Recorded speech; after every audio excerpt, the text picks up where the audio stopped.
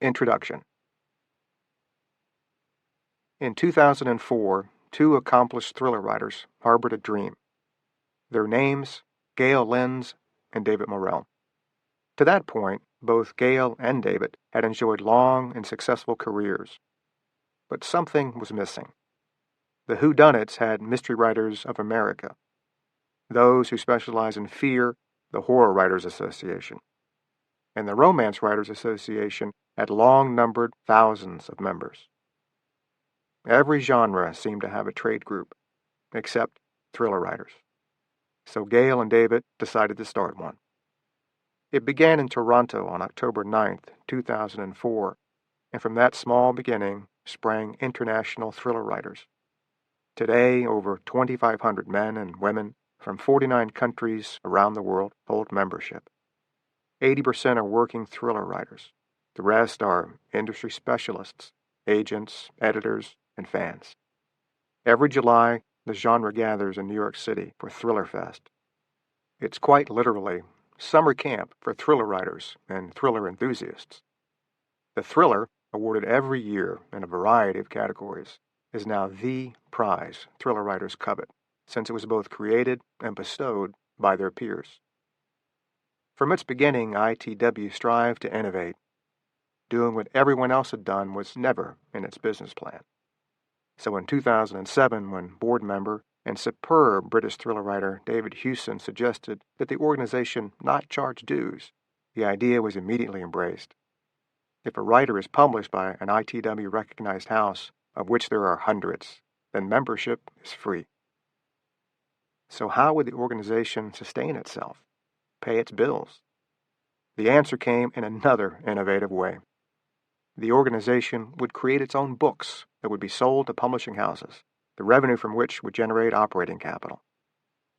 Risky? You bet. Gutsy? Definitely. But an idea right up ITW's alley. ITW's first publication, Thriller, 2006, was the first anthology of thriller short stories ever compiled. Remember that precept about never doing what others had done? 33 ITW members donated stories. James Patterson, an ITW member, agreed to serve as editor, and the result became one of the most popular anthologies of all time, selling over 500,000 copies worldwide. The revenue from that groundbreaking book not only provided ITW with initial operating money, it also endowed the organization. Thriller 2, 2009, and Love is Murder, 2012, followed. Keeping with this innovative theme, ITW published the first audiobook ever written only for the ear, the Chopin manuscript, which became a resounding success. Edited by the incomparable Jeffrey Deaver, an ITW member, Chopin was named the 2008 Audiobook of the Year. That was followed by another audio success, The Copper Bracelet. A move into the world of nonfiction came with Thrillers, 100 Must-Reads, edited by David Morrell and Hank Wagner, which continues to garner widespread critical acclaim. Another ITW board member, the legendary R.L. Stine, creator of Goosebumps, led the organization into the world of young adult fiction with Fear. Annually, ITW shepherds a class of writers through their challenging inaugural year in what is known as the Debut Author Program. First Thrills, edited by ITW founding member Lee Child, became an anthology of stories from the 2011 class. What an impressive resume. All created by author-editors who volunteer their time and writers who donate their stories. Nearly every single penny earned from ITW's publications has gone to the organization. And that will be the case with this book. I joined ITW early on. I agreed with Gail and David. It was time for an organization of thriller writers. I'd been waiting for a project where I could become more involved with the group. So when I was approached about editing Face Off, I immediately said yes. The entire concept intrigued me. Take iconic writers with iconic characters and face them off against each other. Normally, this could never happen. Each writer is under contract to his or her own respective publishing house. Teaming with another writer from another house and combining characters would contractually be impossible. Which house would publish the story? No way to make that call. And no way either house would allow the story to be published by a third company. Only with ITW's model, that the stories are donated and the money goes to the organization, would this work. So this volume is truly a once-in-a-lifetime event. All of the contributors are ITW members. All eagerly agreed to participate. When I was told that ITW founding member Steve Berry, who worked with James Patterson on Thriller, would offer assistance as managing editor, I was thrilled. He's the glue that held this project together. Thanks, Steve, for all you did. And thanks to all of the contributors. Where else will you be able to see Jeffrey Deaver's Lincoln Rhyme meet John Sanford's Lucas Davenport, or Patrick Kinsey entering the world of Harry Bosch? Fans of Steve Berry's Cotton Malone and James Rollins' Gray Pierce have clamored for years to see those characters together. Then there's Lee Child's Jack Reacher meeting up with Joseph Fender's Nick Heller in a bar in Boston and doing what Reacher does best. Plus Steve Martini's Paul Madriani becoming entangled with Linda Fairstein's Alex Cooper, and the ever-odd Aloysius Pendergast coming face-to-face with the scary world of R.L. Stine. These are just a few examples of what lies in the pages ahead. All of the stories come with an introduction that describes the writers, their characters, and a bit about the story's gestation. You're in for a real treat. So let the face-offs begin. David Baldacci, June 2014. Dennis Lehane versus Michael Connelly. On paper, it seemed like a cool idea. Bring Patrick Kinsey and Harry Bosch together in a short story for a good cause. But Dennis Lehane and Michael Connelly quickly realized that it was easier said than done. Both characters are rooted in the verisimilitude of the places they live and the jobs they carry out. They're fictional, sure, but their creators have worked hard to ensure that neither ever made a false move. In short, Harry Bosch and Patrick Kinsey live or die with readers on the basis of their believability. No gimmick short story, good cause or not, could be allowed to mess with that. So how would these two iconic characters come together? Most important, who would come to whom? Would Bosch go east to Kinsey's Boston, or would Boston come to L.A.?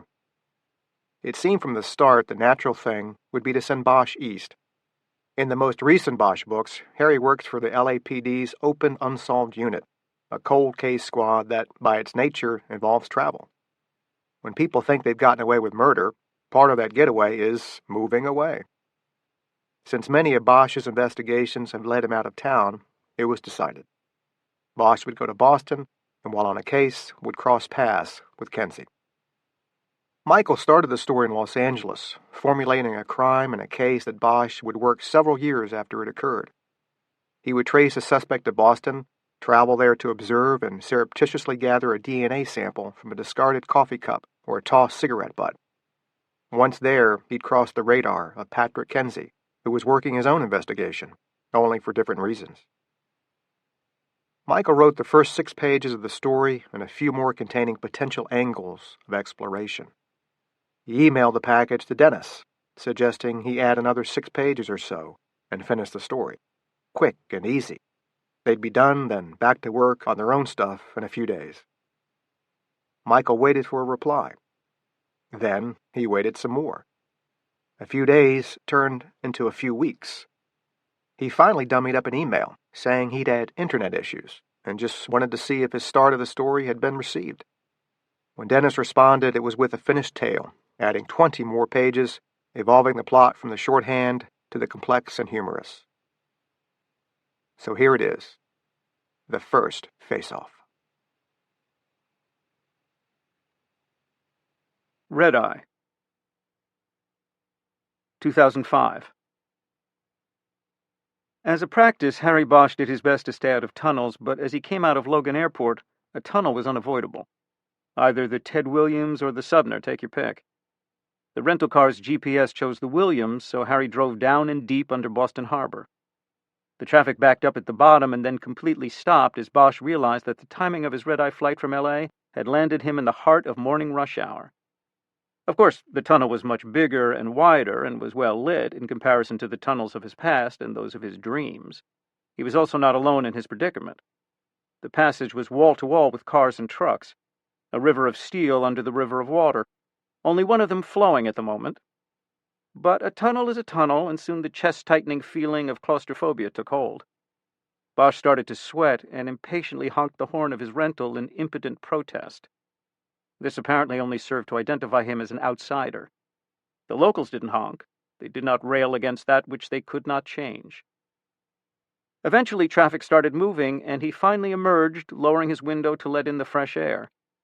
He made a mental note to find a map and then chart a way back to the airport that did not include going through a tunnel. Too bad the car's GPS didn't have a no tunnels setting. He would have to find his way back to the airport on his own. The LAPD's Open Unsolved Units travel protocol called for Bosch to check in with the local authorities immediately upon arrival in another city. In this case, that would be the District E13 offices of the Boston Police Department in Jamaica Plain.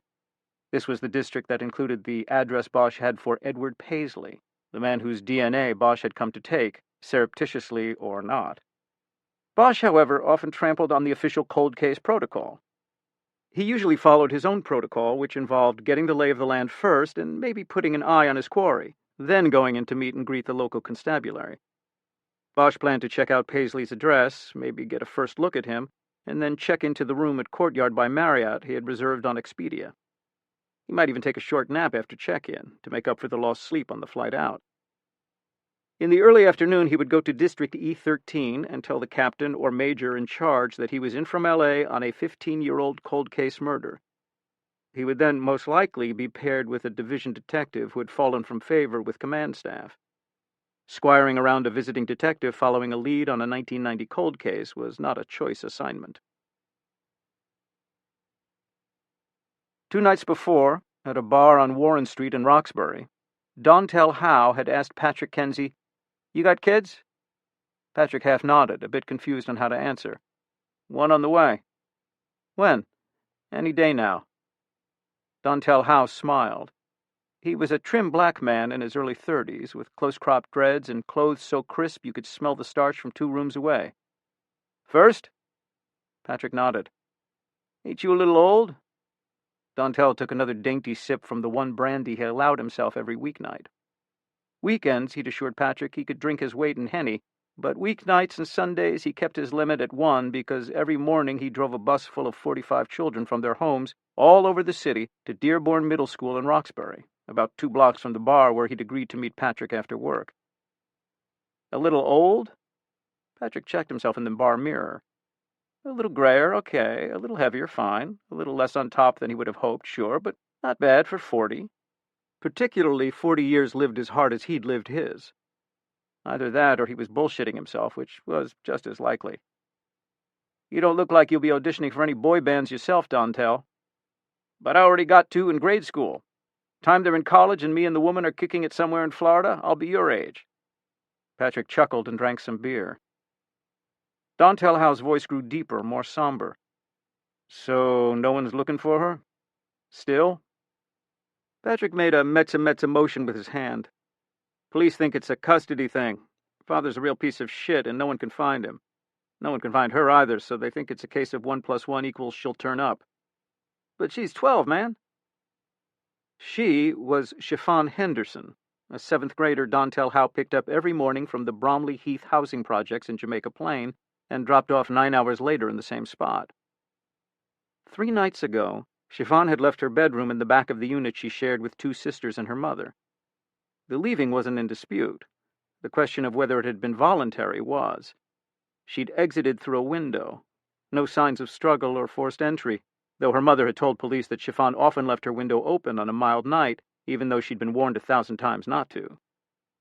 The police were focusing on Chiffon's father, Lonnie Cullen, a deadbeat dad 4 times over to 4 different households, who hadn't checked in with his parole officer this past weekend and couldn't be found at his last known address. There was also some talk that Chiffon may have started seeing a boy who lived in one of the other buildings in the projects, though no one knew his name or much about him. Chiffon's mother, Ella Henderson, worked 2 jobs.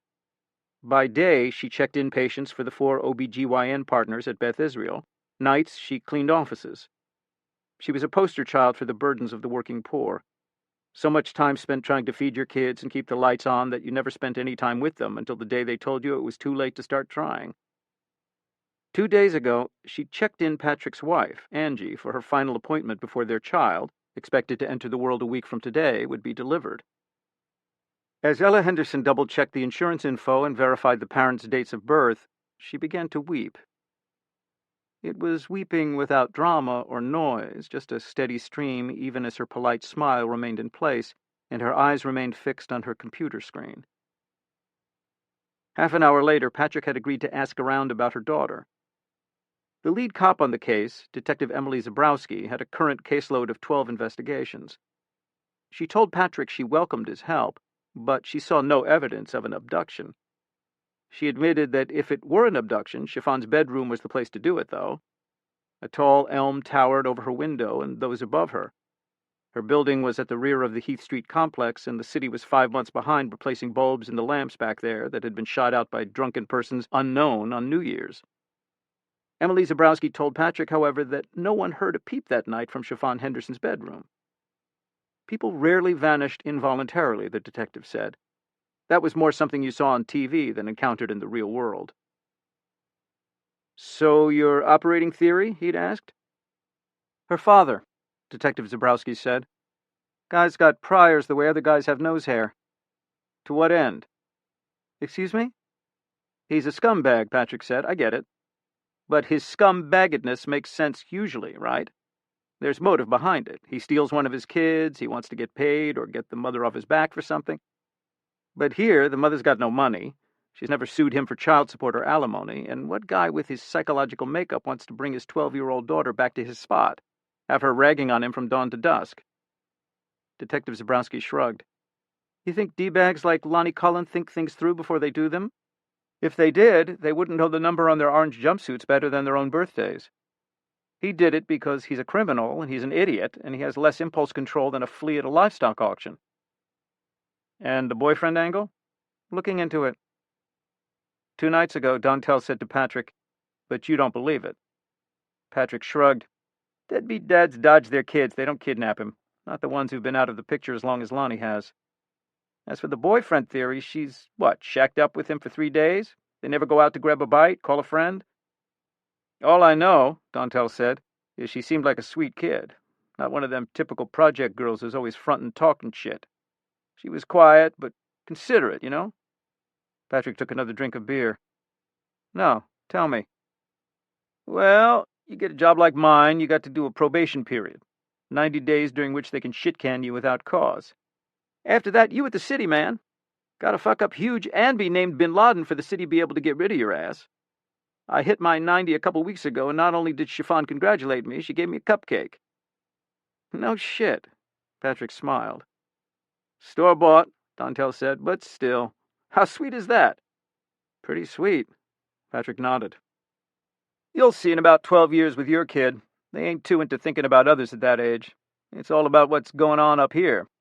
He tapped his head. And down there, he pointed at his groin. They drank in silence for a minute. Nothing else you remember about that day? Nothing out of the ordinary? He shook his head. Just a day like any other. See you tomorrow, Chiffon, and she say, see you tomorrow, Dontel, and off she walk. Patrick thanked him and paid for the drinks. He was scooping his change off the bar when he said, You had a probationary period? Dontel nodded. Yeah, it's standard. No, I know, but I guess I was wondering why you started so late in the school year. I mean, it's May. Means you started in, February?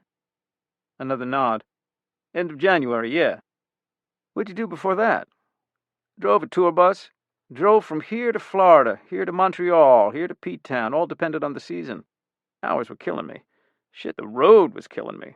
This job opened up, I jumped. Why'd it open up? Paisley got a Dewey. Paisley? Guy I replaced. Other drivers told me he was a piece of work, man. Show up with 40 kids in his charge, eyes all glassy. Even the union wouldn't protect him after the last time. Drove the bus off the side of the American Legion Highway, right? Dontel was laughing in disbelief. Damn near tipped it. Gets out to take a piss. It's 6:30 in the antemeridium, feel me? He gets back in, tries to pull back off the shoulder, but now the bus does tip. That's lawsuit city there, man, 40 times over. Paisley, Patrick said. "Edward Paisley," Dontel said. "Like the ties." Paisley lived on Wyman Street in a gray row house with fading white trim. There was a front porch with an old couch on it. Bosch drove by the place and then circled the block and went by again before finding a parking space at the curb a half-block away. By adjusting his side-view mirror, he had a bead on the front door and porch. He liked doing one-man surveillance this way. If somebody was looking for a watcher, they usually checked windshields. Parking with his back to his target made him harder to see. Edward Paisley may have had nothing to do with the murder of Letitia Williams all those years ago, but if he did, he hadn't survived the last 15 years without checking windshields and being cautious. All Bosch was hoping for, and that he'd be happy with, was to see some activity at the home to confirm that Paisley was at the address. If he got lucky, Paisley would go out and grab a cup of coffee or a bite to eat at lunch. Bosch would be able to get all the DNA he'd need off a discarded cup or a pizza crust. Maybe Paisley was a smoker. A cigarette butt would do the trick as well. Harry pulled a file out of the locking briefcase he took on trips and opened it to look at the enlargement of the photo he'd pulled the day before from the Massachusetts DMV. It was taken 3 years earlier. Paisley was white, balding, and then 53 years old. He no longer had the driver's license thanks to the suspension that followed the DUI arrest 4 months ago. Paisley tipped a school bus and then blew a .02 on the machine, and with it blew his job with the school district and possibly his freedom. The arrest put his fingerprints into the system where they were waiting for Bosch.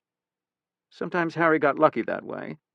If he had pulled the Williams case 11 months earlier and submitted the prints collected at the crime scene for electronic comparison, there would have been no resulting match. But Bosch pulled the case 4 months ago, and here he was in Boston. 2 hours into his surveillance, Bosch had seen no sign of Paisley and was growing restless. Perhaps Paisley had left the house for the day before Bosch could set up on the street. Bosch could be wasting his time watching an empty house. He decided to get out and do a walk-by. He'd seen a convenience store block past the target address. He could walk by Paisley's address, eyeball the place up close, then go down and pick up a newspaper and a gallon of milk. Back at the car, he would pour the milk into the gutter and keep the jug handy if he had to urinate. It could be a long day watching the house. The paper would come in handy as well. He'd be able to check the late baseball scores. The Dodgers had gone into extra innings the night before against the hated Giants, and Bosch had gotten on the plane not knowing the game's outcome. But at the last moment, Bosch decided to stay put. He watched a dinged-up Jeep Cherokee pull into a curbside slot directly across the street from his own position. There was a lone man in the car, and what made Bosch curious was that he never got out. He stayed slumped a bit in his seat and appeared to be keeping an eye on the same address as Bosch. Bosch could see he was on a cell phone when he first arrived, but then for the next hour, the man remained behind the wheel of his Jeep, simply watching the goings-on on the street. He was too young to be Paisley. Late 30s or early 40s, wearing a baseball cap and a thin gray hoodie over a dark blue graphic tee. Something about the cap gave Bosch pause, until he realized it was the first one he'd seen in a city filled with them that didn't have a B on it. Instead, it had what appeared to be a crooked smiley face on it, though Bosch couldn't be positive from the other side of the street. It looked to Bosch like the guy was waiting for somebody, possibly the same somebody Bosch was waiting for.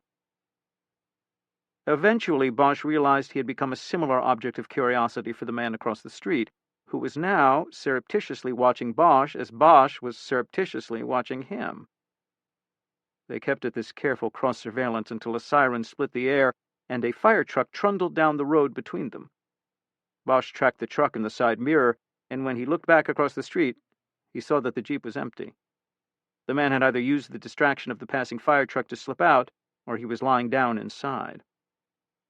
Bosch assumed it was the former. He sat up straight and checked the street and the sidewalk across from him. No sign of anyone on foot. He turned to check the sidewalk on his own side, and there at the passenger's window was the guy in the baseball hat. He turned the hat backward, the way gang squad guys often did when they were on the move. Bosch could see a silver chain descending from the sides of his neck into his graphic tee. Figured there was a badge hanging from it. Definitely a gun riding the back of the guy's right hip, something boxy and bigger than a Glock. The man bent down to put himself at eye level with Bosch. He twirled his finger at Bosch, a request to roll the window down. The guy with the Hertz Never Lost GPS jutting off his dashboard looked at Patrick for a long moment, but then lowered his window. He looked like he was mid-50s and in good shape. Wiry. Something about him said cop. The wariness in his eyes, for one. Cop's eyes. You could never believe they truly closed. Then there was the way he kept one hand down in his lap so he could go inside the sport coat for the Glock or the Smith if it turned out Patrick was a bad guy. His left hand. "Nice move," he said. "Yeah?" Patrick said. The guy nodded over his shoulder. "Sending the fire truck down the street. Good distraction. You with District 13? A true Bostonian always sounded like he was just getting over a cold. This guy's voice was clean air. Not light exactly, but smooth. An out-of-towner. Not a trace of Beantown in that voice. Probably a Fed. Minted in Kansas or somewhere. Trained down in Quantico and then sent up here. Patrick decided to play along as he could. He tried to open the door, but it was locked. The guy unlocked it, moved his briefcase to the back seat, and Patrick got in. "You're a bit away from Center Plaza, aren't you?" Patrick said. "Maybe," he said, "except I don't know where or what Center Plaza is." "So, you're not with the Bureau? Who are you with?" The man hesitated again, kept that left hand in his lap, then nodded like he'd decided to take a flyer. "LAPD," he said. "I was going to check in with you guys later today." "And what brings the LAPD out to JP?" "JP? Jamaica Plain. Can I see some ID?" He pulled a badge wallet out and flipped it open so Patrick could study the detective's badge and the ID. His name was Hieronymus Bosch. "Some name you've got. How do you say that?" "Harry's good." "Okay. What are you doing here, Harry?" "How about you? That chain around your neck isn't attached to a badge." "No?" Bosch shook his head. "I'd have seen the outline of it through your shirt. A crucifix?" Patrick stared at him for a moment and then nodded. "Wife likes me to wear it." He held out his hand. "Patrick Kenzie. I'm not a cop. I'm an independent contractor." Bosch shook his hand. "You like baseball, Pat?" "Patrick." "You like baseball, Patrick?" "Big time. Why?" "You're the first guy I've seen in this town not wearing a Sox hat." Patrick pulled off his hat and considered the front of it as he ran a hand through his hair. "Imagine that. I didn't even look when I left the house." "Is that a rule around here? You've all got to represent Red Sox Nation or something?" "It's not a rule, per se, more like a guideline." Bosch looked at the hat again. "Who's the crooked smiley-face guy?" "Toothface," Patrick said. "He's like the logo, I guess, of a record store I like." "You still buy records?" "CDs. You?" "Yeah, jazz, mostly. I hear it's all going to go away. Records, CDs, the whole way we buy music. MP3s and iPods are the future." "Heard that too." Patrick looked over his shoulder at the street. "We looking at the same guy here, Harry?" "Don't know," Bosch said. "I'm looking at a guy for a murder back in 1990. I need to get some DNA." "What guy?" "Tell you what, why don't I go over to District 13 and check in with the captain and make this all legit? I'll identify myself, you identify yourself. A cop and a private eye working together to ease the burden of the Boston PD, because I don't want my captain back in L.A. catching a call from... Is it Paisley? Are you watching Edward Paisley?" He looked at Patrick for a long moment. "Who is Edward Paisley?" "Bullshit. Tell me about the case from 1990. Look, you're a private dick with no need to know that I can see, and I'm a cop who didn't follow protocol and check in with the local PD." He craned his head around the car. "Unless there's a D13 liaison in the street who's really fucking good at keeping his head down. I got a girl missing right now, and Edward Paisley's name popped up in connection to her. Girl's 12, Bosch, and she's been out there 3 days. So I'd love to hear what happened back in 1990. You tell me, I'll be your best friend and everything." "Why is no one looking for your missing girl?" "Who's to say they're not?" "Because you're looking, and you're private." Patrick got a whiff of something sad coming off the L.A. cop. Not the kind of sad that came from bad news yesterday, but from bad news most days. Still, his eyes weren't dead.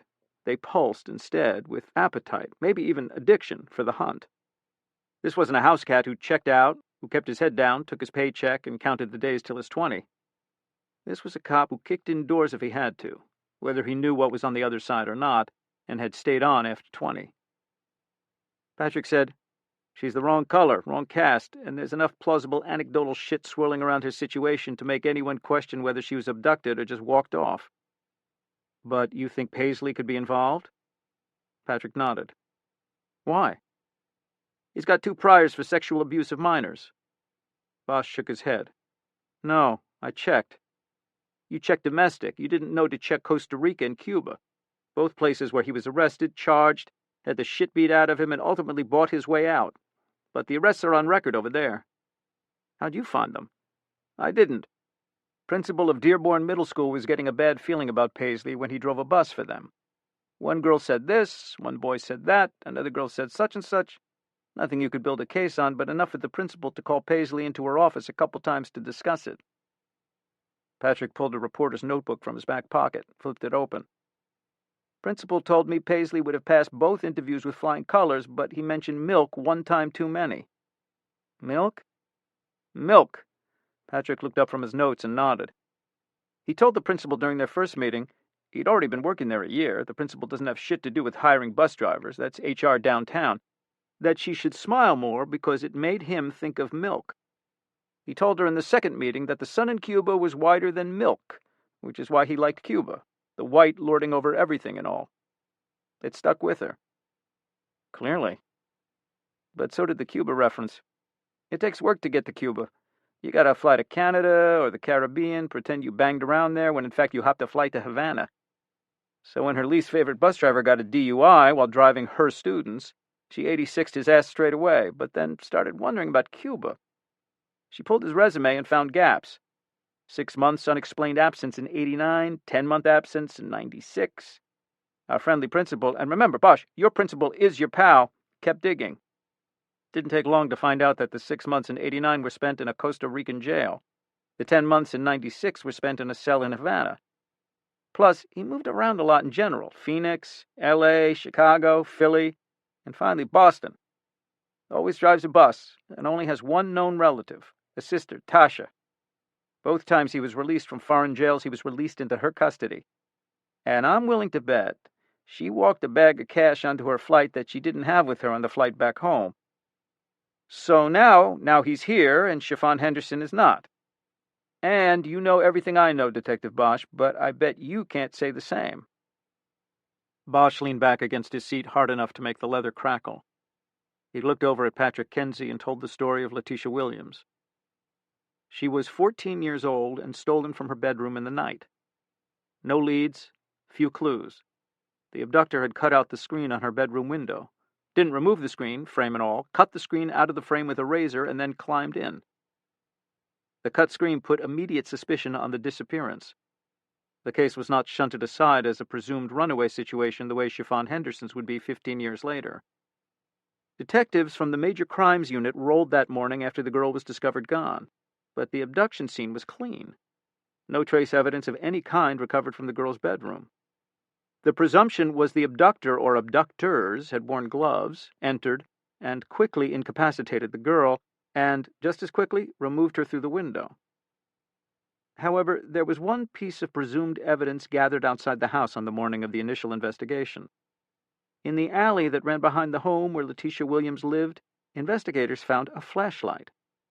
The first guess was that it had belonged to the abductor and it had inadvertently been dropped while the victim was carried to a waiting vehicle. There were no fingerprints on the flashlight, as it was assumed the perpetrator had worn gloves, but an examination of the inside of the flashlight found 2 viable latent fingerprints on one of the batteries. It was thought to be the one mistake that would prove the abductor's undoing, but the thumb and forefinger prints were compared to those on file with the city and state, and no match was found. The prints were then sent on to the FBI for comparison with prints in the Bureau's vast databanks, but again, there was no hit and the lead died on the vine. In the meantime, the body of Letitia Williams was found exactly 1 week after her abduction on a hillside in Griffith Park, right below the observatory. It appeared as though the killer had specifically chosen the location because the body would be spotted quickly in daylight hours by someone looking down from the observatory. The autopsy on the victim determined that she had been repeatedly sexually assaulted and then strangled. The case drew heavy attention from the media and the major crimes unit, but eventually it was shelved. No clues, no evidence, no leads. In 1992, Los Angeles was ripped apart by race riots, and cases like the murder of Letitia Williams dropped off the public radar. The file went to archives until the Open Unsolved Unit was formed after the start of the new century, and eventually Bosch came to the archived case files and the fingerprints that were matched to Edward Paisley in Boston. "That's why I'm here," Bosch said. "Did you come with a warrant?" Bosch shook his head. No warrant. The prints match is not enough. The flashlight was found in the alley, not in Letitia's bedroom. There is no direct tie to the crime. I came to get DNA. I was going to follow him and collect it. Wait for him to toss a cup of coffee or a pizza crust or something. I'd take it back with me and see if it matches semen collected from the body. Then I'd be in business. And then I'd come back with a warrant and take him down. They sat in the car and stared out at the street, and Bosch could feel Kenzie stewing on something. He wasn't a big man, and he had a friendly, boyish face. He dressed in the street clothes of a neighborhood guy, kind of guy would pour your beer or fix your car. On first glance, and even on a second, he seemed harmless and sweet, kind of guy you'd be happy for your sister to bring home. But Bosch had spent enough time in his company now to feel a hot wire running in the guy's blood. Most people probably never tripped it, but God help the ones who did. Kenzie's right knee started to jackhammer up and down in such a way that Bosch doubted he was aware of it. He turned on the seat, looked at Harry. "You said in your case the girl's body was found a week after the abduction?" "That's right." "But she was dumped there because she would be found almost right away by the people at the observatory?" "Yeah, the body was left at night and noticed the next morning after daylight." "How long had she been dead?" Bosch reached to the back seat and opened the briefcase. He brought back a thick blue binder full of records from the case. He spoke as he looked through the pages. He had the answers in his head already. He was just looking at the autopsy report for confirmation. She had been dead 72 hours when found. That's 3 days. That meant the guy kept her alive for 4 days. Right, the indications were that she was repeatedly... This is the 4th day. If this asshole follows any sort of pattern, well, shit, Chiffon Henderson was taken Monday afternoon. He pointed back down the sidewalk at the gray row house. "We need to get in that house." Patrick took the front door while Bosch went around back.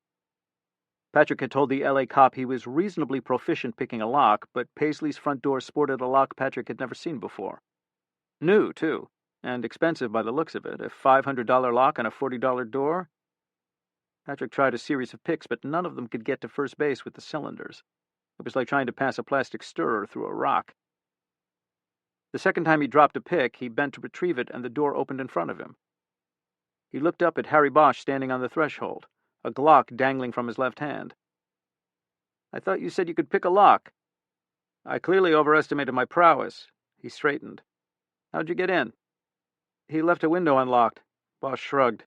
"People, right?" Patrick had expected a dump inside, but the house was quite clean and mostly bare. The furniture was modern Scandinavian, lots of bright white and brighter chrome that clashed with the older wainscoting and dark wallpaper. Paisley was renting. The landlord probably had no idea about the lock. "Something in here he doesn't want people to see," Patrick said. "Gotta be in the basement then," Bosch said. He jerked a thumb back at the shotgun layout of the apartment. Foyer and living room, and then a long corridor that went straight back to the kitchen, all the other rooms branching off it. "I cleared this floor." "You cleared this floor? How long were you planning to leave me out on the front porch?" "I figured another half an hour before you snapped and kicked in the door. I didn't have that kind of time." "L.A. sarcasm," Patrick said as they headed down the hallway. "Who knew?" Halfway down the hall, on the right, was a door the same dark brown as the wainscoting. Patrick exchanged a look with Bosch, and the cop nodded. Now would be the time. Patrick drew the .45 Colt Commander off his hip and flicked the safety off. "You see a bulkhead around back?" Bosch looked puzzled. "A bulkhead?" "You know, an entrance to the basement. Double doors, steps down." Bosch nodded. "Locked from the inside." And then, as though further explanation were needed, he said, "We generally don't have basements in L.A. You don't have snow or a wind chill factor either, so, fuck you." He tossed Bosch a bright, tight smile. "Any basement windows out back?" Another nod. "Black curtains over them." "Well, that's bad," Patrick said. "Why?" "No one puts curtains over their basement windows around here unless they got a home theater or they're playing dead hooker storage." He looked around the apartment. "Edward does not strike me as the home theater type." Bosch nodded, his pupils adrenalized to twice their size. "Let's go back out. Call it in legit." "What if he's down there with her right now?" That was the dilemma, wasn't it? Bosch exhaled a long breath. Patrick did the same. Bosch held his hand over the doorknob and said, "On 3?" Patrick nodded. He wiped his right palm on his jeans and readjusted a two-handed grip on his gun. 1, 2, 3. Bosch opened the door. The first thing they noticed was the padding on the inside of the door. At least 6 inches of premium leather soundproofing, the kind one found only in recording studios. The next thing they noticed was the dark. The scant light to find the stairs came from the hall behind them. The rest of the cellar was pitch black. Patrick pointed at the light switch just past Bosch's ear, raised his eyebrows. Bosch shrugged. Patrick shrugged. 6 of one, half a dozen of the other. Bosch flicked on the lights. The staircase split the cellar like a spine, straight down the center, and they went down it fast.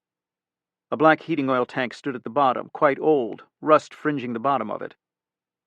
Without a word, Bosch went left, and Patrick went right. The element of surprise was no longer an option for them, only for him. On the side of the cellar that Patrick chose, the front, the framing was old and mostly unfinished. The first room he came upon contained a washer, a dryer, and a sink with a cake of grimy brown soap stuck to the top of it. The next room had once been a workshop. A long wood table abutted the wall, an old vise still fastened to the table. Nothing else in there but dust and mice droppings. The last room along the wall was finished, however. The framing was filled in with drywall on one side and brick on the other, a door in the middle. Heavy door, and thick. The frame around it was solid, too. Try and kick in a door like that and you'd finish your day getting fitted for an ankle cast. Patrick removed his left hand from his .45 and rubbed it on his jeans. He flexed the fingers and reached for the doorknob, holding the .45 cocked awkwardly at about mid-chest level. It didn't look pretty, he was sure, but if he had to pull the trigger, he had a fair chance of hitting center mass on anyone but a dwarf or a giant. The doorknob squeaked when it turned, proving something a cop had told him years ago. You always made the most noise when you were trying to be quiet. He threw open the door and dropped to his knees at the same time, gun pointing up a bit now, left hand coming back on the grip, sweeping the room from left to right, sweeping back right to left even as he processed what he saw. Edward Paisley's man cave. Patrick edged his way through the doorway onto an Arizona Cardinals rug, drew a bead on a Barcalounger trimmed in Sun Devils colors. A Phoenix Suns pennant shared space with one from the Phoenix Coyotes, and Patrick had to peer at the latter to realize the Coyotes played in the NHL. If he learned nothing else from this day, he now knew Arizona had a professional hockey team. He found baseball bats signed by Troy Glass, Carlos Baerga, and Tony Womack. Baseballs signed by Curt Schilling and Randy Johnson. Framed photos of Larry Fitzgerald and Kurt Warner, Sean Marion and Joe Johnson. Plexiglass-encased footballs, basketballs, and pucks. Patrick again thinking, they have a hockey team? He picked up a bat signed by Shea Hillenbrand, who'd broken into the bigs with the Sox back in 2001, but got shipped to Arizona before the Sox won the series last year. He wondered if that stung or if being able to lie out in the Arizona sun in January made up for it. He'd guess it didn't. He was putting the bat back against the wall when he heard someone moving through the cellar. Moving fast. Running, actually. And not away from something, but toward it. Harry had worked his way along the back of the cellar, finding nothing but wall and rocky, jagged flooring, until he reached a tight space where an ancient water heater met a prehistoric oil heater. The space reeked of oil and mold and fossilized vermin. Had Bosch not been searching for an adolescent in possible mortal danger, he might have missed the corridor on the other side of the heaters. But his pen light picked up the hole in the darkness on the other side of a series of pipes and ducts that were half hanging, half falling from the ceiling. Bosch worked his way past the heaters and entered a long, thin space barely wide enough to accommodate any mammal with shoulders, never mind a full-grown adult male. As soon as you entered a tunnel, the first problem you noticed was that there was no left, no right, and no place to hide. You went into an entrance and you headed toward an exit. And should anyone who wished you ill pop up at either point Alpha or point Zeta while you were passing between those points, your fate was in their hands. When Bosch reached the end of the passageway, he was bathed in sweat. He stepped out into a wide, unlit room of dark brick and a stone floor with a drain in the center. He swept the room with his penlight and saw nothing but a metal crate. It was the kind used to house large dogs on family trips. A blue painter's tarp partially covered it, held to the frame by 9 bungee cords, and it was moving. Bosch got down on his knees and pulled at the tarp, but the bungee cords were wrapped tight, 3 of them crossing the crate lengthwise and 6 crossing it widthwise. The cords were clasped down at the base of the crate and stretched taut so that separating the clasps with one hand was not an option.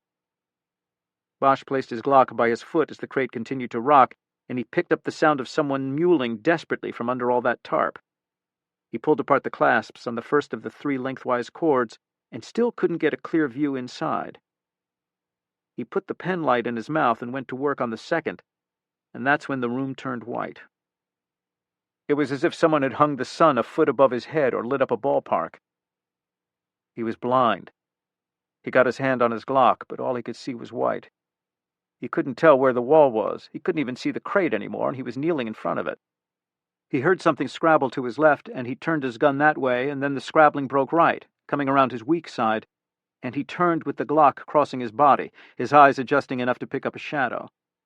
Then he heard the thump of something very hard turn something less hard into something soft. Someone let out a dull yelp and fell to the floor in all that blinding light. "Bosch," Patrick said. "It's me. Close your eyes a sec." Bosch closed his eyes and heard the sound of glass breaking. Popping, actually, and the heat left his face in degrees. "I think we're good," Patrick said. When Bosch opened his eyes, he blinked several times and saw the lights high on the wall, all the bulbs shattered. Had to be in the 700-watt range, if not higher. Huge black cones behind them. 8 lights total. Patrick had pulled back the curtain on the small window at the top of the wall, and the soft early afternoon light entered the room like an answered prayer. Bosch looked at Paisley lying on the floor to his right, gurgling, the back of his head sporting a fresh dent, pink blood leaking from his nose, red blood streaming from his mouth, a carving knife lying beneath his twitching right hand. Patrick Kenzie brandished a baseball bat. He raised his eyebrows up and down and twirled it. "Signed by Shea Hillenbrand." "I don't even know who that is." "Right," Patrick said. "Dodgers fan." Bosch went to work on the bungee cords, and Patrick joined him, and they pulled back the tarp, and there she was, Chiffon Henderson. She was curled fetal in the crate because there was no room to stretch into any other position. Patrick struggled with the door until Bosch just took the roof off the crate. Chiffon Henderson had electrical tape wrapped around her mouth, wrists, and ankles. They could tell it hurt her to stretch her limbs, but Bosch took that as a good sign. Paisley had kept her caged, but possibly unmolested. Bosch guessed that was supposed to commence today, an appetizer to the murder. They bickered as they removed the tape from her mouth, Bosch telling Patrick to be careful of her hair, Patrick telling him to watch he didn't tear at her lips. When the tape came free and they went to work on her wrists, Bosch asked, "What's your name?" "Chiffon Henderson. Who are you?" "I'm Patrick Kenzie, and this other guy, he was never here, okay, Chiffon?" Bosch cocked his head. Patrick said, "You're a cop, from out of town. I can barely get away with this shit, but you, they'll take your badge, man. Unless you got a no-knock warrant in your pocket I can't see." Bosch worked through it in his head. "He touch you, Chiffon?" She was weeping, shaking, and she gave that a half-nod, half-head shake. "A little, but not, He said that was coming. He told me all sorts of things were coming." Patrick looked at Paisley huffing into the cement, eyes rolled back into his head, blood beginning to pool. "Only thing coming for this shithead is the strokes that follow the coma." When her hands were free, Patrick knelt to get at the tape on her ankles, and Bosch was surprised when the girl hugged him tight, her tears finding his shirt. He surprised himself when he kissed the top of her head. "No more monster," he said. "Not tonight." Patrick finished with the tape. He tossed the wad of it behind him and produced his cell. "I gotta call this in. I'd rather be bullshitting my way free of an attempted murder charge than an actual homicide rap, if you know what I mean, and he's turning a funny shade." Bosch looked at the man lying at his feet. Looked like an aging nerd. Kind of guy did your taxes out of a strip mall storefront. Another little man with soiled desires and furious nightmares. Funny how the monsters always turned out to be little more than men. But Patrick was right. He'd die soon without attention. Patrick dialed 911 but didn't hit send. Instead, he held out his hand to Bosch. "If I'm ever in L.A. Bosch shook his hand. "Funny, I can't picture you in L.A. Patrick said, "And I can't picture you out of it, even though you're standing right here. Take care, Harry. You too, and thanks." Bosch looked down at Paisley, on his way to critical care, minimum. "For, that. Pleasure." Bosch headed toward the door, a door only accessible from the front of the cellar, not the back. Beat the hell out of the way he'd entered the room. He was reaching for the doorknob when he turned back. "One last thing." Patrick had the phone to his ear and his free arm wrapped tight around Chiffon's shoulders. "What's that?" "Is there a way to get back to the airport without going through that tunnel?"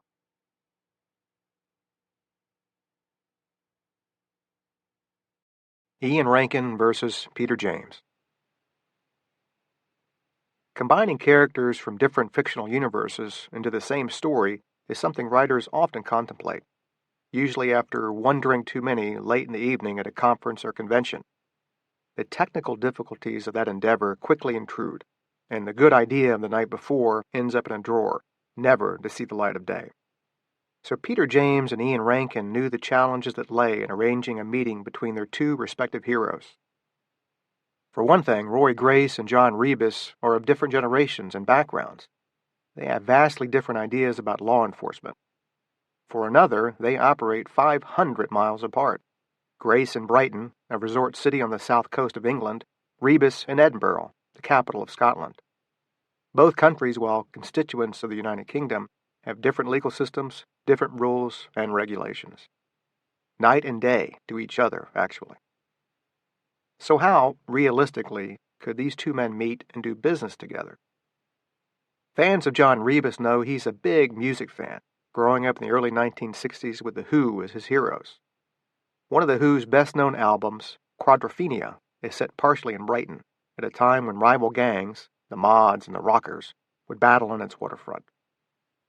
For many people in the United Kingdom, the pitched and brutal wars between the clean-cut, smartly dressed Mods and the long-haired, leather-jacketed Rockers are what Brighton is all about. So here was the germ of an idea. A crime from that era brought to light decades later on a deathbed in Edinburgh. Rebus has to decide if it is worth investigating such ancient history and eventually asks Roy Grace for help. Along the way, both men journey into the other's universe, coming to appreciate the differences and gaining an understanding of how the other views the criminal world. Like I said, it's night and day. There was also room for both of the characters' sidekick/colleague to make an appearance and engage in some gentle sparring, too. The result is a story that adds to the mythology of both Peter's and Ian's series, while staying true to the spirit of all their books. In the Nick of Time. His name was James King, and he had something to confess. His wife was waiting for Rebus in the hospital corridor. She led him to the bedside without saying much, other than that her husband had only a week or two, maybe less. King was prone on the bed, an oxygen mask strapped to his gaunt, unshaven face. His eyes were dark-ringed, his chest rising and falling with what seemed painful effort. He nodded at his wife, and she took it for an instruction, drawing the curtains around the bed so that King and Rebus were shielded from the other patients. The man pulled the mask down so it rested against his chin. "ID," he demanded. Rebus dug out his warrant card, and King peered at the photograph before offering an explanation. "Wouldn't put it past Ella to rope some poor sod into pretending. She thinks the drugs must have done it." "Done what?" Rebus was lowering himself into a chair. "Got me imagining things." King paused, studying his visitor. "You don't look much younger than me." "Thanks for that." "But it means you'll remember the mods? Early 60s? "I'm not sure they made it this far north. We had the music, though." "I grew up in London. Had the Lambretta and the clothes. Our wages either went on one or the other.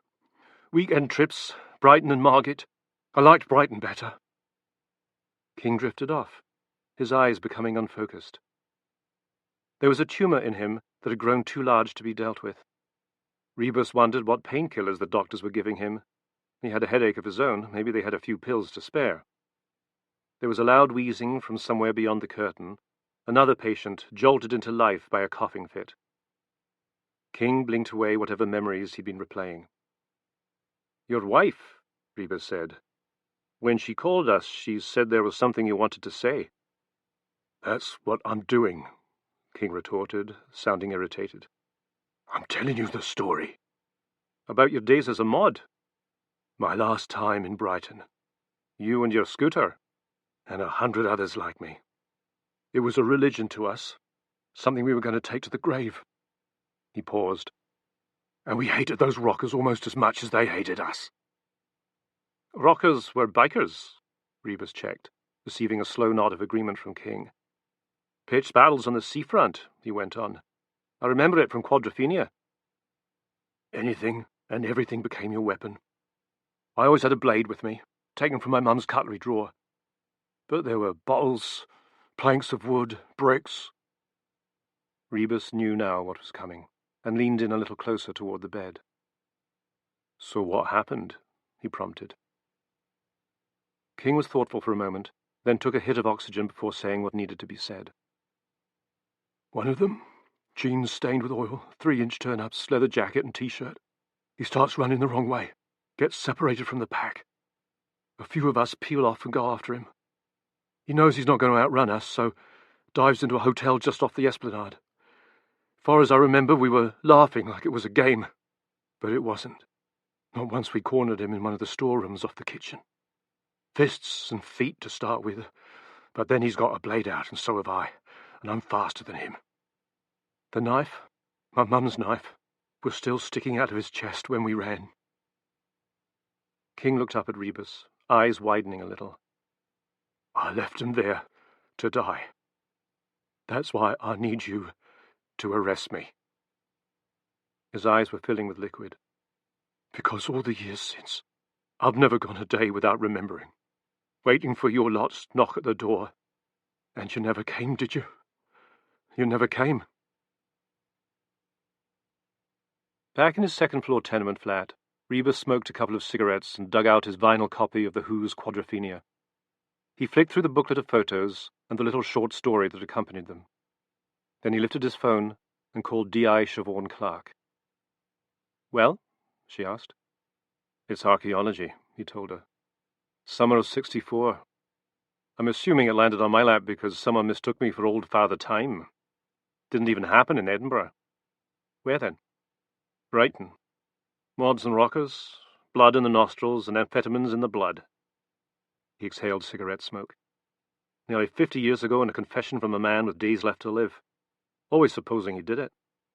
Stuff the hospital is giving him, he could be telling us next he's Keith Moon's long-lost brother. So what do you think?" "I just wish he'd asked for a priest instead." "Worth bouncing it south? You mean to Brighton? Want me to see if I can find a CID contact for you?" Rebus stubbed out the cigarette. "King did give me a couple of names, guys who were there when he stabbed the victim." "The victim being?" "Johnny Green. The murder was in the papers. Frightened the life out of King, and that was the end of his mod days." "And the others who were with him?" "He never saw them again. Part of the deal he seems to have made with himself. 50 years he's been living with this. Living and dying with it. If he'd confessed at the time, he'd have served his sentence and been rid of it. I thought it best not to bring that up with him." He heard a sigh. "I'll find you someone in Brighton," she eventually said. "A burden shared and all that." He thanked her and ended the call, then slipped the first of Quadrophenia's 2 discs out of its sleeve and placed it on the deck. He'd never been a mod. Couldn't recall ever seeing a mod. but at one time he'd known this record well. He poured himself a malt and turned up the volume. For the first time in several months, after an unusually high spate of murders in the city of Brighton this spring, Roy Grace finally had some time to concentrate on cold case reviews, which was part of his remit in the recent merger of the Sussex and Surrey major crime branches. He had just settled at a desk in the cold case office when D.S. Norman Potting entered without knocking, as usual, his bad comb-over looking thinner than ever and reeking, as normal, of pipe tobacco smoke. He was holding an open notepad. "We had an interesting call earlier this morning from a D.I. in Scotland, Chief, name of Siobhan Clark. Pity is, she had an English accent. I've always fancied a bit of Scottish totty." Grace raised his eyes. "And?" "One of her colleagues went to see a bloke in hospital in Edinburgh, apparently terminally ill. Wanted to make a deathbed confession about killing a rocker in Brighton in the summer of '64. 1964, that far back, and he's dying? Why couldn't he keep his trap shut? Maybe he reckons he'll avoid hell this way." Grace shook his head. He'd never really got this religious thing about confession and forgiveness. "Just your era, wasn't it, Norman?" "Huh." Potting was 55, but with his shapeless frame and flaccid face could have passed for someone a good decade older. "I've had dealings with Edinburgh. Don't know anyone called Clark, though." Potting looked down at his notebook. "Colleague's name is Rebus." "Now that name I do know. He worked the Wolfman killings in London. Thought he'd be retired by now." "That was definitely the name she gave." "So what else did she say?" "The deathbed confession belongs to one James Ronald King. He was a mod back then. The bloke he killed is Johnny Green." A phone rang at one of the 3 unoccupied desks in the office. Grace ignored it. The walls all around were stickered in photographs of victims of murders that had never been solved, crime scene photographs and yellowing newspaper cuttings. "How did he kill him?" "Stabbed him with a kitchen knife. Says he took it with him for protection." "A real little soldier," Grace said sarcastically. "Have you checked back to see if there's any truth in it?" "I have, Chief," Potting said proudly. "It's one of the things D.I. Clark asked me to find out. A Johnny Earl Green died during the Mods versus Rocker clashes on May 19, 1964. It was one of the worst weekends of violence of that whole era." Grace turned to a fresh page in his policy book and made some notes. "First thing is to get the post-mortem records on Green and a mug shot and send them up to Scotland so Mr. King can make a positive ID of his victim, if he wasn't too wasted at the time to remember." "I've already requested them from the coroner's office, Chief," Potting responded. "I've also put a request in to the Royal Sussex County Hospital for their records at the time. He might have been brought in there if he wasn't dead at the scene." "Good man," Roy Grace thought for a moment. "My dad was a frontline PC during that era. He used to tell me about it. How on some bank holidays back then, Brighton became a war zone." "Perhaps you could ask him if he remembers anything about this incident."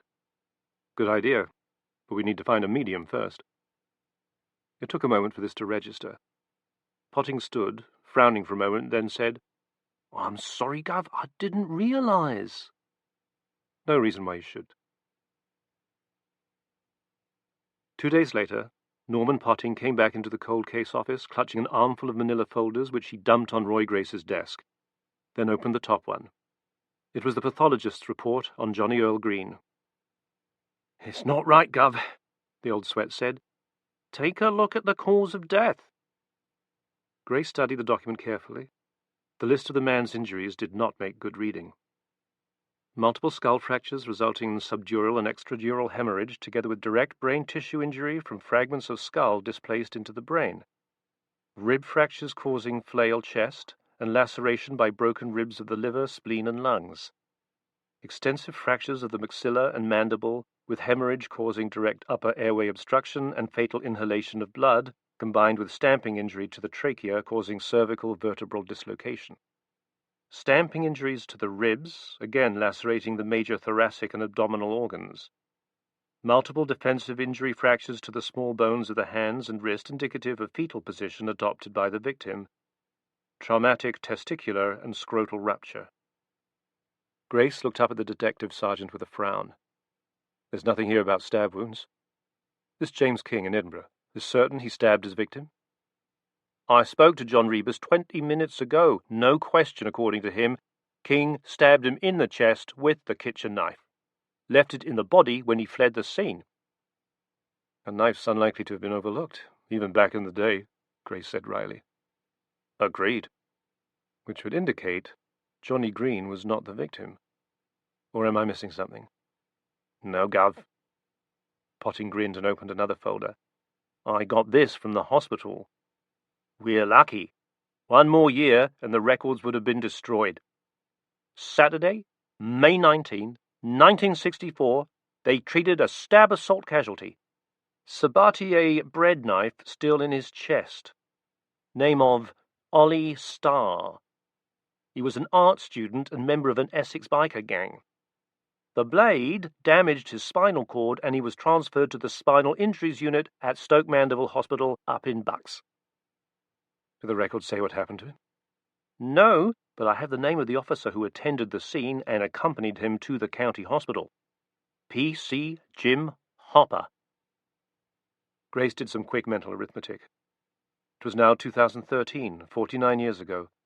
Many police officers started in their teens. This P.C. Hopper, he might still be around, Norman. He'd be in his 60s or perhaps 70s. If you contact Sandra Leader, who runs the retired Brighton and Hove Police Officers Association, or David Rowland, who runs the local branch of NARPO, they might know his whereabouts. NARPO was the National Association of Retired Police Officers. I already have, and Gov, I think you're going to be very interested in this. P.C. Hopper retired as an inspector, but is still with us. What's more, he's kept in touch with Ollie Starr. The man lives right here in Brighton, apparently, and is mightily pissed off that his assailant has never been brought to justice. Did he give you an address? He's getting it. He also invited us to a reunion. Grace narrowed his eyes. Reunion? The retired officers of Brighton and Hove. It's this Saturday at the Sportsman's Pub at Withdean Stadium. From what I've heard tell of Rebus, he wouldn't say no to a drink. Potting perked up. Reckon D.I. Clark might be tempted too. She might. Grace studied his calendar. It was Wednesday. The rest of this week, including the weekend, was clear. He'd promised to spend time with his beloved Cleo and their baby Noah. If this could be cleared up on Saturday, he'd have all day Sunday. Then again, how would Rebus and Clark feel about working a weekend? Give me their number in Edinburgh, he said. At 10:30 a.m. Saturday morning, after collecting John Rebus and Siobhan Clark from an early Gatwick flight, Grace and Potting drove them to Brighton with just one detour so they could sightsee the beach and pavilion. Been here before? Potting asked Clark, turning his head to study her more closely. No, she said, eyes on the scenery.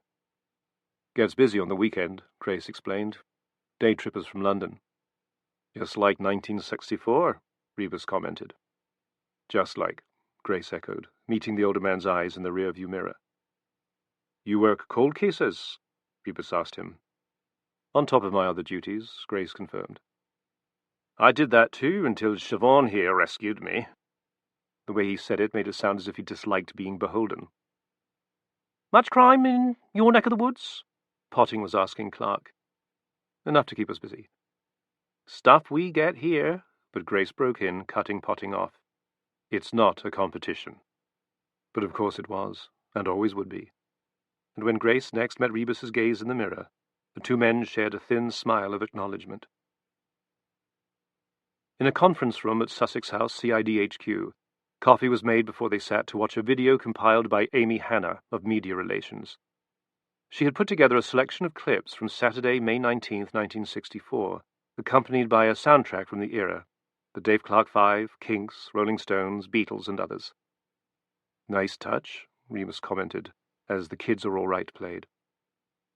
With the blinds down, they watched the massed ranks of mods between the Palace and West Piers, many of them on scooters wearing slim ties, tab-collared shirts, sharp suits, and fur-collared parka jackets, wielding knives, and the rockers in studded leather jackets, some of them swinging heavy chains and other implements.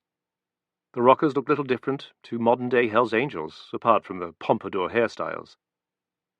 Battle raged. Battalions of Brighton police officers in white helmets on foot and on horseback, flailing their batons while being belted with stones and bottles. Siobhan Clark sucked air in through her mouth. "I had no idea," she said. "Oh, it was bad," Grace told her. "My mum said my dad used to come home regularly with a black eye, bloodied nose, or fat lip." "Tribal," Potting added. "Just two tribes at war." "Nearest we'd have up north," Rebus commented, "would be the pitched battles at Celtic Rangers games." "But this was different," Grace said. "And I'll tell you my theory if you like." "Go ahead." Grace leaned forward in his seat. They were the first generation ever in our country that didn't have to go and fight a war. They had to get their aggression out on something, including each other. "You still see that on a Saturday night?" Rebus added with a slow nod. "Young men sizing each other up, fueled and wanting some attention." "Stick around a few hours," Potting said, making show of checking his watch. When the video was over, Rebus told the room that he needed a smoke. "I'll join you," Grace said. "Me too," added Potting, pulling his pipe from his pocket. Siobhan Clark shook her head. "You lads run along." Then she aimed the remote at the DVD player, ready to watch the clips all over again. After fish and chips at the Palm Court on Brighton Pier, they headed to Withdean Stadium and entered the pub where the reunion was in full swing. "Retired?" Rebus snorted. "Most of them are younger than me." He looked around at the 100 or so faces. "Full pension after 30 years, Grace commented. "It's the same in Scotland," Clark explained. "But John isn't having it." "Why not?" Grace sounded genuinely curious. Clark was watching Rebus head to the bar, Potting hot on his heels. "It's gone beyond being a job to him," she offered, "if you can understand that." Grace thought for a moment, then nodded. "Completely." By the time they got to the bar, Potting was explaining to Rebus that Harvey's was the best local pint. "Just so long as it's not the sherry," Rebus joked. Once they had their drinks, Potting led them over to the retired Inspector Jim Hopper, who had attended the badly injured Ollie Starr on that Saturday afternoon in 1964. Hopper was a giant of a man with a shaven head rising from apparently neckless shoulders, giving him the appearance of an American football player. But his eyes were sympathetic, his demeanor gentle. Potting handed him a drink. He took a sip before speaking. "I told Ollie you might be coming to speak to him. He seemed hellish relieved. Ever since that assault, his life's turned to a bucket of turds." "You've kept in touch with him?" Rebus nudged. "I have, yes, to tell the truth. I've always felt part ways responsible. If we'd had more men on the ground that day, or we'd spotted him being chased." Hopper winced at the memory. "I was with him in the ambulance. He thought he was dying, poured out his whole story to me as if I was the last friend he'd ever have." "Do you think you'd be able to identify the assailant after all this time?" Clark asked quietly. "No doubt about it. Couldn't happen now, of course, with CCTV and DNA. Nobody'd get away with it." "It was half a century back," Rebus reminded Hopper. "You're sure his memory's up to it?" A grim smile broke across the retired officer's face. "You need to see for yourselves." "See what?" "Visit him, and you'll find out." "Is he married?" Clark asked. Hopper shook his head. "Far as he's concerned, his life ended that day. Stabbed to the chest. Then the cowards just walked away." There was silence for a moment. They were in a bubble, far from the chatter and gossip around them. "Give us his address," Rebus ordered, breaking the spell. Roy Grace had been in some shitholes in his time, and Ollie Starr's ground floor flat on the other side of the wall from the Brighton and Hove refuse tip was down there with the worst of them. It was dank, with dark mould blotches on one wall of the tiny hall. As they strode through, into the sitting room, there were empty beer bottles littering the place, an ashtray overflowing with butts, soiled clothing strewn haphazardly on the floor, and an ancient, fuzzy television screen displaying a football match. But none of the detectives looked at the football. All of them stared with puzzled faces at the pencil sketches that papered almost every inch of the otherwise bare walls. From each of them, an expressionless man stared out. He was the same man in every drawing, Grace realized. but he was aged progressively, from late teens to mid-60s. At every stage he was portrayed with different hairstyles, with and without beard or moustache. They reminded Roy Grace of police identikit drawings. "Bloody hell," Rebus muttered, stepping farther into the room. "It's James King." He turned to Ollie Starr. "Where did these—" "My memory," Starr said flatly. "You've not seen him?" "Not since the day he stuck a knife in me." "The likeness is amazing." "Meaning, you've got the bastard?" The muscles in Starr's face seemed to relax a fraction. "Never forgot his face," he continued. "And I was a student at Hornsey School of Art, promising future, they said, maybe doing adverts and stuff, instead of which I've just been drawing him year after year, hoping one day I'd see him." Siobhan Clark cleared her throat. "We think the man who attacked you is critically ill in hospital." "Good. That answers my first question."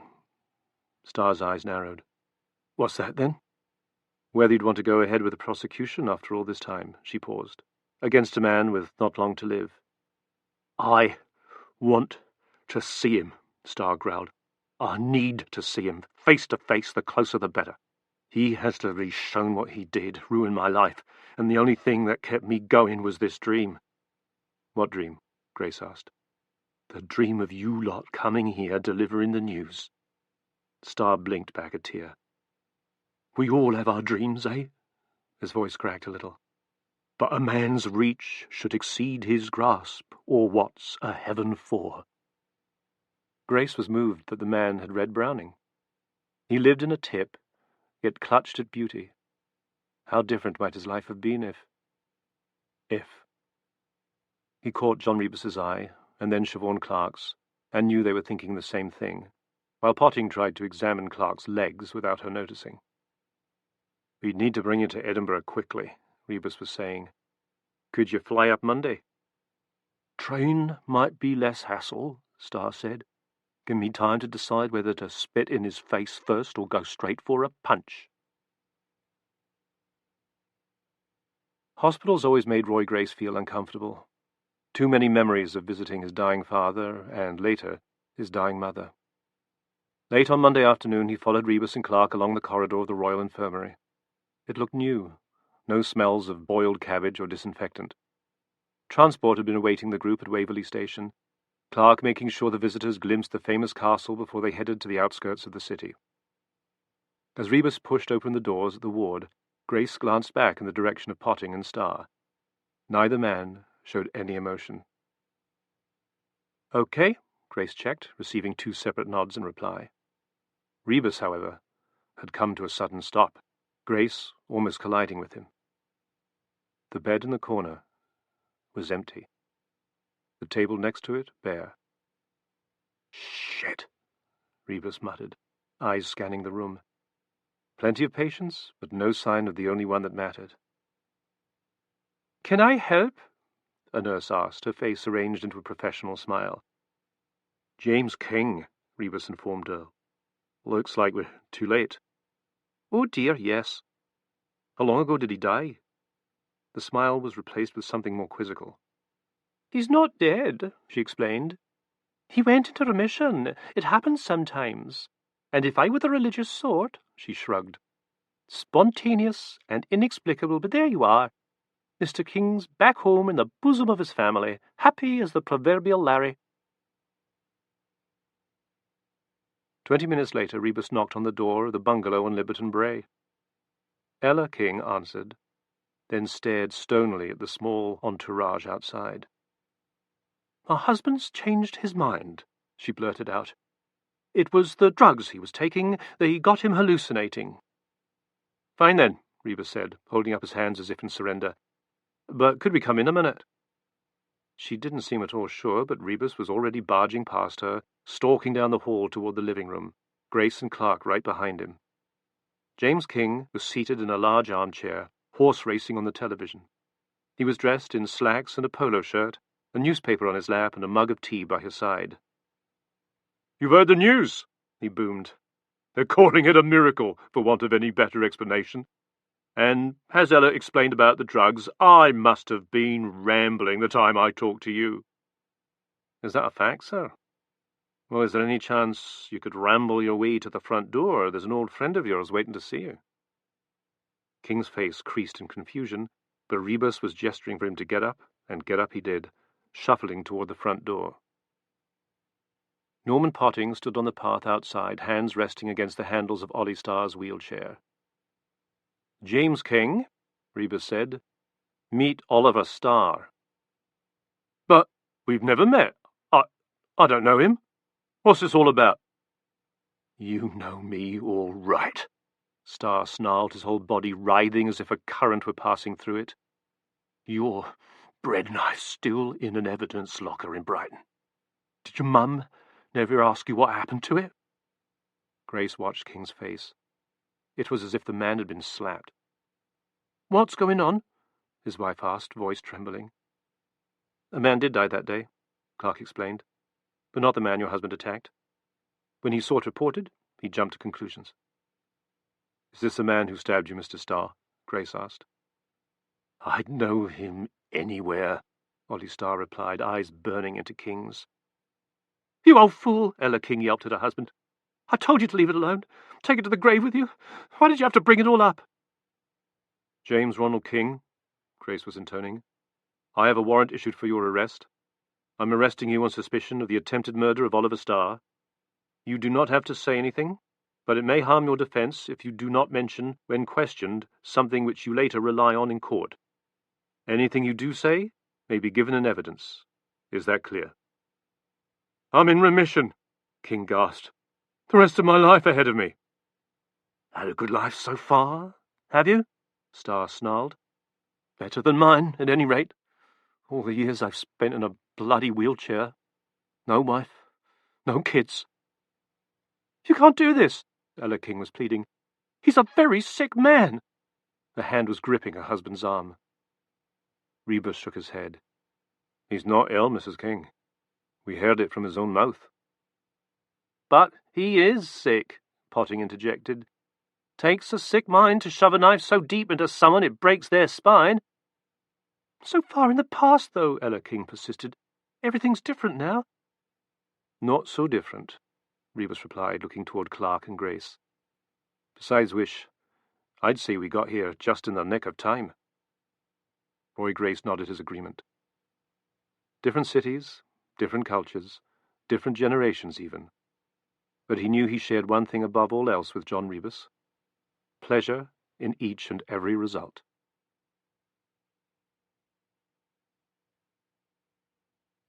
R.L. Stine versus Douglas Preston and Lincoln Child. Douglas Preston and Lincoln Child created their character FBI agent A.X.L. Pendergast almost by accident. Lincoln was an editor at St. Martin's Press and had just edited Doug's first nonfiction book, Dinosaurs in the Attic, a history of the American Museum of Natural History. After that experience, the two decided to write a thriller set in a museum. Doug wrote the first few chapters, involving the investigation of a double murder, and sent them to Lincoln for his opinion. Lincoln read the pages and had one objection. He felt the two cops on the investigation were essentially identical, so he suggested they fall both into the same character, who became Lieutenant Vincent Dugasta.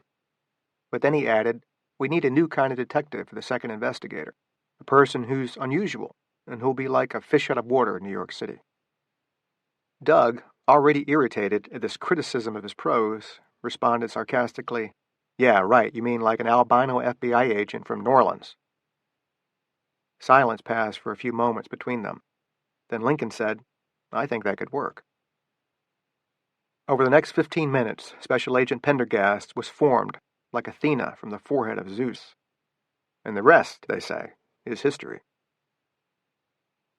Over the course of many books, Agent Pendergast has faced some unusual adversaries, including cannibalistic serial killers, arsonists, a murderous surgeon, a mutant assassin, and even his own mad genius brother. But never has he confronted an adversary like Slappy, the ventriloquist dummy. Slappy is one of R.L. Stine's creepiest creations. Bob is one of the best-selling authors of all time, with over 400 million books sold around the world. He is the creator of the amazing Goosebumps series of novels. Millions of kids began reading thanks to Bob's imagination. Within the Goosebumps series, Bob introduced Slappy through such memorable tales as Night of the Living Dummy, Bride of the Living Dummy, and Son of Slappy. Carved from coffin wood, when brought to life by a certain spoken phrase, Slappy is sarcastic, rude, sadistic, and threatening, with a raspy voice and enormous physical strength. He usually seeks to enslave the luckless child who brought him back to life. He's so popular that he's the model for an actual ventriloquist dummy sold by many retailers to this day. Bob tells a story of how Slappy was inspired by a 1945 anthology film called Dead of Night. One segment of the movie told the story of a terrifying and murderous ventriloquist dummy that eventually took possession of his owner's mind. Bob saw the film when he was young, and it scared the daylights out of him. Interestingly, as a child, Bob owned a Jerry Mahoney dummy of his own. Eventually, he became fascinated by the idea that something so human-looking and seemingly harmless could turn so completely evil. The idea of pairing the elegant, urbane FBI agent Pendergast against an evil dummy seemed so incongruous, so impossible, that Doug, Lincoln, and Bob were immediately captivated by the challenge. The result is a psychological thriller where both the dummy and Agent Pendergast play against form, assuming roles that familiar readers may find strange and unsettling. One thing is certain, this story is not intended for children. Gaslighted. There was a tapping sound. That was all. Was it a clock? No. It was too loud, too irregular. Was it the creaking of an old house, the ticking of a radiator? The man listened to the sound. Gradually he became aware of certain things, or rather, the absence of things. The absence of light, of sensation, of a name. That was unusual, was it not? He was a man with no name. He had no memory. He was a tabula rasa, an empty vessel. And yet he sensed that he knew many things. This was a paradox. The ticking sound grew louder. The man struggled to understand. Sensation began to return. He was blind, hooded. His hands and feet were immobilized, not bound, but strapped. He was lying on a bed. He tried to move. The restraints were soft, comfortable, and effective. He was not hungry. He was not tired. He was neither hot nor cold. He was not frightened. He felt calm. Tap, tap, tap, tap. He listened. A thought came into his head. If he could understand what made that sound, perhaps all else would come back. He tried to speak, and a sound emerged, the hiss of breath. The tap-tapping stopped. Silence. Then he heard a creaking sound. This he recognized. Footfalls on a wooden floor. They were growing closer. A hand grasped the hood, and he heard the sound of Velcro parting. The hood was gently removed, and he saw a face drawing toward him. He realized from the movement of air over his scalp that his own head had been shaved. He had once had hair. At least he knew that much about himself. And then the face moved into his field of view. The light was dim, but he could make out the face quite distinctly. It was a man in his 40s, wearing a gray flannel suit. The face was sharp. It had high cheekbones, an aquiline nose. Bony ridges around the eyes gave it a skull-like, asymmetric quality. His hair was ginger-colored, and he sported a thick, neatly trimmed beard. But the most startling effect was in his eyes. One was a rich hazel green, clear and deep, the pupil dilated. The other was a milky blue, opaque, dead, the pupil contracted to a tiny black point. The sight of the eyes triggered something massive. A Niagara of memory came thundering back all at once, leaving the man on the bed almost paralyzed with the crushing weight of it. He stared at the man bending over him. "Diogenes," he whispered. "Aloysius," the man said, his brow furrowed with concern. "Thank God you're awake." Aloysius. Aloysius Pendergast. That was his name. Special Agent Aloysius Pendergast. "You're dead," he said. "This is a dream." "No," said Diogenes, almost tenderly. "You've awakened from a dream. Now you're on the road to healing, at long last." As he said this, he leaned over and unstrapped his brother's wrists from their leather restraints. He leaned over to fluff and adjust Pendergast's pillow, smooth the sheets. "You can sit up if you feel able." "You've done this to me. This is one of your schemes." "Come now, please, not this again."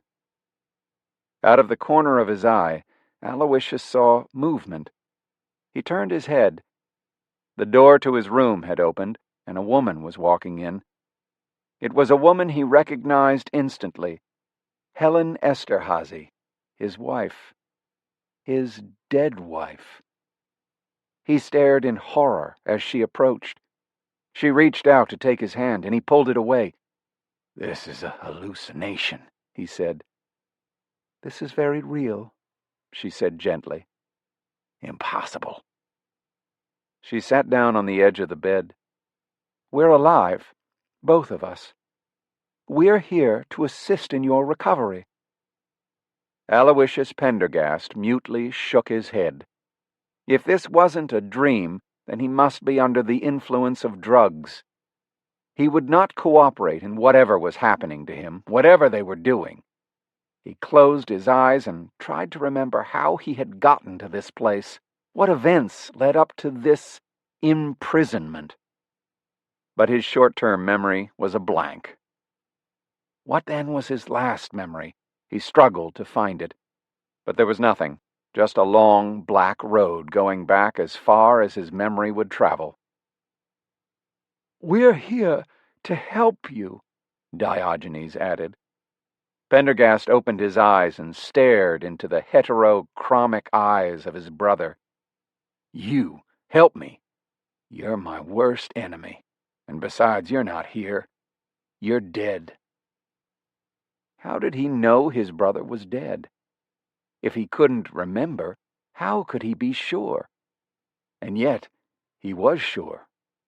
Wasn't he? "No, Aloysius," Diogenes said with a smile. "That's all part of your fantasy, your illness. Think back on your life, or what you believe has been your life. What is your profession?" Pendergast hesitated. "I'm an FBI agent." Another gentle smile. "Okay. Now, think about that. We know all about this life of yours.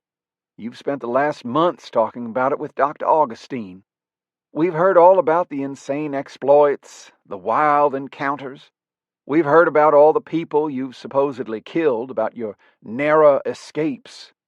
We've heard about genetic monsters eating people's brains and infantile serial killers living in caves. We've heard about underground mutant armies and Nazi breeding programs. We've heard about a certain young lady who is 140 years old. That, Aloysius, is the fantasy world you're finally awakening from. We're real. That crazy world is not." As Diogenes rattled these items off, each one suddenly resonated in Pendergast's memory, bursting like a firework. "No," he said, "it's exactly the opposite. You're twisting everything. You're not real. That other world is real." Helen leaned over, her violet eyes looking into his. "Do you really think the FBI, the button-down FBI, would allow one of its agents to run amok, killing people willy-nilly? She spoke calmly, her voice cool and rational. How could all that be real? Think back on these so-called adventures of yours. Could one man, one person, really experience all that and live through it? Diogenes spoke again, his buttery southern accent like a bomb. You simply couldn't have survived all the adventures you've told Dr. Augustine about. Don't you see? Your memories are lying to you, not us. Then why am I restrained? Why the hood? When the breakthrough came, said Diogenes, when Dr. Augustine finally breached the hard shell of your fantasies, you became disturbed. We had no choice but to have you restrained for your own safety. They hooded you because the light was bothering you.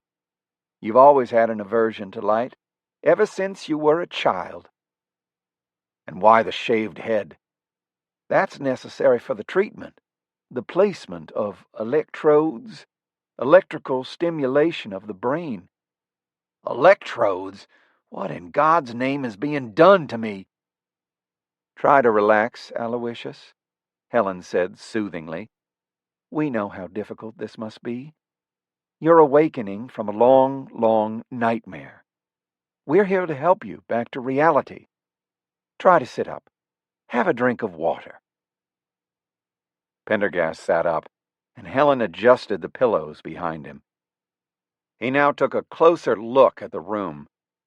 It was elegant, paneled in oak, with leaded glass windows opening to a sweep of green lawn and flowering dogwood trees.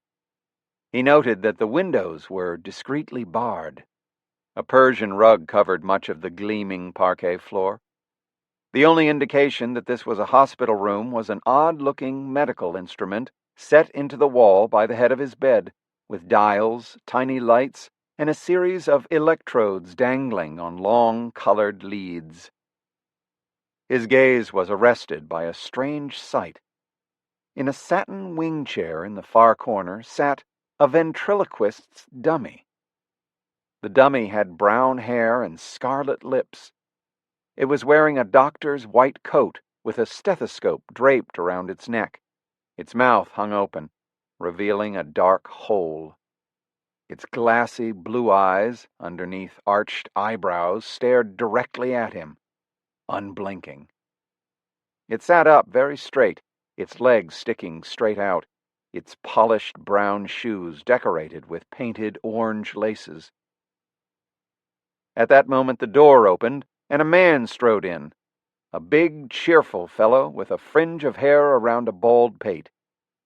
He was dressed in a blue serge suit with a red bow tie, a red carnation in his boutonniere. He carried a clipboard. Diogenes rose and extended his hand. "Hello, Doctor. We're so glad you're here." He's awake, and I dare say a lot more lucid than before. "Excellent," said the doctor, turning to Pendergast. "I think we've achieved a real breakthrough here." "Breakthrough? Not at all. This is some sort of induced hallucination, some scheme to affect my sanity." "That," said the doctor, "is the last gasp of your delusion talking. But that's quite all right. May I?" He indicated a seat next to the ventriloquist's dummy. "I am perfectly indifferent to your comfort," said Pendergast.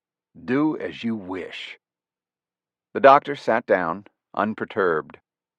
"I'm so glad to see you able to recognize Helen and Diogenes. That in itself is a huge step. Before, you couldn't even see them. So powerful were your fantasies of their being dead. Now, if I may, I'd like to explain all this to you while you're lucid." Pendergast waved a hand. "Yours is a deep and complex case, perhaps the most complex in my experience. What I am now summarizing is the result of months of painstaking reconstruction. During your time in the Special Forces 20 years ago, you suffered an unbearably traumatic experience. We've covered that thoroughly and don't need to touch on it again. Suffice it to say, the experience was so dreadful It presented a threat to your sanity. Indeed, to your very existence. You left the Special Forces, but the trauma produced in you an extreme form of PTSD, which lay deeply buried and untreated. Like a cancer, it worked away on you over the years. Being a man of means, you could afford not to work, and enforced idleness may have been the worst thing for you. You became delusional. Your primary way of dealing with this untreated PTSD was to become, in your own mind, an all-powerful FBI agent who rights wrongs, kills without mercy, and rids the world of evil. This fantasy took over your very existence. Pendergast stared at the doctor. As much as he wanted to disbelieve, there was a disturbing logic to it. As proof, here were Diogenes and Helen, two people he'd believed dead, in the room, living, breathing, and to all his senses absolutely real.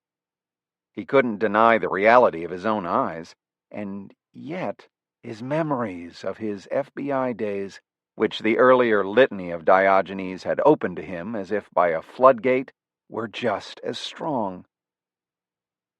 "You've been in a dark place," the doctor said, tapping his pen on the clipboard.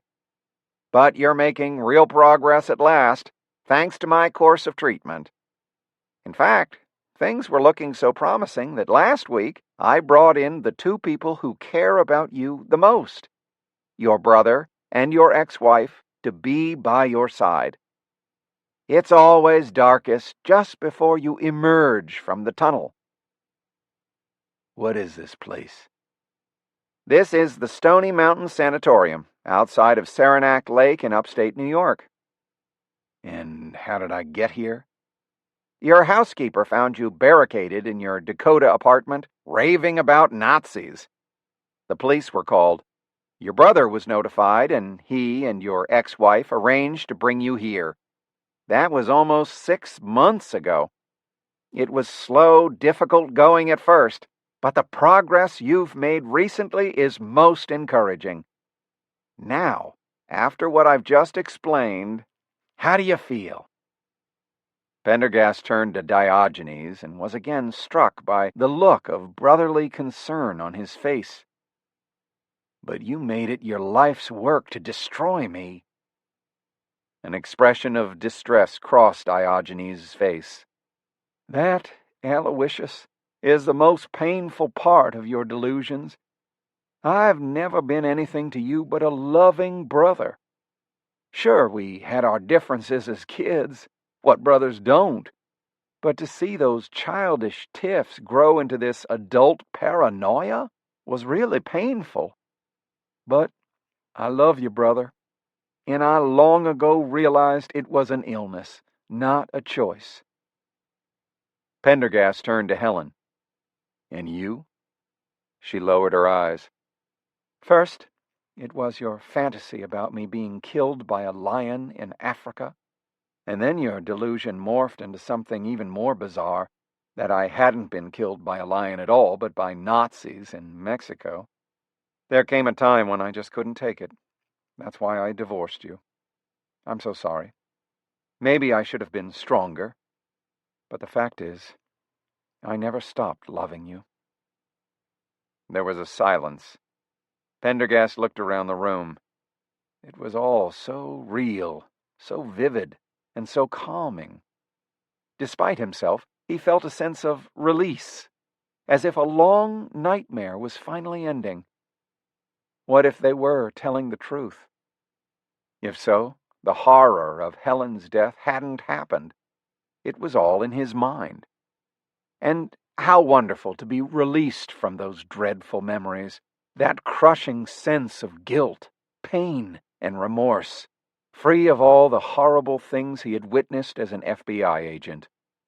And he could let go of the pain of Diogenes' insanity and implacable hatred. "How do you feel?" Dr. Augustine had asked. He felt at peace. He could forget everything now. It was as if all the shackles of his old false memories His old imagined actions were dropping away, and he was being given a second chance in life. "I think I would like to sleep now," he said. He awoke in the dark. It was night. He sat up and saw Helen sitting in a chair near the bed, dozing. She awoke, her eyes opening, and smiled. She glanced at her watch. The moonlight was lighting up the lace curtains in the window, casting an ethereal glow over the polished oak walls. The chair with the dummy was now empty. "What time is it?" 1 o'clock. He felt strangely refreshed, alert. "Would you like me to turn on a light?" she asked. "No, please. I like the moonlight." "Do you remember the full moon?" "Oh, yes," she said. "Of course, the moon." Pendergast was shaken. He felt a sudden sense of gratitude that she was alive, that she had not died, that he was not responsible. "What I mean, if I haven't been in the FBI, what have I been doing?" "Well, we met after you left the Special Forces. You never talked about it, and I never wanted to pry. You were living a life of leisure and intellectual pursuit at the old family estate down in Louisiana, and we spent quite a few idyllic years there, as well as traveling the world: Tibet, Nepal, Brazil, Africa. Africa. Big game hunting. I was never killed by a lion, however." She smiled thinly. "Let me just say this, Aloysius. Let me get this off my chest. I'm not proud of myself for leaving you, but I began to fear for my safety. Living with you became increasingly dangerous. Through it all, Diogenes was a saint. He learned of this experimental treatment here at Stony Mountain. It was our last option." Pendergast nodded slowly. "What will become of me now?" "I'm told the recovery will take time. You'll have to stay here until the doctor feels it's complete. It might be another 6 months." "You mean I can't leave?" Helen hesitated. "You'll have to face the fact that you've been legally committed, but it's for your own good. After all, it took you years and years to develop these delusions. You can't expect to get well overnight. In time, you'll be able to return to Penumbra and pick up your old life of leisure." She took both his hands in hers. "After that, who knows what might happen? Maybe there's even hope for us." She squeezed his hands. He returned the pressure. She smiled, stood up. "I'll come see you tomorrow, around noon." Pendergast watched her go. A long moment passed as he fell deep into thought. For a very long time the room was utterly silent. A strip of moonlight marched slowly across the floor. Finally, perhaps 2 hours later, he rose from the bed. On the far side of the room was a heavy metal locker, no doubt added at the time the space was converted into a hospital room. It was secured with a padlock. He looked about. On a table in one corner sat some papers. He flipped through them, but they were only newsletters and hospital menus. Slipping 2 paper clips off the documents, he went to the locker and, with a movement that was almost automatic, unbent both clips, inserted first one and then the other into the padlock, and with a single deft movement sprung it open.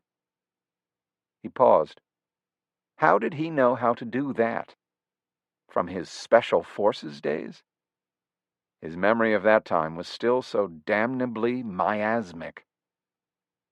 He peered into the cabinet. It held a black suit, a white shirt, a tie, shoes, and socks. He touched the material of the suit, soft and elegant, as familiar as his own skin. He felt a prickling sensation at the base of his neck. He searched the suit and pants, going first to the pocket that he supposedly remembered held his FBI wallet, Nothing. The other pockets, all the little custom-made slots and pouches, were there, and all were empty. No ID. Nothing. He slipped off his hospital gown and put on the shirt, stroking the fine pinpoint cotton. Then came the pants, the Xenia tie, the jacket, the socks. As he picked up the John Lobb shoes, he thought of something, flipped over the left shoe, and detached the heel. There, nestled in a carved hollow, was a razor blade, a set of lock picks, 2 sealed ampules of chemicals, and a tightly folded $100 bill. He stared.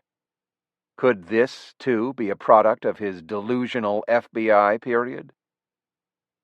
Refastening the heel, he put on the shoes. He walked to the window, unlatched it, and swung it open.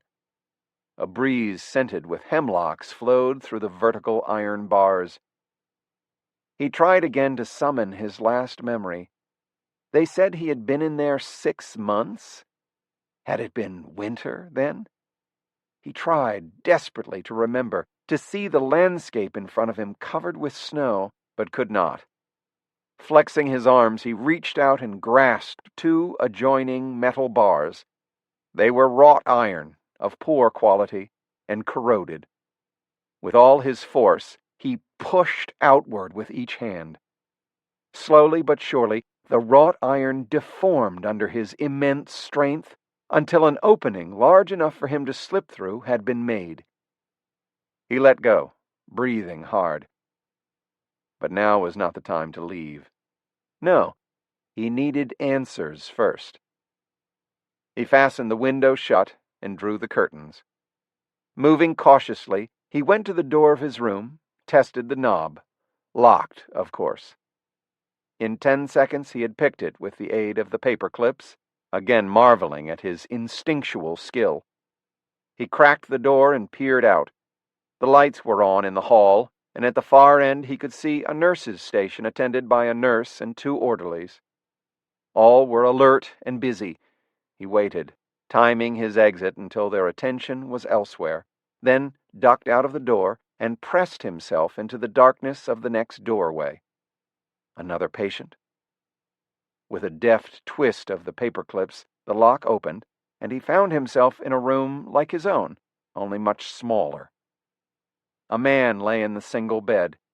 He, too, had a shaved head, but he looked thin and wasted, and his bare arms sported the old tracks of a heroin addict. His bed had been outfitted with the same medical device Pendergast had noticed in his own room. With extreme caution, Pendergast exited the dark space and moved down the long hall. Each room he peered into was similar, a sleeping patient with a shaved head, frequently gaunt and wasted-looking. This was getting him nowhere. He paused to consider the possibilities. Either his version of reality was correct, or theirs was correct. Either way, unfortunately, seemed to indicate that he was crazy. He needed more information to choose which of the 2 insanities was real. Stepping out of the last patient's room, he stuck his hands in his pockets and, not sure exactly what he was doing, and yet strangely certain of his actions, strolled back down the hall toward the nurse's station. The 2 orderlies, big, strapping, blond men, 6 feet 4 inches, a matched set, watched him approach, first with incomprehension on their faces, and then with alarm. He saw that both men were armed. "Hey! Hey!" one of them cried, flummoxed at his appearance. "Who the hell are you?" He strolled up to them. "Pendergast at your service, the patient from room 113? In a practiced move, they parted and took up positions on either side of him. "Okay," the first said, speaking calmly. "We're going to take you back to your room, nice and easy, understood?" Pendergast did not move. "I'm afraid that's not acceptable." They both moved a little closer. "Nobody wants any trouble." "Incorrect. I do want trouble. In fact, I positively welcome it." The first orderly reached out and gently grasped his arm. "Enough with the tough talk, friend. Let's go back to bed. I do hate being touched." The second orderly now moved in, crowding him. The orderly's grip tightened. "Let's go, Mr. Pendergast." There was a flicker of movement, the sound of a fist hitting a gut, the sudden wheeze of expelled air, and then the orderly buckled over and collapsed to the floor, grasping his diaphragm. The second orderly swung to grab Pendergast, and a moment later was doubled up on the floor as well. The nurse at the station turned toward an alarm, pulled it, and a siren began to wail. Red lights went on, and Pendergast could hear automatic bolts shooting in various door locks. Almost instantly, half a dozen monster orderlies appeared out of nowhere and converged on the nurse's station, where Pendergast stood calmly with crossed arms. They surrounded him, weapons drawn. The two orderlies on the floor continued to lie in a fetal position, gasping and sucking in air, unable to speak. "Gentlemen, I'm ready to go back to my room," said Pendergast, "but please, don't touch me. I have a thing about it, you might say." "Just get the hell going," said one of the orderlies, apparently the leader. "Move!" Pendergast strolled down the hallway, orderlies before and after. They entered the room, and one turned on the light, the last one shutting and locking the door. The lead orderly gestured toward the open metal cabinet, at the foot of which lay Pendergast's hospital gown. "Strip off your clothes and get back in your gown," he said. Meanwhile, another orderly was speaking on a walkie-talkie, and Pendergast could hear him assuring someone that all was under control. The sirens stopped, and silence descended once again. "I said strip." Pendergast turned his back on the orderly, facing the locker, but made no move to take off his clothes. A moment passed, and then the lead orderly stepped forward and grabbed him by the shoulder, pulling him around. "I said—" He fell silent as the barrel of a Smith & Wesson .38, removed from one of the disabled orderlies, was pressed against his head. "All the radios on the floor," Pendergast said in a calm, firm voice. "Then the weapons, and all your keys." Unnerved at the sight of a gun in a patient's hand, the orderlies quickly complied, the radios and pistols piling up on the Persian carpet. Pendergast, still covering the head orderly, sorted through the pile, pulling out one of the radios. He removed the batteries from the others and ejected the rounds from the revolvers, stuffing batteries and bullets into the pocket of his jacket. Sorting through the keys, he found a master, stuck it into the keyhole of his room door, and snapped it off. He turned the working radio over in his hands, found the panic button, and pressed it. The alarm shrieked back to life. "Elopement!" he cried into the radio. "Room 113. He's got a gun. He went out the window. He's running towards the woods." Then he turned off the radio, plucked out its batteries in turn, and tossed it on the floor. "Good evening, gentlemen." He nodded at them gravely, then unlatched the window again and leaped out into the night. As he pressed himself against the dark side of the mansion, the lawn and grounds suddenly blazed with floodlights. He could hear shouts over the sound of the alarms. Moving alongside the edge of the building, keeping behind the shrubbery, he worked his way along the bulk of the great mansion-turned-insane asylum. As he had hoped, security officers and orderlies were running across the lawn, flashlight beams dancing about, all operating on the assumption he had fled into the woods. Instead, Pendergast remained against the building, an almost invisible shadow, moving slowly and carefully. In a few minutes he had worked his way around to the front. Here he stopped to reconnoiter. A sweeping driveway curved through a vast lawn to a porte cochere at the building's entrance, tastefully planted with arbor vitae. Flitting across the graveled drive, Pendergast secreted himself in the dense shrubbery beside the porte cochere. It took just under 5 minutes for a late-model Lexus to come tearing down the driveway, scattering gravel, and slow to a stop under the porte cochere. Excellent. Most excellent.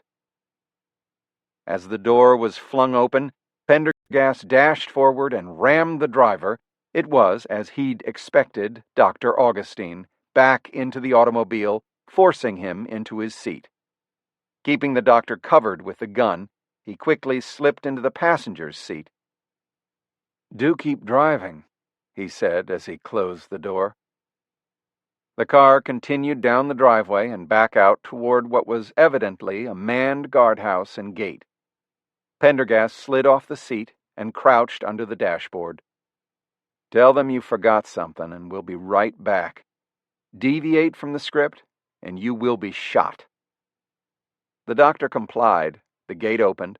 Pendergast rose back onto the seat as the vehicle accelerated. "Turn right." The car turned right onto a lonely country road.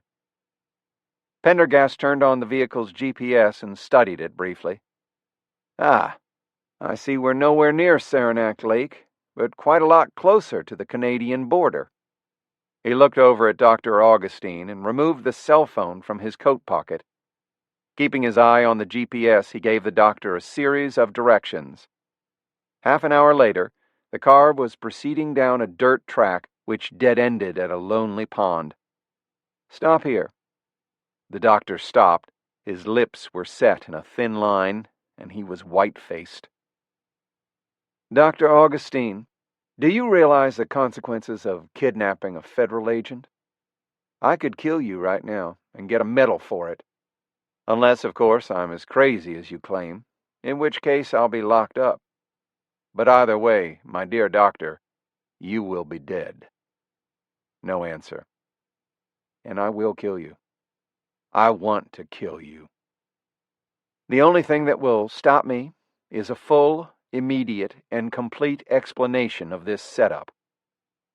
"What makes you think this is a setup?" came the doctor's quavering voice. "That's your delusion talking." "Because I knew how to pick a lock. I took this revolver away from an orderly as easy as taking candy from a baby." "Of course you did. That's your standard Special Forces training."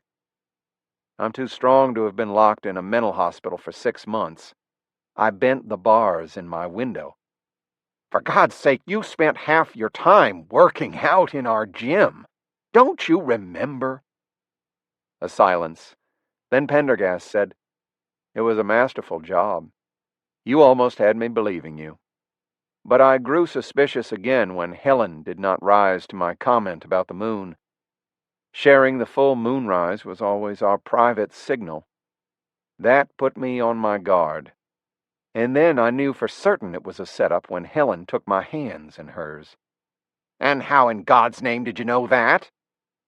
"Because she still had her left hand. There's one memory in my life that's so powerful that I know it can't be a delusion.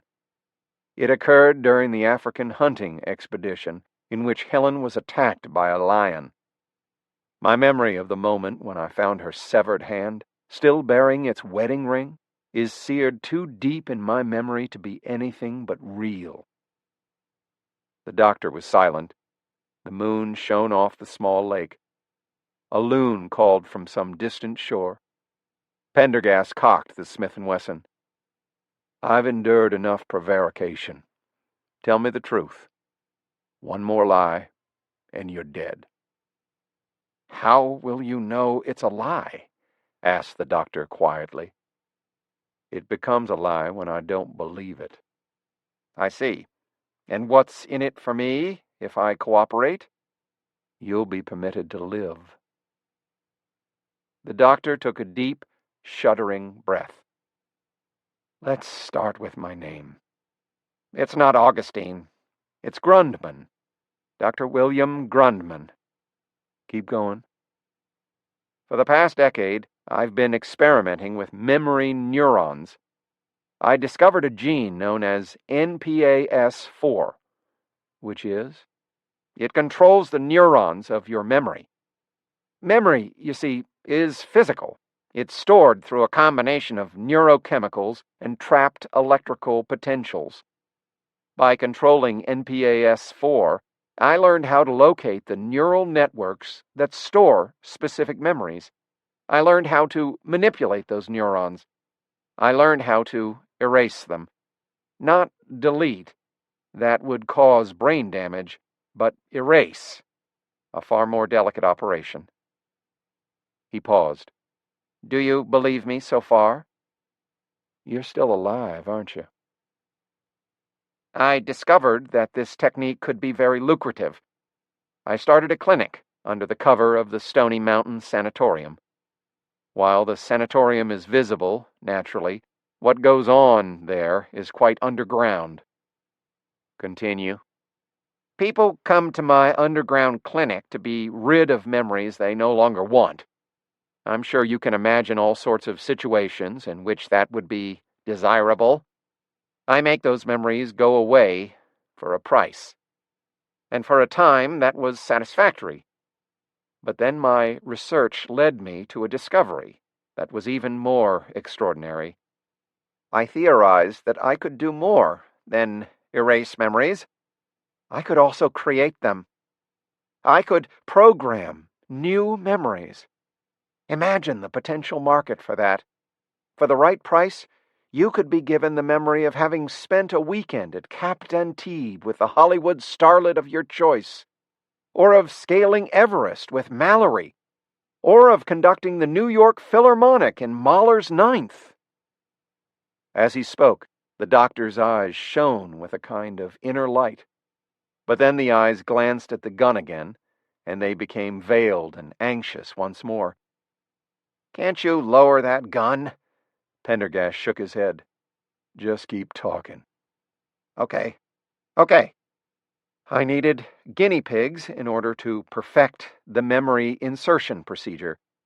You can imagine the results of programming the wrong memories. So I arranged to have indigent people, drug addicts, the homeless, secretly transferred up to my clinic from New York City hospitals. Those are the gaunt patients I saw around me. Yes, people nobody would miss. That is correct. And how did I get there? Ah, what a lot of trouble you were. It seems that, as part of some case you were working on, you became suspicious of Stony Mountain. You managed to check yourself into Bellevue, posing as a homeless tubercular, and you were duly transferred up here. But there was an accident, a miscommunication, and your clothes ended up being transferred with you. Those were not the clothes of a homeless drifter. I became suspicious, made inquiries, and ultimately learned who you really were. I couldn't just kill you. As you pointed out, killing a federal agent is never the best solution. Much better would be to reprogram you with new memories, to gaslight you, as it were, erase from your memory the real reasons for your coming here, and to add new memories that would, in the end, convince your superiors and loved ones that you had become mentally ill. After that, no one listens to a crazy person. No matter what you said, it would be chalked up to your illness. Diogenes and Helen were not real. No, they were phantoms reconstructed out of your memory by manipulating NPAS4. Grundman paused. It appears my research into Helen could have been a little more thorough. And the dummy? Pendergast asked. Ah, the dummy. I call him Dr. Augustine. He's a crucial part of the treatment. He doesn't exist either. The dummy isn't real. He's the conduit, the vehicle, the Trojan horse, as it were, which I first insinuate into the patient's mind. If I can plant Dr. Augustine in your mind, I can use him to leverage any other memory I wish to insert. There was a long silence, interrupted by the calling of the loons. The full moon cast a buttery light over the water. Pendergast said nothing. The doctor stirred nervously in his seat. I assume that since you haven't killed me, you accept my story? Pendergast did not answer directly. Instead, he said, "Step out of the car." "You're going to leave me here?" "It's a lovely summer evening for a walk. The main road is about 10 miles back. The local police will probably pick you up before you have to trek the whole distance." He waved the doctor's cell phone meaningfully. "You'll miss a SWAT team raid on your clinic, of course. Lucky you." Grunman opened the door and stepped out into the night. Pendergast slid over to the driver's seat, turned the car around, and headed slowly back down the dirt road. Behind him, he could see Grunman standing at the verge of the lake, silhouetted in the moonlit water. With Grunman's phone in his hand, he began to dial the number of the New York field office of the FBI, the first step toward raiding and shutting down Stony Mountain. But he didn't complete the call. Slowly, he let the phone drop into his lap. He knew who he was. Knew without a shred of doubt. He was Special Agent Aloysius Pendergast of the FBI. This episode at Stony Mountain had been a nightmare, a waking delusion. But now, it was over. Dr. Grunman's treatment had been fiendishly effective, but it had failed in the end, as it must. His mind, his memories were simply too strong to erase or manipulate for long. Now he knew, with utter conviction, who he really was. He knew his true history. It was coming back to him at last. He could put all this behind him, get on with his life, his real life. And yet, he looked down at the phone in his lap. As he did so, he glimpsed something in the rearview mirror, something he unaccountably had not noticed before. There, sitting in the back seat of the car, staring back at him with blue, unblinking eyes, painted red lips, and dressed in a white lab coat with the polished brown shoes, was Dr. Augustine.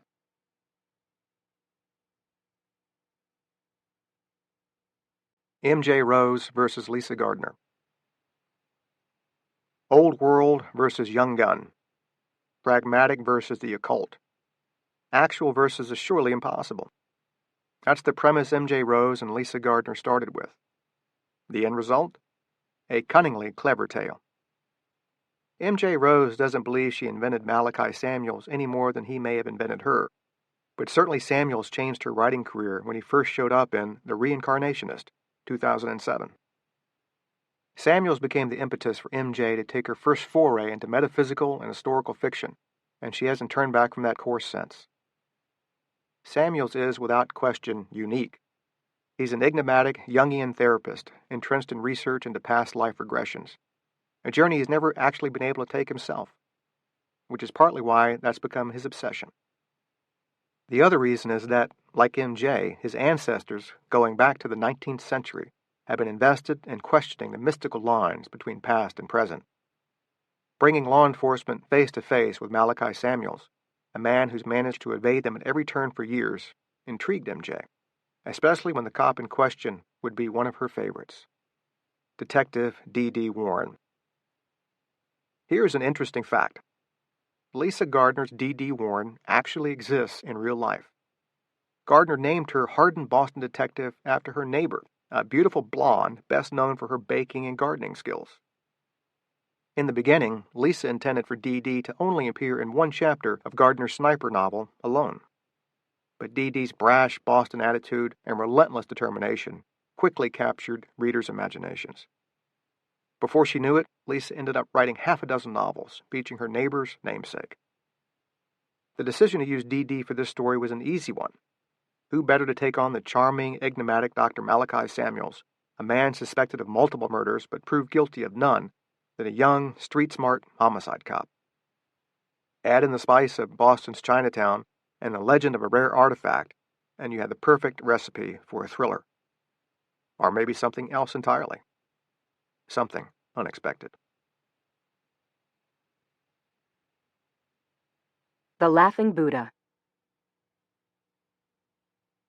New York City, 1884. Twilight settled over the city, shrouding it in a grayish haze. He hated this time of day, the hour lost between darkness and light, when everything became indistinct. Standing in the shadows, he watched the mansion from across the street. Linden trees partially hid the Queen Anne-style villa, but he could see light glowing through the glass sunburst below the curved top window. The lugubrious strains of Beethoven's Moonlight Sonata wafted from the open balcony door, appropriate accompaniment to the gloomy dusk. Even in this murkiness, the elaborate building with its gables, scrolled wrought iron railing, and dozens of gargoyles tucked under the eaves was an impressive sight, a symbol of wealth. But not his wealth. Unconsciously, he clenched his jaw, felt the tightness, then forced those muscles to relax. The front door, with its bas-relief coat of arms of a giant bird rising from a pyre, opened, and a finely dressed woman stepped out.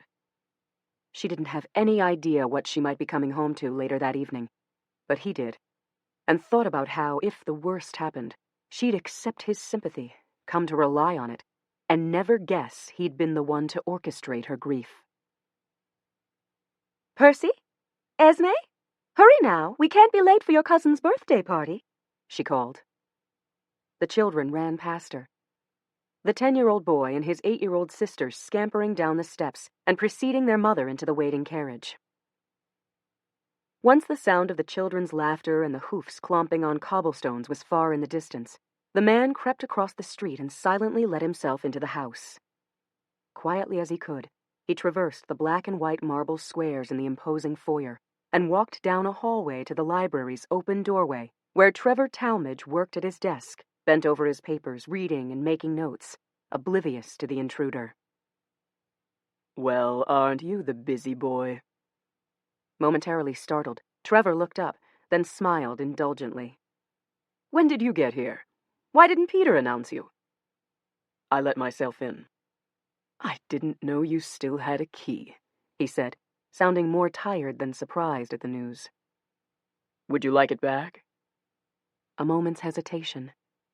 Trevor was considering it, but would the bastard have the nerve to say yes? "No, of course not. Would you like a glass of port? I just got a new shipment from Madeira." Trevor motioned toward the crystal decanters and glasses on the sideboard. "That's sweet stuff. I'll take a brandy." Trevor rose to get him the libation and refill his own glass at the same time, and Davenport eyed the papers overflowing the desk. "So at last I see the famed text. Out of the vault for an evening. How are the translations going?" "Amazingly well." Now there was palpable excitement in Trevor's voice. "According to the scribe who wrote this, the lost memory tools were absolutely not a legend. They existed. He saw them and gives a full description of each of the amulets, ornaments, and stones. He writes that they were all smuggled out of India and brought into Egypt well before 1500 BC, which, you realize, suggests present-day historians are incorrect about when the trade routes opened. This is going to create a lot of controversy when I publish." "You're still planning on publishing?" Trevor handed his brother a glass filled with amber that shimmered like gold in the lamplight. "Of course, and please don't try to argue me out of it again. Our father created the Talmadge Trust because he believed history was important. He who controls the past controls the future. I firmly agree, and control is exactly why you can't publish. Don't you understand just how much control you'd be giving up?" Davenport interrupted, pleading, really hoping, now that he was there, that Trevor would not force his hand. "If these tools exist, and if they can aid people in rediscovering their past lives, we, you, me, and every member of the Phoenix Club, need to ensure this power is used for the good of all men, not selfishly exploited," Trevor argued. "That document was found at an excavation by a man who was paid with our father's money. I won't let you do this." "You won't let me do this? You can't stop me!" Trevor laughed derisively. "Don't you understand how meaningful this is? How spiritually significant? It's not a cache of gold and silver coins we're arguing over. This could be the key to finding proof that we return in new incarnations. We can't own information like this. It has to be available to everyone. How else will the actual memory tools be found? This discussion is closed.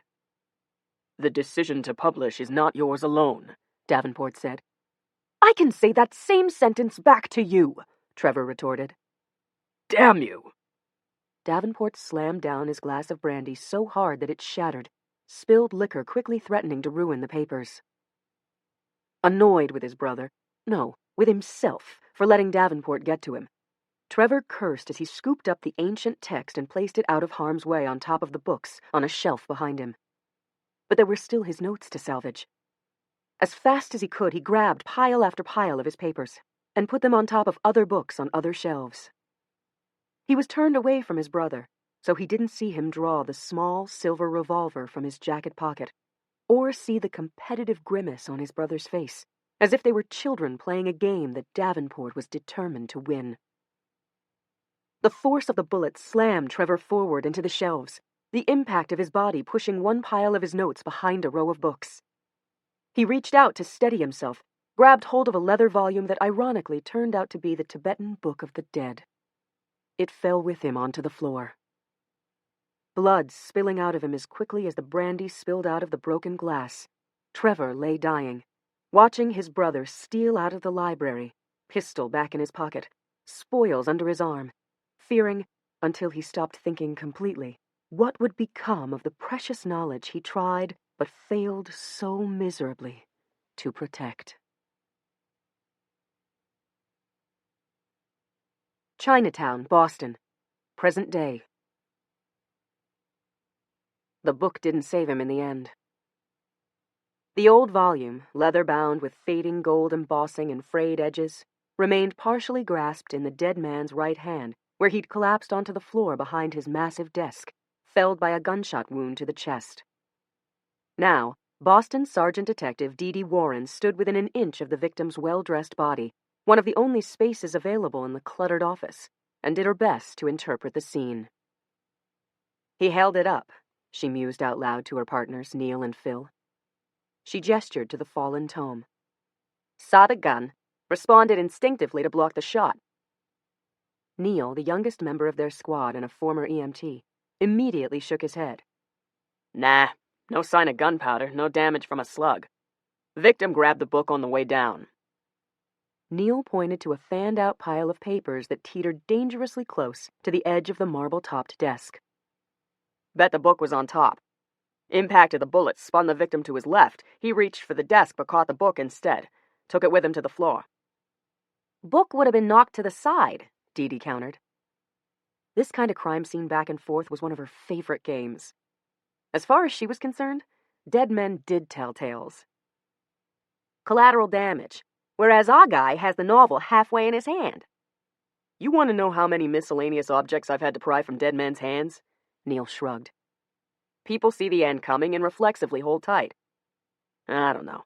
Maybe they think if they cling hard enough to this world, they won't have to pass to the next. No way to prove it, Phil muttered from the doorway. The senior member of their squad, he was mid-50s with a devoted wife, 4 kids, and rapidly thinning hair. Being a family man didn't mean he was too squeamish to view the victim up close and personal. 2 hulking Fu lions, however, carved from solid stone and standing 5 feet high, currently kept him in place. Or maybe it was the brightly painted ceramic dragon that roared across the front edge of the marble desk. Or the plethora of jade statuary that sprouted like oversized leaves from cluttered rows of shelves, crammed with more leather-bound novels. Phil held a mask up to his mouth, not for the smell, but because sneezing would absolutely positively ruin their crime scene, and in a space this cramped and dusty, it was almost impossible not to. Dee Dee straightened, pinching the bridge of her nose as she worked to avert her own reaction to the musty air. All right, let's start with victimology. What do we got? Phil did the honors. Victim is Mr. John Wen. 58, widowed, no record, no outstanding warrants. According to his shop clerk, Judy Chan, who found the body first thing this morning, Mr. Wen was a quiet soul, devoted to his work, which, as you can probably guess by looking around, involved importing ancient Chinese artifacts. And not the cheap kind. He was the real deal. Background in antiquities, elite roster of clients, handled custom orders, that kind of thing. He liked the hunt and authenticating the pieces. Her job was to deal with the public. Dee Dee nodded. It would explain the location of Wen's shop, tucked away from the hustle and bustle of Beach Street, which formed the brightly decorated main artery running through the heart of Chinatown. Also, in contrast to Wen's neighbors, whose store windows offered colorful arrays of silk dresses or specialty foods, or a chaotic jumble of cheap imports, Wen's storefront showcased only a trio of intricately carved dark wood panelings.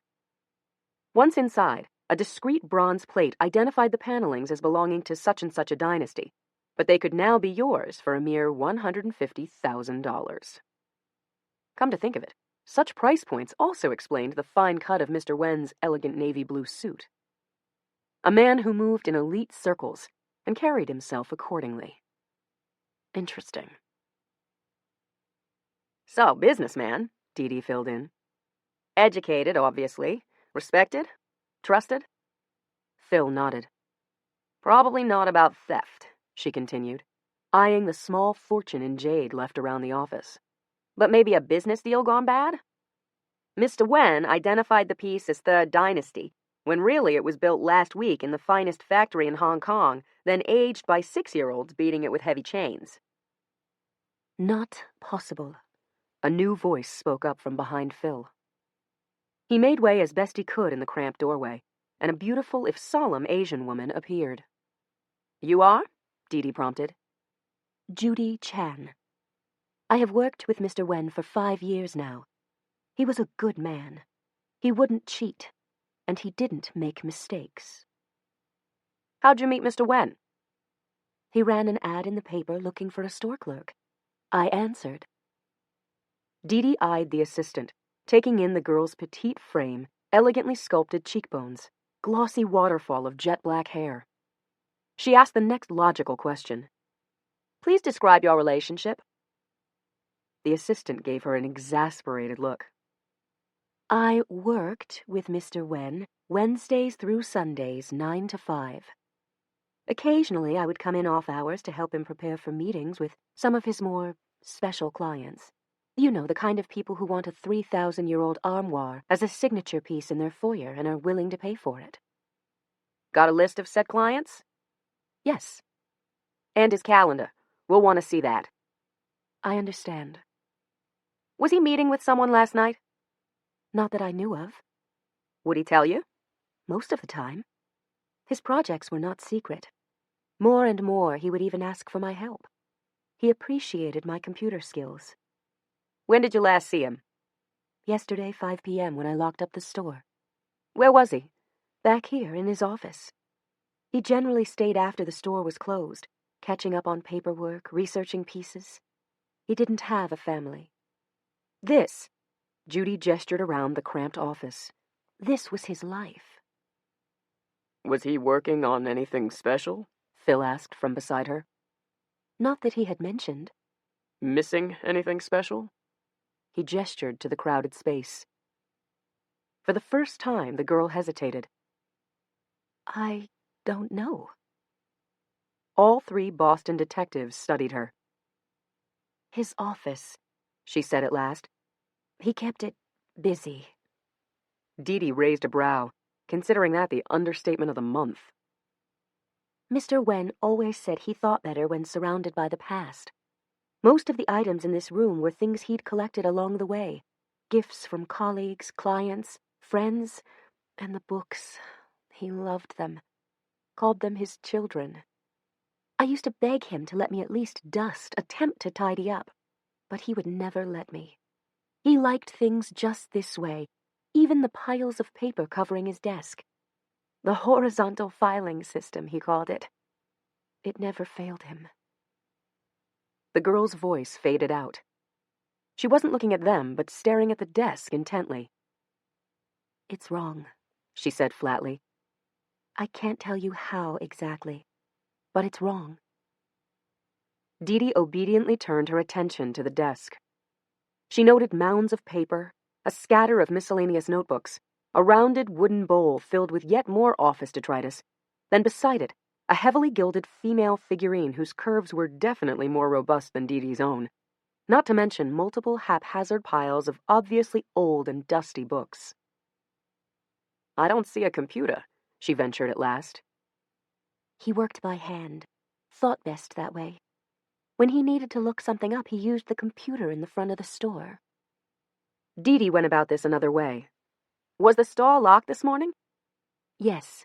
"Security system?" No. We had been talking about one, but Mr. Wen always argued, what kind of thieves stole antique furniture? The truly valuable pieces here, they are large and heavy, as you can see. "But all the jade figurines?" His private collection, not for sale. Phil picked up the thought. "But the door was locked, so whoever entered, Mr. Wen let him or her in." I would assume. "Would he meet people in his office?" Dee Dee asked, gesturing to a space that was clearly standing room only. No, The assistant filled in. generally he met with them in the showroom, sitting at one of the tables, that sort of thing. He believed in the power of history not just to survive, but to retain its usefulness. Don't just buy an antique, he liked to say. Live with it. Dee Dee's gaze zeroed in once more on the book still resting on Mr. Wen's open hand. "Did he have books in the showroom?" No, his "Personal collection, I get it. So if he was meeting someone who was interested in a volume, per se." Dee Dee knelt back down, trying to get a better look at the leather-bound novel. The gilded titling was faded, hard to read. Then she realized it wasn't even in English, but in a language she couldn't recognize. The Buddha. Judy suddenly gasped. "What?" The Buddha. That's what's missing. Here, the left corner of Mr. Wen's desk. He had a solid jade Buddha from the 8th century Tang dynasty. The Buddha always sat here. Mr. Wen got the piece just after his wife died. It was very special to him. "Size?" Phil already had his notebook out. The Buddha himself, 8 inches tall. Very round, solid, the sitting Buddha, with his round belly and laughing face. The statue was placed on a square wooden base with gold seams and inlaid abalone. A substantial piece. "Value?" Dee Dee asked. I'm not sure. I would need to do more research, but given that ounce for ounce, fine jade is currently more valuable than gold, a piece of that size. Yes, it is valuable. Dee Dee pursed her lips, liking the idea of the theft gone awry for their murder motive, except, of course, for the number of remaining jade pieces that still littered the victim's bookshelves. "Why the Buddha statue?" she murmured out loud, more to herself than anyone. Judy, the beautiful assistant, shook her head, clearly at a loss for an explanation. "One piece? That's all you think is gone?" I will keep looking, but for now, yes, that one piece. "So, Buddha. Something about Buddha." Dee Dee was still thinking as Neil said, "Hello. Got something." He had lifted the book from Mr. Wen's outstretched fingers. Now they all watched as something fluttered to the floor. Obviously not old, but a recent addition to the office. Something worth clutching in a dead man's hand? "What is it?" Dee Dee asked. "Business card." Neil flipped it over. "From the Phoenix Foundation, for one Malachi Samuels." Dee Dee parked her rental car on New York's Upper West Side, then turned her attention to the mansion across the street. She wasn't a huge architecture buff, but she had lived in a historic city long enough to recognize the Queen Anne style of the villa, including the glass sunburst below the curved top window. Personally, she liked the gargoyles peeking out from under the eaves. Of course, she wasn't here for the architecture. She was here about a murder. She made her way up the front walk, pausing long enough to inspect the bas-relief coat of arms that decorated the mansion's front door. Took her a second. Then she got it. The image was the mystical phoenix that granted the office its name. Bzzz. The front door finally opened, and Dee Dee entered the Phoenix Foundation. She presented her credentials to the waiting receptionist. The front desk, Dee Dee noticed, was very old and most likely very valuable. It also held hints of Chinese design, the kind of desk John Wen might have imported into his shop and sold to a client, such as Malachi Samuels. "Sergeant Detective Dee Dee Warren," she introduced herself. "I'm here to see Dr. Samuels." "Do you have an appointment?" "No, but I think he'll see me." The young woman looked down at Dee Dee's detective shields, then pursed her lips and made a phone call. "If you'll have a seat, the doctor is with a patient, but he'll be free in 15 minutes. "Fair enough." Dee Dee retreated to the camelback sofa provided for visitors. She'd been warned this interview would not be easy. Dr. Samuels was not without some experience when it came to answering questions involving homicide. For now, she occupied her time on her laptop, reading more of the articles she'd pulled about the esteemed therapist. Malachi Samuels was a Jungian therapist who devoted his life to working with children with past life issues. He and his aunt, who was the co-director of the foundation, had documented over 3,000 children's journeys and presented remarkable proof of the lives they'd discovered in their regressions. So fastidious was their research and methodology, they were actually accepted by the scientific community and often spoke at psychiatric conventions. In the last 7 years, however, Malachi had been named a person of interest in several different criminal cases involving stolen artifacts, resulting in the deaths of at least 4 people. The reincarnationist had never been charged with any wrongdoing, but the FBI's special crimes detective Dee Dee had contacted, Lucian Glass, was disturbed when he heard Malachi's name was connected to yet another murder. Glass still believed Malachi was complicit in several of the cases, and that he should be in prison. "But we've never been able to find any actual evidence of his participation. I hope you do, Detective Warren. I hope you do." "Detective Warren?"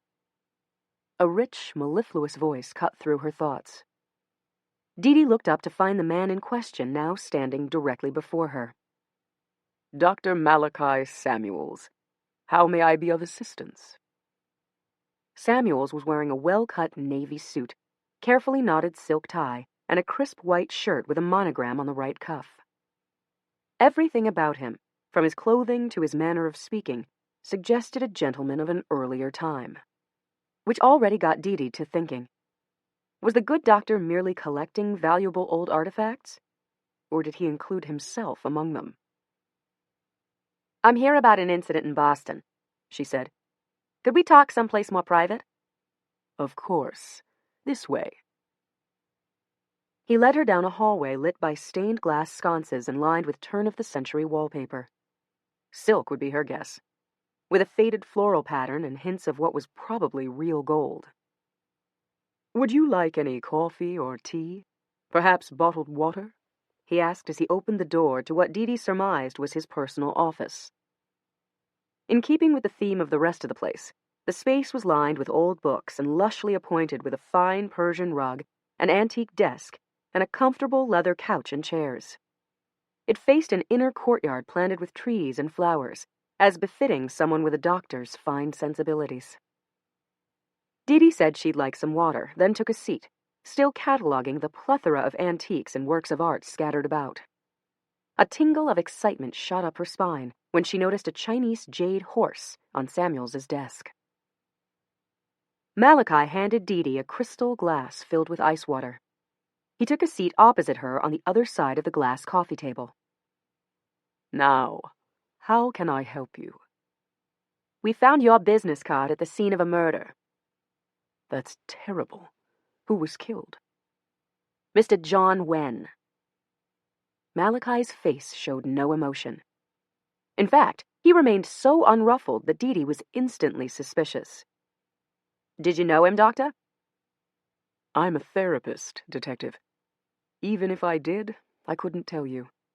Everything that goes on in my office is confidential. Surely you understand that." "The man is dead, Dr. Samuels. His confidentiality is on the floor in a pool of blood." Malachi remained silent. "Surely you understand that by not talking to me, you are as good as admitting he was a patient." "If that's the conclusion you want to draw, so be it.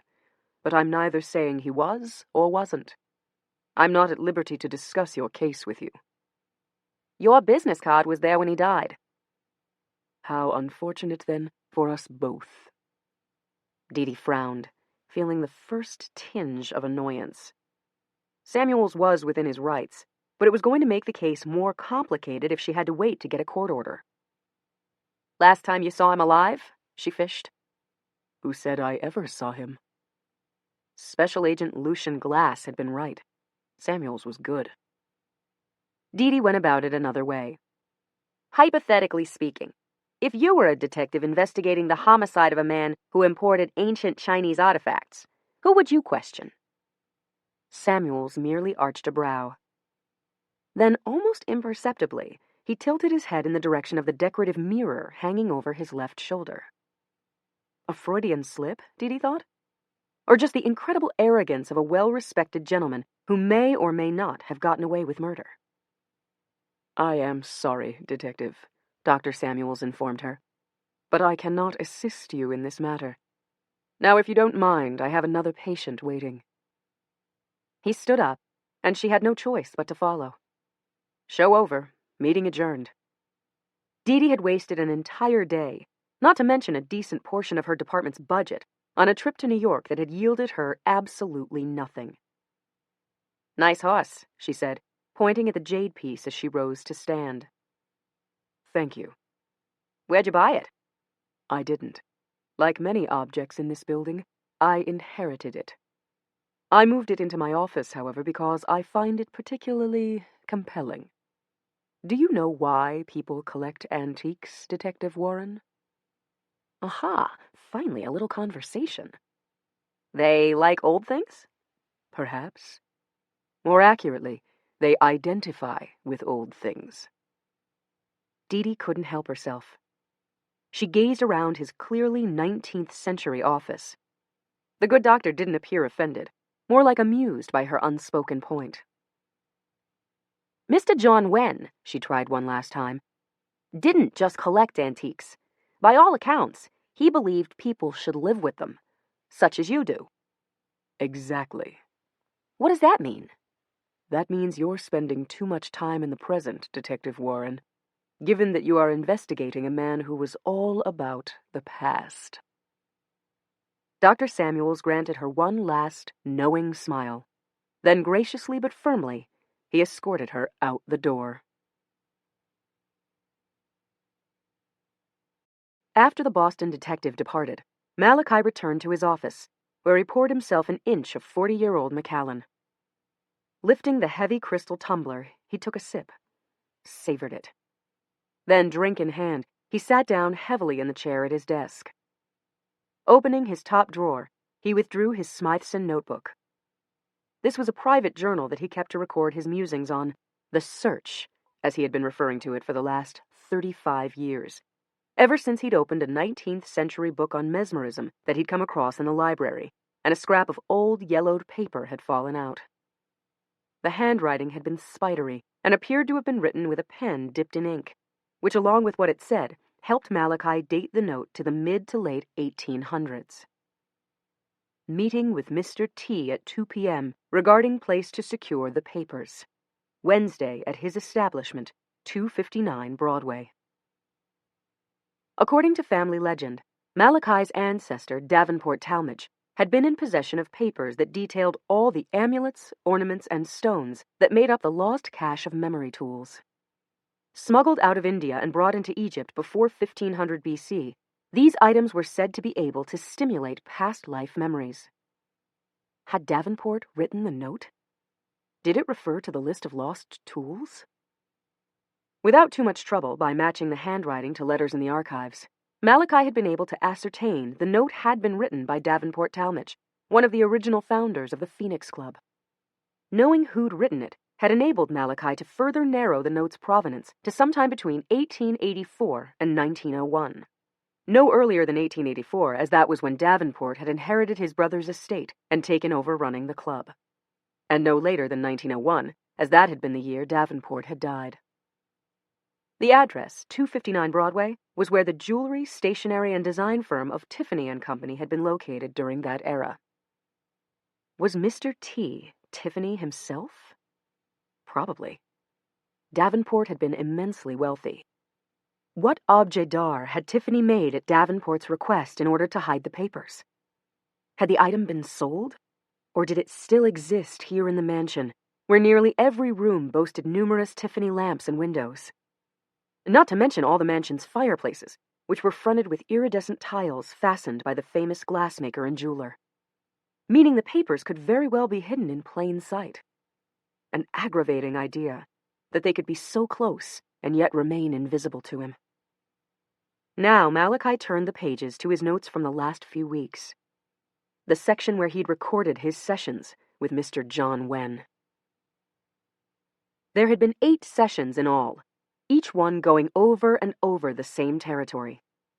An antiques dealer, Wen had come to Malachi for help in understanding why he was drawn to certain objects and places. He was haunted by them, obsessed.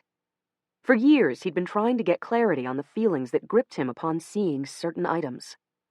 Twice, he'd almost gone bankrupt buying up estates that were not worth what he paid, just to ensure that he could get a certain piece. Desperate, he'd finally allowed for the possibility that past life memories were driving him. In searching for someone to help him, he'd heard about Dr. Samuels and claimed that somehow he felt the same way about coming here that he did about the antiques. He just knew the Phoenix Foundation was the place he'd find help. But what Wen didn't know, at least not consciously, but that he'd revealed to Malachi under hypnosis, was that in the past, over 130 years ago, he'd been one of the Talmadge brothers who'd founded this very institution. And if he was the incarnation of Davenport or Trevor, then maybe, Malachi had theorized, Wen could lead him to the fabled papers. To anyone else, it would have been a story to scoff at, but Malachi had worked with thousands of children whose past life memories he and his aunt had verified. Malachi had seen his patients make connections that defied logic and what others called reason. Malachi had never had a past life memory of his own. No amount of hypnosis or meditation worked for him. But he'd seen his patients cured of their fears, phobias, and neuroses once they were able to identify them and understand they belonged to previous incarnations. He'd witnessed the healing power of regained memories, the astounding relief his patients felt once freed from their karmic nightmares. All Malachi wanted was to know his own past lives. But to do that, he needed a functioning memory tool, and in order to find one of the few fabled tools, he needed to know which item he was searching for. Davenport's papers would be his map, a complete list of all the known memory tools. And he'd thought that perhaps John Wen, a Chinese art and antiques dealer from Boston, had possessed the clue to finally unearthing Davenport's long-lost papers. Which meant John Wen's murder wasn't just a shame. It was downright inconvenient. Dr. Malachi Samuels had bested her. There was no way around it. In the 3 days following her day trip to New York, back in Boston, Dee Dee had turned the conversation around and around in her mind. She shared the discussion, or rather the lack of it, with her squad mates Phil and Neil. She even called and reported her lack of interviewing prowess to Special Agent Lucian Glass. She'd gone up against a person of interest in 4 potential murders, and she'd gleaned nothing. Not a single shred of information or insinuation. Just the rather prosaic observation that antiques dealers identified with the past, which clearly explained her current need for dim sum. When dealing with an extremely troubling murder in Chinatown, dim sum was the way to go. But if John Wen imported antiques because he identified with the past, what did his killer care about? All of those priceless items in the shop, and the murderer had taken just one thing, a jade Buddha. Why that? Dee Dee spotted the proprietor of the popular restaurant waiting patiently next to the door. An older Asian gentleman in an impeccably cut suit, he had already greeted most of his customers by name. It occurred to her he might be able to help her out. She raised a hand to catch his attention, and he promptly walked over. "Excuse me," she said. "Could you tell me where the closest Buddhist temple is in Chinatown?" "There are several, Detective. Which one are you looking for? How'd you know I was a detective? You are investigating the murder of John Wen. We all know. Did you know Mr. Wen? Yes, a very fine man. He helped me find the 4 silk screens hanging in the banquet room. In fact, if you are interested in Buddhist temples, may I suggest you consult Mr. Wen's assistant, Miss Chan. Dee regarded him blankly. Why Judy Chan? The proprietors turned to appear flustered. Because of her pendant, of course. The small jade Buddha she always wears around her neck. A symbol of her own religious calling, I would assume. Dee thanked the man for his time. Then she paid her bill and got on the phone to her partner, Phil. Because they'd interviewed Judy several times, and on none of those occasions was Mr. Wen's beautiful assistant wearing a jade Buddha pendant. Which made her wonder what else Judy Chan had to hide. According to Phil, Judy Chan's home address was a 4th-floor walk-up, just around the corner from the restaurant in Chinatown. Dee found the brick building easily enough. Unfortunately, no one answered Judy's buzzer. A quick ring of the 2nd-floor unit, however, earned her an elderly Chinese woman in a pink floral housecoat. Dee flashed her shield, providing a quick impression of official public servant. Fire department, Dee announced. One of the first things she'd learned in community policing, most inner-city populations didn't trust cops. Firemen, on the other hand, who could save their homes and businesses from burning down, were treated with respect. The old woman studied her critically. I need to conduct a test of the fire escapes. Just making sure everything is in working order. A frown. Growing uncertainty. The older woman's natural suspicion of such an odd request, warring with her desire to feel her apartment building was fire-safe. Dee pressed ahead. Just need quick access, so I can take a walk up and a walk down. I'll be in and out in 5 minutes, and your building will be cleared for another 5 years. Otherwise, I gotta bring the fire marshal down, maybe a whole inspection crew. The promise, threat, of more city officials got the job done. The aging tenant gestured for Dee to follow her into her apartment, and 3 minutes later, Dee was climbing up the fire escape to Judy's 4th-floor unit. She didn't have probable cause to enter the unit, of course. Just a growing suspicion that Judy Chan hadn't been fully forthcoming. But a quick glimpse of the woman's living space wouldn't hurt. And if Dee happened to spy something, such as an 8-inch-tall stolen jade Buddha statue, or even better, a smoking gun, then voila, Dee would be within her rights to access the woman's apartment, and maybe even close a murder case. With a bit of effort, Dee heaved herself onto the 4th-floor platform, staggering to her feet.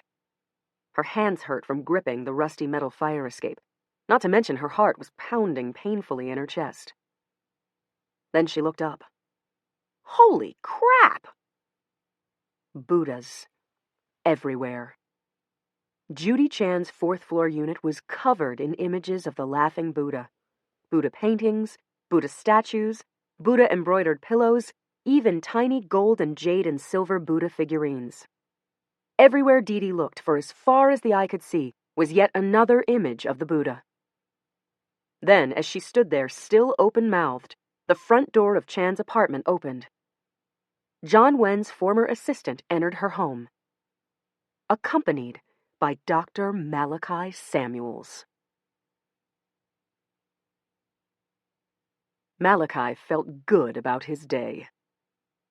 Indeed, after learning that Mr. John Wen had been killed, taking with him any clues the man might have possessed regarding the location of the legendary list of lost memory tools, Malachi had been forced to reconsider his strategy. The police, including that blonde Boston detective Dee Warren, would be watching him, which ruled out any overt acts, such as searching Wen's antiquities shop or personal residence. Then it had occurred to Malachi that he didn't need to engage in such base acts, when a simple gesture of courtesy would suffice. He had called Wen's assistant, a beautiful woman he'd met once when she'd accompanied Wen to the Phoenix Foundation in New York, and extended his deepest condolences. If there was anything he could do to help Miss Chan during this time of sadness, he was available. In fact, he'd be in Boston by the end of the week. Perhaps they could meet for a cup of tea, share reminiscences of a man they had both respected and admired. Malachi's father had long ago taught him the value of a well-cut suit, impeccable social standing, and a cultured voice. Miss Judy Chan had agreed nearly immediately. The morning tea progressed to a casual stroll around Boston's Chinatown, an amazing cultural center, third largest in the country, and then finally to Malachi's delicate request to visit Wen's store one last time. Miss Chan had been happy to comply. If they could simply stop by her apartment first in order to retrieve the key. Malachi had followed her up the 4 flights of stairs without complaining, despite the discomfort in his leg. An incident in Vienna years before had left a permanent disability that he did his best to ignore. Standing beside her, he waited as the young woman opened the door to her residence. And then he received his first shock of the day. Buddhas, figurines, carvings, paintings, embroideries, silk washings. Images of a kind, benevolent Buddha everywhere one looked. Miss Chan, her tailored knee-length camel-colored coat still buttoned to her chin, paused, glanced at him self-consciously. I am a collector, she said. Indeed. Malachi raised his hands to assist the lady with her coat. Suddenly, he was not in a hurry to continue on to Wen's shop. The truth, he realized, the key to the secret he had sought for so long, was here. One modern-day woman's obsession. A trained therapist's insight into a reincarnated soul. "Could I trouble you for a glass of water?" he suggested now. "I'm afraid the walk up the stairs has left me parched." Of course. Freed of her coat, Judy headed smartly toward the modest galley kitchen. Alone in the room, Malachi started in on the buttons of his own immense black wool greatcoat, while taking a quick inventory of the room. Was it his imagination, or did he just see a shadow flash behind the window? No matter. He could already feel his blood quicken, a familiar thrumming in his veins. All these years later, the Buddha, with his enigmatic smile and numerous teachings on karma and reincarnation, held the key. "When did you first start collecting Buddhas?" he asked, as Judy re-entered the room. She handed him a tumbler of water, and he could detect a faint tremor in her fingers as the glass passed from her to him. I'm not really sure. All my life, I suppose. "Did Mr. Wen know?" Of course. She flushed, her hand resting self-consciously on her chest. He even gifted me with a jade Buddha medallion, a talisman of sorts. "Did Mr. Wen ever speak of his sessions with me?"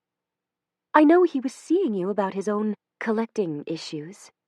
His terrible need at times to acquire items whether they made sound business sense or not. He said you believed he was a reincarnated soul, still looking for something he had lost many lives ago. "And you?" The young woman stilled, then twisted her head slightly to take in the full surroundings of her apartment. Her hair moved with her, a black silk curtain that obscured her face from him.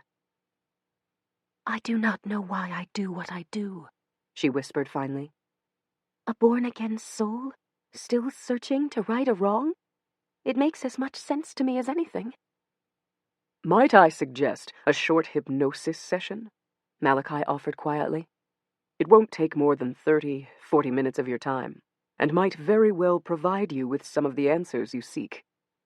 In fact, I could do it right here in the comfort of your home." She didn't answer him so much as she moved closer to the couch, then, after another moment of hesitation, took a seat. Malachi didn't wait for a second invitation. He slipped off his coat, eased into a dainty bamboo-framed chair across from her, and, incredibly aware of the Buddha's watching eyes, he began by using a simple backward-counting technique to slowly lead his patient through the curling ribbons of time. "Where are you?" he asked 5 minutes later. Judy described a mansion, partially hidden behind linden trees. "What?" Malachi leaned forward, not sure he could yet make the assumption he was yearning to make. "Tell me, what do you see? What do you hear?" A carriage driving by. Horses' hooves. It's twilight and people are arriving home from their day's work. I hear strains of Beethoven's Moonlight Sonata. Do you know the street where this mansion is? Of course. 83rd Street off of Central Park West. She was describing his ancestral home, Malachi realized, his excitement growing as he sought to maintain an even composure, a soothing, rhythmic voice. Judy Chan had returned to what was now the Phoenix Foundation in New York City, sometime in the late 19th century. This was truly fascinating because the first time he'd put John Wen under, the antiques dealer had returned to the exact same place and time. To anyone else, it would have been a coincidence, but not to Malachi. There were no coincidences when you were dealing with reincarnation. Every act had repercussions, every encounter a purpose. We return to be with the same people in similar circumstances to complete the karmic circle, to right our wrongs, to be given another chance. Souls whose fates were forever intertwined, finding each other again and again and again, following a repeating pattern of doom. Every time Malachi witnessed a patient travel, he felt privileged to be part of the journey. But this time, he also felt ebullient. His own family history, complicated and mysterious, might finally be resolved. John Wen had been shot and killed by an intruder in his study, just as Malachi's ancestor Trevor Talmadge had been shot and killed over 100 years ago. Murdered in his own study by an intruder, according to family lore. Or had he been? Upon Trevor's death, his brother Davenport had inherited the house and everything in it, including Malachi's longed-for treasure, the list of lost memory tools. And now, as Malachi listened to Judy Chan describe every detail of a study she couldn't know in a time period she shouldn't be able to recall, Malachi felt another piece of the puzzle slide into place.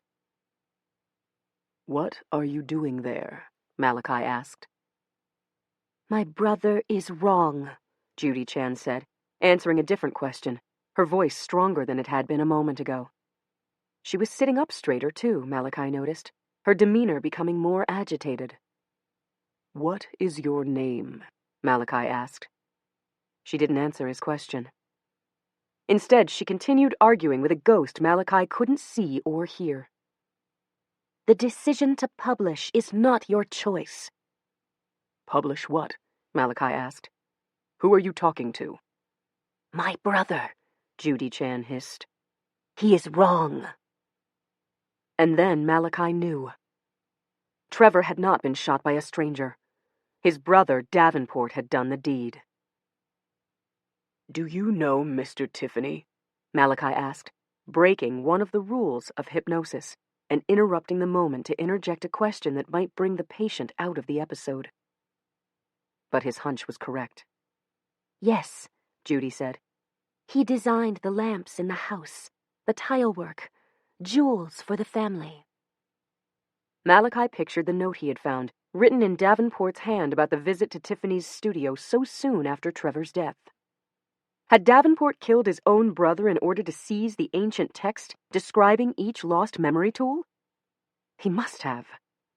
Then he'd sought to hide the evidence of his crime in a treasure chest created by Tiffany, to keep secret that which he never meant to share. Not in that life or beyond. And now Judy, in the present, had shot her boss, John Wen, in order to steal the papers back once again. Instantly, Malachi realized the answer to everything he'd been looking for wasn't in the past. It was in this room, staring him right in the face. The laughing Buddhas. "Judy," Malachi said, his voice urgent. "You can hear me now. You need to leave the house in New York. You need to come forward to the present." Judy remained in her seat, returning slowly. "You are in John Wen's office," he informed her, his rich voice deep and compelling. "It is 5 days ago. You have come to see your boss. Then you see a Buddha. Tell me about the Buddha." It is an 8-inch, solid jade Buddha, she whispered, sitting on a square wooden base with gold-seamed corners and inlaid abalone. Mr. Wen has had it for months now. Months when I have implored him to give it to me. He won't listen to you. The Buddha must be shared. I begged him. It is wrong to keep it secret, hidden from the world. True power is sharing knowledge in order to help others, not hoarding it for yourself. Malachi blinked, puzzled. So you decided to take back what belonged to you. You shot Mr. Wen. You removed the Buddha from his office. Where is the Buddha now, Miss Chan? Tell me, and I will help you share it with the world. The woman's dark, slitted eyes held a strange, spectral gleam. She was not yet in this existence, Malachi realized, but nor was she in the other. Violence, she murmured. It always ends in violence. Brother against brother, spouse against spouse, friend betraying friend. I loved him, and I have felt his bullet. I loved him, and I struck the mortal blow. Is there truly no other way? Malachi realized belatedly that Miss Chan was holding a gun. A small antique pistol she'd pulled from the folds of her dress and now had pointed directly at his sternum. He had made a mistake. A terrible, terrible mistake. You are not Davenport, he whispered. No, of course not. John Wen had been Davenport, a man who'd shot his own brother in order to keep the legendary text a secret. You are Trevor, Malachi continued to Judy Chan.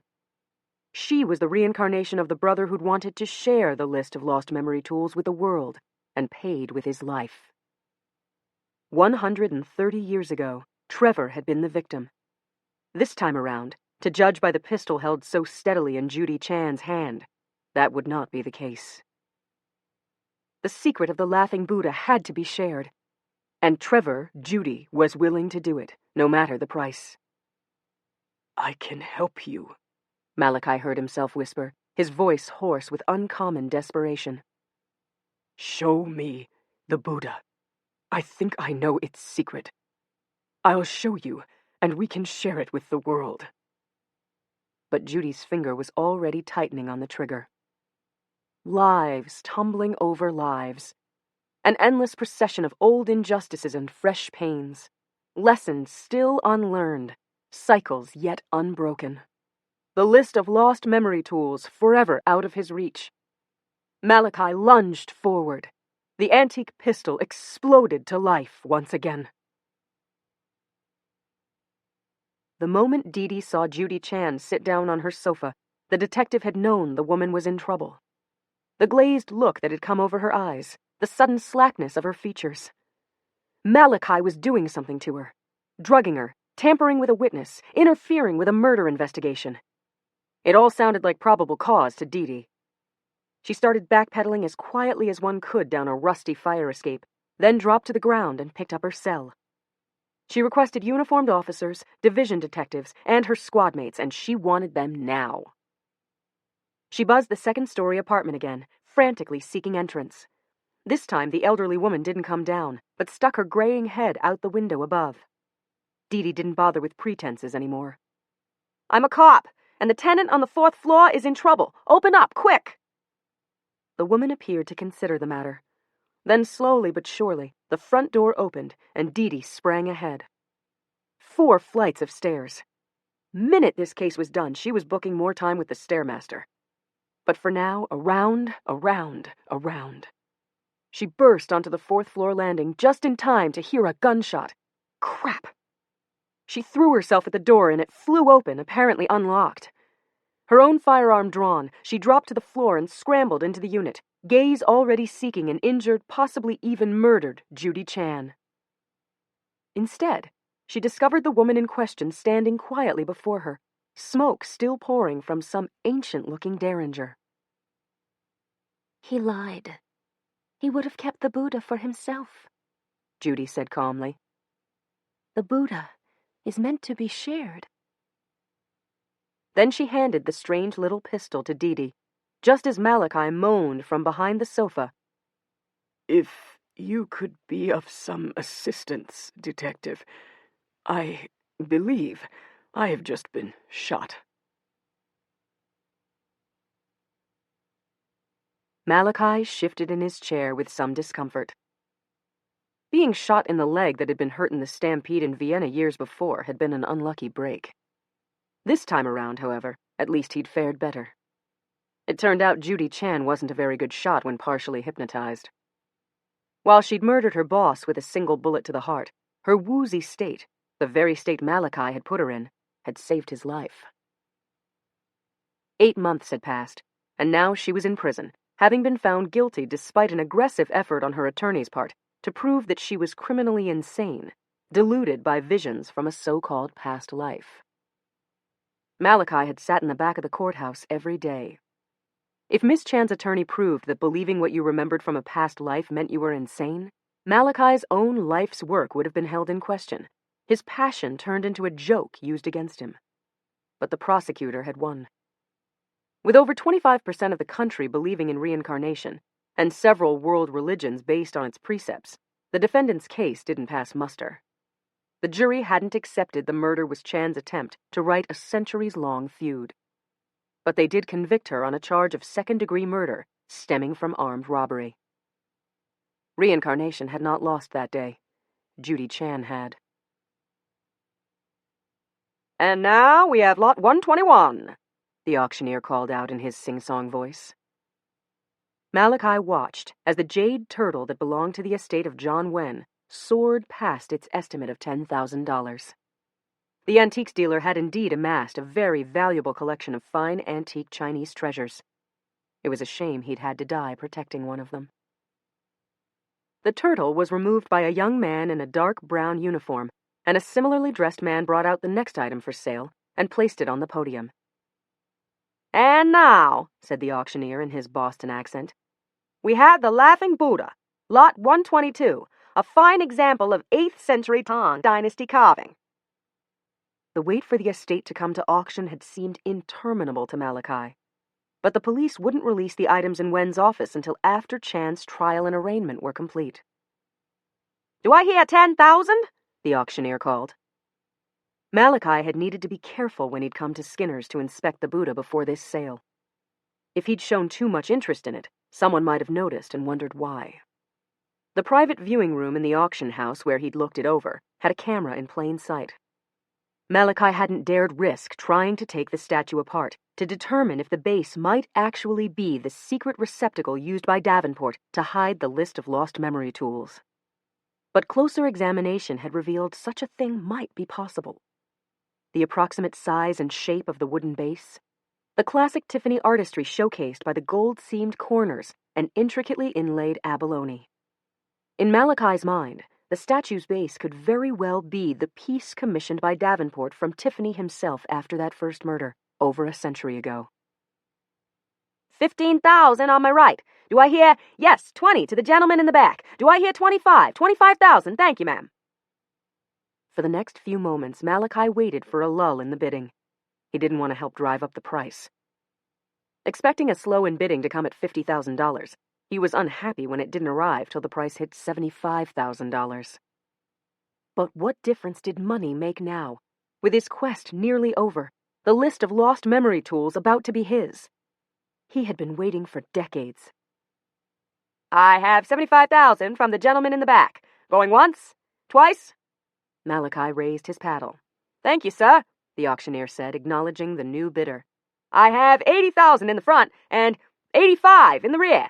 Now to you, sir, 90,000 in the front. Finally, after another 5 minutes, the bid was again with Malachi at 150, and there it stopped. Malachi's head was spinning. Was it his? Going once? Twice? The bang of the gavel. Thank you, sir. 150,000 in the front. Malachi had won his prize. After paying for the jade statue, Malachi took the objet d'art back to his hotel room at the Ritz-Carlton where he'd booked a suite. Carefully and with ceremony, he unwrapped the carved sculpture that rested on a fine base with hammered gold-seamed corners inlaid with abalone. The Tiffany signature had been verified by the auction house. The catalog gave the base alone an estimated value of $10,000. but that did not even come close to what it was worth. Malachi enjoyed pomp and appreciated ritual. He believed in savoring the moments that mark one's life. This was such a pinnacle. He'd reached the end of a long, long road today. Leaving the Buddha sitting regally on the table by the window, Malachi removed the bottle of Cristal champagne he'd put on ice before leaving for the auction house. Opening it with a pop, he poured himself a flute of the pale yellow ambrosia. Raising his glass, he toasted the silent statue and then took a sip, thinking as he did of John Wen, who had died for this moment, of Judy Chan, who was going to rot in prison for her efforts to prevent it. "The time has come, my friend," Malachi said as he walked to the table. He'd done his research. He wouldn't have to remove the jade piece from the pedestal. All he had to do was manipulate the seams on the underside of the base. By pressing them in a certain way, he would, the experts had assured him, reveal a carefully concealed cleft. It was easier than he'd imagined, and as promising as he'd dreamed. The base gave way, a fine sprinkling of dust falling onto the table, indicating it had not been opened in many years. As he'd hoped, no one at Skinner's had discovered this compartment.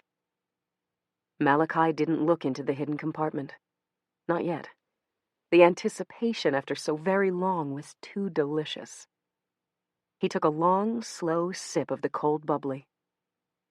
This was his moment. After almost 150 years, the past and the present had come full circle. Malachi reached into the narrow enclosure. His fingers felt smooth wood and more smooth wood, satiny.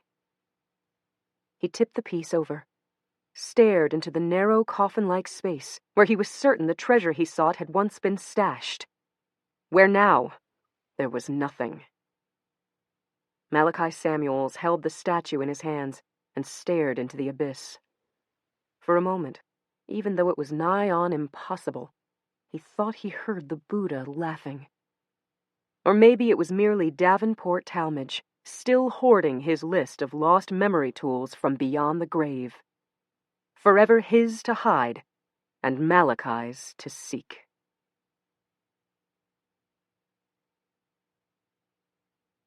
Steve Martini versus Linda Fairstein. Fact. In 1922, Howard Carter, then an itinerant archaeologist who had been combing the Valley of the Kings, discovered one of the largest treasure troves in history. Carter, on a single-minded quest for nearly 2 decades, unearthed the tomb of the boy king, the pharaoh Tutankhamun. He found subterranean caverns filled with priceless artifacts, hundreds of items of hammered gold, precious gems, and entire chariots crafted from exotic woods. Among those objects was a priceless figurine, a statuette of the boy king perched on the back of a black panther. The cat, carved from ebony, was molded from exotic resins, its formula known only to the ancient Egyptians. Fact. For nearly 90 years, the priceless artifacts from Carter's find, including the panther and its golden king, resided in the Egyptian Museum at Cairo. Then, in early February 2011, in what became known as the Arab Spring, civil unrest gave way to looting. The museum was breached, and among the items taken was the statuette of the boy king atop the black cat. Fact.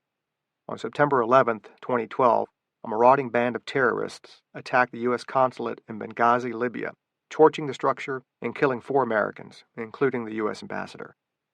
For weeks, the burned-out structure languished, largely unguarded, with documents, some of them highly classified, strewn about in the abandoned wreckage.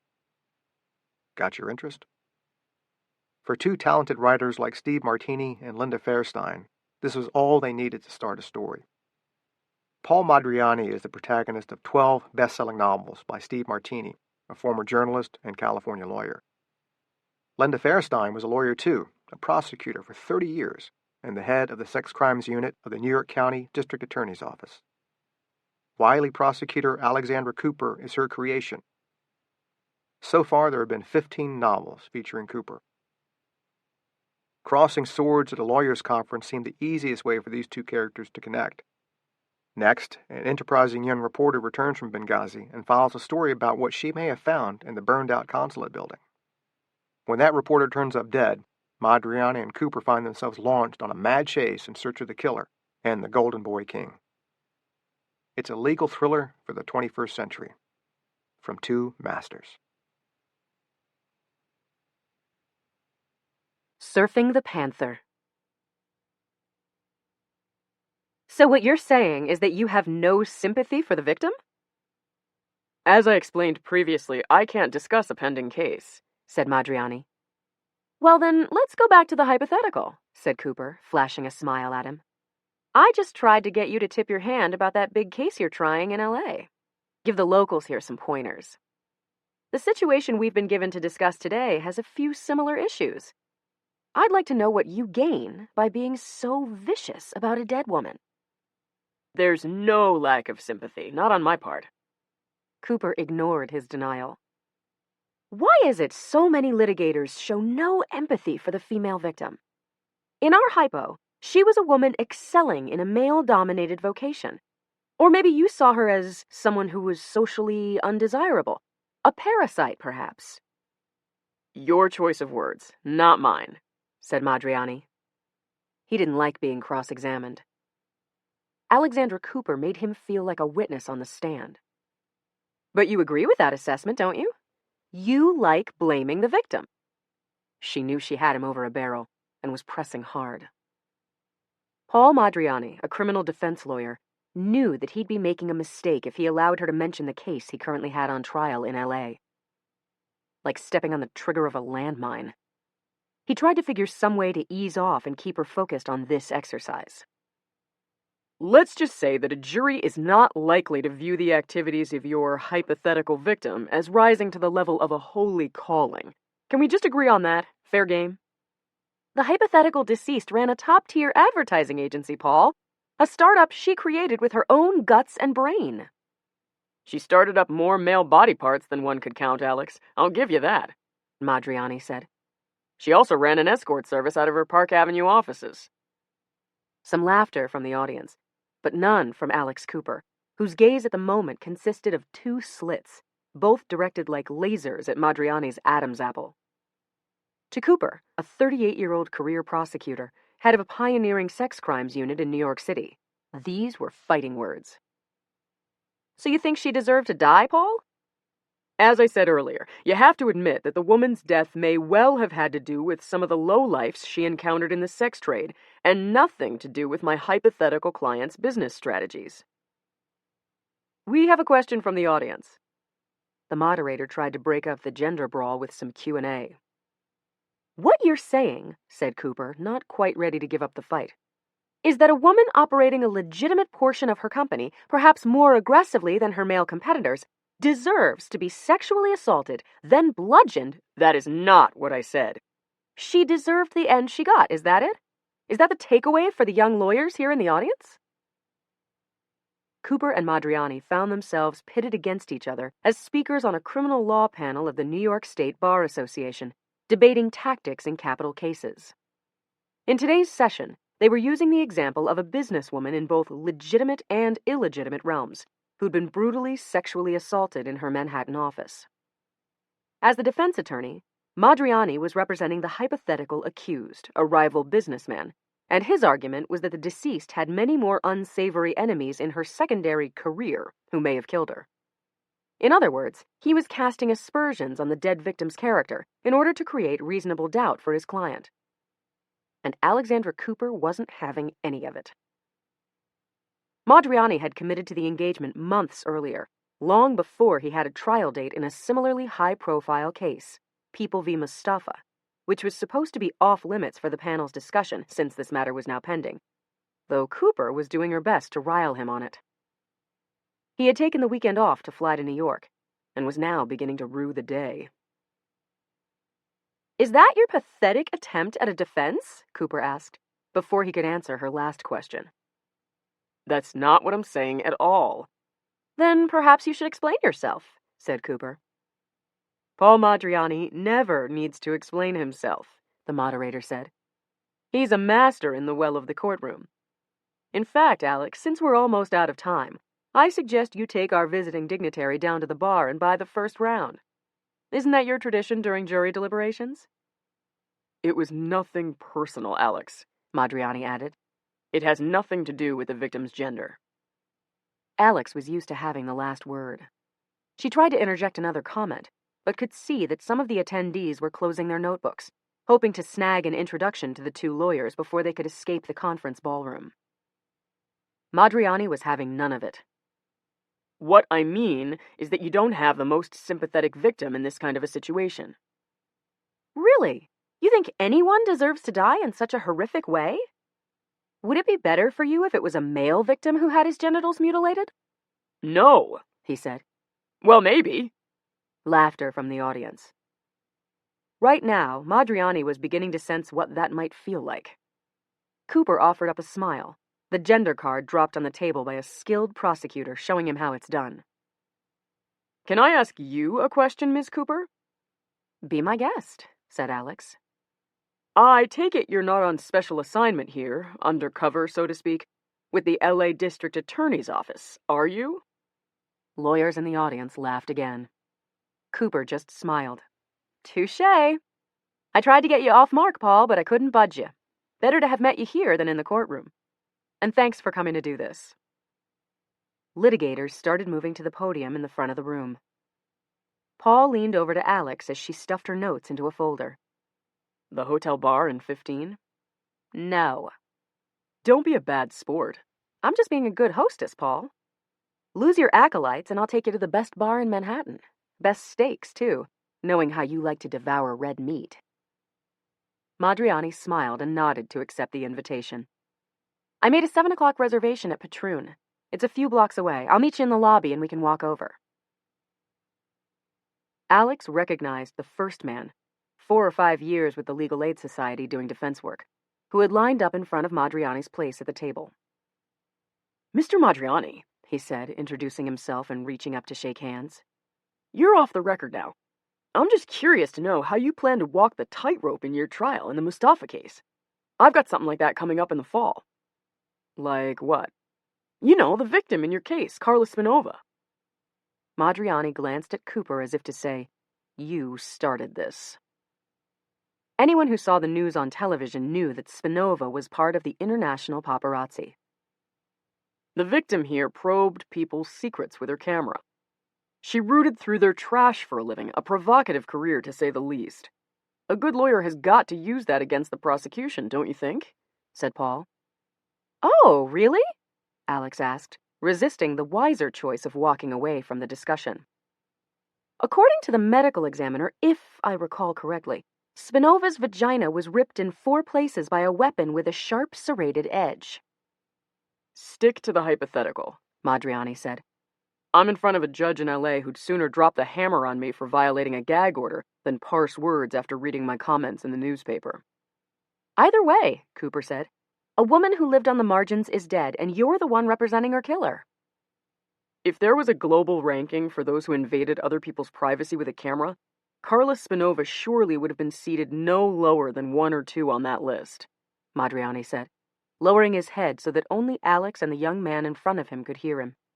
It's not like there's a shortage of potential suspects, people who harbored a great deal of ill will toward her. Other dudes who might have done it. So you're not just blaming the victim, you're throwing up some red herrings? Madriani nodded and thanked the lawyer for his question, then turned to Alex. I'm ready for that cocktail before I get myself in trouble talking about Mustafa. You deserve it. And if I were prosecuting your case, Paul, I'd make do with the photographs from the ME's post-mortem and take my chances with your high-profile client, Cooper said. Ibid Mustafa was indeed Madriani's client, and at the moment, the skilled attorney figured that God might be on his side. He only had 1,000 or so prosecutors in the LA County DA's office to worry about. The fates had saved him from Alexandra Cooper. On their way out, Madriani greeted a few acquaintances and answered some generic questions about trial strategy. The last straggler asked whether his Southern California firm was hiring. Madriani laughed and waved the young woman off. Try me again in a year. Cooper was waiting near the exit. Before Madriani could reach her, he was intercepted by a man who'd been seated in the rear of the audience. "Excuse me, Mr. Madriani, but I was wondering whether you think the victim's death might have had anything to do with her recent trip to North Africa." The man spoke with a slight British accent, as if he might have been schooled in the UK but was not born there. He wore a white linen suit and held a Panama hat in one hand, something out of a Bogart movie, Casablanca, a throwback to the 40s. And the victim he was referencing was not the hypothetical ad maven/madam of the mock trial. "I'm sure you heard me say I'm not here to comment on Mr. Mustafa's case." Madriani knew about Carla Spinova's trip. He and his investigators had checked it out and found nothing significant to tie it to her death. "But you know she was killed on the eve of her return to Africa," the man said, running a hand around the brim of his hat. "And your point is," said the lawyer, "whether that could have anything to do with her murder." "Not that we're aware of," Madriani said, assuming the man with whom he was speaking was also a lawyer. "Unless you know something I don't." The man shrugged a shoulder and sat down in the near-empty room. Madriani felt an ice-cold finger on the back of his neck. He turned around to face Alex Cooper. "I'm getting thirsty, Paul." "I hear you." "I see why you're so formidable in the courtroom. And I hope I didn't come down too heavily. But they told me they wanted the program to have a little heat." "Heat is one thing. Hell is another." She laughed. "Just make sure the judge in Mustafa doesn't get a transcript." "Not to worry. I can always call the DA out there if he puts up a stink. He's a good friend. And I'm the one who tried to make you go rogue. It's the least I can do after taking advantage like that." They headed down the escalator and walked out onto Lexington Avenue, with Alex leading the way to the upscale eatery on 46th Street. "Thanks." "Of course," she countered with a grin. "It would help if I knew what you were up to as well." "Damn. Are you always on the meter, Alex?" "Totally off the record. It will all be on the airwaves after you open on Monday. What's the story?" Paul Madriani was too smart to tip his hand to a prosecutor, a smart one, whom he'd just met hours ago. "Ibn Mustafa's a taxi driver in West Los Angeles, out of work. And Carla Spinova was a Russian emigre who carved notches in her camera case by taking titillating pictures of notables, often in scant attire and at times in compromising situations. She was raped and murdered. That's the people's case." "And that's the part I know, Paul. Everyone does." Spinova had invaded the private grounds of numerous palaces and royal abodes in the UK so many times that security forces were beginning to think she had a complete set of the Beefeater's keys. She was known as the woman who always got her shot. That was, until the night she got her throat slit. "That's all I've got to say about it, Alex." "So we're reduced to war stories for the entirety of an elegant dinner? I'll be a total bore." "I'll take my chances with that," Madriani said. "I've got all the excitement I need once I hit the ground in LA this week." The maitre d' greeted Alex warmly and took her leather folio as she introduced him to Paul Madriani. "The usual, Ms. Cooper?" Stefan asked, guiding her to a table at the front of the smartly decorated room. "Double down on the doers. It's been a long day." "And for you, Mr. Madriani?" "I'd like a vodka martini, straight up." "Certainly." Stefan handed them each a menu, which they put aside, making small talk about each other's personal life and backstory till the cocktails arrived. "Cheers, Paul. The committee asked me to thank you again for taking the time to do the panel. You put on a good show." "A pleasure to work with you. Hypothetically, that is," Madriani said.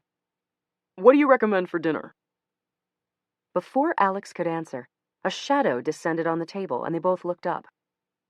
The man in the white linen suit, the one who had asked Madriani the question about Carla Spinova's trip to North Africa, hovered in front of them. He held a satchel under one arm, his hat in the other hand. "Sorry, I don't mean to interrupt, but if I might have a moment." He was looking at Madriani. "I apologize for following you over here, but it's rather important." "Perhaps I should leave," said Alex. Her prosecutorial instincts were on high alert because of the man's unexpected intrusion at the chic restaurant. "No, no," said the man. "Don't get up." "Draw up a chair," said Madriani, who was intrigued by the man's persistence. "Join us." The man did so and sat down. My name is Samir Rashid. Those who know me call me Sam. He handed each of them a business card. It bore the emblem of the United Nations, UNESCO printed in embossed type across the face. His name, address, and phone number were in small, bold type across the bottom. "What can I do for you?" said Madriani. "Perhaps it's what I can do for you," said Rashid. "You are lead counsel for Mr. Ibid Mustafa?" Madriani nodded. "Yes." "I believe I have valuable information that will prove beyond any question or doubt, reasonable or otherwise, that your client did not murder Carla Spinova." "I think I should leave," said Cooper. No, said Rashid. He placed his hand on her wrist, as if to insist that she stay. "What I have to say is in no way privileged. You are a prosecutor here in New York, correct?" "Yes." "Then you should hear me out as well. I don't have much time right now, as I have an engagement I must keep, but I will tell you this. Carla Spinova went to North Africa to take pictures that she thought would earn her a considerable amount of money. Instead, that trip got her killed." "Go on," said Madriani. "On September 11th, 2012, the U.S. consulate in Benghazi was attacked and burned. The U.S. ambassador and other Americans were killed." "Yes." Paul remembered the tragedy well, as it made headlines with widespread political accusations that were still ongoing. "For nearly 3 weeks following those events, the consulate building, what was still standing, was left unguarded and largely open," said Rashid. "There is also information that confidential and classified documents remained in the rubble. I have it on good authority that Spinova traveled to Benghazi to obtain photographs of the building and its charred interior. She found something when she was there, a document that would have given her what you call a juicy story, which she intended to sell to the news media with her photographs. But before she could do so, she was murdered, and not by your client." "How do you know all this?" asked Madriani. "Trust me, I don't have much time to talk right now. But perhaps we can meet tonight at my office at the UN Plaza." "It's Saturday. The UN building is closed," said Alex. Her initial skepticism was butting up against details about the horrific tragedy in Benghazi, and the fact that the Spinova murder might have had international consequences, rather than simply prurient ones. "I will make arrangements for you to get in. Can you meet me there, say, 9 o'clock? Madriani had a plane back to L.A. the following morning, but his evening was free after this dinner, and to say that his curiosity was piqued was an understatement. "I'll be there just as soon as we've finished our meal." "And you, madam?" Rashid looked at Alex. "I don't have a stake in the Mustafa case," she said, "and I'm not sure that Mr. Madriani would want me—" "You are a public prosecutor. You made a big deal in our discussion an hour ago about the court system not being a game, Alex. That's your mantra, I think," Madriani said. "You have a stake in doing justice, do you not?" She nodded. "Then please, you've been very outspoken about criticizing prosecutors who won't consider exculpatory evidence right up till the time of a verdict." Alex hesitated as Madriani pressed the invitation. Okay, I'll go with you." Rashid gave them instructions to an underground parking facility at the UN building. He pulled a parking pass from his leather folio and gave it to Alex. "You have a car? Put this on your dash. It will get you past the guard." He got up, bade them farewell. "Until tonight." 9 o'clock behind the UN building, Alex and Paul walked toward the monolithic tower, home of the United Nations Secretariat.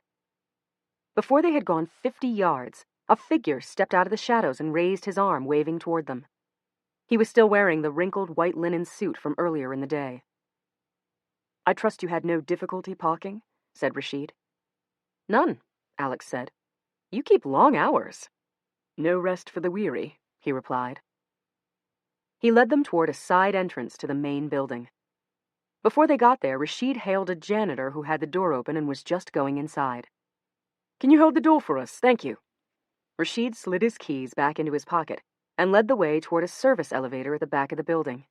He turned, smiled, and said, "I cheat. I'm not supposed to use it, but it's so much closer to my office than the main elevators." 2 minutes later, they were in his office. A spacious corner room on the 7th floor with large windows on 2 sides, overlooking the East River.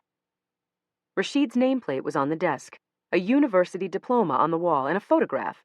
Rashid with his family, wife, and Paul counted them, 5 children. 2 of them appeared to be adults. Rashid took the chair behind the desk. "Please, have a seat." He gestured toward the 2 chairs across from him. "Unless, of course, you'd rather sit on the couch." "This is fine," said Madriani. Paul was anxious to cut to the chase. He wanted to know what Rashid had and whether, in fact, it might have any impact on his case, and he didn't have much time. For the defense, the Mustafa trial was going nowhere fast. Police had evidence that Mustafa's taxi was in the area of the murder scene the night that Spinova was killed. GPS data from the car's tracking system placed the vehicle close to the vicinity where the body was found. But what was most damaging was the eyewitness testimony of the state's principal witness. Madriani was still trying to figure out how to deal with it. He knew something bad was coming from documents he received during discovery. Perhaps the man would equivocate, but Paul doubted it. And the testimony could prove to be a killer, depending on precisely what the witness said he saw. "Can I offer you anything to drink? Coke? Water?" Both lawyers shook their heads. "Then let's not waste time. As I told you, Spinova went to Libya about 2 weeks after the Benghazi raid on the consulate. But the story begins before that. Late January 2011, the so-called Arab Spring. There were deadly riots all over Egypt. People were dying in the central square in Cairo. You may have seen pictures," said Rashid. "Camels trampling some, others being shot." Madriani and Alex nodded. Much of this, including fires, buildings torched, took place within a stone's throw of the Museum of Cairo. Have either of you ever been there? "I have," said Alex. "Then you are familiar with some of the artifacts on display. In particular, I am talking about Howard Carter's collection, the treasures from the tomb of Tutankhamun." "Yes," said Alex. "What does any of this have to do with Spinova's murder?" asked Paul. "Bear with me," said Rashid. "On the night of January 29th, 2011, under cover of the riots and fires raging outside the museum, thieves broke in and stole items from the Tut collection. What they couldn't carry off, they vandalized. Included among the objects that were taken was a priceless gold figurine of the boy king standing on the back of a panther carved from black ebony. It was one of the premier items recovered by Carter from the tomb in 1922. "Of course," Alex said. "It's a spectacular piece." "There is no way to put a dollar value on the object, other than to say that it is priceless. The thieves damaged the base of the statue, the ebony panther. They broke off the gold figurine and took it. We have reason to believe it is still missing." "Yes, but what does this have to do with Spinova?" said Paul. "I'm getting to that. When Spinova went to the burned-out consulate building in Benghazi, she was intending to take pictures and perhaps write an article about what she saw there. She was hoping to be one of the first to visit the site with a camera, and she assumed that she could benefit financially from the information. However, this all changed after she climbed through one of the open windows of the building because of something she found." "What was that?" Alex asked. She was all in now. "A document," Rashid said. "It was a classified memorandum from your CIA referencing items stolen from the museum in Cairo." "Did you know any of this, Paul?" Madriani shook his head from side to side. "Go on." By now, Alex Cooper was all ears. Madriani had taken out a small notepad from his suit coat pocket and appropriated a corner of the desk to jot down notes. "The document in question, we are told, reveals the names, the identities of the thieves involved, including the mastermind behind it. Also an inventory of what was taken, as well as what was damaged, which the museum has been loath to offer up, and which we believe is considerable." "What exactly is your role in all of this?" asked Alex. "We are part of UNESCO," said Rashid, "the United Nations Educational, Scientific, and Cultural Organization. Specifically, my office is charged with enforcing the Convention for the Fight Against the Illicit Trafficking in Cultural Property.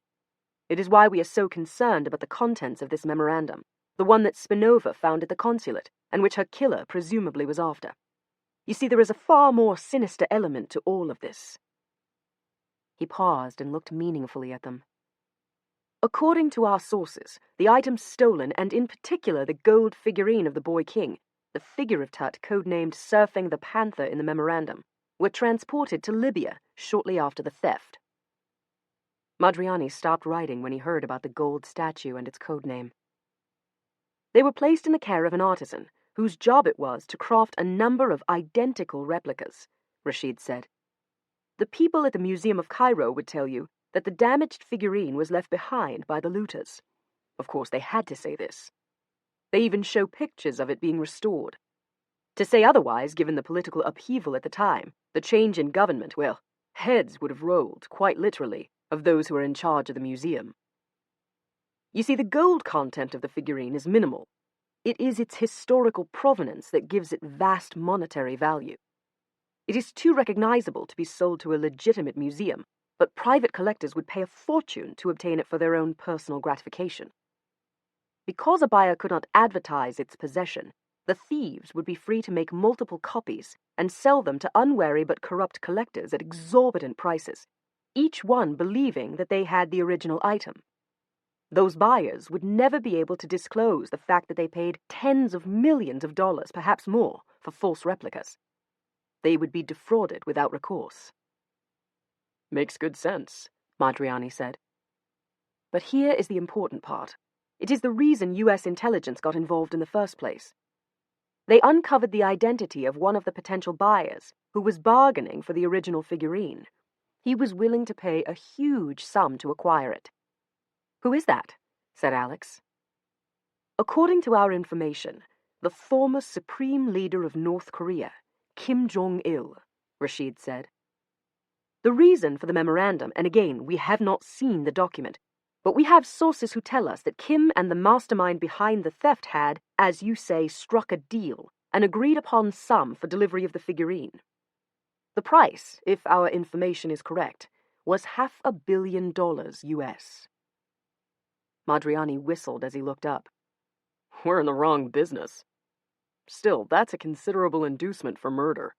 Kill Spinova to keep her from taking her story and the CIA memo to the media." "Precisely," said Rashid. "How do you know all of this?" Madriani needed evidence. "It is my job," said Rashid. "Perhaps you can obtain a copy of the memorandum, the CIA memo from the State Department?" said Alex. Rashid shook his head. "They will not share information with us, not on this. I suspect it is because of the national security implications surrounding the North Korean involvement. We are aware that the United States is engaged in highly sensitive negotiations with Kim's son and successor, Kim Jong-un, baby Kim, over nuclear weapons in North Korea. They are not going to jeopardize those negotiations over something like this." Madriani looked up from his notes. This was dynamite that could turn the tide in his defense of Mustafa. The problem was there was no way to ignite it. He needed proof, solid evidence. Otherwise, there was no way the trial judge would allow him to even mention it in front of the jury.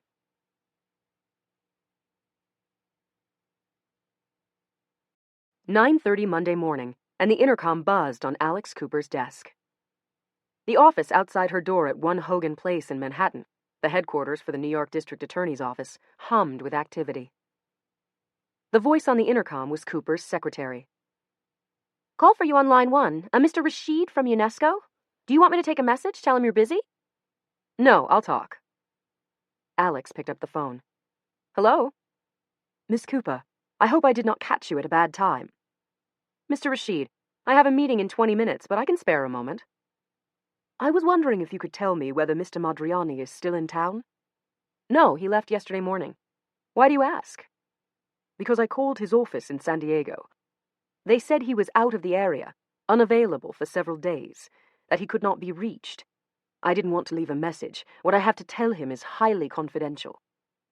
"He was supposed to give his opening statement today." "That's what I was afraid of. Is there any way you can reach him?" "I don't know. Is it urgent?" "If he wants to save his client, it is vital." "What is it?" Alex Cooper already knew more than she should have.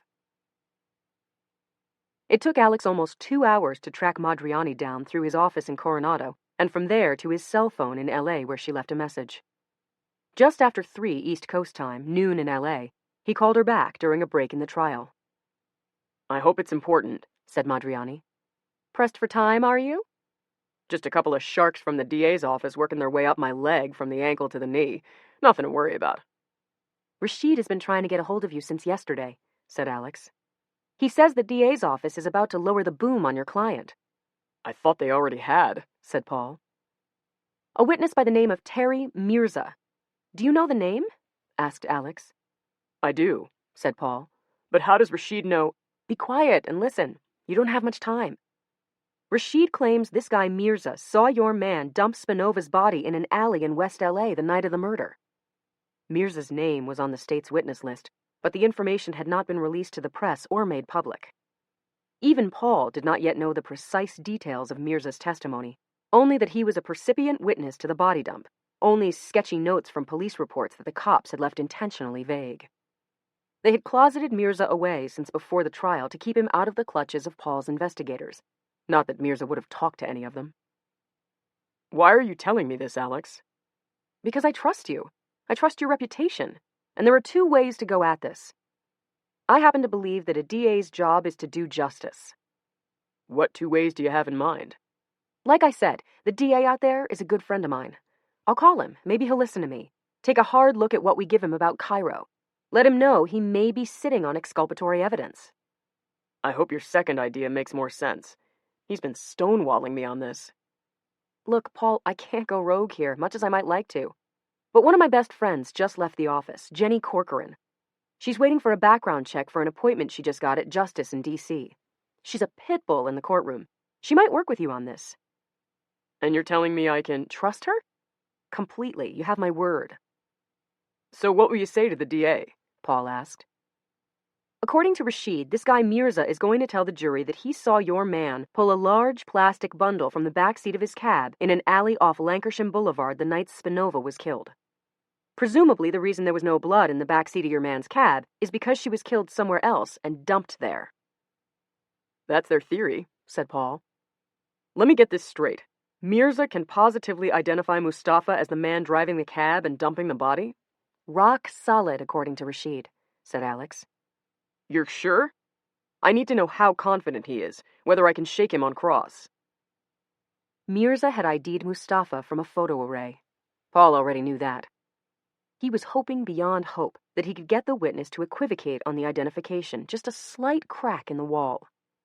After all, presumably, he was a disinterested witness with no stake in the case. Was he absolutely, positively, 1,000% certain it was Mustafa that he saw?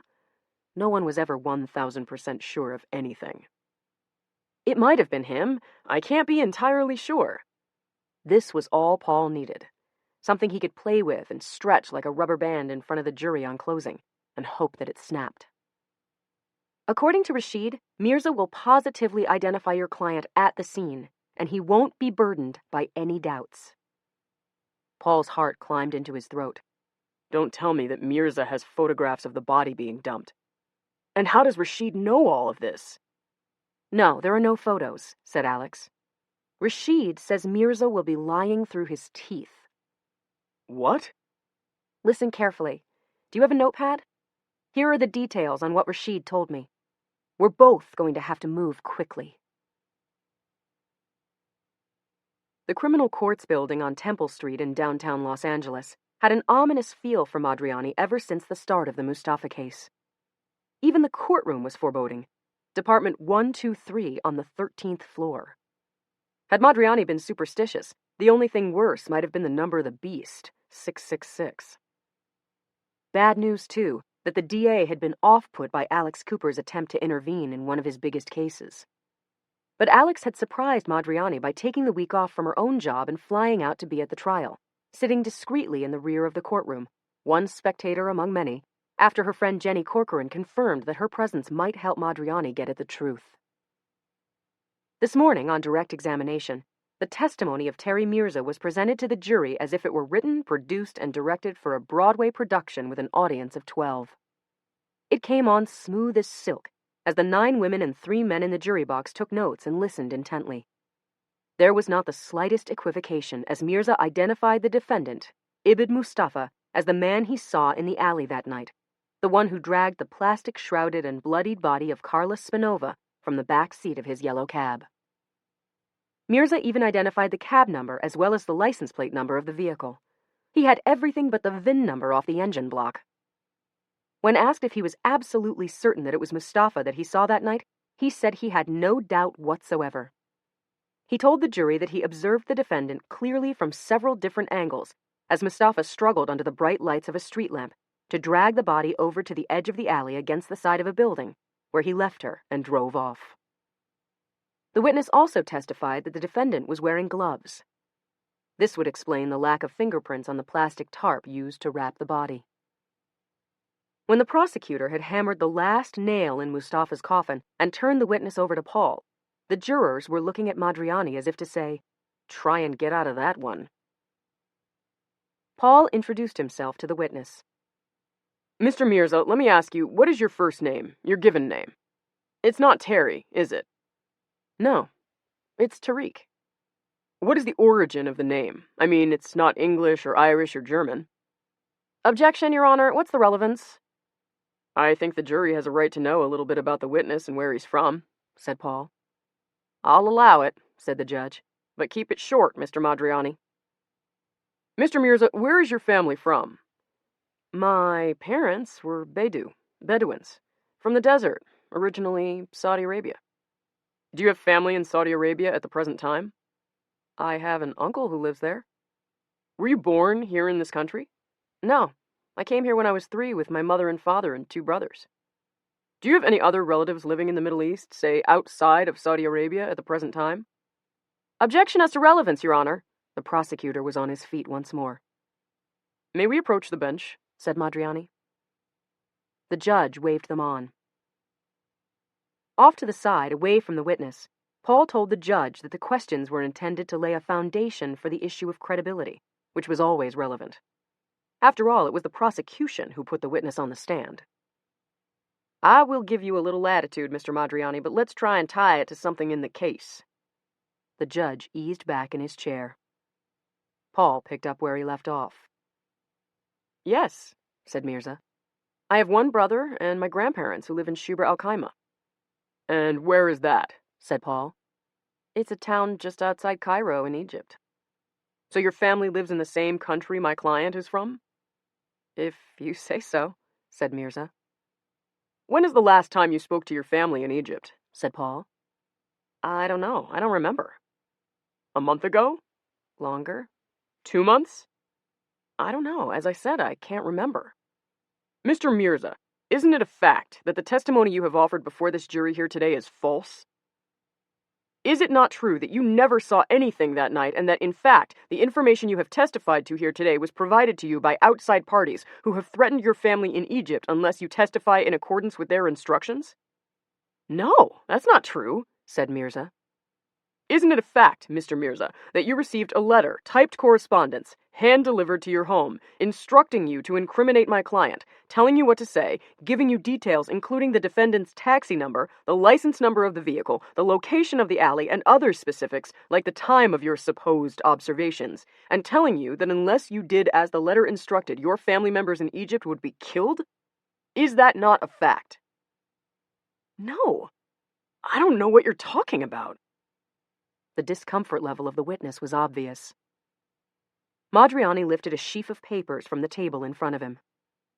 Beneath the papers were several large glossy photographs, as well as photocopies of a letter and its envelope. Madriani handed one set to the bailiff, who delivered it to the judge, and another to the prosecutor. "May I approach the witness, Your Honor?" The judge nodded as he read from his copy of the letter. "Mr. Mirza, this is not the original, but a copy of the letter in question. The original has already been examined by a laboratory employed by the defense. It was turned over to the police for their examination less than an hour ago. I should tell you that our experts have already identified your fingerprints on the original letter and its envelope. You should be advised that perjury is a serious crime. I remind you that you are under oath." Mirza looked at the document. "Your Honor, we've never seen this before."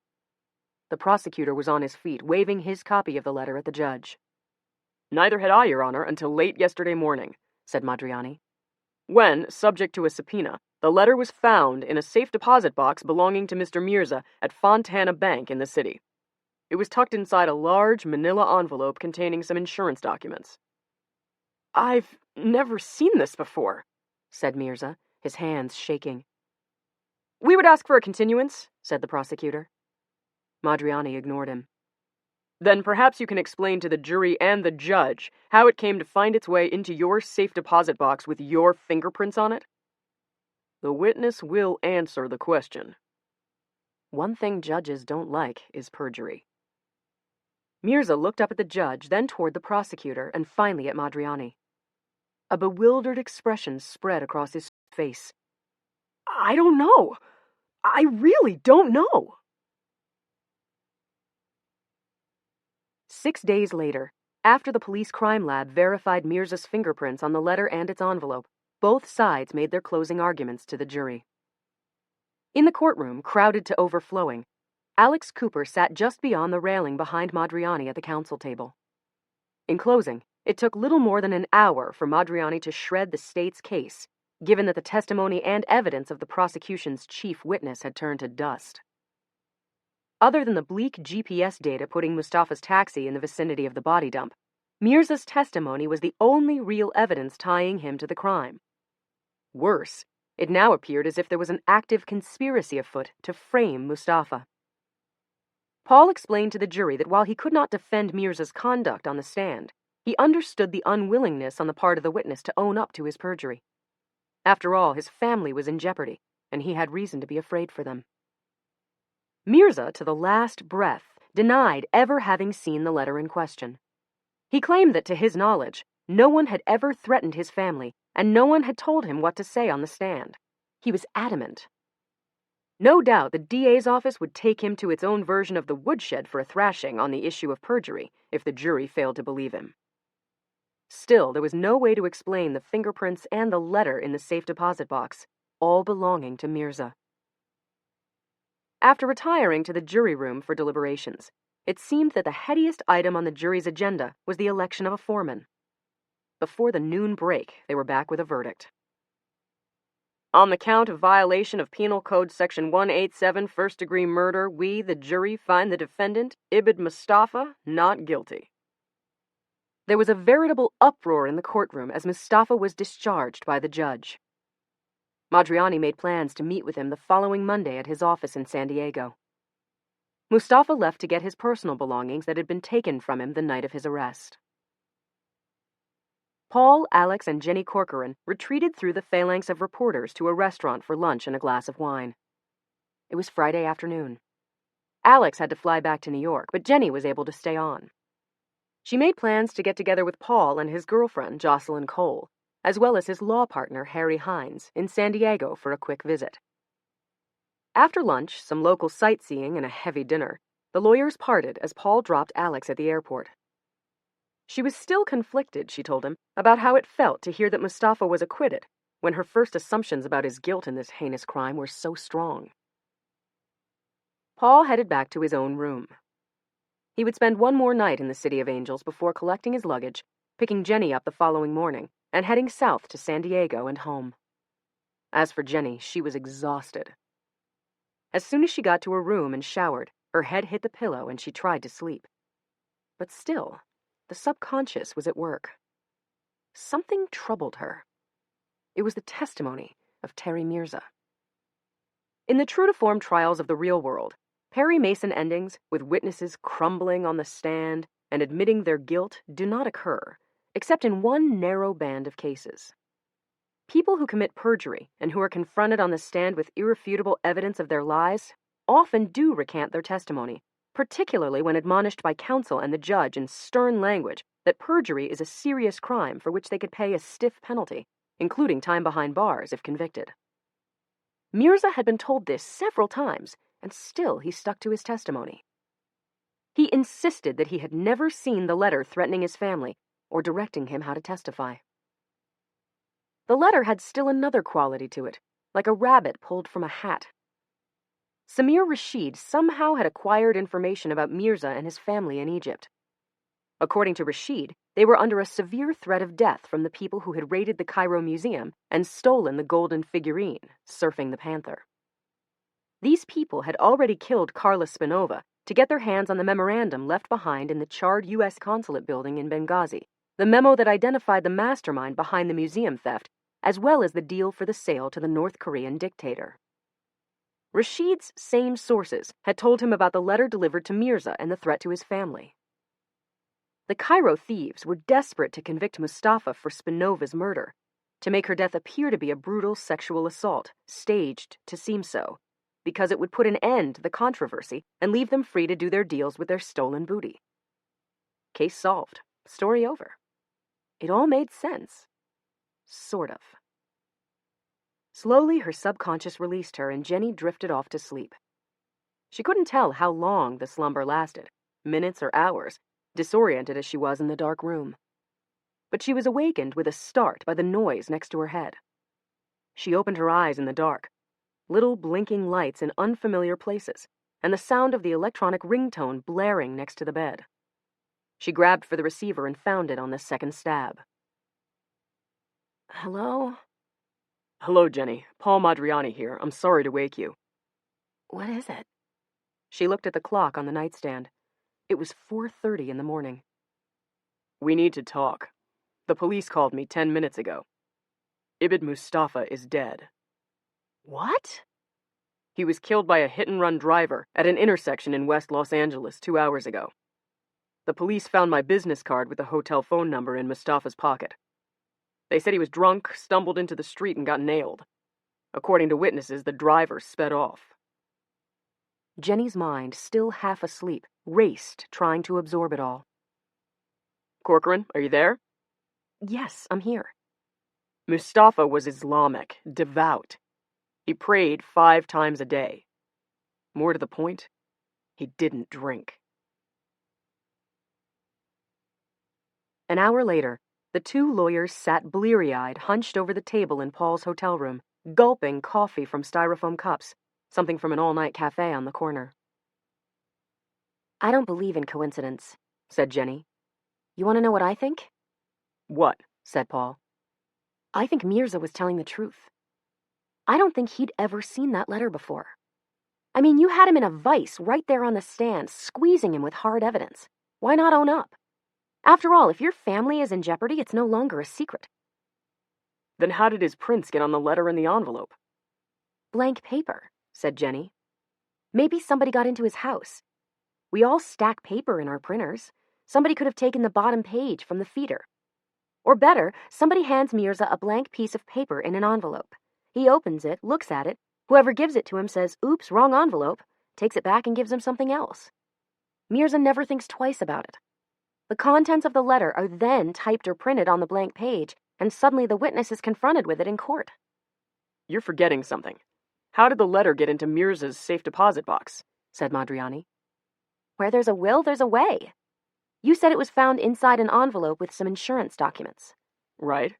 Where did the insurance papers come from? I don't know. I assume an insurance agency. Yes, and we, as well as the court, all assumed that Mirza either hid the letter or misfiled it with his insurance papers. Now let me ask you, who reads insurance documents? Said Jenny. Paul looked at her. Nobody. Exactly. You receive them and you file them away somewhere safe. Anybody could have gotten to that manila envelope with the insurance documents and slipped whatever they wanted in it before it was delivered to Mirza. Look again, and you might find pictures of Mirza shooting from the grassy knoll in Dealey Plaza. Paul thought for a moment. And who knew exactly where to look for the letter? Rashid, said Jenny. She looked at her watch, picked up the receiver on the nightstand, and started dialing, first an outside line. Who are you calling? Alex. I need to pick her brain, but it's going right to voicemail. She may still be airborne, Paul said. Jenny tried again and asked for information this time. I would like the phone number for New York, the United Nations, UNESCO, if there is a separate listing. What about his business card? Said Paul. Jenny shook her head.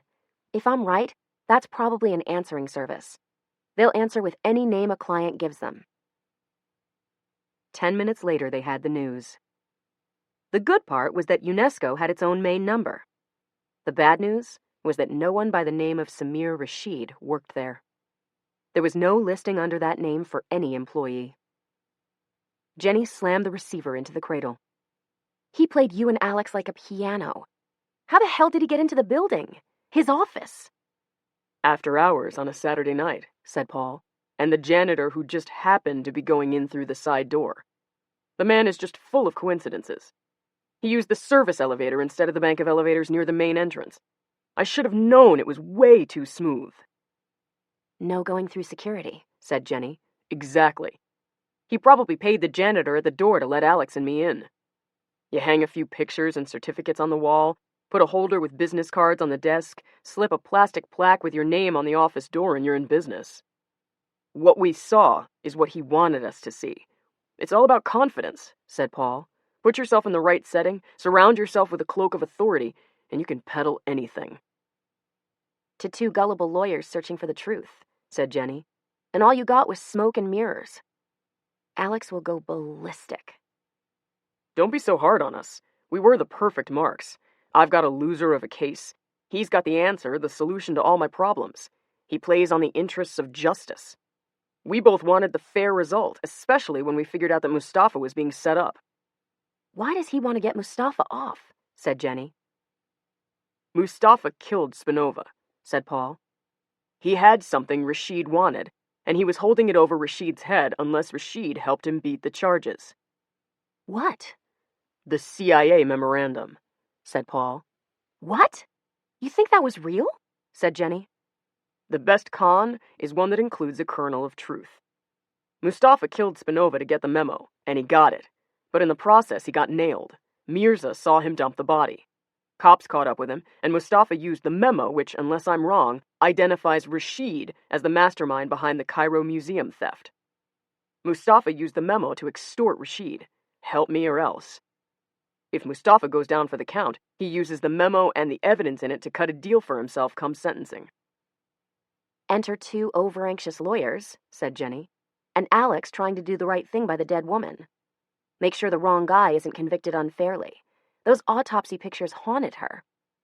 Now Mustafa's dead, the memo is gone, said Paul, and God knows where Rashid is, assuming that's even his name, which you and I both know it is not. He may be a lot of things, but stupid is not one of them. I hate being used like this, said Jenny. You think I like it? I had an obligation to defend Mustafa to the best of my ability. But suborning perjury was not included among my services. So what do we do? Said Jenny. You got me, said Paul. We could go to the trial judge and the DA and explain what happened. Of course, what good is that? Even if Mustafa were alive, he would be beyond the reach of the court, double jeopardy being what it is, which is redundant in this case since he's dead. Rashid is a co-conspirator, said Jenny. He's still liable. Try and find him, said Paul. He's busy peddling his wares, little golden statues, remember? Yes, I heard about them, said Jenny. She thought for a moment. There was a twinkle in her eye. That's it. What? The answer. The answer to what? Said Paul.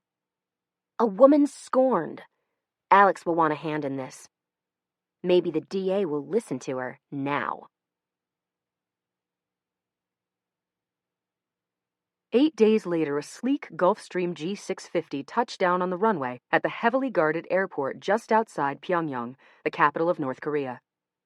It taxied to a stop in front of a large hangar as the stairway was wheeled up next to the door. It swung open, and a man stepped out onto the platform. He was carrying a small wooden box under one arm. The man who called himself Samir Rashid looked down at the official entourage waiting for him at the foot of the steps. Behind them, the line of shiny black limousines and security cars waiting to escort him to the government house, what is called the Grand People's Study House. Rashid walked briskly down the steps until he reached the tarmac, where he extended his right hand in greeting toward the general who was first in line. Before the officer could take it, a guard stepped around him and quickly slapped the cold, hard metal of handcuffs around Rashid's right wrist. Another guard took possession of the wooden box while they manacled Rashid's other hand. "What is this? What are you doing?" "Silence," said the general. You will come with me. Is this the statue? He gestured toward the box. It is, and your leader will be very angry with you for the manner in which I am being treated. There is no excuse for this. I had an arrangement with his father and have an understanding with your dear leader. I assure you he will be very upset when I speak to him about this. Yes, said the general. Perhaps you can explain the meaning of this to him. The officer reached for something handed to him by one of his subordinates standing next to him. It was a newspaper, 2 of them actually. Copies of the New York Times and the Los Angeles Times, each of them 1 day old. Blaring headlines just below the fold from New York. Audacious theft from Cairo Museum. Attempt to sell bogus Tut statues. From Los Angeles, the revelation. Prosecutor unveils elaborate fraud in Spinova murder trial. Co-conspirator on the lam. Rashid's eyes raced over the newsprint, trying to absorb the full impact of the words. Adrenaline flooded his heart as glimpses of his fate revealed themselves here and there in the words on the page. Golden knockoffs. North Korean dictator. Unsuspecting buyers. Fraud. Murder. The last of which seemed to be the least of Rashid's worries. In that instant, the man who had called himself Samir Rashid knew that he would never leave North Korea alive. It is true, what they say. Justice is a funny thing. It comes in many different forms.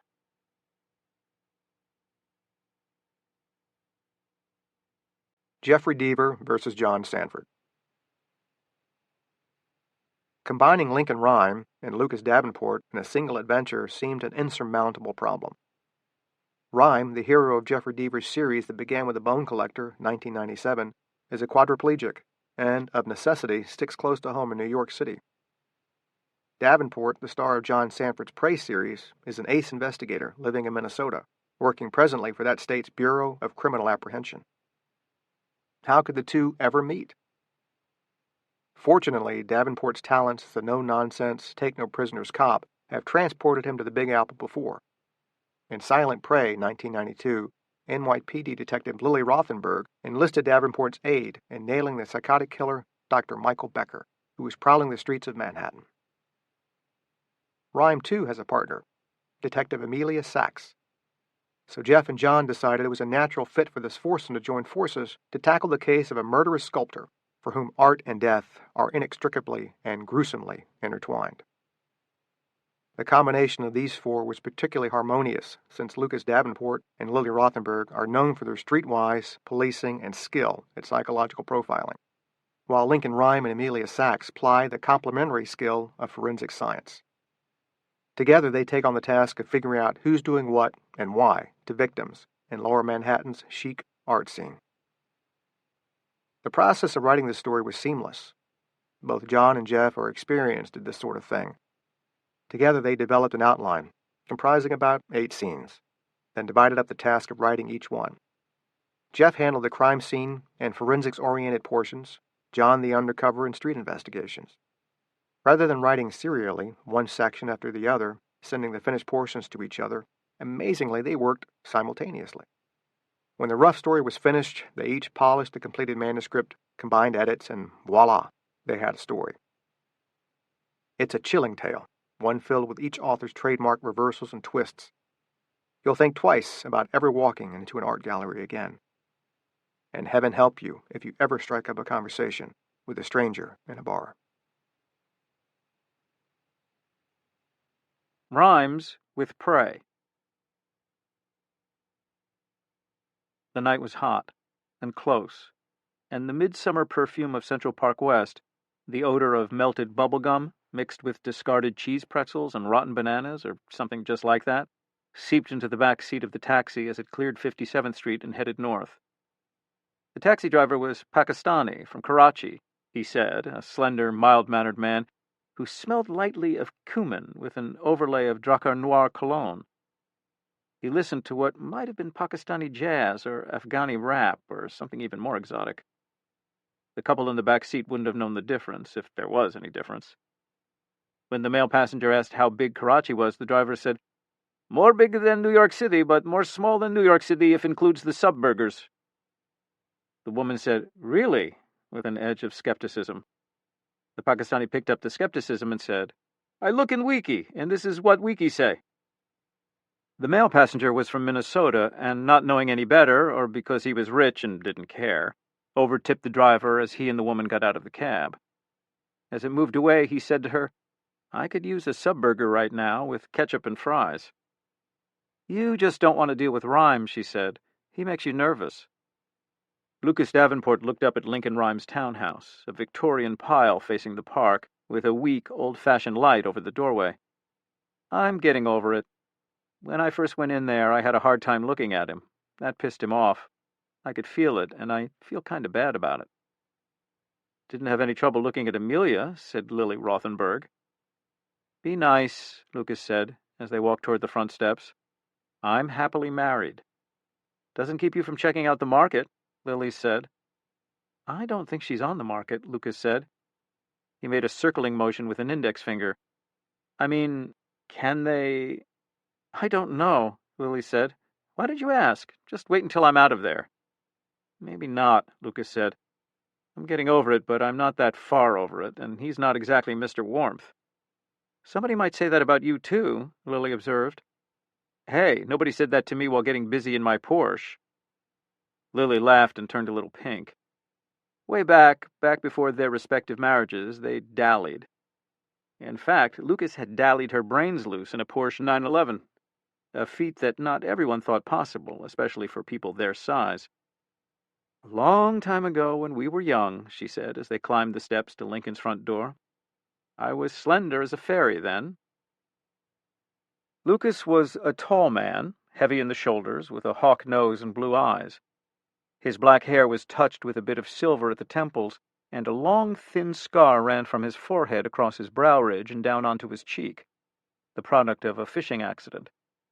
Another scar on his throat was not quite as outdoorsy, though it happened outdoors, when a young girl shot him with a piece of crap .22 and he almost died.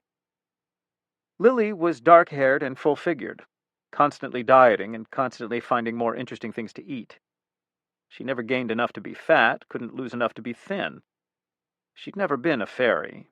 She was paid as a captain in the NYPD, but she was more than that, one of the plainclothes influentials who floated around the top of the department, doing things meant to be invisible to the media. As someone said of her, she was the nut cutter they called when nuts seriously needed to be cut. Like now.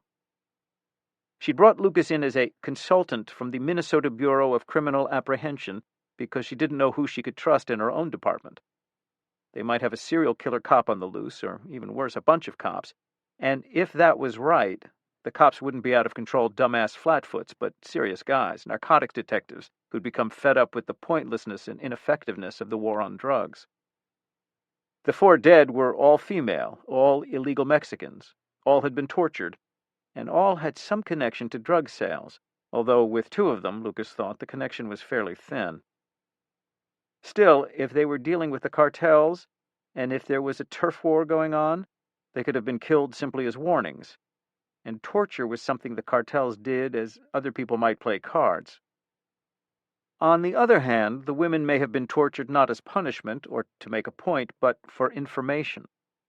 Somebody, the commissioner feared, had decided to take direct action to eliminate the drug problem, with the emphasis on eliminate. The bodies were piling up, so he called his nut cutter, and the nut cutter called Lucas. The duo had just been downtown checking out and talking with the honchos that made up the department's famous Narcotics Unit 4, or infamous, some said. The trio of Shields, 2 men and a woman, had earned the highest drug conviction rate in the city with, the rumors went, less than kosher tactics. Lately they'd been running ops in the area where the women had been killed. Lily pushed the doorbell. Amelia Sachs came to the door, chewing on a celery stalk, and let them in. She was a tall woman, slender and red-headed, a former model which pushed several of Lucas's buttons. Given all of that, their relationship had been testy, maybe because of Lucas's initial attitude toward Lincoln and his disability. Lincoln was in his Storm Arrow wheelchair, peering at a high-def video screen. Without looking at them, he said, "You got nothing." "Not entirely true," Lucas said. "All 3 of them were dressed carelessly." Lincoln turned his head and squinted at him. Why is that important? Lucas shrugged. Anyone who dresses carelessly bears watching, in my estimation, he said. He was wearing a Ralph Lauren purple label summer-weight wool suit in medium blue, a white dress shirt with one of the more muted Hermes ties, and bespoke shoes from a London shoemaker.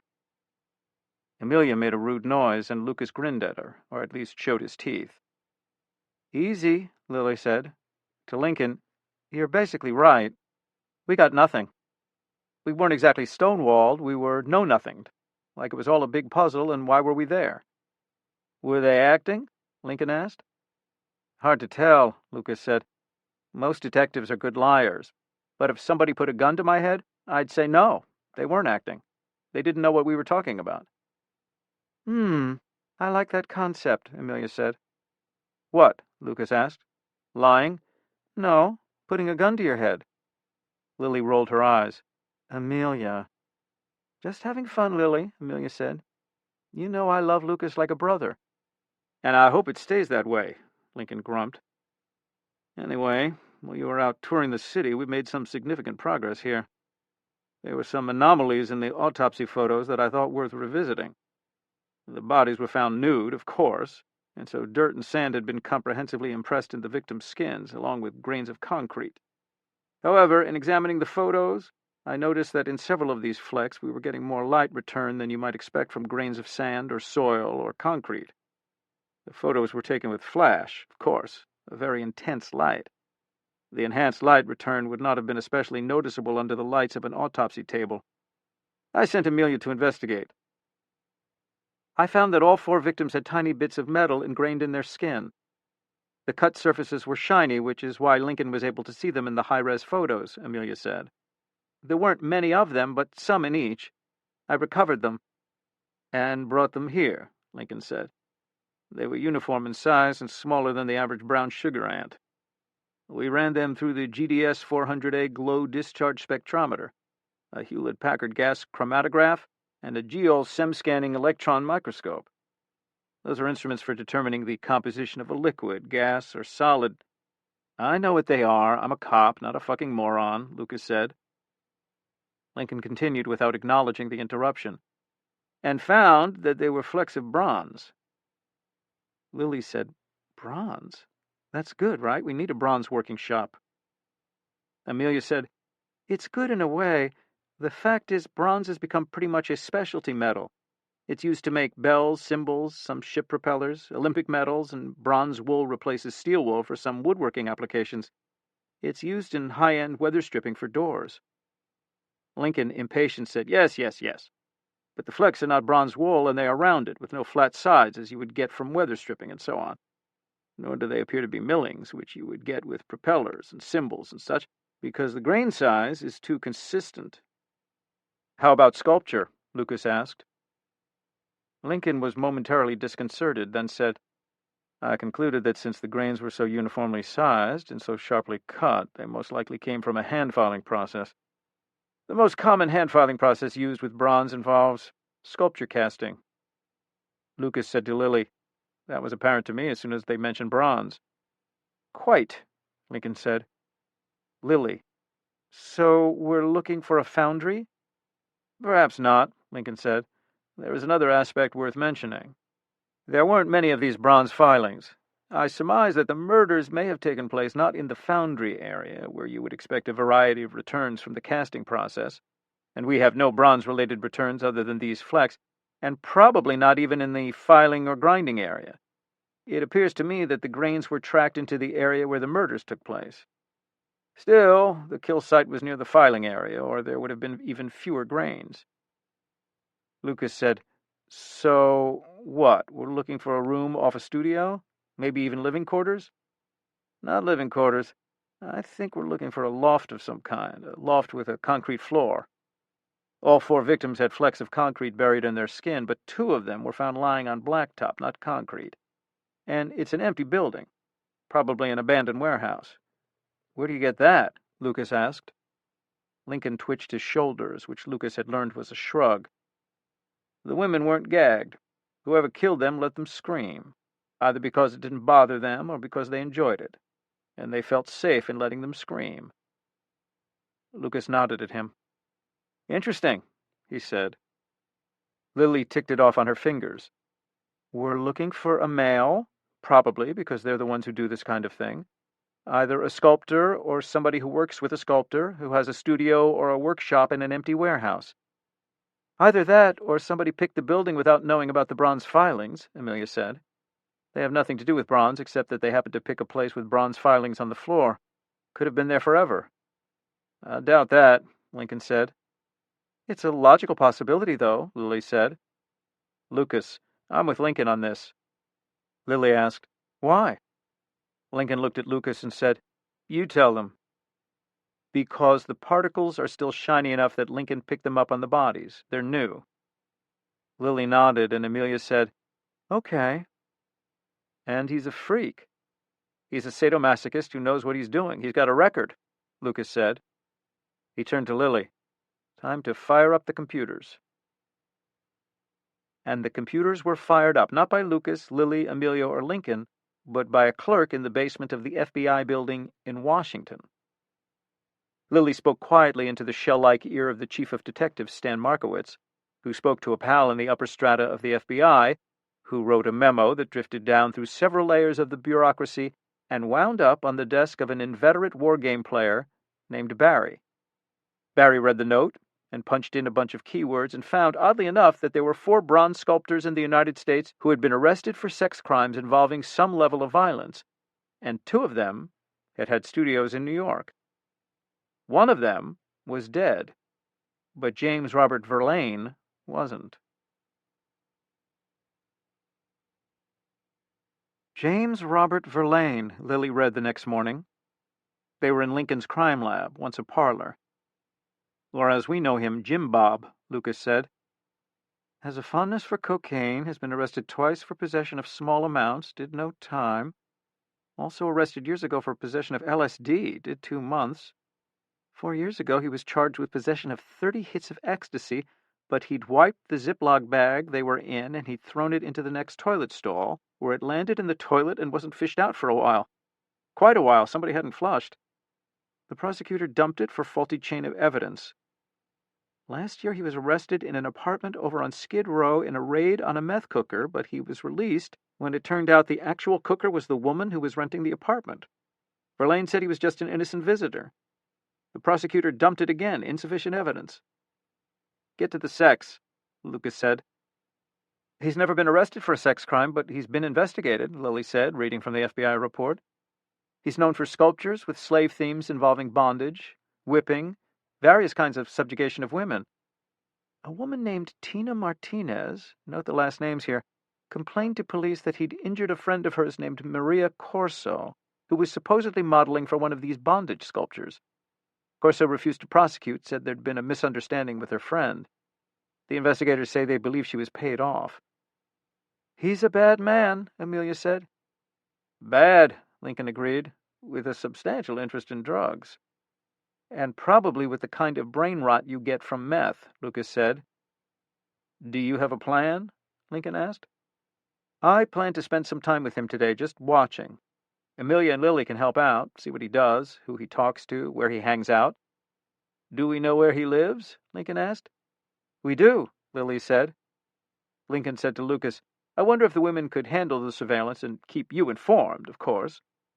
Lucas said, No reason they couldn't, I guess. Easier with 3 of us. Why? I have an idea, but I want to speak to you privately about it just to avoid the inevitable question of conspiracy. Oh, shit, Lily said. Well, now, here's a pretty. Tasty, this one. Oh, he could picture her on her back, arms outstretched. Yeah, lying on something rough, concrete or wood or metal. Metal's always good. Sweat on her forehead, sweat on her tits, sweat everywhere, mewing, gasping, pleading. For a luscious moment, every other person in the club vanished from James Robert Verlaine's consciousness as his eyes, his artist's eyes, lapped up the brunette in black at the end of the bar. Tasty. Raven hair tinting from red to blue to green to violet in the spotlights. Disco decor, punk music. Rastas could never make up its mind. Hair. That aspect of the human form fascinated him. A sculptor of hard materials, he could reproduce flesh and organ, but hair remained ever elusive. She glanced toward him once, no message in the gaze, but then a second time, which was possibly a message in itself. Studying her more closely now, the oval face, the sensuous figure, the provocative way she leaned against the bar as she carried on a conversation on her cell phone, it irritated him that her attention was now on some asshole a mile or 10 miles or 100 miles away. A smile, but not at Verlaine. Mona Lisa, he reflected. That's who she reminded him of. Not a compliment, of course. Da Vinci's babe was a smirky bitch, and Lord knew the painting was way overrated. Hey, look over here, Mona. But she didn't. Verlaine flagged down the bartender and ordered. Like always, here or at one of the other clubs where he hung out, Verlaine drank bourbon, straight, because girls liked it when men drank liquor that wasn't ruined with fruit juice. Beer was for kids, wine for the bedroom after fucking.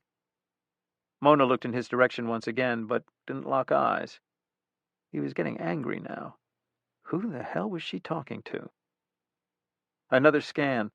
Little black dresses were a coward's choice, worn by women afraid to make a statement. But in Mona's case, he forgave her. The silk plunged and hovered just where it ought to, and the cloth clung like latex paint to her voluptuous figure. And what hands! Long fingers tipped in black nails. Hair was tough to duplicate, but hands were the most arduous of sculptors' challenges. Michelangelo was a genius at them, finding perfect palms and digits and nails in the heart of marble. And James Robert Verlaine, who knew he was an artistic, if not blood descendant of the great master, created the same magic, though with metal, not stone, which was much, much tougher to accomplish. The crowd in Rasta's, Midtown, was typical for this time of night. Artsy sorts who were really ad agency account managers, nerds who were really artists, hipsters pathetically clinging to their fading youth like a life preserver, players from Wall Street. Packed already, soon to be more packed. Finally he caught Mona's eye. Her gaze flickered. Could be flirt, could be fuck off. But Verlaine doubted the latter. He believed she liked what she saw. Why wouldn't she? He had a lean, wolfish face, which looked younger than his 40 years. His hair a mop, thick and inky. He worked hard to keep the dew in a state of controlled unruliness. His eyes were as focused as lasers. Thin hips encased in his trademark black jeans, tight. His work shirt was DKNY, but suitably flecked and worn. The garment was 2 buttons undone, with the pecs just slightly visible. Verlaine humped ingots and bars of metal around his studio in the junkyards where he bought his raw materials. Carried oxygen and propane and acetylene tanks, too. Another glance at Mona. He was losing control, as that familiar feeling rippled through him from chest to crotch. Picking up his Basil Haydens, he pushed away from the bar to circle Mona's way. He tried to get past a knot of young businessmen in suits. They ignored him. Verlaine hated people like this. He detested their conformity, their smugness, their utter ignorance of culture. They'd judge art by the price tag. Verlaine bet he could wipe his ass with a canvas, spray some varnish on it, and set a reserve price of $100,000, and Philistines like this'd fight to outbid themselves at Christie's. La du merde. He pushed through the young men. Hey, one muttered. Asshole, you spilled my... Verlaine turning fast, firing off a searing gaze like a spurt of pepper spray. The businessman, though taller and heavier, went still. His friend stirred, but chose not to come to his defense, returning quickly to his stilted conversation about the game. When it was clear Mr. Brooks Brothers wasn't going to do something stupid and get a finger or a face broken, or worse, Verlaine gave him a condescending smile and moved on. Easing up to Mona, Verlaine hovered. He wasn't going to play the let's ignore each other game. He was too worked up for that. He whispered, I've got one advantage over who you're talking to. A nod at the phone. She stopped speaking and turned to him.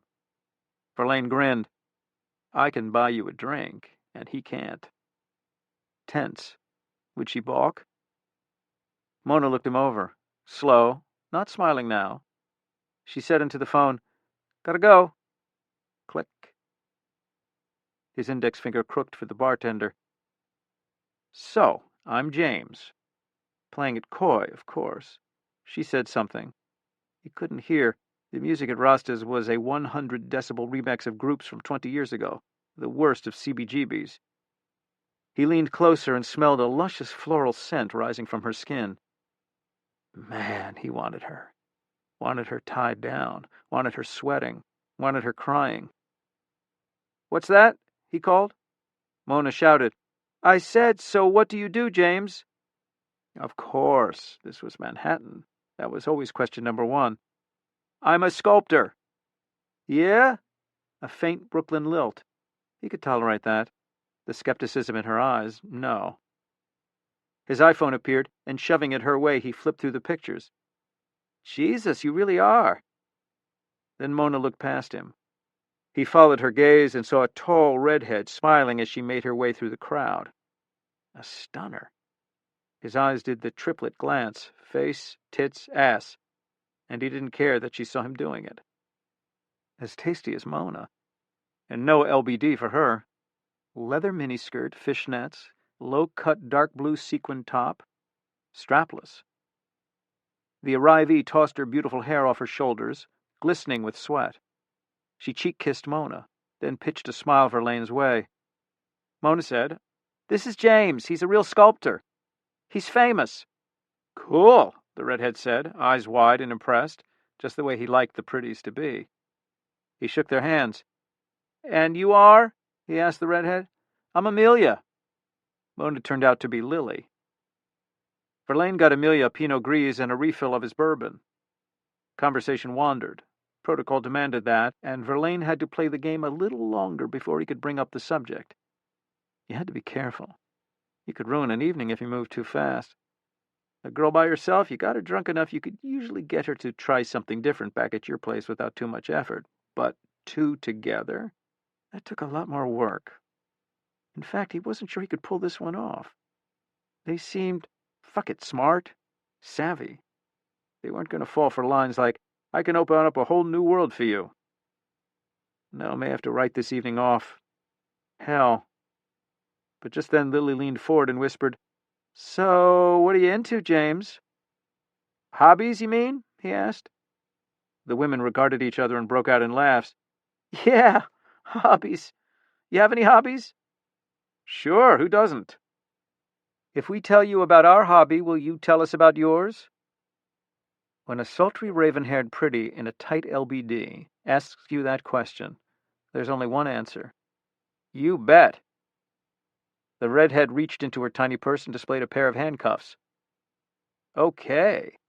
Maybe the night was going to be easier than he thought. James Robert Verlaine had a certain charm. Amelia Sachs gave him that. The clothes were weird. Midnight cowboy meets Versace, and he probably owned more hair products than she did, but despite that, his witty attention was completely on her and Lily. With Lincoln Rhyme as a romantic as well as professional partner, Amelia had been freed from the madness of the dating world. But before him there'd been innumerable evenings in restaurants and bars with men who were anything but present. Their thoughts kept zipping back to Nokias or Blackberries in jacket pockets, to business deals sitting on office desktops, to girlfriends or wives they'd forgotten to mention. A woman knows right away when a man's with her or not. And Jim Bob, she loved Lucas Davenport's Nick for him, definitely was. His sniper eyes bored into theirs. He touched arms. He asked questions, made jokes. He inquired. Of course, this wasn't typical bar meeting talk about family and exes, about the Mets, the Knicks, politics, and the latest retreads from Hollywood. No, the theme for tonight was such esoterica as describing the type of rope he enjoyed tying girls up with, where to get the best mouth gags, and what kind of whips and canes caused the most pain but left the fewest marks. Back at Lincoln's loft, the four investigators had decided the way to Verlaine's psyche was through his fly. His sadosexual history would give them entry. Lily had gone to the bar first, strategizing that a single bulb might draw the moth less suspiciously. Yep, on that one. Then Amelia, in an outfit she'd had to purchase an hour earlier, had arrived to seal the deal, and it had taken a whole 60 seconds to find out that Verlaine usually came to Rasta's before heading to his fave S&M dives. Thank you, Facebook. Verlaine's phone appeared again, and he punched in a passcode. A private photo album opened, and he leaned forward to show off his prized shots. Amelia struggled not to show her disgust. She heard Lily inhale fast, but the senior detective turned the sound into a whisper of admiration. Verlaine missed her dismay. The first image was of a naked woman, wearing only a necklace, blindfolded, with her hands taped or tied behind her. She was kneeling on a slab of concrete. Interesting, Amelia thought, and caught Lily's eye. Concrete, just like the victims. The woman in the picture had been crying. Her makeup had run to her chin, and her breasts were streaked with ugly welts. Verlaine, obviously aroused, eagerly scrolled through more images, which Amelia found increasingly hard to look at. It took all her willpower to appear aroused by the images of cruelty. He gave a running narrative of the partners. Amelia only heard the word victims. 10 minutes, 15. At that point, Verlaine said, "Excuse me, ladies, I need to run to the little boy's room. Behave while I'm away, or not." He laughed. "Back in a sec." "Wait," Lily said. Verlaine turned. "Always wondered something." He lifted an eyebrow. "What's the plural of sec?"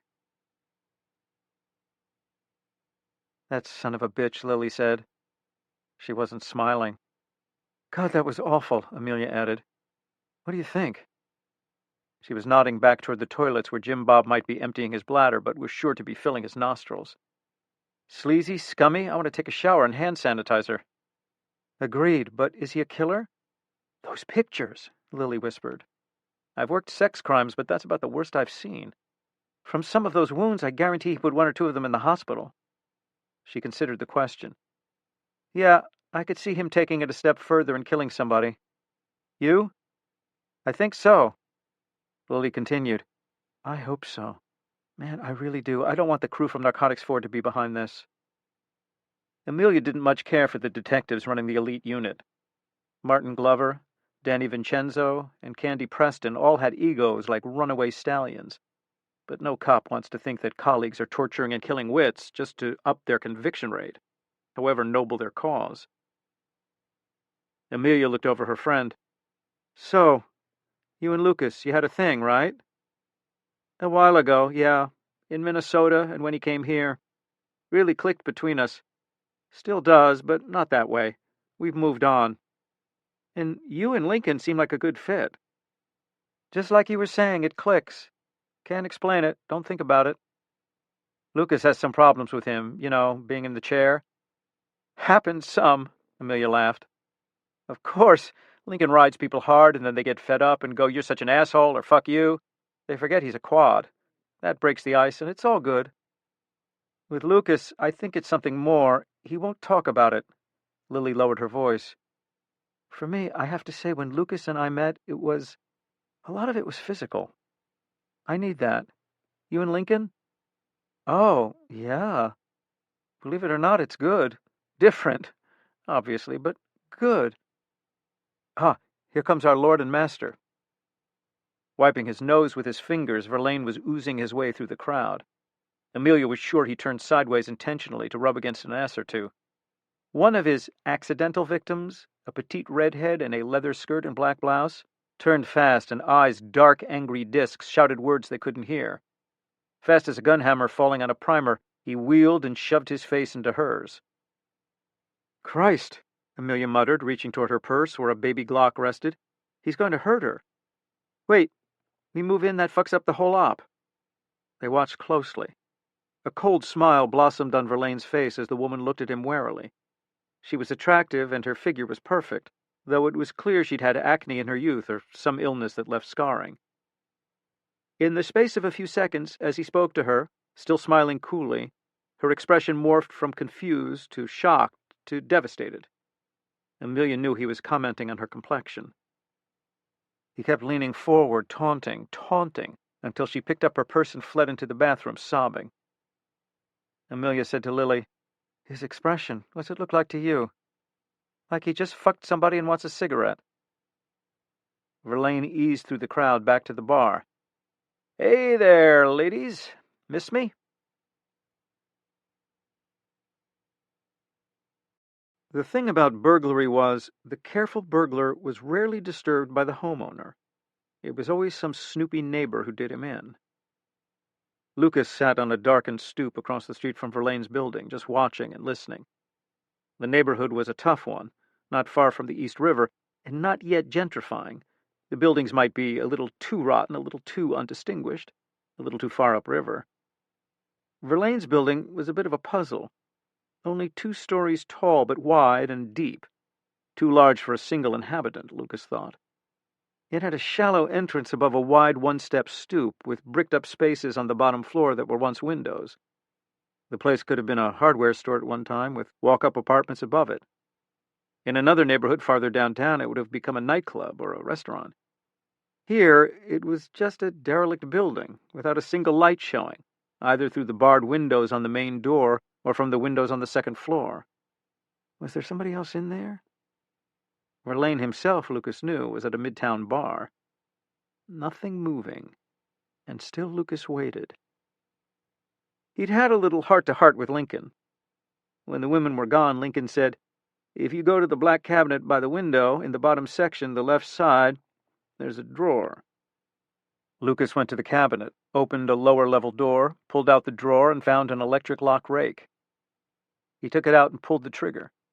Dead. "An artifact from my former life. It'll still work, but you'll have to put some AA batteries in it." "You want me to crack Verlaine's apartment?" "Lily said you occasionally used unconventional tactics." Lucas said, "I'll take a look at it. Even if this thing works, there could be other problems. Might be other people around, locks have gotten better." "So then you don't go in," Lincoln said. "I just feel it would be useful if somebody could take a preliminary look. Can't use it as evidence, of course." Lucas nodded. "Yeah, once you know, everything else gets easier." Then he said, "Look, I know I pissed you off because I was having trouble dealing with your disability." "You did?" "Piss me off," Lincoln said. "Yeah, well," Lucas scratched his neck. "It doesn't have anything to do with you. It's purely out of fear. This scar," he touched his neck again. "A little girl shot me in the throat with a .22. Went through a coat collar, through my windpipe, got to my spine, but not into it. The kid should have killed me. She would have, but there was a doc right there, and she did a tracheotomy and kept me breathing until we got to the hospital. But if the kid had had any other kind of gun, or if the slug hadn't gone through the collar first, she would have either blown my spine out and I would have been dead on the spot, or I would have been like you. It was a matter of a quarter-inch or so, or any other caliber. I look at you, and I see me." "Interesting," Lincoln said.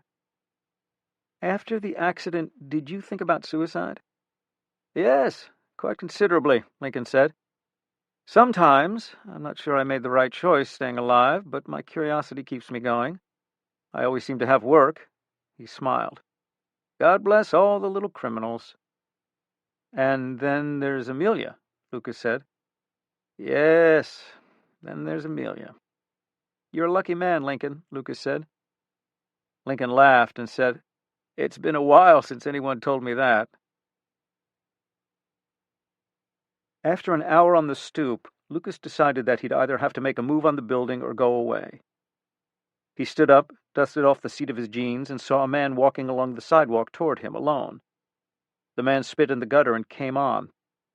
When he got to Lucas, he stopped and said, "You got an extra 20? "No." "I'm not really asking," the man said. "Take a close look at me," Lucas said. The man took a closer look, then said, "Fuck you," and went on down the street. He looked back once, then turned the corner and was gone. Lucas waited another few minutes to see if the man came back, then crossed the street, and using his cell phone as a flashlight, looked at the lock. An old one, a good one, when it was made, but now old. With the last look around, Lucas took the rake out of his pocket, slipped the pick arm into the lock. The rake chattered for a moment, as Lucas kept the turning pressure on, and then the lock went. He stepped inside, closed the door, and called, "Anybody home?" He listened, got no response except a scrabbling sound in the ceiling. A rat. Hey, anybody? Anybody here? Nobody answered. He took a flashlight from his pocket, turned it on. He was in a wide hallway with steps going up to his right and with a double door to the left. The hallway smelled of burned metal, as though somebody had been working with a welding torch. He was in the right place. He tried the double door and found it open, with a bank of light switches on the wall to the left. He closed the door behind him and turned on the lights. He was in a wide-open studio with several 2-foot-tall bronze sculptures sitting on heavy wooden tables, with a variety of metalworking tools, files, electric grinders, polishers, hand scribes. The air inside smelled of burned metal and polishing compound. The sculptures were all on sadomasochistic themes, nude women being whipped, bound, beaten.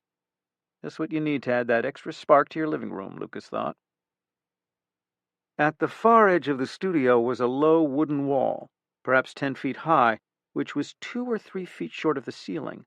Behind it, Lucas found a queen-sized bed, a chest of drawers, a large closet stuffed with clothing, a bathroom, a second closet with an apartment-sized washer and dryer stacked one on top of the other, a kitchenette, and a small breakfast table with 2 chairs. A television was mounted on a swing arm at the foot of the bed. He poked through the living area for a moment, found nothing of particular interest, and continued his tour of the studio, and found, at the back, an internal door sheathed in metal that was set in a frame a step below the rest of the floor. A door that most likely led to a basement, Lucas thought. He looked at the lock and realized that the rake wouldn't work. The thing was probably a year old, a Medico. After the quick tour of the lower floor, he turned out the lights, stepped back in the hallway, and used the flashlight to climb the stairs to the second floor. The second floor was a trash heap, a line of single rooms that had apparently last been used as a flophouse, each with a wrecked cot or a stained mattress, various pieces of mostly broken furniture. More rats. He never saw one, but he could hear them. Nothing for him there. He went back down to the studio, closed the door, turned the lights on, went to look at the cellar door again. No way to open it. It was impossible. He pounded on it a few times and listened, heard nothing. What they really needed, he thought, was behind that door, and he had no way to get there. He'd been inside for 5 or 6 minutes, and time was wearing on him. He took a plastic bag out of his pocket, and from the bag several more Ziploc-style bags, each with a white sponge-like pad in it. Lincoln's instructions had been simple enough. Press the pad into anything you'd like to pick up, then put the pad back in the plastic bag and seal it. Lucas worked his way through the studio, doing just that, sampling bronze filings from the floor, off a workbench, and out of the teeth of a metal file. Moving to the welding area, he found a selection of welding rods and stuck one of each kind in his pocket, and from a trash bin, several used rods. He sampled several stains that might possibly have been blood, but there were enough stains around the place, oil and lubricants, that he had his doubts. He was taking a sample when he saw, in a small niche off the main working space, a half-dozen crucifixes on neck chains, along with a necklace of cheap aqua-colored stones, a thin string of seed pearls, a ring on a chain, and 3 sets of earrings, all pinned to the wall with tacks. And he thought, trophies? If they were, there were 12 of them. There was nothing else like them in the room. He took a half-dozen photos with his cell phone. Time to leave. On his way out, he looked at each of the bronze sculptures, and a clay maquette for another, and noticed that each of the women portrayed in the sculptures was wearing a single piece of jewelry of some kind, apparently to emphasize her nakedness. Was it possible that the jewelry collection did not represent trophies, but was for use with models? And he was thinking about that when Lily called. "He's moving." "And I'm gone," Lucas said, and he thought, not for models. They were trophies, and there were 12 of them. "You believe it?" Lucas Davenport said, walking into the townhouse. He held up the plastic bags. "This shit fell out the window when I was walking by Verlaine's apartment." Lincoln spun the motorized wheelchair around, noting eagerly, almost hungrily, the evidence in the Minnesotan's hand. "Sometimes you catch a break. Anything obvious?" "No piles of bones or bloody shackles. There's a steel door leads somewhere, the cellar, I think. Love to see what's behind that." He explained that the lock rake wasn't up to the task, though. They'd need a warrant and a sledgehammer. Lincoln turned his attention to the evidence. Lucas dropped down into one of the wicker chairs near one of the large high-definition monitors that glowed like a billboard in Times Square. "Lucas?" Tom Reston, Lincoln's aide, stood in the doorway. He was a slim young man dressed in a lavender shirt, dark tie, and beige slacks. "Tempt you? Beer? Anything else?" "Later, thanks." Lincoln said, "Whiskey for me." "You've had 2 already," Tom countered. "I'm so pleased at your sterling memory. Could I have a whiskey, please and thank you?" "No." "Get me—" But he was speaking to an empty doorway. He grimaced. "All right, let's get to work. Mel, what's in the hall?" Mel Cooper looked like a geek, which he probably was, since he was the Mr. Wizard of forensic science on the East Coast, if not the country. The man was pale and trim and had thin hair and Harry Potter glasses that invariably slid down his nose. Pulling on gloves, a surgeon's cap, and a disposable jacket, Cooper took the bag and set the contents out on an examination pad, large sheets of sterile newsprint. "Good job," he mused, looking at the carefully sealed bags. "You worked crime scene before?" "Nah," Lucas said, "but I lost a rape murder conviction once because some rookie tripped and dropped the perp's shoe into Medicine Lake. It was the only evidence we had that would have nailed the prick, and I had a very uncircumstantial-minded jury. The prick walked." "That hurts," Lincoln said. "Of course he went after another Vic a month later. He didn't pick well. She kept a 5.5 Red Hawk under her mattress. Just a .357, not a .44, but it did the trick." "Was there anything left of the guy?" "Not much above the neck. Justice got done, but it would have been a whole lot cleaner if the CS kid had held on to the evidence.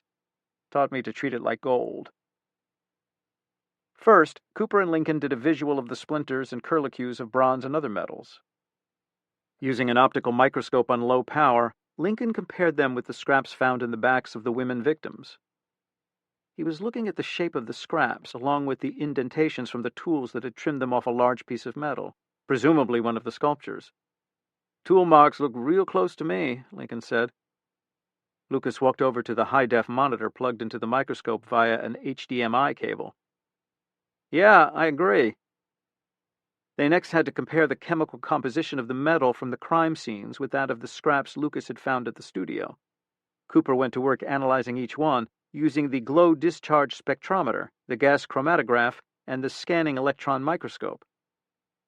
"While we're waiting," Lucas said, pointing to a bag, "possible bloodstains from the floor near his bedroom." Cooper tested with luminol and alternative light sources. "Yep, we've got blood." A reagent test confirmed it was human, and the tech typed it. The sample, however, didn't match the types of the women victims from the earlier scenes. They tested concrete samples that Lucas had collected too, and compared them with the concrete particles found in the women's backs. "Close," Cooper assessed. "No cigar." "Hell." Lincoln then glanced at the doorway. He'd heard the nearly undetectable sound of the key in the lock. A moment later, the female detectives walked into the parlor. "How did it go?" Lily asked Lucas. He shrugged. "Some evidence fell off the truck." He nodded to the equipment, merrily analyzing away. He glanced at Amelia's outfit. "Damn, you need to go undercover more often." Lily hit him on the arm. "Behave." Lucas then asked the women, "What was Verlaine like?" "Dangerous," Amelia said. Lily filled in. "He looks at you like you're naked, and he can't decide what to lick first. And then what to whip." "So the S&M hunch paid off?" "Big time. He's the S all the way, wants to be the herder, not the hurtee." Lily explained about his personal Pinterest album. "Jesus, took all my willpower not to kick him in the balls. You should have seen what he did to some of those women." "He pressure you 2 lovely ladies to go home with him?" Lucas asked. "Sure, but we had to postpone our threesome. Somehow his glass kept getting refilled. He was in no shape to tie anybody up after that much bourbon. I was tempted to let the asshole stagger home and hope some mugger beat the crap out of him, but Amelia was the mature one, and we got him into a cab." Sachs glanced at the plastic bags. "What does the evidence say?" "Just getting it now," Lincoln told her, and grumbled, "Right, Mel? Seems to be taking forever." Mel Cooper, hunched over a computer monitor, didn't respond. He shoved his glasses higher on his nose and said, Interesting. That's not a useful term, Mel, Lincoln snapped. I'm getting there. Lucas collected 5 different kinds of bronze from Verlaine's. One is a typical modern formula, 88% copper and 12% tin. Then alpha bronze with about 4 to 5% tin. Some other samples have a higher concentration of copper and zinc and some lead. That's architectural bronze. Others are bismuth bronze, an alloy that's got a lot of nickel and traces of bismuth. One sample surprised me. It had a Vickers hardness value of 200. That's the bronze used in swords, Lucas said. They all looked at him. For the role-playing games I write, helps to know about old-time weapons. Roman officers had bronze swords, foot soldiers had iron. Amelia asked, You think he uses bronze as a weapon? Lucas shook his head. No, I think what it means is that he gets his materials wherever he can find them. Probably from dozens of junkyards and construction sites. I agree, Lincoln said. Cooper added, And there's triethanolamine, fluoroboric acid, and cadmium fluoroborate. That's flux, used in brazing and soldering, Lincoln said absently. Okay, the big question. Any associations, Mel? Lucas asked. In crime scene work, very few samples of evidence actually matched, meaning they were literally the same. DNA and fingerprints established true identity, but little else did. However, samples of evidence from 2 scenes could be associated, meaning they were similar. If close enough, the jury could deduce that they came from the same source. Here, the team had to show that the shavings found in the first victims' bodies could be closely associated with those Lucas had collected from Verlaine's studio. Cooper finally pushed back from the screen. He didn't seem happy. Like the concrete, the flux and welding rods are close to the trace from the earlier crime scenes. Lincoln's face tightened into a frown. But those are used by anyone brazing, welding, or working with bronze. I want to establish identity with the bronze scraps themselves. Understood, but there's more of a problem. He explained that 4 of the bronze samples at the first crime scene were completely different from any of the metal collected by Lucas. One sample Lucas had collected that night had the same composition as several fragments in the first scenes. The others were similar, but had some compositional differences. How similar? Lincoln snapped. I'd feel comfortable testifying that it was possible the scraps embedded in the victims came from Verlaine's loft, but I couldn't do better than that. The evidence suggested, but didn't prove, that Verlaine was the killer. Same with his behavioral profile and his history of sex offenses, Lily added. The S&M, it's likely he's antisocial enough to kill, but that ain't enough to swing the jury. That irritating little beyond a reasonable doubt requirement. Lucas told the women about the mysterious door to the basement. I'm betting there's something incriminating down there, but without a warrant, we're not getting in. Cooper now put the pictures of the necklaces up on the high-def TV. Trophies, I'm betting, Lucas said. Crosses, mostly, Lincoln observed. Hell, that means there are 7 or 8 more victims out there. Nobody's found the bodies yet. Or, Lucas said, that those are for Vicks he's got coming up. Lily said angrily, We've got to stop this fucker. I mean now. Trophies, some evidence, a behavioral profile that's in the ballpark, Amelia summarized. He's got to be the one, even if we can't make a case just yet. But the good news is, if he's the one, nobody from the department is involved. Verlaine's just some lone psycho. Wouldn't be too sure about that, Lucas said. There's another possibility. Lincoln understood. Could be that Narcotics 4 has been using Verlaine to torture and kill the women to get leads they could use. Exactly. Amelia scowled. Sure. Verlaine's been a bad boy. Maybe somebody from the drug detail's been extorting him to get information from the women. That way the cops will keep their hands clean. Lily sighed. I'll take the hit on this one. They looked at her. We've got to tell Markowitz the news. A, we don't have enough evidence to collar our favorite suspect, and B, his world-famous drug detail isn't in the clear either. She looked over her teammates. Unless, of course, somebody else would rather have that little chat. They all smiled her way. We've caught another one, sir. Woman, 20s. It was 8:30 the next morning, and COD Stan Markowitz was sipping his first coffee of the day, in one of the old-time containers, blue with Greek athletes on it. But hearing this news, he lost all taste for Java, and for the bagel sitting in front of him, too. It took a fuck of a lot for him to sour on walnut cream cheese. The chief of detectives snapped, "In her 20s or in the 20s?" The young detective, a skinny Italian-American, said, "She was 29, Latina, found the body in a vacant lot in NoHo." He was standing in the doorway, not in or out, as if Markowitz might decide to fling a stapler at him. It had happened before. "I don't like the name NoHo. It's not a real place. I can live with Soho, but even Tribeca is pushing it." The kid didn't respond, but there was really nothing to respond to. "Crime scene's on it now," he said. Markowitz stroked his round belly through the striped white shirt the wife had laid out for him that morning. He wadded up the oozing bagel and pitched it emphatically into the wastebasket. It landed with a surprisingly loud thud. This was the first entry of the morning. "TOD? Examiner's saying about midnight," the detective said. "No specific leads yet. No wits. Same as the others. She was a user, crack and smack. Found in a lot known for drug activity." "He's a psycho, that's what he is. It has nothing to do with the drugs. Don't get that rumor started." "Sure, only what?" A hesitation at this. "All right." Markowitz glanced down at a file on his desk. Red Hook Operation Classified. The NYPD had top-secret files, too. Langley has nothing on us, he thought. "That's all," Markowitz said. "I want the crime scene report before the ink's dry. Got it?" "Sure." The young detective remained standing.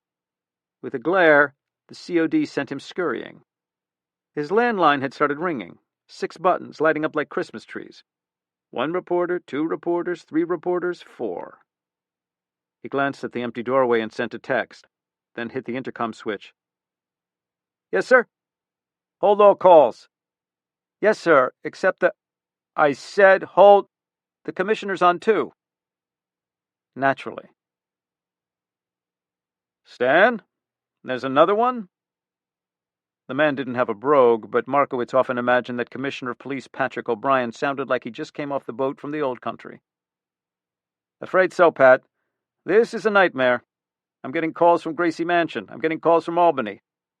His voice lowered and delivered the most devastating news. "I'm getting calls from the Daily News and the Times. The Huffington Post, for heaven's sake." 1 reporter, 2 reporters. The commissioner continued. "The Vics are minorities, Stan. The killings are bad for everyone." Especially them, Markowitz thought. Then finally the commish wasn't wailing anymore, but asking a question. "What do you have, Stan?" A grave tone in his voice. Then, "It's pretty important that you have something.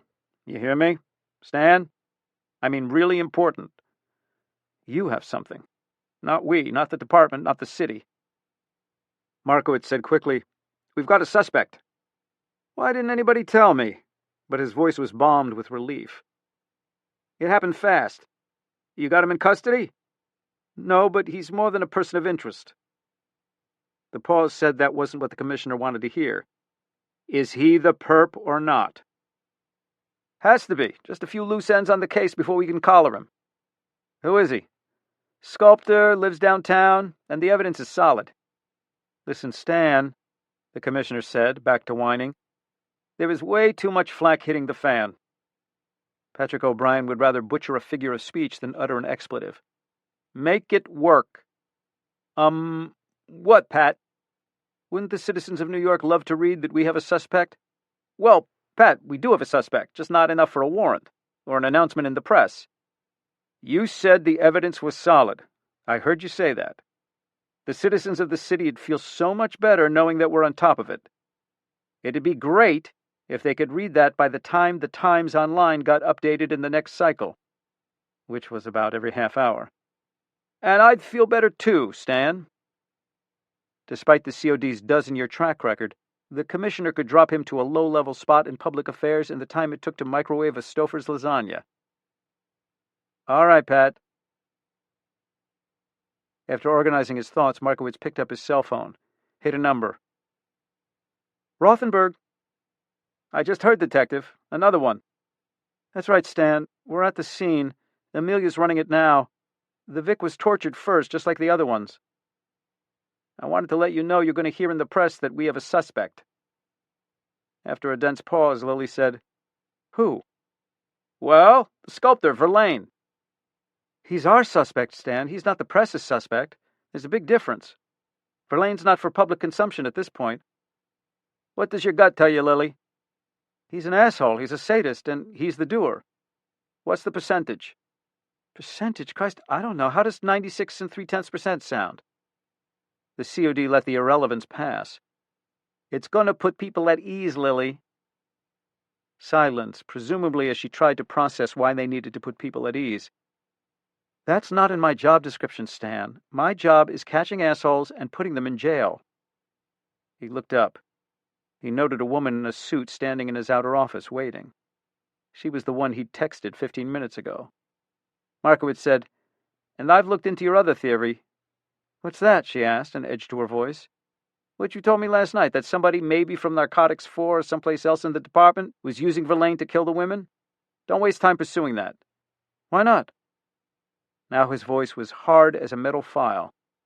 "Because, detective, I was profiling perps when you were getting your knuckles rapped for mouthing off in class. Verlaine's a single operator. His psych profile is as obvious as the front page of the Post. Now make the case against him. Stat." "What part are you missing, Stan? If you announce he burns his fucking apartment down, there's no evidence left and the case goes to shit. He gets off and goes on to kill somebody else." "The thing about nut cutters is they sometimes cut any nuts in their path, not just the ones you want them to." "Detective," he snapped, "you're going to hear on the news in a half hour that we have a suspect in the serial killing of those women. If that means you've got to get your ass in gear and work faster and harder, then do it." Click. He looked into the outer office and nodded. The stocky woman was in her 40s, blonde, and with a dry complexion and eyes that suggested she'd never laughed in her life. Her clothes were dowdy. She looked around to make sure they were alone. Markowitz nodded at the door. Detective Candy Preston swung it shut. He whispered, "We've got some problems." "I heard." The woman was a nutcutter too, but she had the most melodious voice. He could hear her reading stories to children. "I need you to move forward with what we talked about." "Now? I thought we were taking things slow." "We don't have the luxury of taking things slow." The chief of detectives unlocked the bottom drawer of his desk and handed her an envelope. It was thick, but not as thick as you'd think. $50,000 in hundreds really doesn't take up a lot of space. "I'll do it now," said Preston.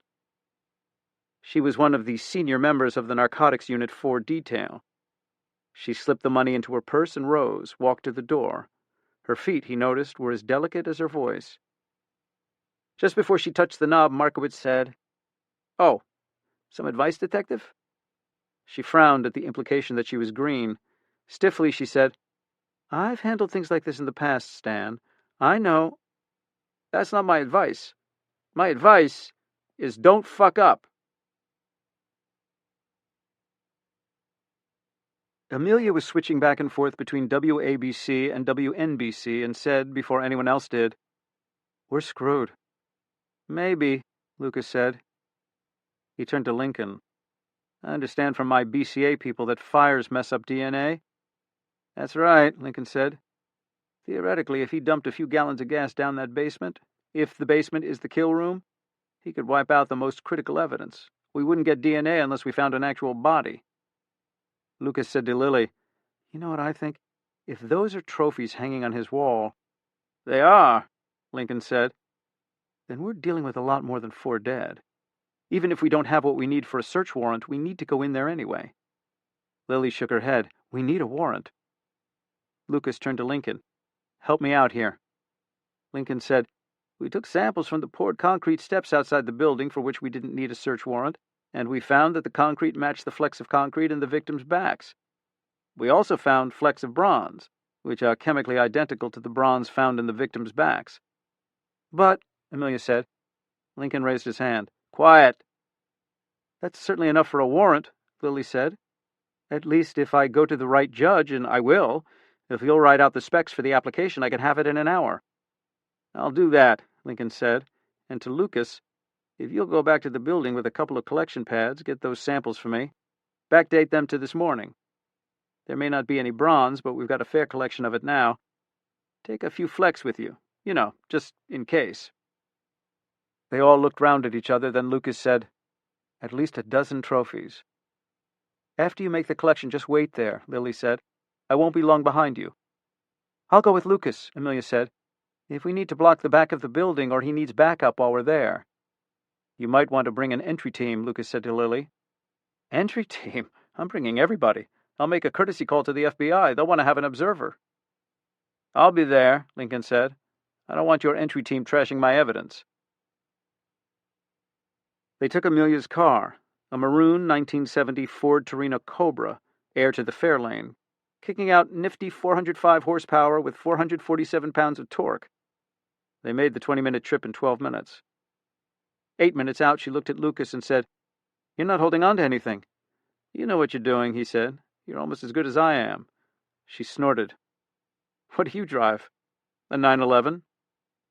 "I always heard—" She paused in her comment to chop the nose off a town car as she took a left turn. "That 911 drivers have small penises? I know. Every time I meet somebody who can't afford a 911, I get the small penis line. So I asked them how large a sample they've looked at." She grinned as she said, "I'll tell you what, though. In a fair run, I'd eat your 911 alive." "I don't like the word fair," Lucas replied. "Fair always means to my advantage. If it's not to my advantage, it's unfair. If you guys ever get to Minneapolis, bring your car.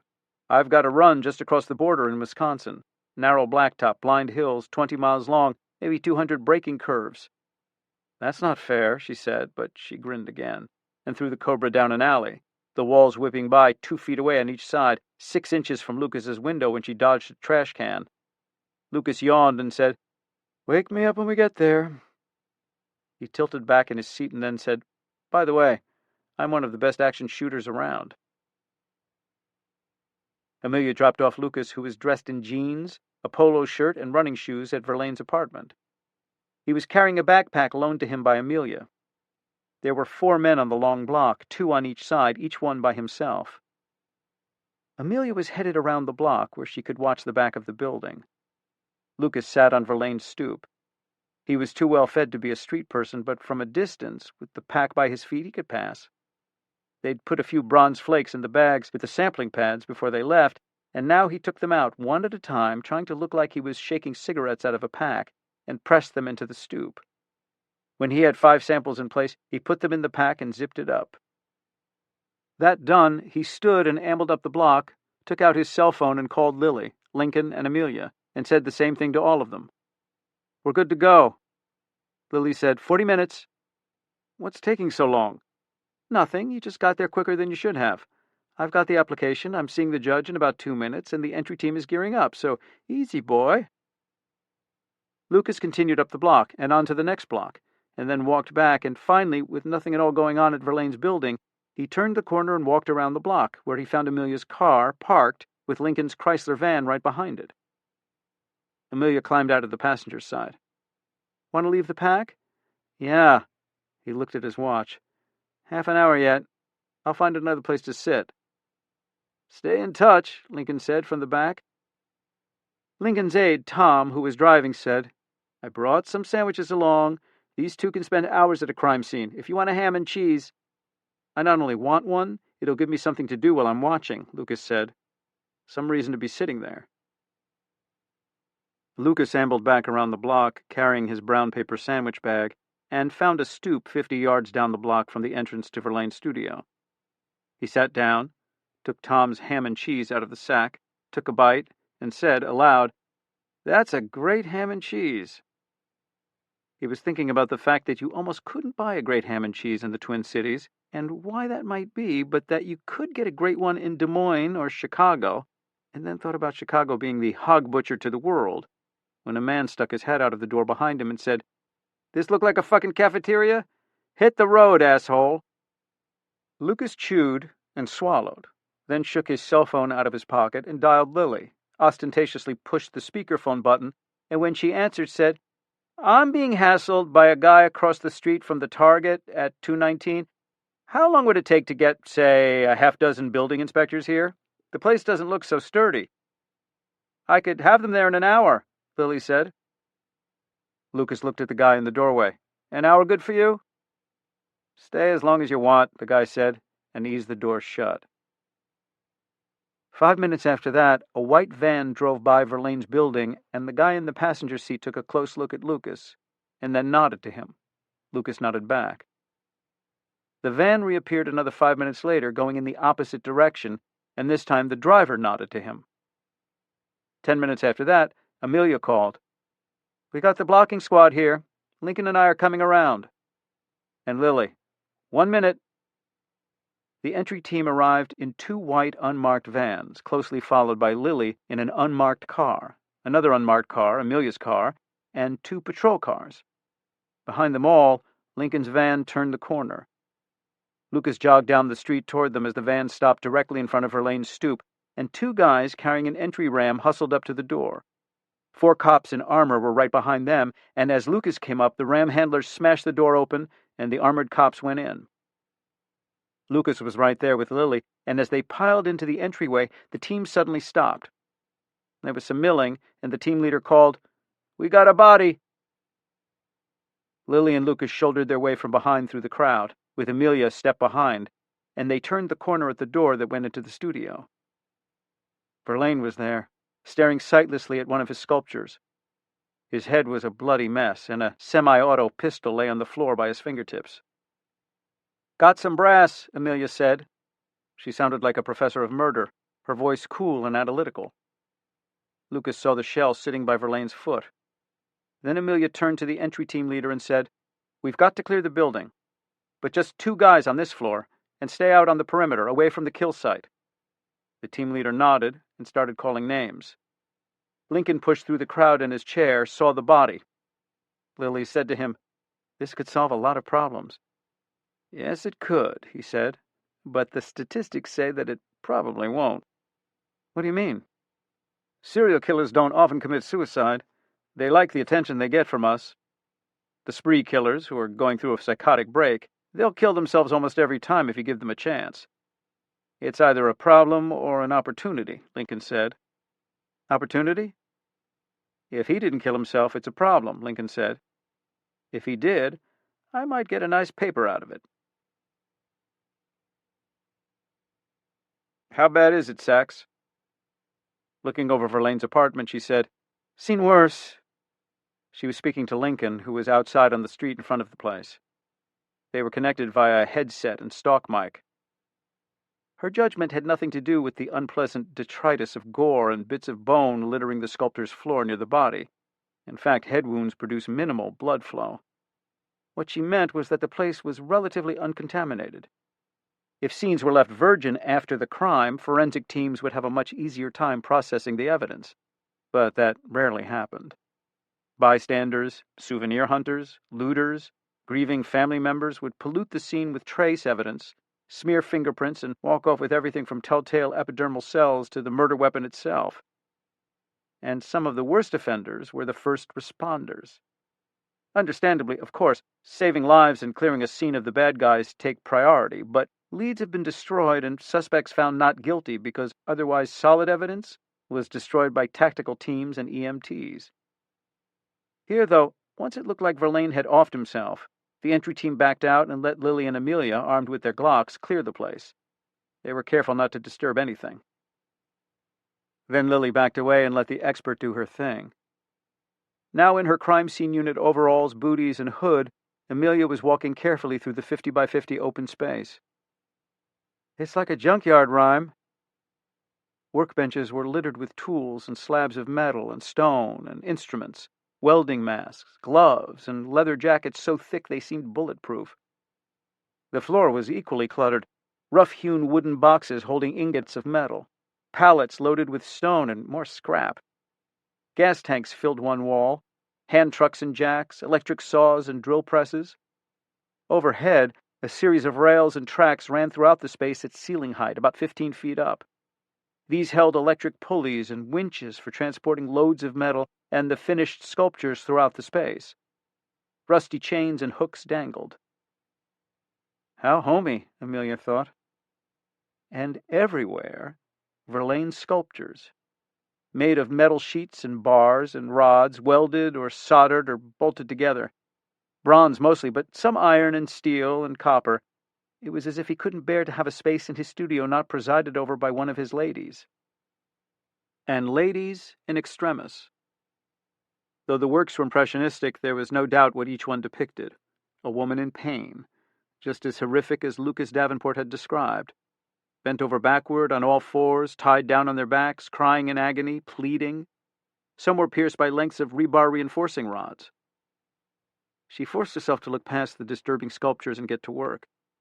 Just because Verlaine apparently killed himself, Amelia didn't search any less carefully. After all, suicide is technically a homicide. That the perp and the vic are the same simply means the investigators don't have to hump as hard as in murder, but they still have to hump. And in this case, of course, there was a lot at stake, even after Verlaine's death. She was well aware that the sculptor might have kidnapped and stashed another victim somewhere else, chained underground, with only a few days to live before she died of thirst or bled out, if he'd been having some of his sick fun with her. Amelia searched the hell out of the scene. First, she processed the body, photographing and filming, then clearing and bagging the Glock he'd used, collecting the one spent 9mm shell, swabbing his hands for gunshot residue and wrapping them in plastic bags as well. She bagged his Dell laptop, along with the phone and iPad, noting that there'd been no hard copy or e-version suicide notes. She'd just run a case where a man's farewell before leaping off the 59th Street Bridge had been tweeted.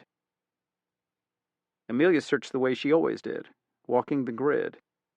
This involved pacing step by step in a straight line from one end of the scene to the other, and then turning around, moving slightly to the side, and returning. And then, when she was done with that, she covered the same ground again, perpendicular to the first search. For an hour she walked the grid, taking samples of trace. She collected the necklaces and crosses in the alcove. Seeing them up close, Amelia realized that several of them looked familiar, and finally she knew why. In the pictures Verlaine had shown to her and Lily in the bar, the women he was playing his S&M games with had all been wearing necklaces like these. Yes, Lucas was right. They were trophies. Trophies not of the murder victims, but of his sexual conquests. Then she turned to the steel door Lucas had told them about, the one leading to the basement. It had been unlocked when the team entered, and she and Lily had cleared it fast. Now she searched it from the point of view of a forensic cop. The small underground chamber was brick-lined and had a raw concrete floor. The smells were of heating oil, mold, standing water, and sweat. Maybe that last scent was her imagination, but she thought not. She looked at the hooks protruding from the walls, the stains on the floor. Amelia walked down a set of rickety stairs into the thoroughly creepy place. She ran a fast fluorescein test on several of the dark patches. The results confirmed her initial hypothesis of blood. And there was no doubt about the bits of dark elastic curl she popped into evidence bags. She knew dried flesh when she saw it. Her gloved finger hit transmit, and a moment later she heard Lincoln's impatient voice. "Sax, where the hell are you?" "On the other side of the steel door in Verlaine's basement." "And?" "It's almost a home run." "That's like being nearly pregnant, but I'll forgive the sloppy metaphor just this once. Get the evidence back ASAP." He disconnected without a goodbye. Lucas was staying at the Four Seasons on 57th Street. He was lying in bed with his toenails scratching the top sheet, thinking about clipping his nails and then walking over to Madison Avenue to do a little shopping for an autumn ensemble, when his cell phone rang. "Amelia, get over here, right now. What happened? It's not good, and better not to talk about it on a cell phone." He needed to clean up. Unless there was a shootout going on at Lincoln's townhouse, he figured he had that much time. He was out of the hotel 15 minutes after the call and found a taxi outside the front door, dropping off a customer. Lucas got in the cab and gave the driver Lincoln's address, and the driver said, "Not hardly worth turning on the meter for that. Do what you want. I'll give you a 20 when we get there." The driver drove with some enthusiasm, and Lucas was ringing Lincoln's doorbell 20 minutes after Amelia called. "What happened?" he asked when she opened the door. "Lily's been detained by Internal Affairs. They could be coming for us next." "What?" "I'll let Lincoln tell you." Lincoln smiled when Lucas came in and said, "Now things are getting interesting. Tell me." The evidence that Amelia had collected under Lincoln's direction, which Lincoln conceded was quite good under typical circumstances, had not been taken to Lincoln's lab, but to the city laboratory. First, they found some evidence that the dead women had been tortured and murdered in a small storage area in the basement of the sculptor's studio. Not much evidence was visible, but the small stuff, tiny spatters of blood, flakes of skin, urine samples, proved that the dead women had been there. The gun had also been examined, and that was where the problem arose. Last year, we had another psycho roaming around the city, but he was not particularly clever. He was a serial shooter, a guy named Levon Pitt. Owned a junkyard here in town. That's where he had dumped the bodies. Lily ran the team that tracked him down. They had an entry team and cracked his apartment, but there was nobody home. So they set up outside the apartment to wait for him, and pretty soon, here he came with his adult son. When the police approached him, he figured out what was about to happen and pulled a gun and actually tried to take his son hostage. In the scuffle, he fired the gun once, and Lily shot him, firing 3 times, and he died on the way to the hospital. When the man had been shot, Lily froze the scene, and they brought in the crime scene crew. Among other things, they recovered 7 different pistols in the man's apartment. He'd used 4 different weapons in the murders that the police knew about, and after testing, they found that 3 of the guns they'd recovered were among the 4 used in the crime. Lincoln paused in his narration, and Lucas prompted, "So?" "The gun we found yesterday, by Verlaine's hand, was the 4th gun." "What?" Lucas was momentarily confused. Verlaine was involved with Levon Pitt? "That's not what they're suggesting," Lincoln said. "For one thing, there's no apparent connection. For another, one of the shells in Verlaine's gun had Lily's fingerprint on it." It took Lucas a moment to get it. "So they're saying what? That she picked up a gun at the first site and kept it as a throwdown? And then she went into Verlaine's apartment sometime last night, killed him, and made it look like a suicide?" "That's what they're suggesting." "That's ridiculous," Lucas said. "Internal Affairs doesn't think so," Amelia said. "The thing is, they can't figure out any other mechanism for getting Lily's fingerprint on that shell. She never touched the gun at Verlaine's place." "But why would she do that? Why kill Verlaine? After I went in there, we knew we had him. But we had no hard evidence, and that's all Internal Affairs knows. That's what Lily reported last night. We can't tell them that we did have hard evidence, because then we'd have to tell them that you illegally entered. So their theory is she knew who the killer was, but couldn't get at him, so she killed him, got him off the street." "Oh, man, that's not right," Lucas said. "There's another aspect to it," Amelia said. "Lily is an operator. She gets things done, but she steps on a lot of toes. That's fine when she's got all that protection at the top, but now, with this, well, somebody leaked the lab results almost instantly. Probably some old bureaucratic enemy. It's on every TV station in New York. They're screaming for her head." "Don't forget to tell them about what else is coming down the line," Lincoln said. "Oh, yeah." Amelia pulled out her cell phone and looked at the time. "IA wonders if any of us had anything to do with it. We've got a couple of homicide cops on the way here. They want to talk to us. I know them. They're hard-nosed guys." Lucas shrugged. "We leave out the burglary, leave out the evidence collection from last night, and tell them everything else. And we tell them that they're being taken as chumps, that Lily couldn't have done this, and that somebody is running a con on them."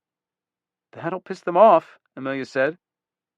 "Which is what we want to do," Lucas said. "We want them on the defensive. We want them off our back so we can figure out what actually happened, and we tell them that." "The question," Lucas Davenport spat out, "is who's setting her up?" Lincoln agreed. That was the only question. There was no doubt in the minds of Lucas, Amelia, and Lincoln that Lily was innocent. However much of a shit Jim Bob Verlaine had been, however guilty he was of sadistic murder, and however much of a tough number Lily Rothenberg was, there was no way she'd take him out like that. The team was back at Lincoln's townhouse. All of them except Lily, of course, who was still being detained, and whose absence was glaringly obvious. "So," Lucas repeated, "who's behind it?" "Somebody with a grudge?" Amelia offered. "Could be," Lucas said. "She's made some enemies in her day, or maybe some asshole wants to derail a case she's running." "And what about Verlaine?" Amelia asked. "Did he kill those women, or was he being set up too? And what's the reason behind that?" Lincoln's view, admittedly myopic at times, as to the questions why and who, was generally best answered by how and what. That is, by the evidence. Why waste fucking time speculating? Look at the facts. You ever in a good mood, Lincoln? Lucas asked. A grunt suggested that the answer might be no. But Lucas took his point. What do we have to prove the suicide was faked? Looking over Amelia's photos of the body, Mel Cooper said, powder burns and muzzle stamp are consistent with a close-contact gunshot. Lucas regarded the pictures too. And the tissue, blood, and bone on the receiver of the piece confirmed that. But it was a temple shot. That's rare in self-inflicted wounds. Usually the poor bastard bites the muzzle. Which means somebody could have pulled out the piece when Verlaine was turned away, come up behind or beside him, and shot. So maybe he knew the shooter. Cooper said, but there was gunshot residue on Verlaine's hands. Firing any pistol, and most rifles, results in burnt gunpowder particles and gases contaminating the hand holding the weapon. But Lucas muttered, fuck, that's easy. He fired twice. Yes, Lincoln said enthusiastically. Good. Verlaine lets the perp in. He or she stands beside him and blows his brains out. Then the perp puts the gun in Verlaine's hand and pulls the trigger again. Bang! Verlaine's fingerprints are on the piece, and GSR's on his hand. Perp collects the second shell and leaves the gun on the floor. But where's the other slug? Cooper asked. Lucas, clearly pissed his friend had been set up, snapped, Christ, just look at the pictures of the scene. The whole goddamn studio's like a gun-range bullet trap, 1,000 hunks of metal. Half of his, quote, art looks like a monkey pounded on it with a hammer. Nobody'd spot a bullet ding. Amelia said, okay, that could work, but the big issue, what about Lily's fingerprint on the shell casing fired from the murder weapon? How the hell did the perp finesse that? She tossed her long red hair over her shoulder. Lincoln was amused to see Lucas following the sweep closely. He reflected, just because you're a faithful husband doesn't mean you're blind. Lincoln said, Internal Affairs is claiming that Lily picked the gun up at the scene where she shot Levon Pitt, rescuing his son. What was the name again? The boy? Mel Cooper asked, flipping through a file. Andy. Lucas then snapped his fingers. Hold on. Something's wrong here. It's Levon Pitt's gun, and presumably it was loaded with Pitt's ammo. Why would Lily reload the mag with her rounds? That makes no sense. I'm not saying she'd take somebody out like that, but if she did, she wouldn't be stupid about it. Amelia said, somebody stole one of her cartridges and popped it in the mag. Wore gloves. Or knuckled it, Lucas said, referring to loading a weapon by holding the bullets between your fingers, never letting the tips come in contact with the brass or slug. Lucas nodded. Our friend Markowitz ain't real crazy about the boys and girls from narcotics being involved, but it's leaning that way to me. Well, IA's not going to take our word for it, Cooper pointed out. How do we prove somebody copped a spent shell from Lily? An idea occurred to Lincoln. Call ballistics. Have them test fire a round from the bottom of the mag of the gun at Verlaine's suicide. I want 3D images of that shell compared with the one with Lily's prints on it, and I fucking want them now. Will do. Not that fast, but it wasn't bad. A half hour later, the images were on the big monitor in front of them. Lincoln glanced toward Lucas, then Amelia. You two are the shoot-'em-up mavens. What do you think? It took no more than a fast glance. They nodded at each other. Lucas said, the shell with Lily's prints was machined to fit the receiver of Pitt's gun.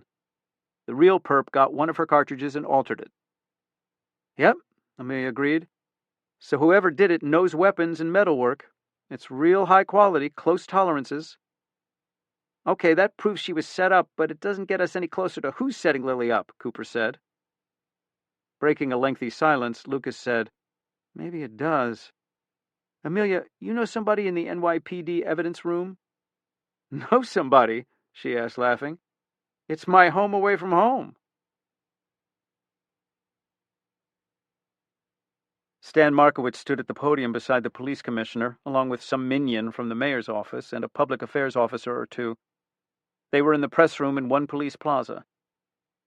Microphones and cameras and cell phones in video mode bristled like RPGs and machine guns, aimed the officials' way, though Markowitz, it seemed, was the preferred prey in the crosshairs, to judge from the tight shots. I don't think your boss is having a good day, Lincoln said to Amelia. They sat beside each other, watching on the big screen TV in the corner of his parlor. Lucas was elsewhere, preparing. "Doesn't look it. And what do you think?" she mused. "Half the city's watching?" "Half the country," Lincoln countered. "No good serial killers in the news lately. All the sharks want a piece of this one." Every media outlet except C-SPAN and Telemundo, it seemed, was represented. "Ladies and gentlemen," Markowitz began reasonably, though with a tone that suggested he actually viewed them as sharks. He was drowned out by their shouted questions. "What was the motive for the torture? Is it significant that the victims were minorities?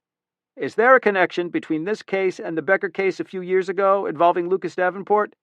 Could you fill us in about Verlaine's sex life?" Frenzy. Markowitz had obviously done this before, and he began speaking very softly. An old trick. Suddenly the sharks realized that they weren't going to hear anything if they kept yammering away, and they spontaneously, to a fish, fell silent. The COD gave it a beat and then continued. "As you are probably aware, a thorough examination and analysis of evidence and behavioral profiling led investigators to believe that a resident of Manhattan, James Robert Verlaine, was the perpetrator in the spate of recent killings of women in the city. Mr. Verlaine appeared to take his own life as a result of said investigation, and evidence supported that supposition." Lincoln muttered, "Ah, so pleased to see that they still teach courses at the academy in using 10 words when one will do." Amelia laughed and kissed his neck. "You are probably also aware that it was believed that an NYPD detective shot and killed Mr. Verlaine and attempted to cover up the murder by making it appear that the death was a suicide. Further investigation has determined that the detective, Lily Rothenberg, was not, in fact, involved in the death of Mr. Verlaine. A person or persons intentionally planted evidence in an attempt to implicate the detective. This officer has been exonerated. It now appears, too, that Mr. Verlaine was not the perpetrator behind the murder of the women. Detective Rothenberg is once again in charge of the task force investigating the killings. We expect to have a suspect in custody soon. I have no further comments at this time." "Does that mean, Chief of Detectives, that Verlaine was murdered by this suspect as well?" A new microphone logo popped into sight. Telemundo had arrived. "Can you tell us what leads Detective Rothenberg is working on? Can you reassure the people of New York that no one else is at risk?" Markowitz studied the sharks for a moment, and Lincoln thought he was actually going to say, "How fucking stupid do you have to be not to understand I have no further comments?" Instead, "Thank you." He turned and walked off the stage. Amelia made a few calls to the television stations, posing as an angry cop, and told them that Lily was at Lincoln's townhouse. "She's guilty. She's the one who did it. You got to get on her," she told the newsies. Within the hour, there were 6 news crews and 50 rubberneckers on the sidewalk outside of Lincoln's townhouse. One of them finally came up and pounded on the door, and Amelia peeked out and asked what they wanted. They wanted Lily. After some back and forth, Lily went out on the stoop, told them that she would make one statement for the record, and that would be it.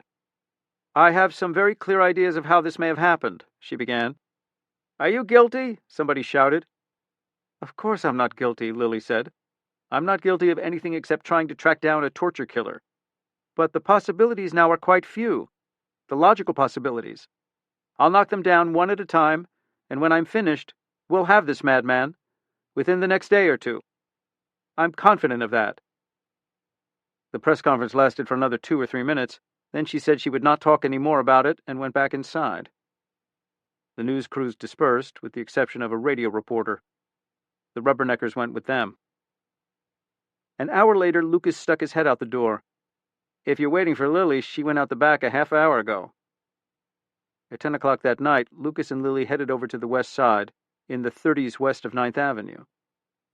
They were tracked by 2 other cars, each with 2 cops in them, including Amelia. Lily took a call and then said to Lucas, "He's on the way. He'll get off at Penn Station and then walk over, unless he's going somewhere else." "I'm worried," Lucas said. "He's nuts. If he goes off on you, I mean, he could just... He works at a hospital. He's unlikely to be carrying a gun, and the stuff I'm wearing is stab-resistant." "Nothing is stab-proof, though," Lucas said. "What we really need to do is slow down." "I disagree," Lily said. "This is hot right now. He's got to be feeling the street." If he has too much time to think about it, he can start covering it up. If he really thinks about it, he'd know that I'd never approach him alone. We can't let him think." Andy Pitt lived in a dark brownstone building that would take at least 50 yuppies and a couple of generations to gentrify, Lucas thought. They sat a block away, and the few people on the sidewalks either crossed the street or moved to the far edge of the sidewalk when they realized that there were people in the parked cars. A couple went by, and then a too-happy guy with a white dog. Lily took a call on a police handset. "He's on the sidewalk. He's coming this way." "Wire is good," Lucas said. Lily was wearing a wire over her vest, which made her look a little paunchy, but paunchy was okay, considering the alternative. They took a call from Amelia, who was with 3 other cops, concealed down some cellar steps at a building on the other side of the street. "We're set here." A minute later, she took another call. "He's crossed 9th, still coming on. He's got a grocery sack." Another 2 minutes. "He's 2 blocks out." Lily said, "Let's go." Lily went to the stoop that led into the apartment building.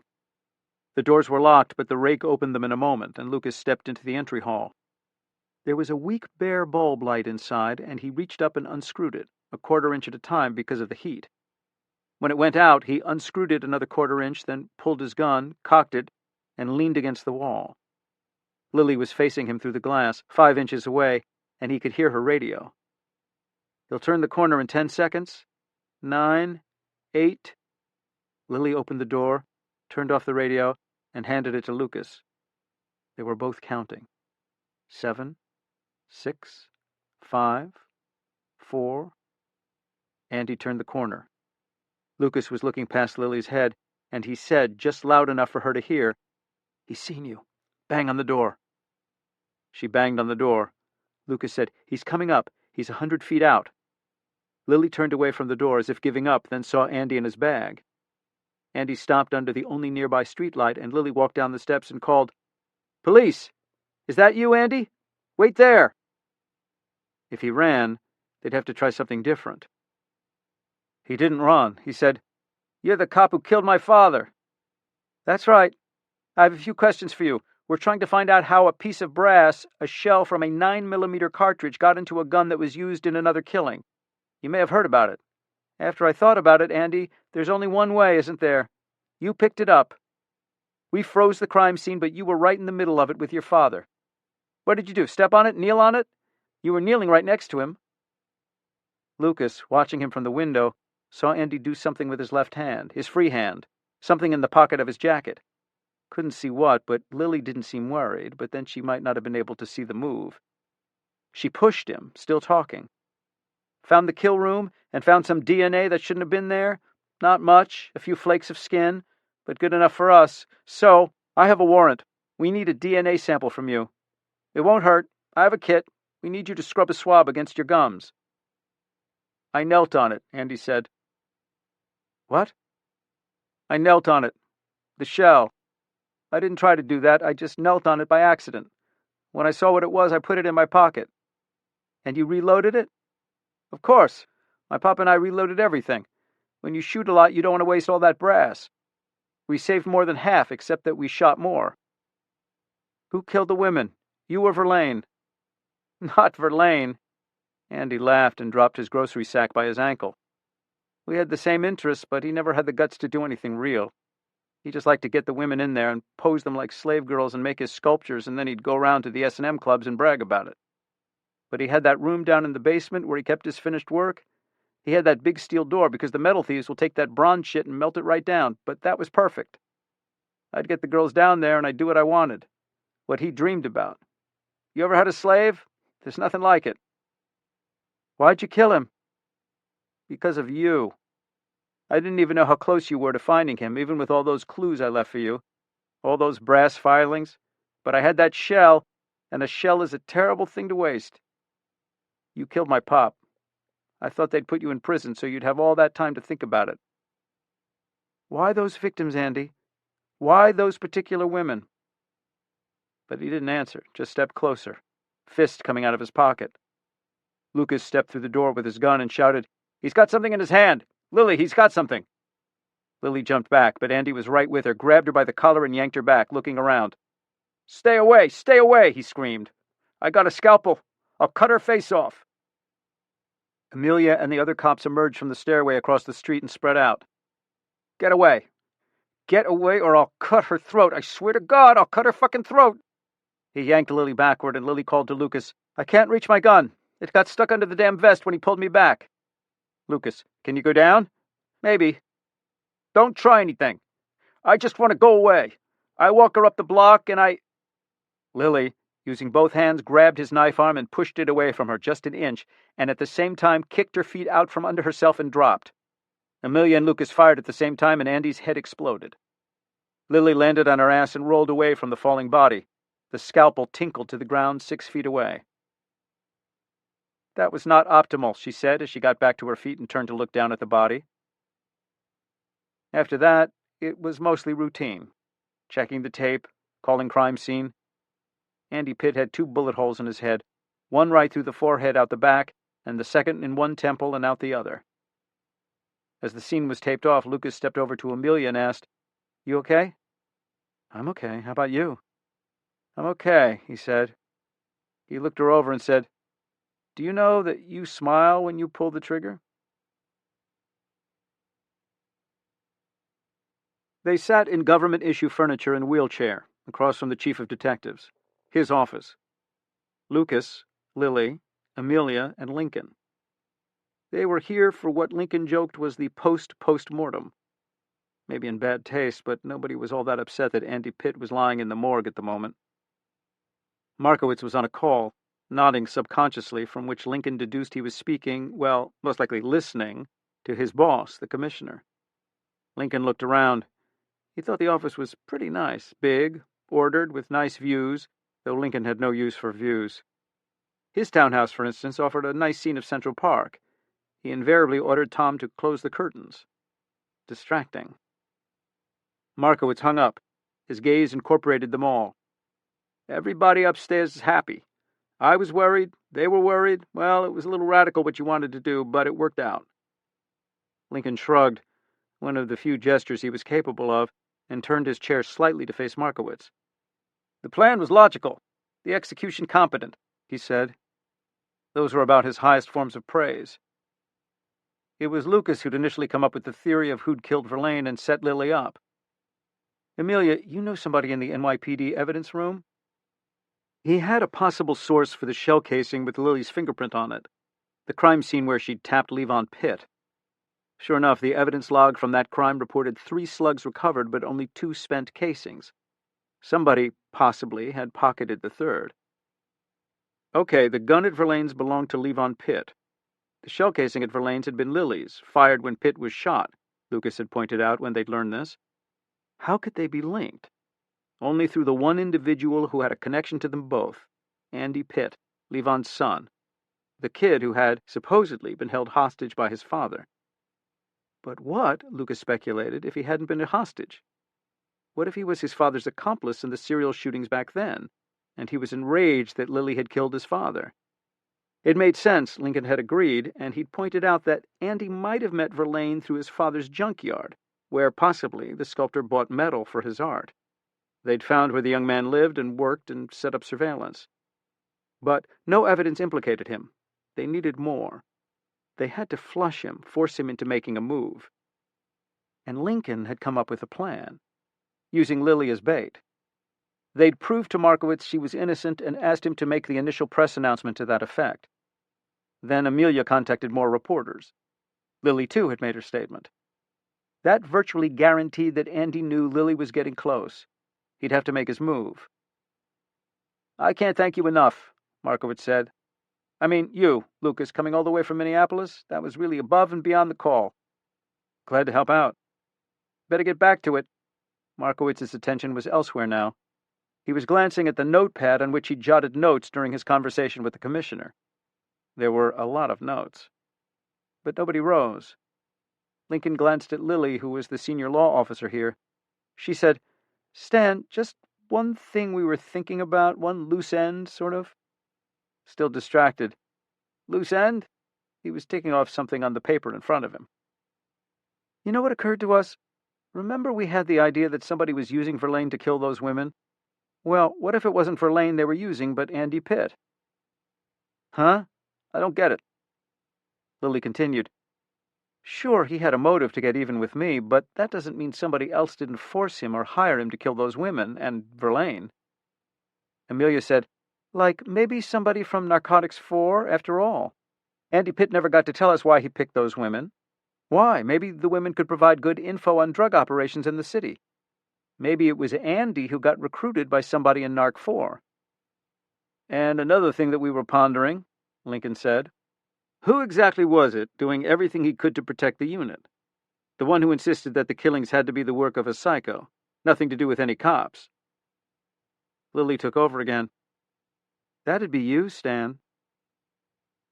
If the words didn't have Markowitz's full attention, the Glock that Lily drew and pointed more or less in his direction sealed the deal.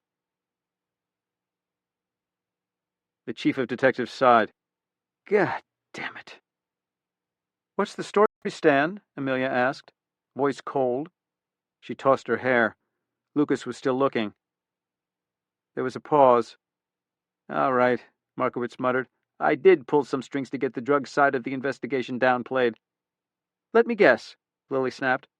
Because the women were tortured and killed to get information on the drug player in town, so Narc 4 could become the shining star of the department. Guess again, Detective. Markowitz gave a guttural laugh. You think there might have been some other reason why Narc 4 has such a great conviction record? Other than hiring a psycho to torture and kill users? No one replied. How about because the fucking head of Narc 4 was on the take?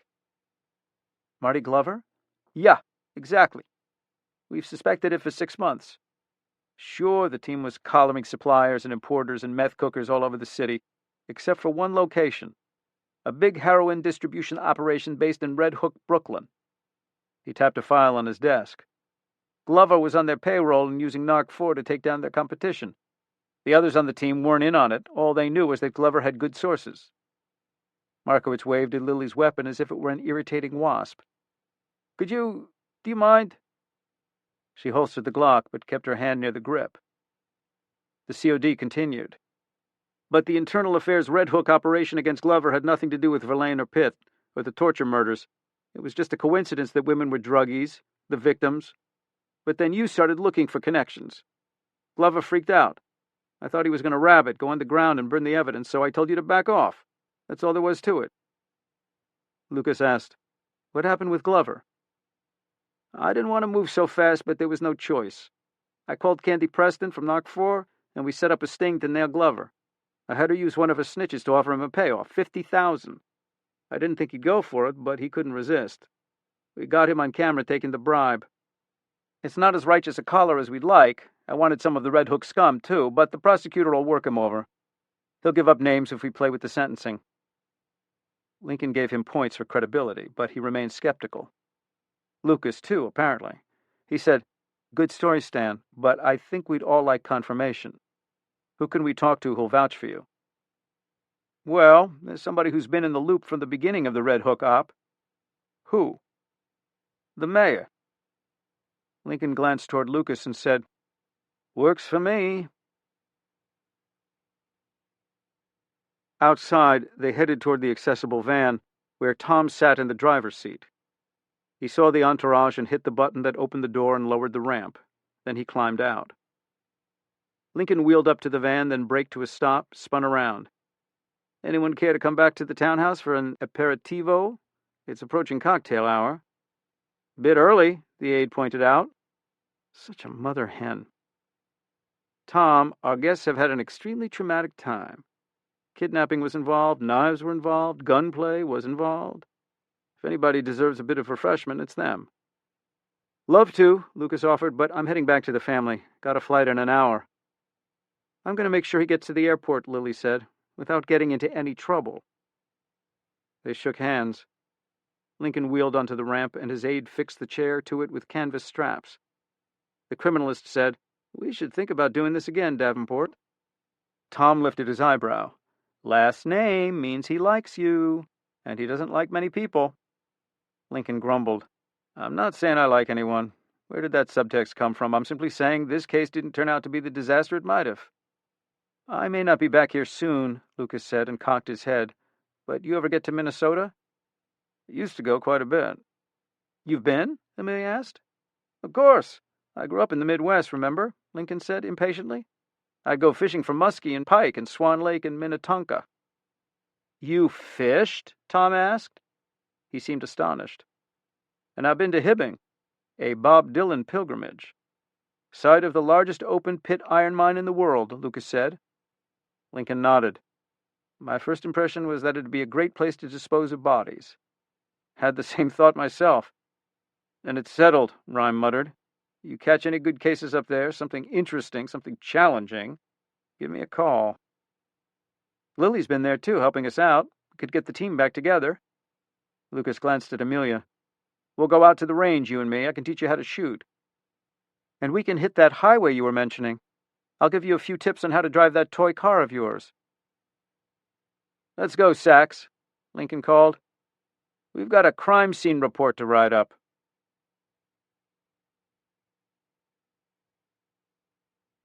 Heather Graham versus F. Paul Wilson. Repairman Jack is one of fiction's most unique characters.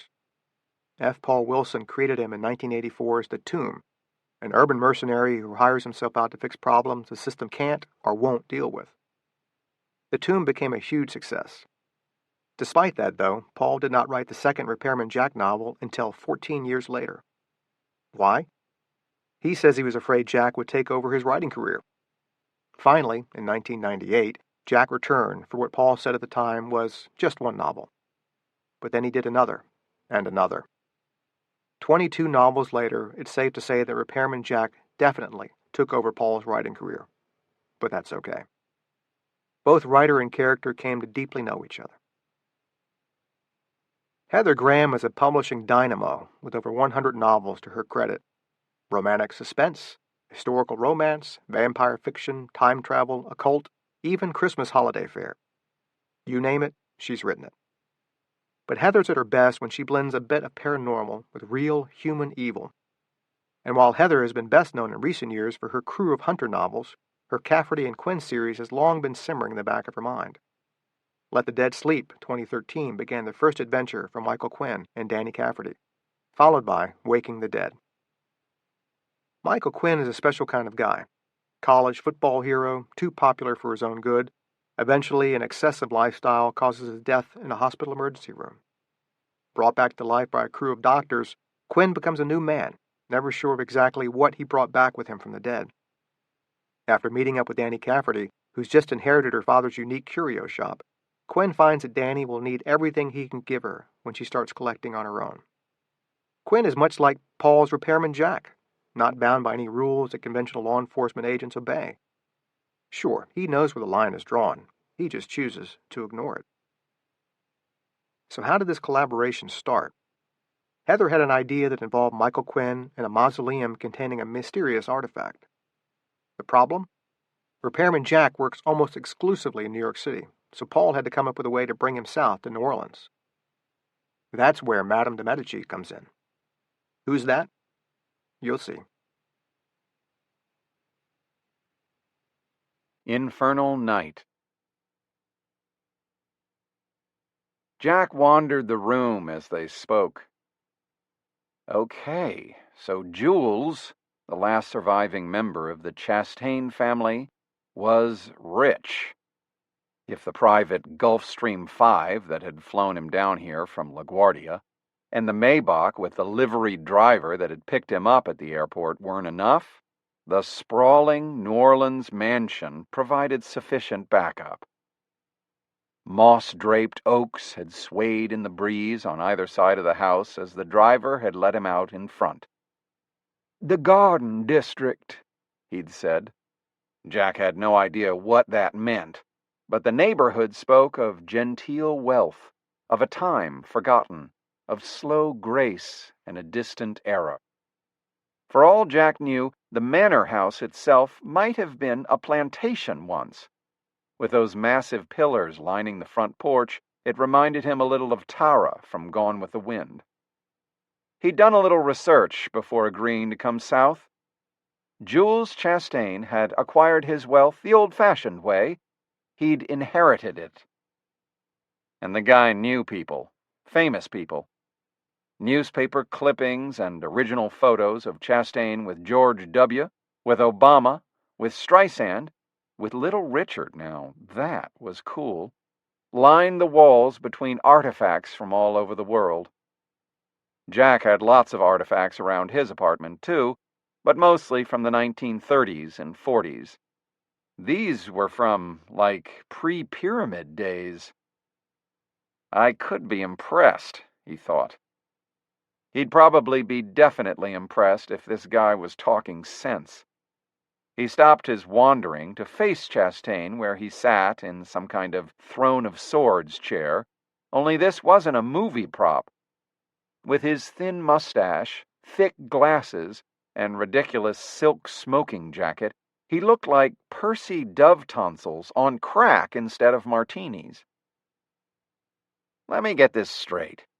You flew me all the way down here from New York to steal something you own from your family crypt? Yes, Chastain said in a quavery voice. Exactly. Okay. Now, since you're not crippled in any way I can see, go over again why you can't do this yourself. As I explained, the artifact I seek was obtained from another collector who wants it back. Because you stole it. Mister, I never got your last name. Jack had had dozens over the years. Just Jack'll do. Very well, Jack. I assure you I can pay for anything I desire. Anything. Not if the other guy doesn't want to sell. He glanced away. Well, occasionally one runs into bull-headed stubbornness, which obliges one to steal. He waved a dismissive hand. Oh, very well.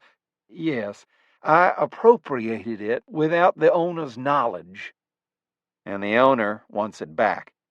Yes, she discovered the appropriation. He seemed incapable of saying theft. Oh, a she. You never mentioned that. Madame de Medici, you've heard of her? I hadn't heard of you until you called me, so why should I have heard of her? Just wondering. You're familiar with the expression, hell hath no fury? It's heaven has no rage, like love to hatred turned, nor hell a fury like a woman scorned. Chastain's eyebrows rose. Oh, a poetry fan. Not necessarily. Just like to get things right. I had the misfortune of being an English major once. Really? What school? The name doesn't matter once you've dropped out. You were saying? Well, if the true quote is, nor hell a fury like a woman scorned, then in this case we've got, nor hell a fury like a de Medici missing a piece from her collection. When I told her I didn't have her absent artifact, she went out and hired a hitman to kill me on sight. Jack had to laugh. What is she, a mob wife? Despite the name, she appears to be a Middle Easterner. The point is, she wants me dead. Over the years, during the course of business, Jack had ended more than a few lives, but never on contract. Well, I hope you don't think I'm going to hit her, because that's not in my job description. No, as I said, I just need someone to retrieve the artifact from the family mausoleum. And you need a guy from New York for this? Why not somebody local? I was told you are, what did he call you? An urban mercenary. Yes, an urban mercenary with a reputation for getting the job done and being a man of his word.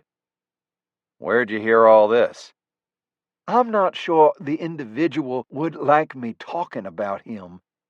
Let's just say you've had the benefit of an enthusiastic referral and leave it at that. Jack wondered who it might be. He didn't know anyone in New Orleans. He shrugged it off. With the internet, the source could be anywhere. Still, there must be a local guy who can... You also have a reputation for not being afraid of violence. That is, if attacked, you will counterattack rather than run. Oh, don't go there. I've done my share of running. What else have you heard about me? Chastain frowned. Very little. I made numerous queries. You don't seem to have an official existence. Some sources even said you don't exist at all. That Repairman Jack is just some urban legend. The frown morphed into a smile. Interesting nickname, that. Jack had never liked it himself, but things had progressed far past the point where he could do anything about it. Not my idea. Someone laid it on me and it stuck. As for the urban legend angle, that was fine with Jack. His favorite method was to play someone and leave them with no clue they'd been played. Those people never talked about Repairman Jack, just a terrible run of bad luck. But fixes didn't always go as planned, of course, and sometimes things got dicey. Sometimes people got violent. Sometimes people died. Those people never talked about Repairman Jack either. Chastain rose and stepped to a window that had to be a dozen feet high. Well, whatever, he said as he stared out at the night. The thing is, with a hitman after me, I need someone who can overcome any resistance, retrieve the artifact in question, and bring it back.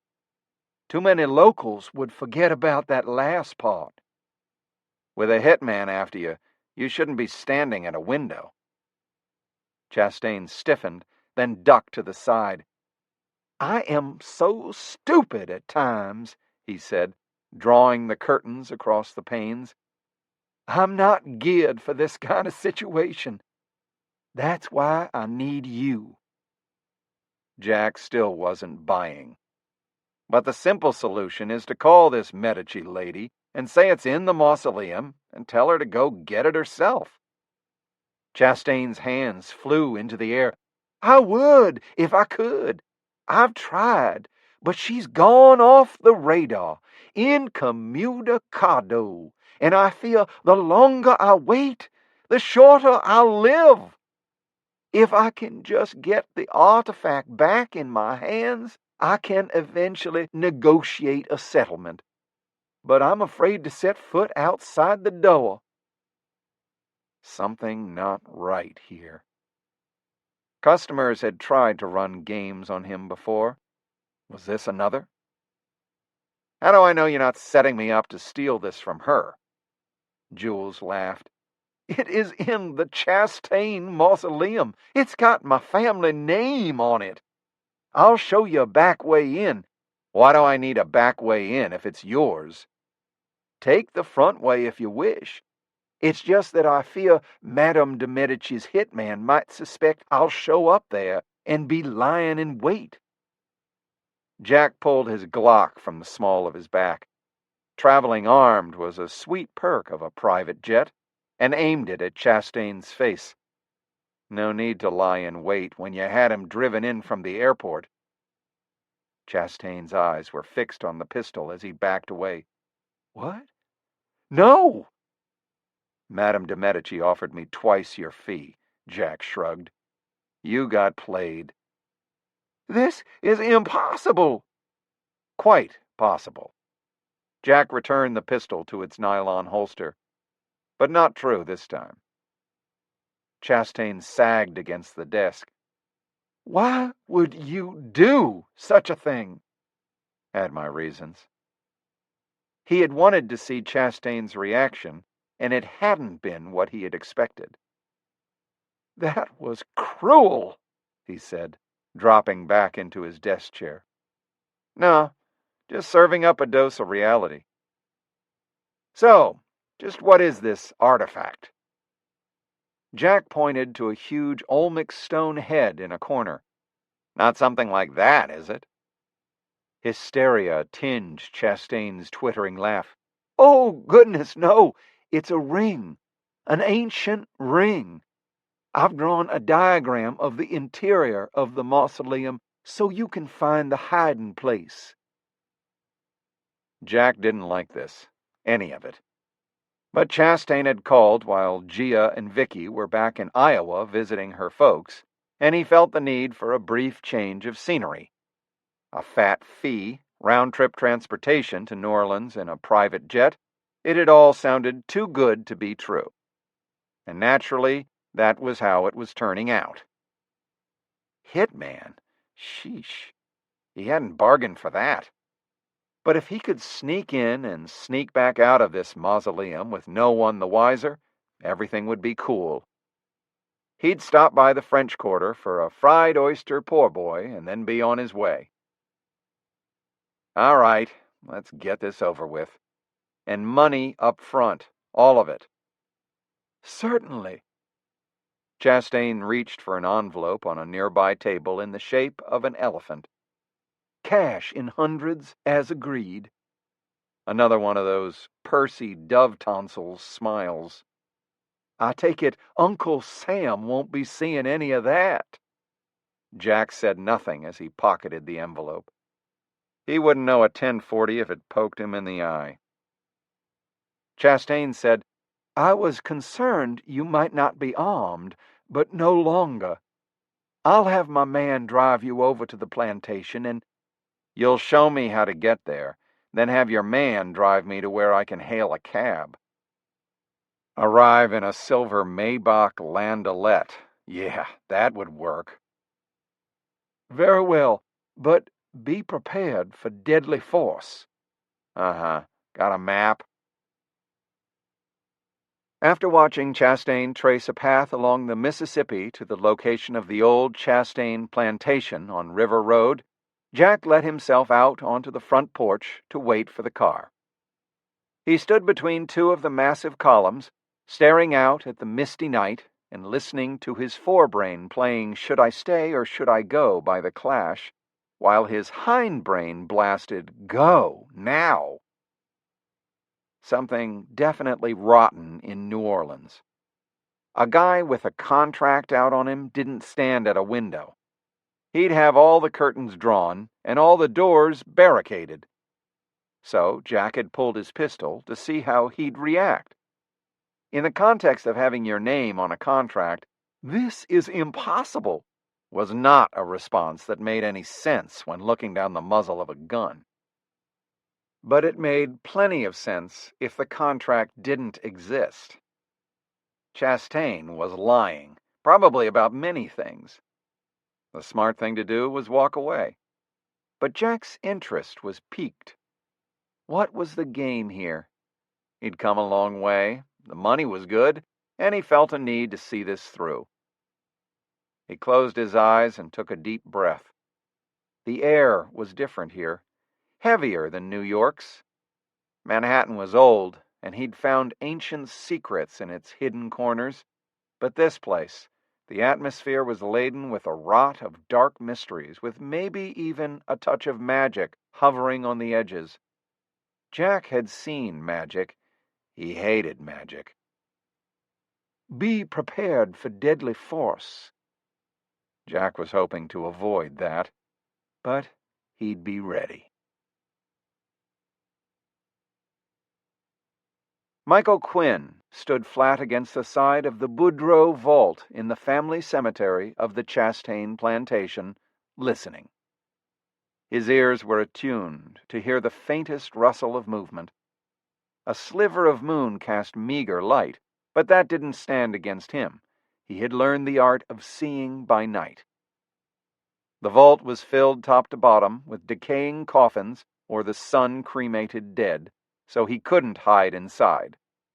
Besides, the door was sealed. The Boudreau family had long ago left the area, and it was doubtful that the vault would ever be unsealed, but he had no interest in the Boudreau family tonight. Still, He hadn't been desperate enough to forget all sense and wait inside the Chastain mausoleum.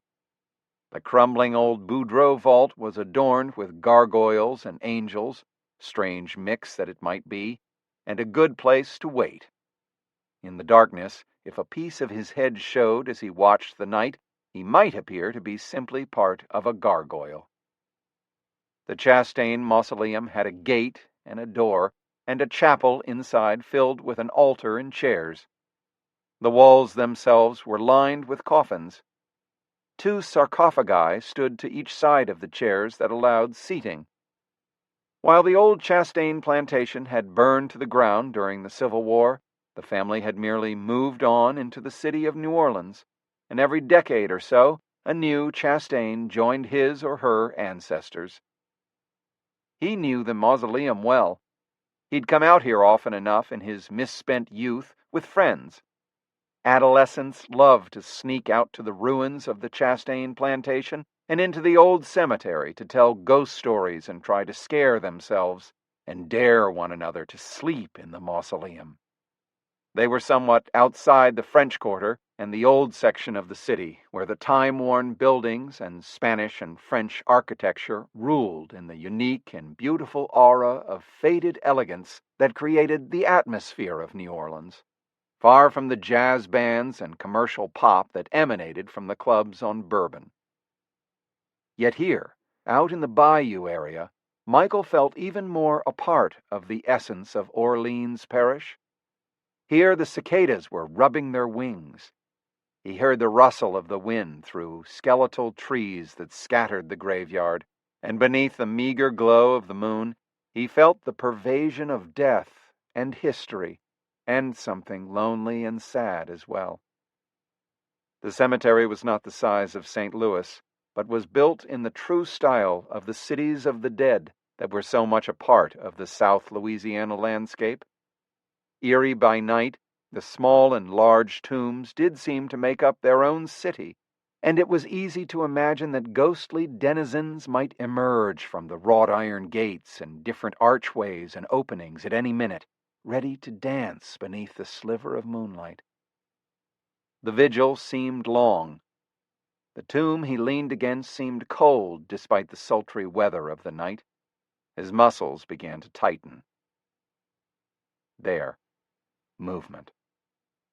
Quinn saw someone in dark clothing, almost invisible in the night, moving like a wraith. He appeared to slip through the iron gate and the giant wooden doors of the structure. They must have been left ajar. How? By whom? Quinn waited, damning the fact that his own heartbeat seemed loud in the night. He watched. He'd seen only one person. He'd begun his vigil almost 2 hours early to see who would come. He didn't head across the overgrown path to the front of the vault. He knew it well. Hell, he'd slept in the damn thing. The Chastain dead were apparently not vengeful. Nothing had happened to him. And, oddly enough, he could be grateful now that he did know the vault so well. He knew of a small entrance at the back, behind the altar. Apparently, one of the Chastain founding family members had liked to enter unobserved and mourn his dead. Quinn hurried around as quickly as he could, ever watchful of the front. Nothing. Coming to the rear, he took his time, barely breathing as he carefully pried open the rear iron door, praying it wouldn't screech. No one had used it in some time, but the vines and weeds that should have nearly choked it had been pulled away. Something was off here, but still, he was sure he could use this passage to get the jump on whoever was inside. He eased the door open just wide enough to get his body through. He dropped and rolled behind the altar as quickly as he could. The rear wall offered broken stained glass windows, and the weak illumination of the moon came through what remained of the colored glass in a strange purple color. The air smelled musty, but no surprise there. A tile tilted under his left shoe. Had the intruder hidden back here? If so, where was he now? Something within Quinn wanted to investigate that tile, pry it up. Later. He held his breath and listened. No sound. Not even the other's breathing. Was he holding his breath too? No. The mausoleum felt empty. But how could that be? Quinn had seen him go in. Pulling his revolver, he moved out from behind the altar and crept around, searching. The place was empty, but that was impossible. A sudden flurry of movement stunned him. Someone moving with lightning speed, hurtling toward him. Quinn spun around, but something cold and metallic rammed, none too gently, against the base of his skull. Another move and your brainstem comes out your nose. The pistol's muzzle was positioned to do just what the intruder said, so Quinn froze, cursing himself. He had played just about every role known to man in life, from idiot hero addict to cop, and now investigator of the unusual, and he wasn't accustomed to being the one taken by surprise. But hell, he'd also learned how to talk and stall, how to retreat to fight again, and this seemed the right time for that. Okay. The other man snickered as he removed Quinn's revolver from his grasp. Some hitman. The word stunned Quinn. What? What did you say? You heard me. You called me a hitman? On your knees. Got a little hog-tying to do. Wait just a goddamn minute. Who do you think I am? That lady de Medici's boy. Now on your knees, or I put your own slugs through them. Madame de Medici, Quinn thought. He thinks I work for her? I've had no contact with the madam. Ever. I don't know where you got your information, but I was hired by the owner, Jules Chastain. He could feel the other man stiffen behind him. Bullshit. No, true shit. He spoke quickly. Reach into my jacket pocket for my ID. My name is Michael Quinn. I'm a private investigator in New Orleans. The muzzle pressed harder against his skull as the man reached around, found the folder, and removed it. It's too dark to read in here anyway. You mean you came without a flashlight? No. His tone was annoyed. It's just that my hands are full at the moment. He shoved Quinn toward the chairs. Have a seat while I figure this out. Quinn did as he was told. The guy seemed dangerous, but Quinn felt no fear of him. Odd. It was occurring to him that they'd both been taken. He hoped it was occurring to the other guy, too. A flashlight glowed, and Quinn caught a glimpse of some nondescript features. Then the beam shone straight into his face. This could be fake. Quinn held up a hand to shield his eyes. Yeah, it could be, but it's not.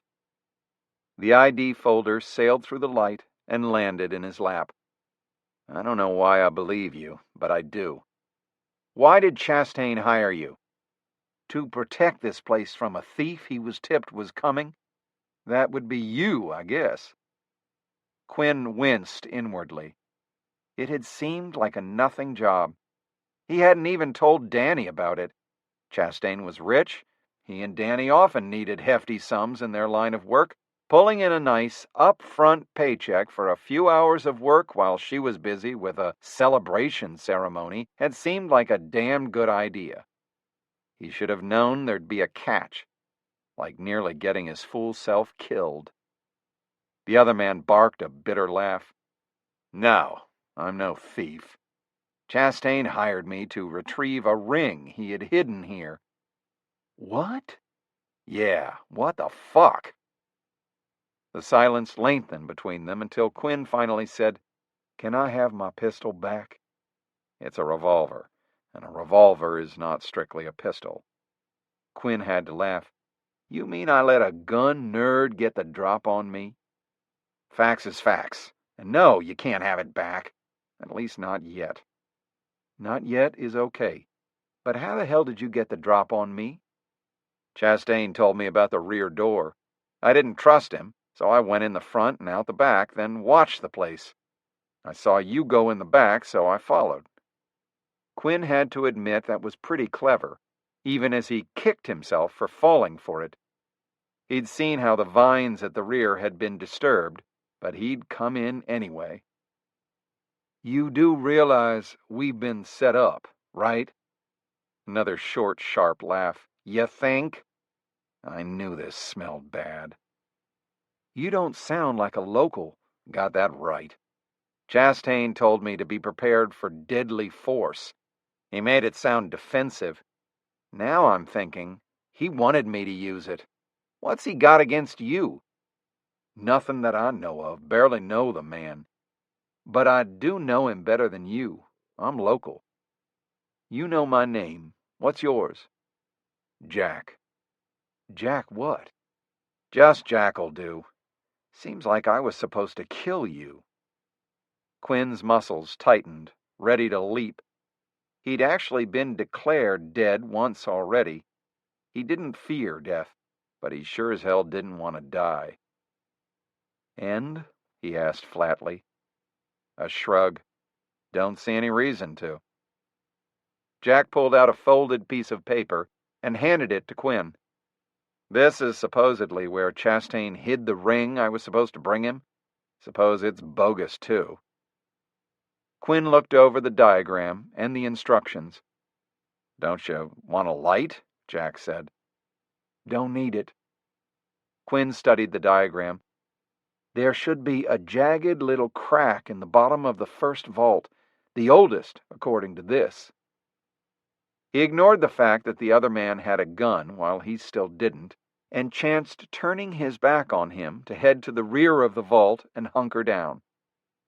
He looked at the diagram again and stuck his hand into the jagged crack on the lowest shelf, that of Antioch Chastain, founder of the clan. As the diagram suggested, his hand hit a box, a wooden box. He withdrew it, along with a mass of spiderwebs and bone dust. He looked at Jack and then opened the box. "Empty," they announced together. "Figures," Jack said. "The whole thing was a setup." "But why? He wanted us both here for a reason." "Why here? And by the way, haven't you folks heard of graves?" Quinn laughed. "The water table's too high. And actually, the cemeteries were conceived during the Spanish rule, and their design is according to the custom of the time. Good custom here. Bury someone and you could find their coffin floating along in the next heavy rain. So you pigeonhole them in these little buildings? Doesn't it get ripe after a while? And what happens when you run out of shelves? Here in Louisiana, the rule is a year and a day. The heat is so great that bodies mostly cremate in that time. These tombs are like ovens. Families shovel the bits and bones of the remains of one loved one to a mutual holding section at the foot of the shelf, so that another family member can find his or her resting place for a year and a day, or until the shelf is needed again. That's gross. What country is this? The United States of Louisiana. We have our own way of doing things. I guess you do. Jack looked around. Great setting for a horror film, though. Hey, you think that's why he got us here? To film us fighting? Some sick YouTube snuff vid? You think he's hidden a camera? He didn't fly me down from New York so we could have this nice little chat. Gotta be some reason he put us both here. Quinn didn't see a camera anywhere, but memory of the loose tile flashed through his head. It's probably nothing, but... He ducked behind the altar and pried up the tile. Only dirt beneath it, but soft dirt.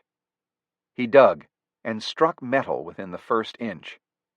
He worked his fingers around it and came up with a bracelet made of strange metal and carved with even stranger designs. A green stone the size of a dime was embedded in its center. It looked familiar. I know this piece, the Cid Sev Nelesso.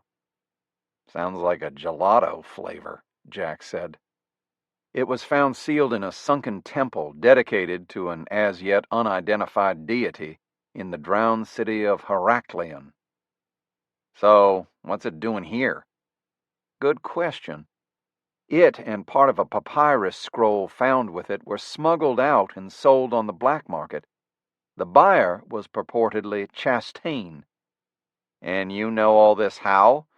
Quinn hesitated. I'm a private investigator, and I've been a cop for the city of New Orleans, but these days... He held off. He was always careful, especially with strangers, and more especially New Yorkers. But to his great humiliation, this guy could have killed him. And he hadn't. Part of what I do these days is work with a woman, he said softly. Danny Cafferty. Her father owned a shop, and I worked with him until his death. And now Danny and I collect things. Unusual things. Angus Cafferty was a real scholar, and in his business, he needed to know about history and things. Things? Curiosities of evil, Quinn said. Believe me or not, objects that are cursed, or that create evil in those who know how to use them or seek power through them. And I have a feeling now that we're not dealing with any film project. We're dealing with a thing that can cause evil. Quinn waited for the other man, Jack, to tell him he was crazy. Jack didn't say any such thing. Instead, what about this Madame de Medici he mentioned? She's another notorious collector, but the way this is going, I doubt she knows anything. Just a red herring in the story Chastain concocted for you. Jack took the bracelet and held it up, turning it this way and that in the wan moonlight filtering through the stained glass. Valuable? Priceless might be a better word. It's one of a kind. Supposedly one of the 7 infernals. He saw Jack stiffen. An infernal? He shoved it back into Quinn's hands. Here. You know of the infernals? Unfortunately, yeah, met one. Something in his expression said it had been a harrowing encounter. Jack hadn't doubted Quinn, and Quinn didn't doubt Jack for a minute. But hardly anybody's even heard of the infernals, even Danny. Danny, your partner who collects things. Her shop is called the Cheshire Cat. It's on Royal Street. She sells art, jewelry, and innocent collectibles, and she has a separate collection of things in the basement which will never be sold. He hesitated. We also destroy things when they need destroying. And when there are things out there that might cause violence or havoc, people sometimes come to her or the Cheshire Cat. He shrugged. We work together most of the time. She had to be at a ceremony with a friend of ours, a voodoo priestess. So you're moonlighting on your own. Quinn cast Jack a sharp glance. That's kind of what you're doing, isn't it? This is how I make my living, just not so far from home. Quinn continued with, the upper half of the scroll Chastain bought with the bracelet was copied before it was stolen. That copy and the original of the bottom half of the scroll were left to Danny on consignment.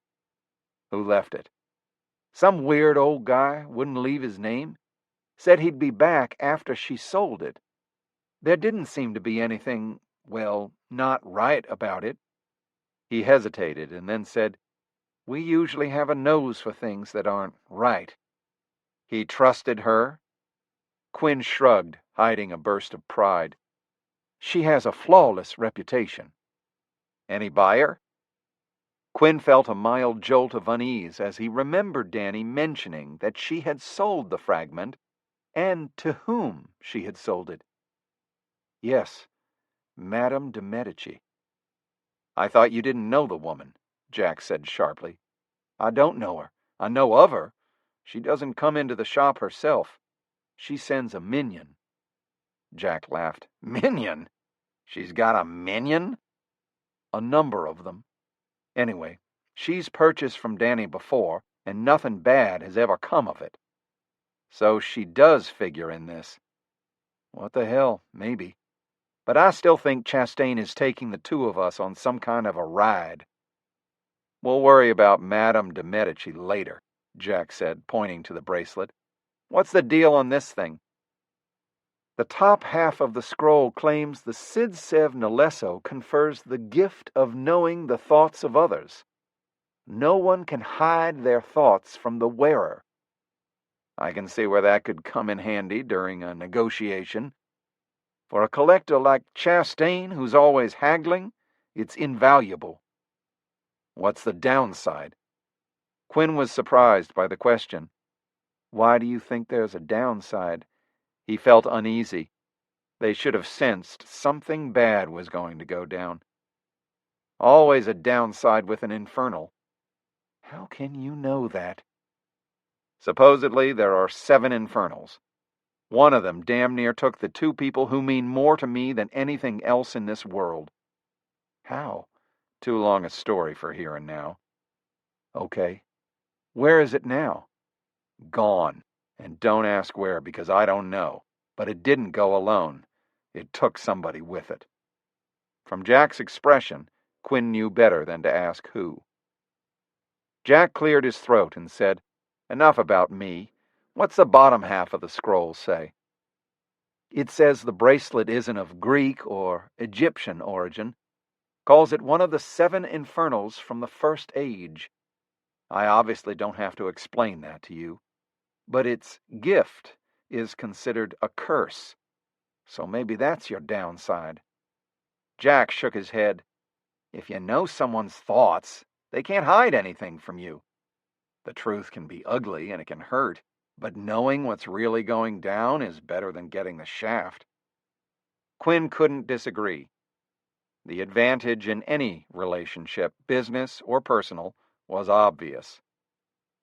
But either way, Jack said, why the hell are we here? According to the scroll, the Cid Sev Nalesso, like all 7 infernals, must be triggered to work. Jack's expression was bleak.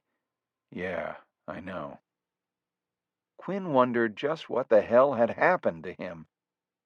He held up the bracelet.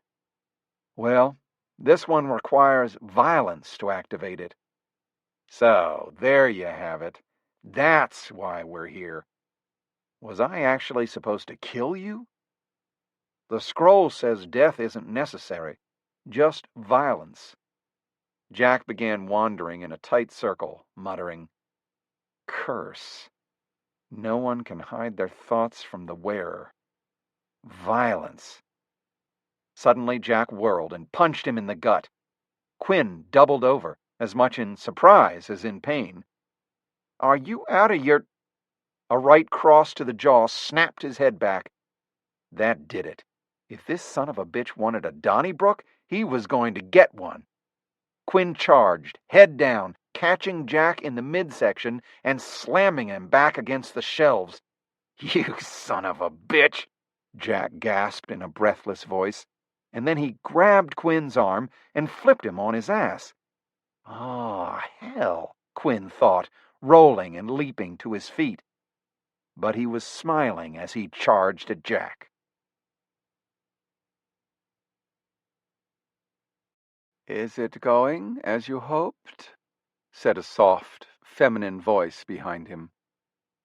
Jules Chastain whirled, then relaxed. Even in the meager light, he recognized Madame de Medici. He had found a vantage point 50 yards from his family mausoleum and had settled in to see if the seeds he had planted bore violent fruit. How had she found him? Not quite. And why are you here? As an involved party. I have a right, yes? He had been trying to place her accent in the years since she'd appeared in New Orleans, but it remained elusive. You recommended the New York mercenary, nothing more. She said she had heard of a so-called repairman Jack who hired himself out to fix situations. She had assured Jules he was real and reliable, though known to have a violent streak. She'd even passed along his number. Jules had liked the violent streak aspect and had hired Michael Quinn as cannon fodder. Everyone in New Orleans knew not to mess with Quinn. The two made for a combustible combination. She focused her amber gaze on him. "But I have an interest in the Cid Sevnalesso as well. After all, I used to own it." Those eyes. One could almost fall into them, could almost believe she really had lived for millennia. But Jules chose to humor her rather than challenge her. The Cid Sevnalesso had been found in Heracleion, which had sunk in the 3rd century BC. The idea of Madame de Medici once having owned that bracelet was beyond delusional, more like psychotic. So never challenge a psycho. "I hope you're not thinking of trying anything sneaky here." "Dear Jules, the idea never crossed my mind. I will be quite happy to see it on your wrist. I lost it in a civil upheaval. Where it lands after that is up to fate." "Whatever happened to the Cid Sevnalesso, dear lady, it landed with me." He had made up that story for Jack about stealing it from her. Quite clever, he thought. But he had bought it fair and square on the black market. It was his. God, she was beautiful. She had emigrated from Cairo during the so-called Arab Spring and wound up in New Orleans with a trove of antiquities. She tended to dress in gauzy fabrics that covered everything and hid nothing. He'd asked her to dinner 100 times, but she had refused. "I'm not looking for a relationship," was her eternal excuse. "Neither am I, dear lady. I wish only one night with you." He jumped at the sound of gunfire echoing from the mausoleum. "Ah," he said, "now I am happy." "It should be activated now," she said, turning and sauntering away. "Don't forget, put it on right away, or it will lose power." He bit back a laugh. So convincing. He made himself comfortable and waited until the police and the ambulance arrived. He watched the EMTs carry Just Jack out on a stretcher, with Michael Quinn walking behind. Both alive? Quel dommage. He hoped death wasn't required to trigger the bracelet.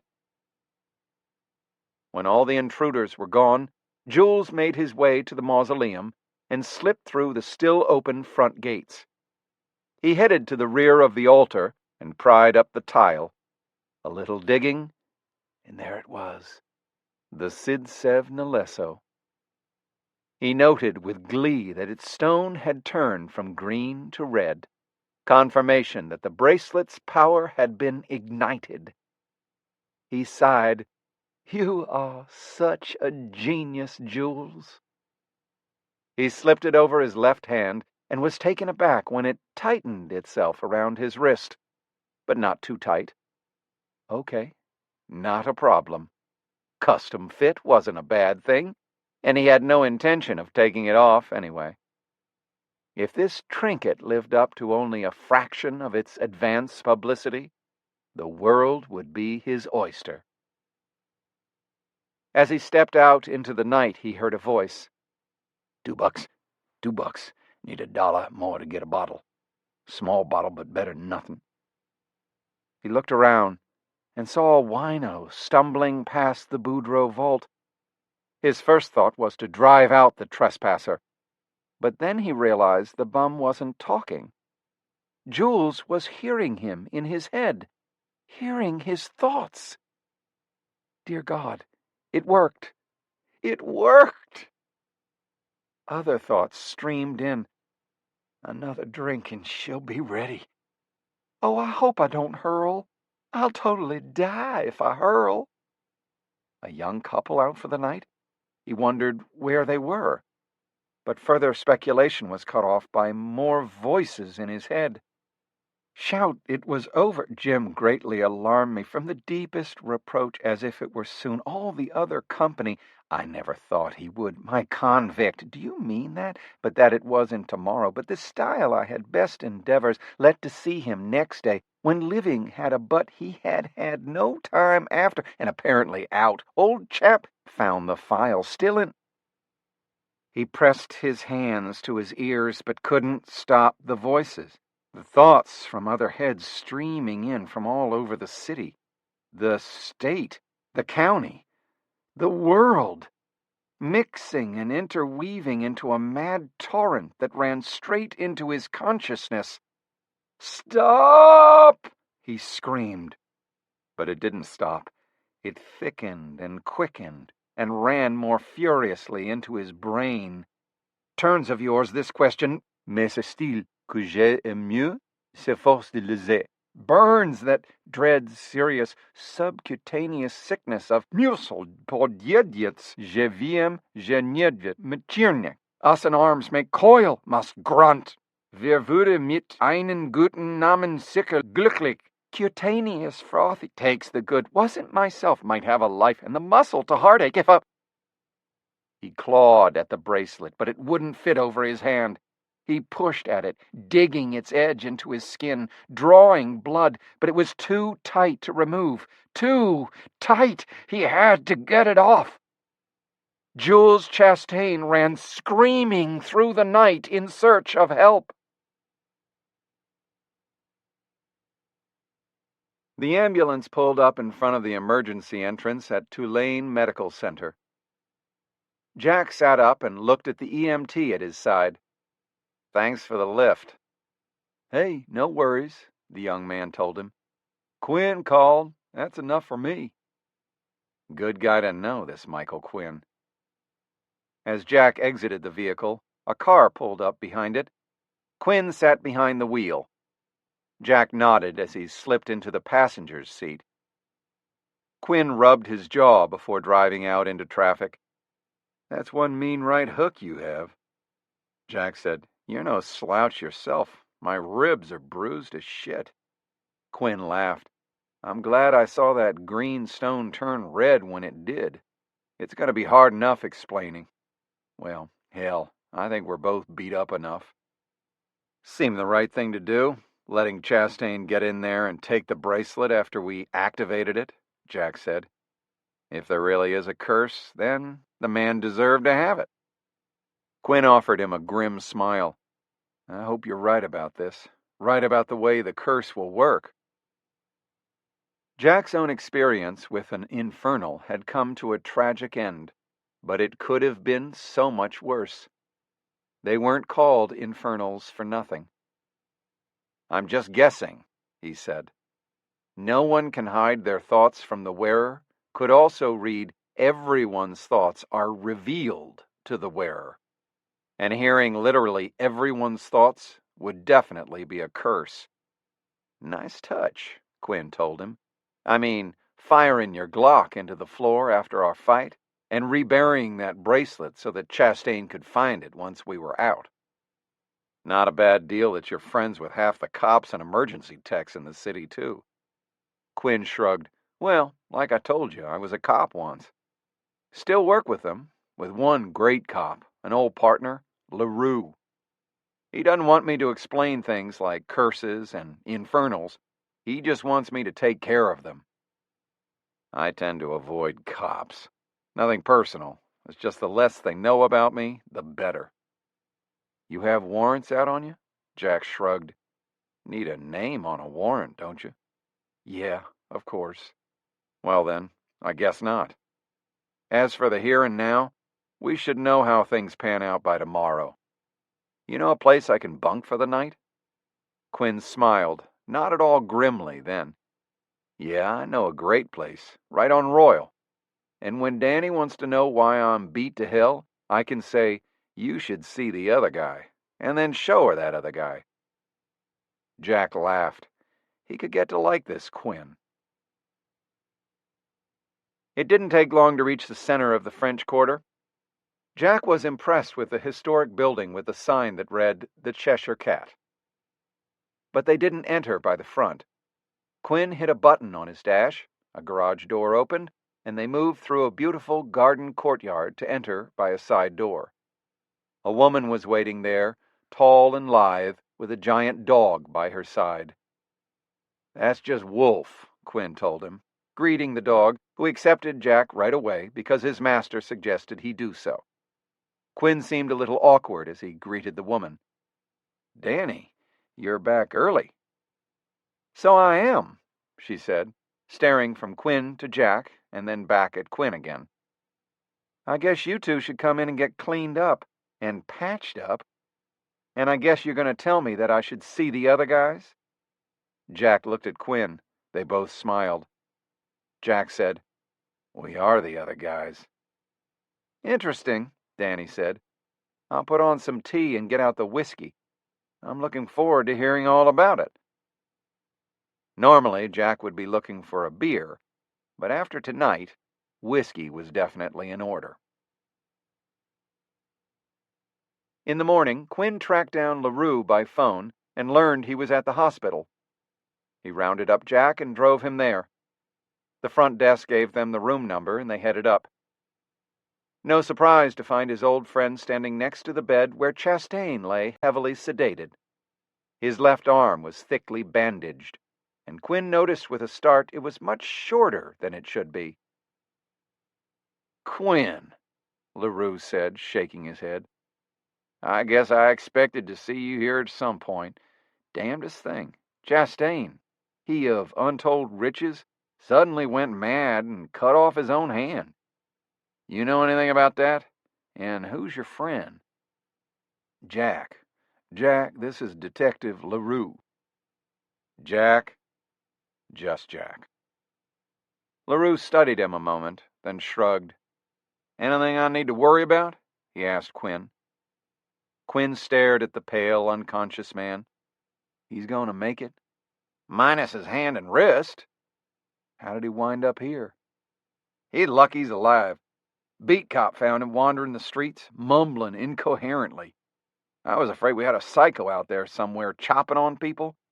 But according to the EMT who worked with him first, Chastain said he cut his own hand off because it had betrayed him. Not sure what the hell that means. Bastard wasn't even drunk or on anything.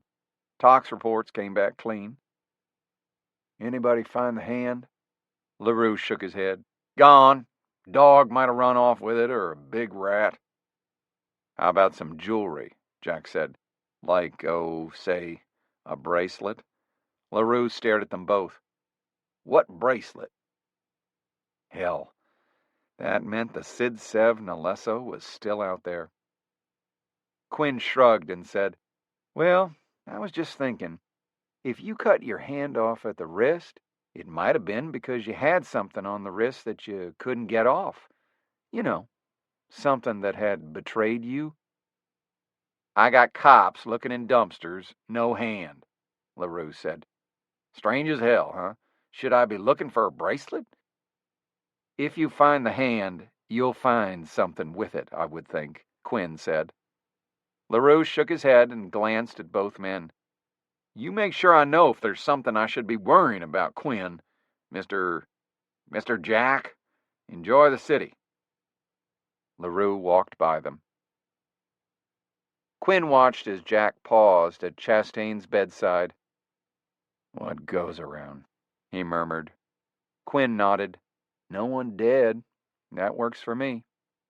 And he now realized why he had sensed nothing wrong about the bracelet. There hadn't been anything wrong until it was activated. Jack said, "Where the hell do you think the hand and bracelet could be?" Quinn had an idea, but kept it to himself. "Need a ride to the airport?" Jack shook his head. "The TSA and I aren't on cordial terms." Now, that was interesting. "Well, I'm afraid I don't have a private jet on hand like Chastain." "Didn't figure you did. Guess I'll rent a car." Quinn figured that meant whatever ID Jack was carrying was bogus. "So your ID's good enough for Hertz, but not TSA?" Jack gave him a long look before shrugging. It's passed TSA before, but I'm not one for tempting fate. Long drive. Jack sighed. Can't say I'm looking forward to it, but I guess it's a way to see some country. I take it you don't leave New York much. Jack shrugged. What for? Quinn had to laugh. He felt the same about New Orleans. Traffic was light. 30 minutes later, Quinn dropped Jack at the airport Hertz office. If you're ever in New Orleans again, Quinn said. Jack shook his hand. Don't hold your breath. Madame de Medici stood without moving, admiring the Sidsev Nelesso. It remained clamped around Jules Chastain's flesh where his hand, wrist, and distal forearm lay on a metal tray in her private museum.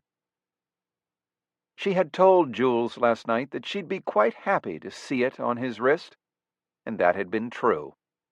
In fact, she would always see it there. Chastain's extremity had to be properly preserved, of course. She knew the ancient ways of curing flesh. After that, she would place the ensemble in the glass display case she had prepared for it. She was not tempted to wear it, not in the least. She was no fool. But she was delighted to have it back in her collection. She smoothed back a length of elegant dark hair, quite satisfied for the moment. Chastain had wanted the Sidsev Nelesso so badly. Now he would wear it. Forever.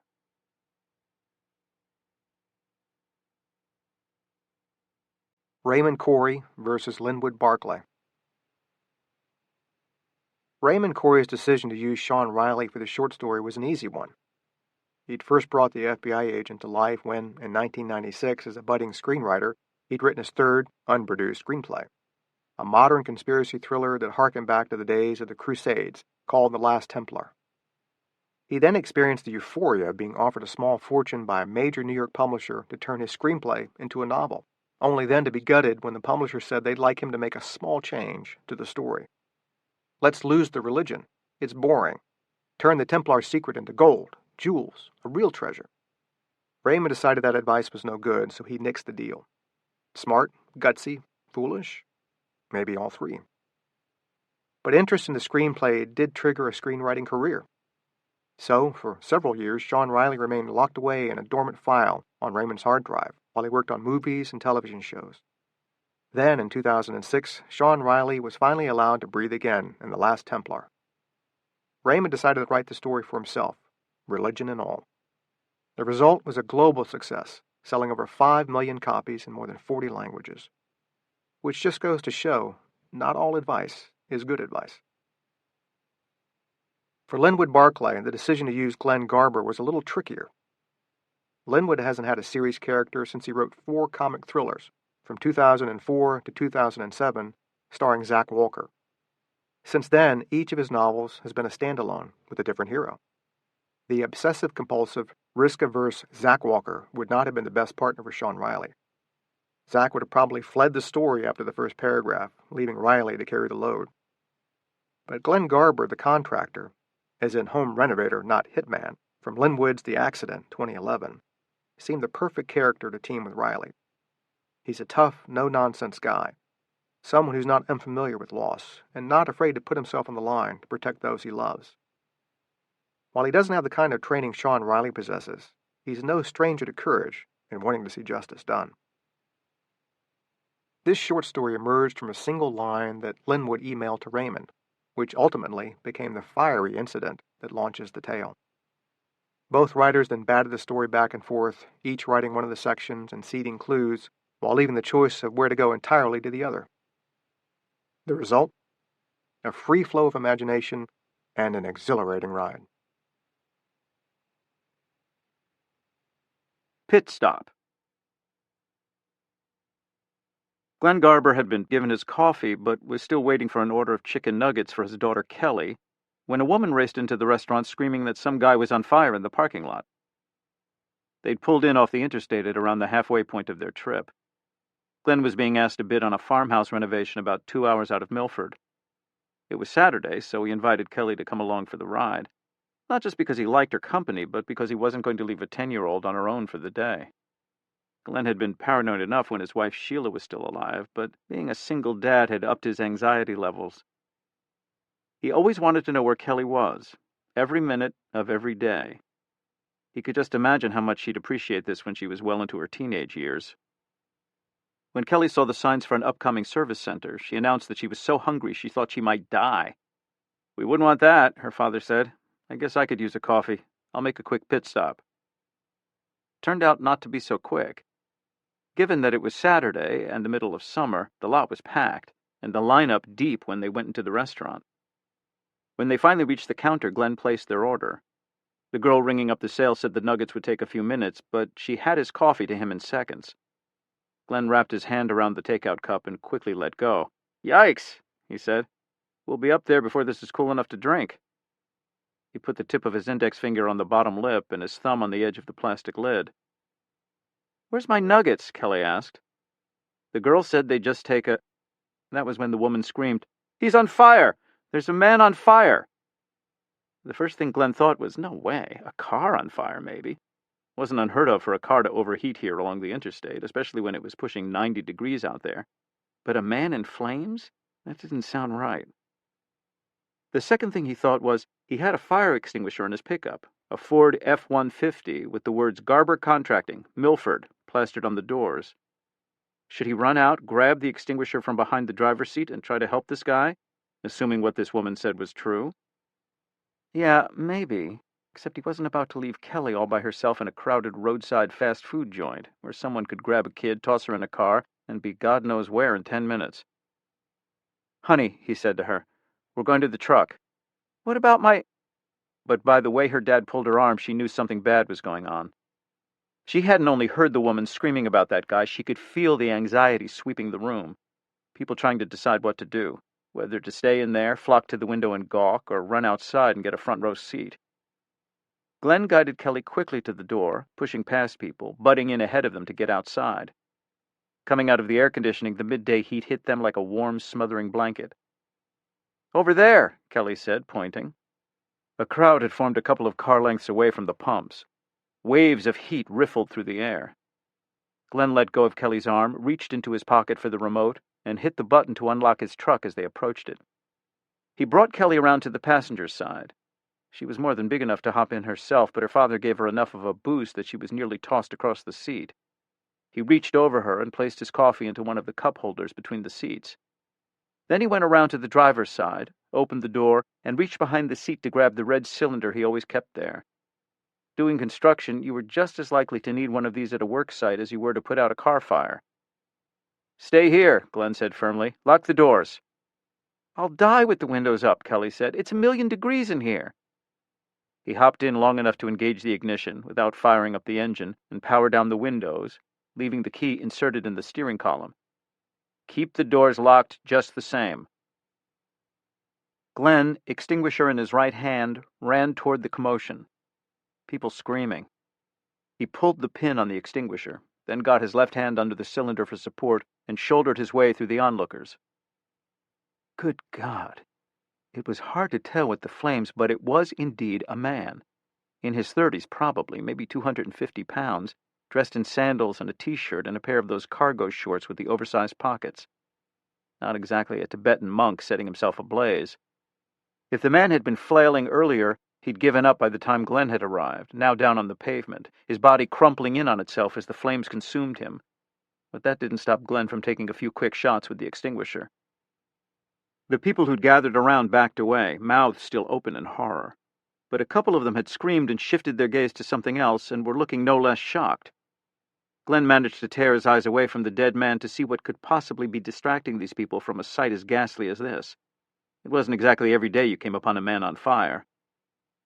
A man was staggering out of the men's room, which was off on one side of the restaurant. He had blood across his face and held one hand against his temple, and was teetering unsteadily on his feet, barely able to walk. But even from this far, Glenn could make out a fierce determination in the man's face. He didn't have too much time to dwell on it. The next thing he heard wrenched his heart out and squeezed the life out of it. It was a sound he was well familiar with. The starter drive of a Ford F-150. His Ford F-150. He snapped his gaze away from the injured man in time to see his truck charge out of its parking spot and roar off in the direction of the interstate. Sean Riley couldn't see clearly. His eyes weren't functioning properly.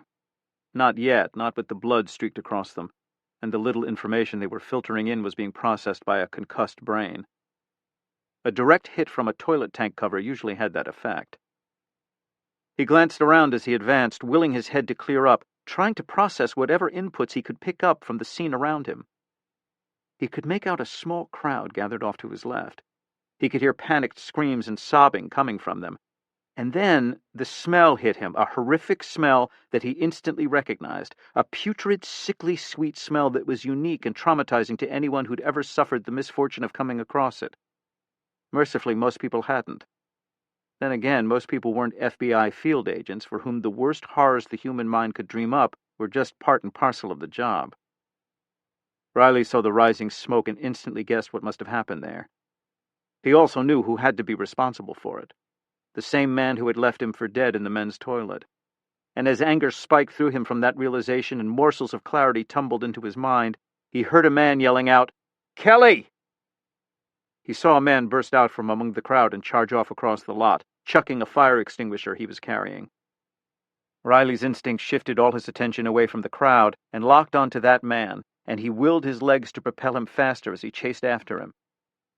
The man stopped by a row of parked cars that were lined up outside the restaurant, and again screamed out the name, a reverberating scream that seemed to emanate from the very pit of his soul.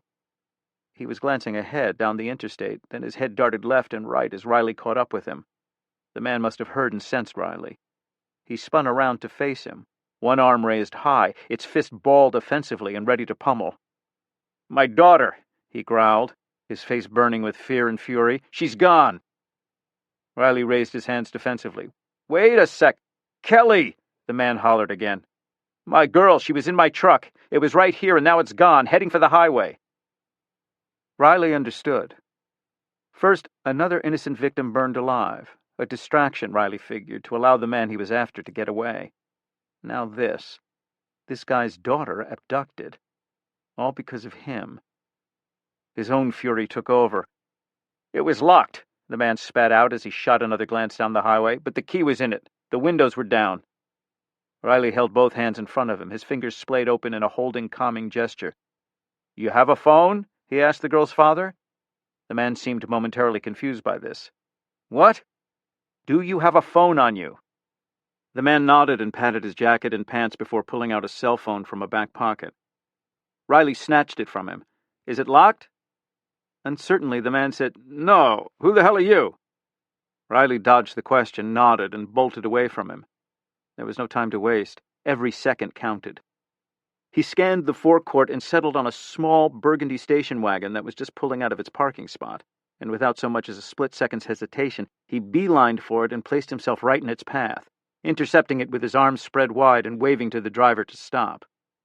The car squealed to a halt, coming to rest less than a foot from Riley. He didn't pause. He spun around the car and flung the driver's door open, then reached in and pulled the vehicle's sole confused occupant, a 70s stalwart in round sunglasses and a faded Steely Dan concert t-shirt, out of the car. "FBI, sir, I'm going to need your car," he told him as he threw himself behind the wheel.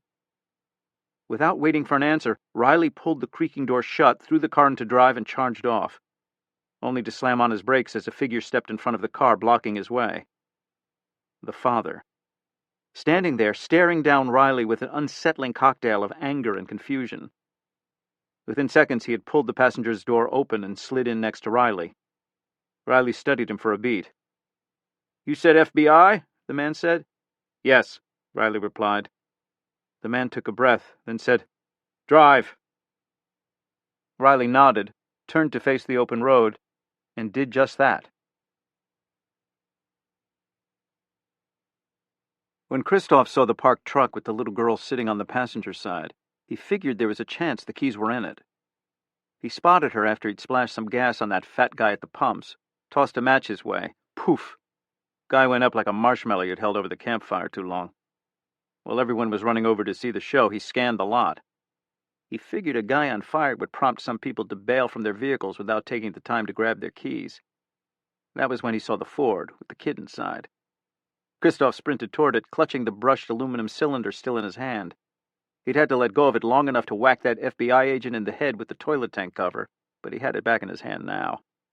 Nearly a foot long, about 2 inches in diameter, it looked like a common thermos, but there was no coffee or tea in it.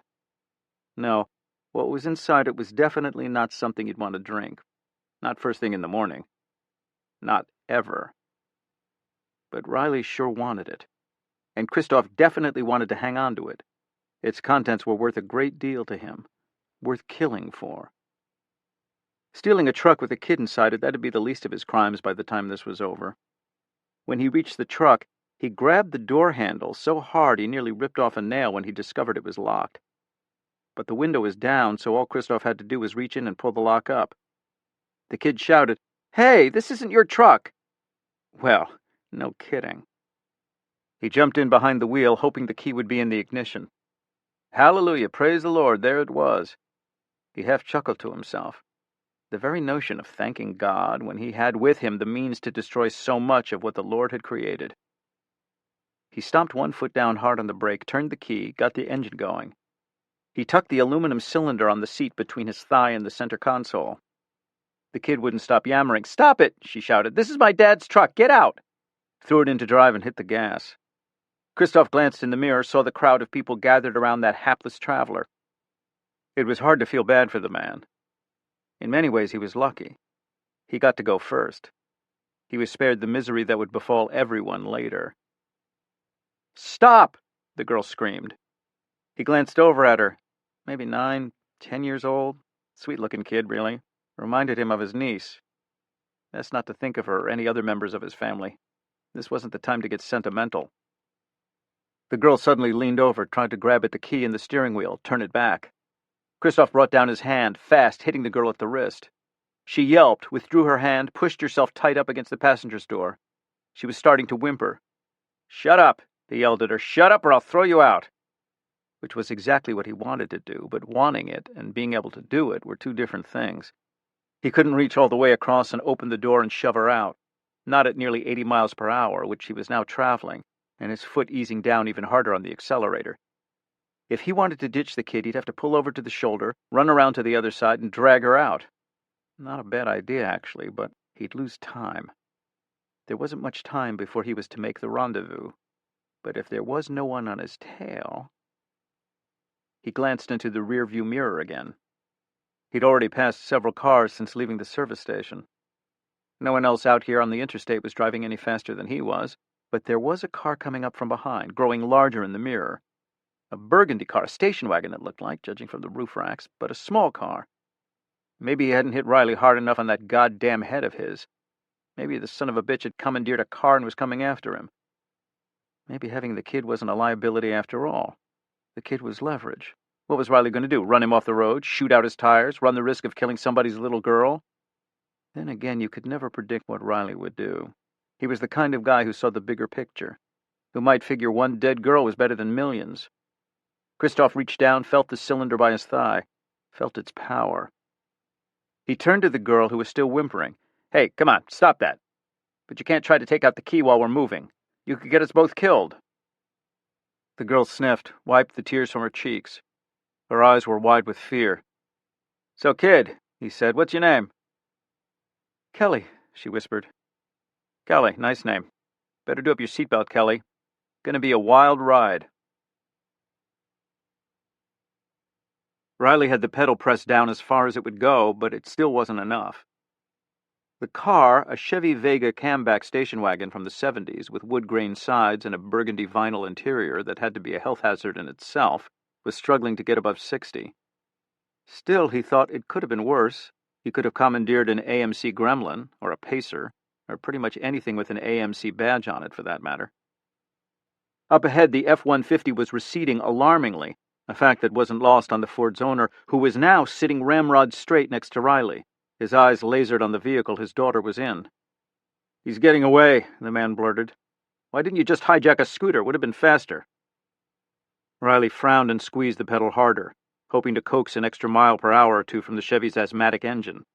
It was no use. The Vegas speedometer probably hadn't swung past the half-century mark in decades, if ever. The faint smell of pot and patchouli that impregnated its interior only served to confirm this.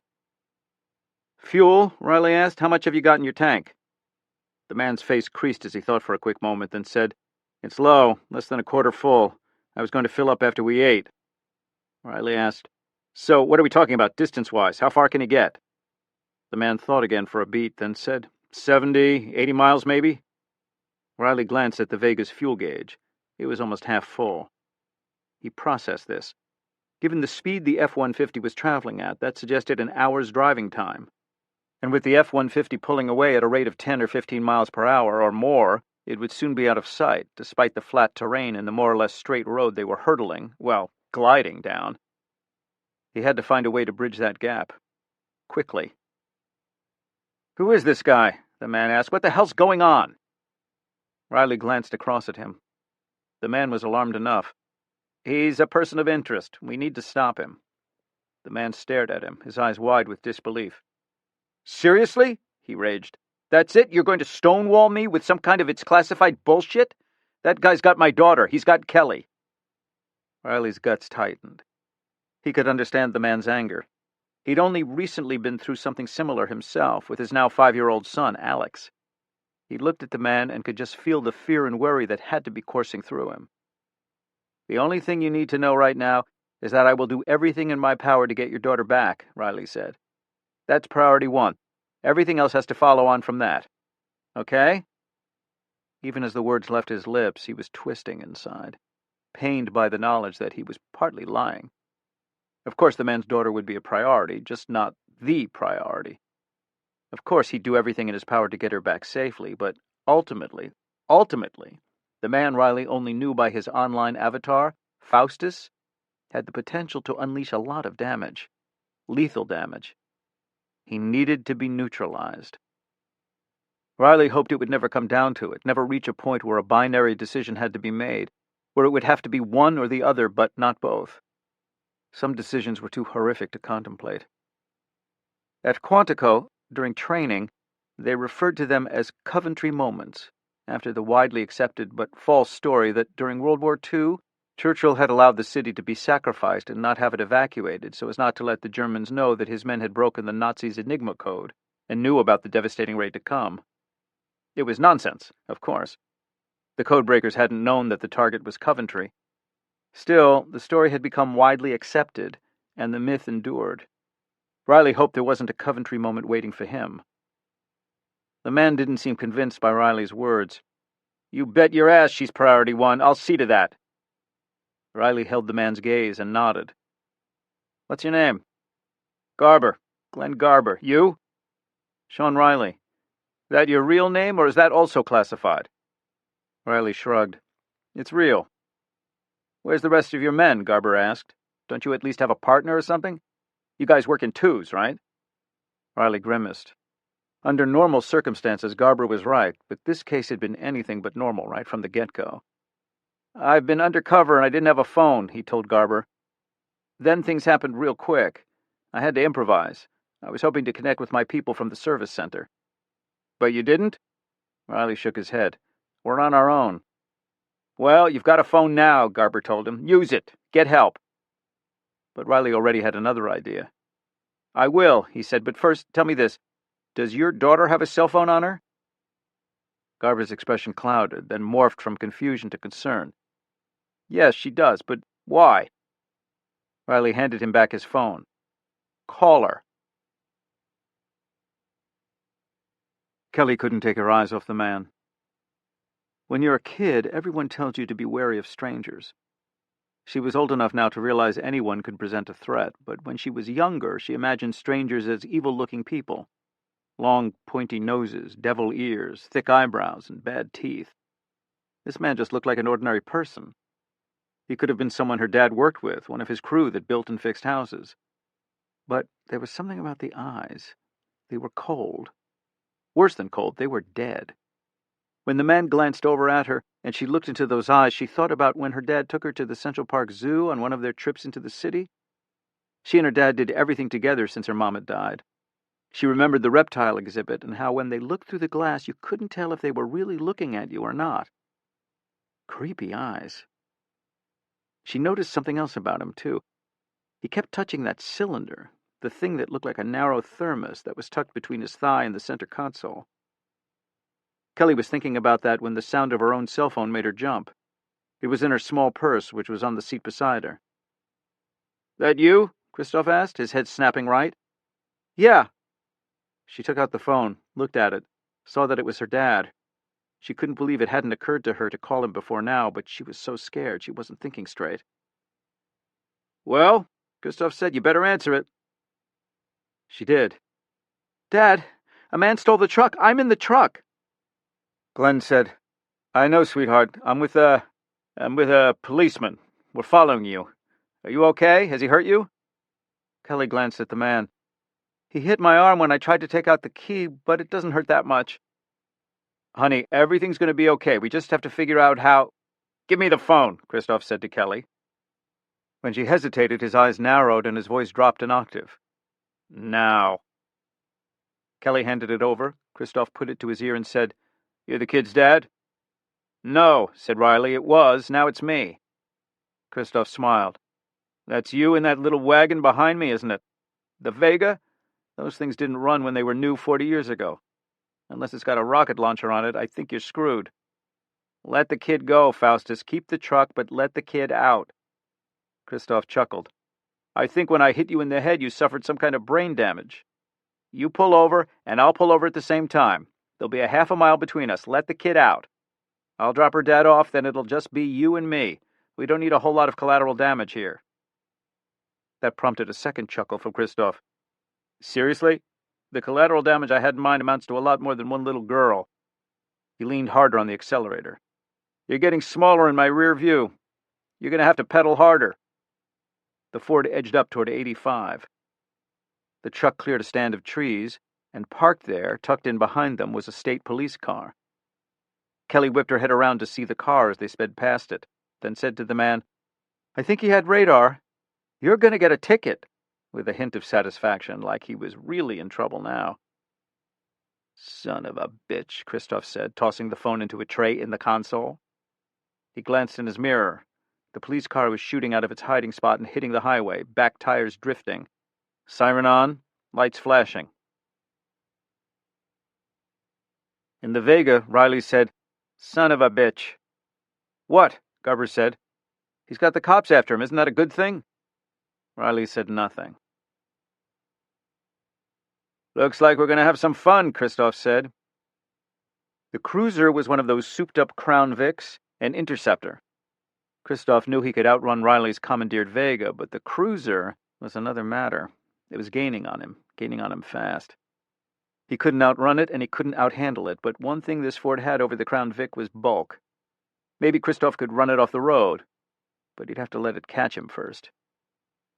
Kelly was twisted around in her seat, watching the cruiser close the distance. "You better pull over," she told him. "You're going to get a huge ticket, and he's going to put you in jail for stealing my dad's truck." "Shut up." The cruiser was coming up in the passing lane, siren continuing to wail. When it was only a car length behind, the officer behind the wheel was pointing to the shoulder, ordering Christoph to pull over. Christoph hit the brakes. Once, hard. The Interceptor was suddenly alongside, which was when Christoph cranked the wheel suddenly to the left, ramming the pickup truck's front fender into the cruiser. The Interceptor swerved over to the left shoulder, the left wheels rolling over the rounded edge. At that point, the driver couldn't right it, couldn't regain control, and get the car back onto the pavement. The cruiser barreled into the grassy median, spun around twice before coming to a halt in a spray of dirt and dust and grass. Christoph was looking in the driver's door mirror, smiling. "I think your dad's going to be pissed about his fender," he said, and glanced over at Kelly. He didn't like what he saw. Kelly was holding the cylinder. While Christoph had been occupied with the cruiser, she'd reached over the console and grabbed it. Now she was clutching it in her right hand, holding it up by the open window.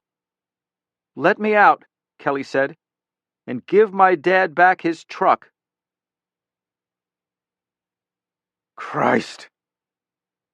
Half a mile back, Glenn Garber's heart imploded as he watched the police cruiser's high-speed tussle with his pickup truck. He watched helplessly, his fingers squeezing the armrest until all the blood had rushed out of them as the cars collided. Then he breathed out as the cruiser spun off to the side and disappeared in a cloud of dust in the median. He glanced left at Riley, who was also fixated on the drama up ahead. "You need to call your people and get them to back off. You can't put Kelly at risk with another face-off like that. This guy, what was it you called him, Faustus? He's not going to give up lightly, is he?" "I didn't expect him to." Glenn pointed angrily at the phone. "Then call your people. They need to steer clear of him. We've got a phone link into him. We can speak to him. Negotiate. I don't know, just no more of this Fast and Furious bullshit. My kid's in that truck."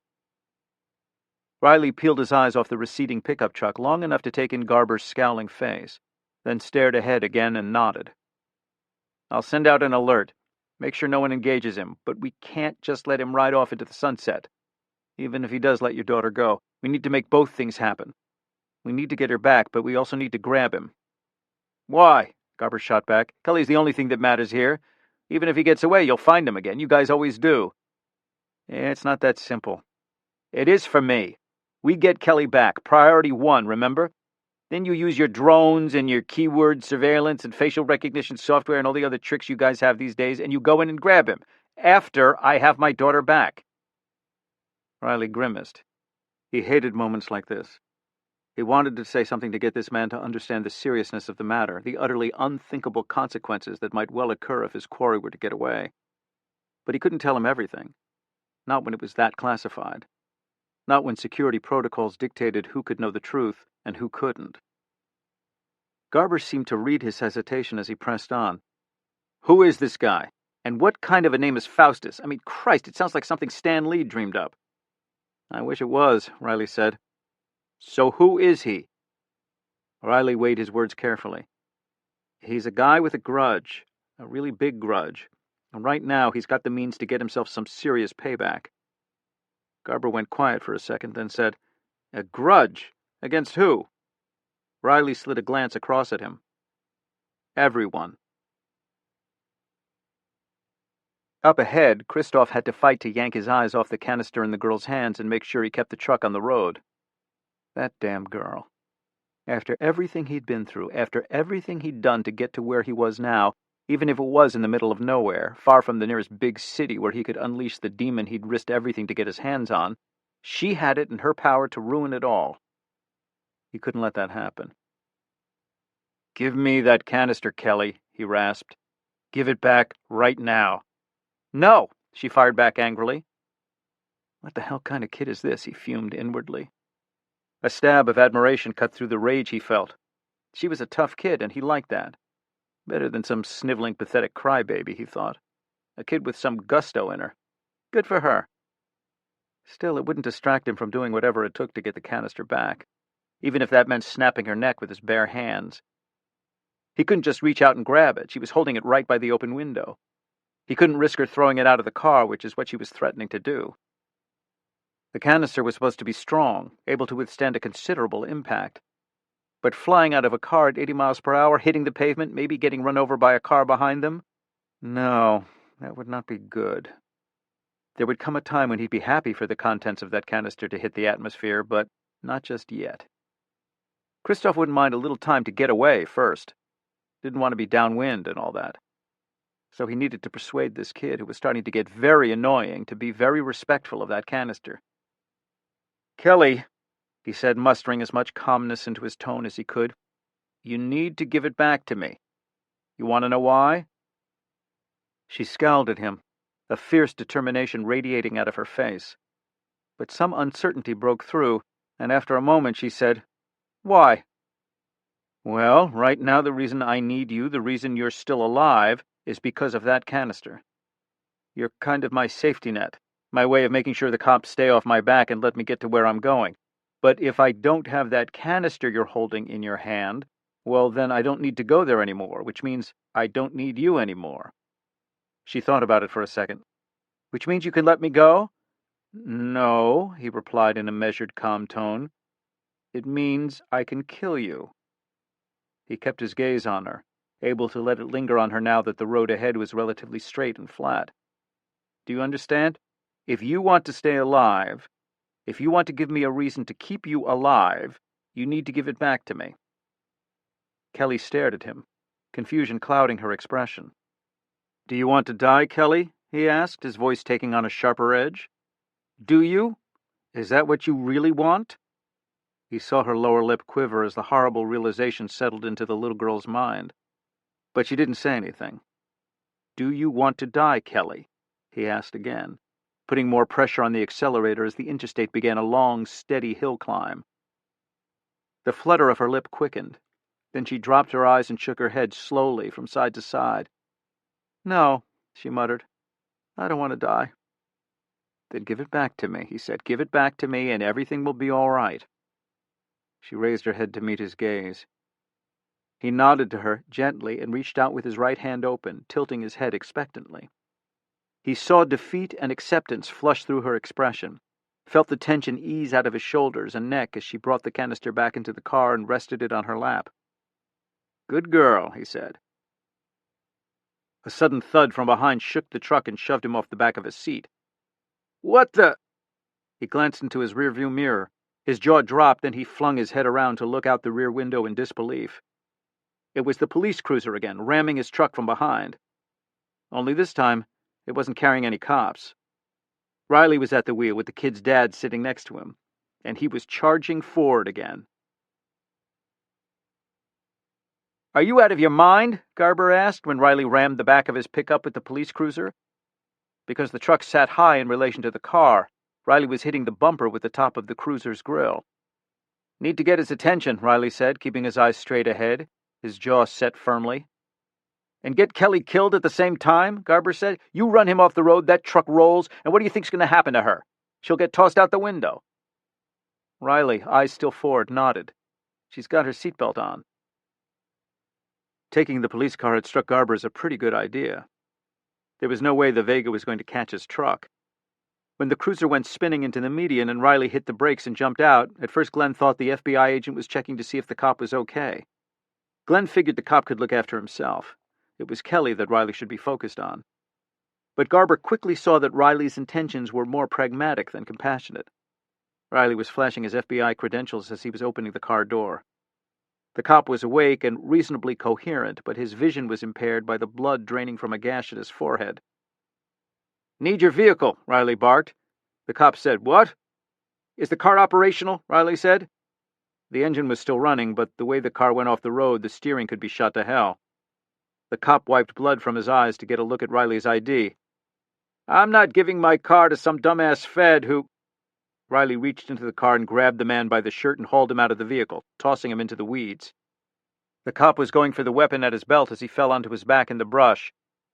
You do not want to shoot a federal officer, pal, Riley said, getting behind the wheel as Garber ran around to the other side.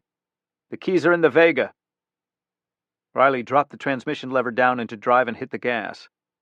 The car moved, grass and stones brushing the undercarriage as he steered it back onto the interstate, tires squealing as they gripped pavement. Once he had the car lined up, he put his foot to the floor and the car moved. Garber looked up for a handle to grab onto as the car accelerated. He's up there, but this'll catch him, Riley said. Who is this guy? Garber asked. What the hell do you want him for? What's he done? Hoping maybe that his daughter hadn't been kidnapped by a serial killer, but some notorious but non-violent embezzler. That might have made him feel, on a panic scale that went from 1 to 10, only 15 instead of 20. Even if Riley had believed the father deserved the truth, there was no way he would have given it to him. Telling someone his daughter was trapped in a car with a man who had the capability to wipe out thousands upon thousands of lives, a man who'd had access to a government germ warfare research project that Washington didn't even acknowledge existed, a man who believed the best way to get attention for his cause was to start sending messages to the government under the name Faustus, threatening a biological Armageddon? Well, telling Glenn Garber his daughter was caught up with someone like that was just going to make him a tad anxious, wasn't it? So Riley basically repeated what he told the man earlier. He's a security threat. To which Garber said, No shit. The pickup was looming larger in their windshield. Garber could just make out the top of his daughter's head through the back window. Both the truck and the cruiser were pushing a little harder as the highway continued its slow climb. "So once we catch up, then what?" Garber asked. Riley reached into his pocket for Garber's cell phone, put it to his ear, then glanced at the contractor. "We're still connected. I can hear background noise." "Hey, Faustus, you there?" He kept the phone pressed to his ear, listened. "What?" Garber asked. "They're talking about the canister." "What canister?" Riley shot him a look. "Shh!" The FBI agent listened a few more seconds. "Shit," he muttered, and tossed the phone back to Garber.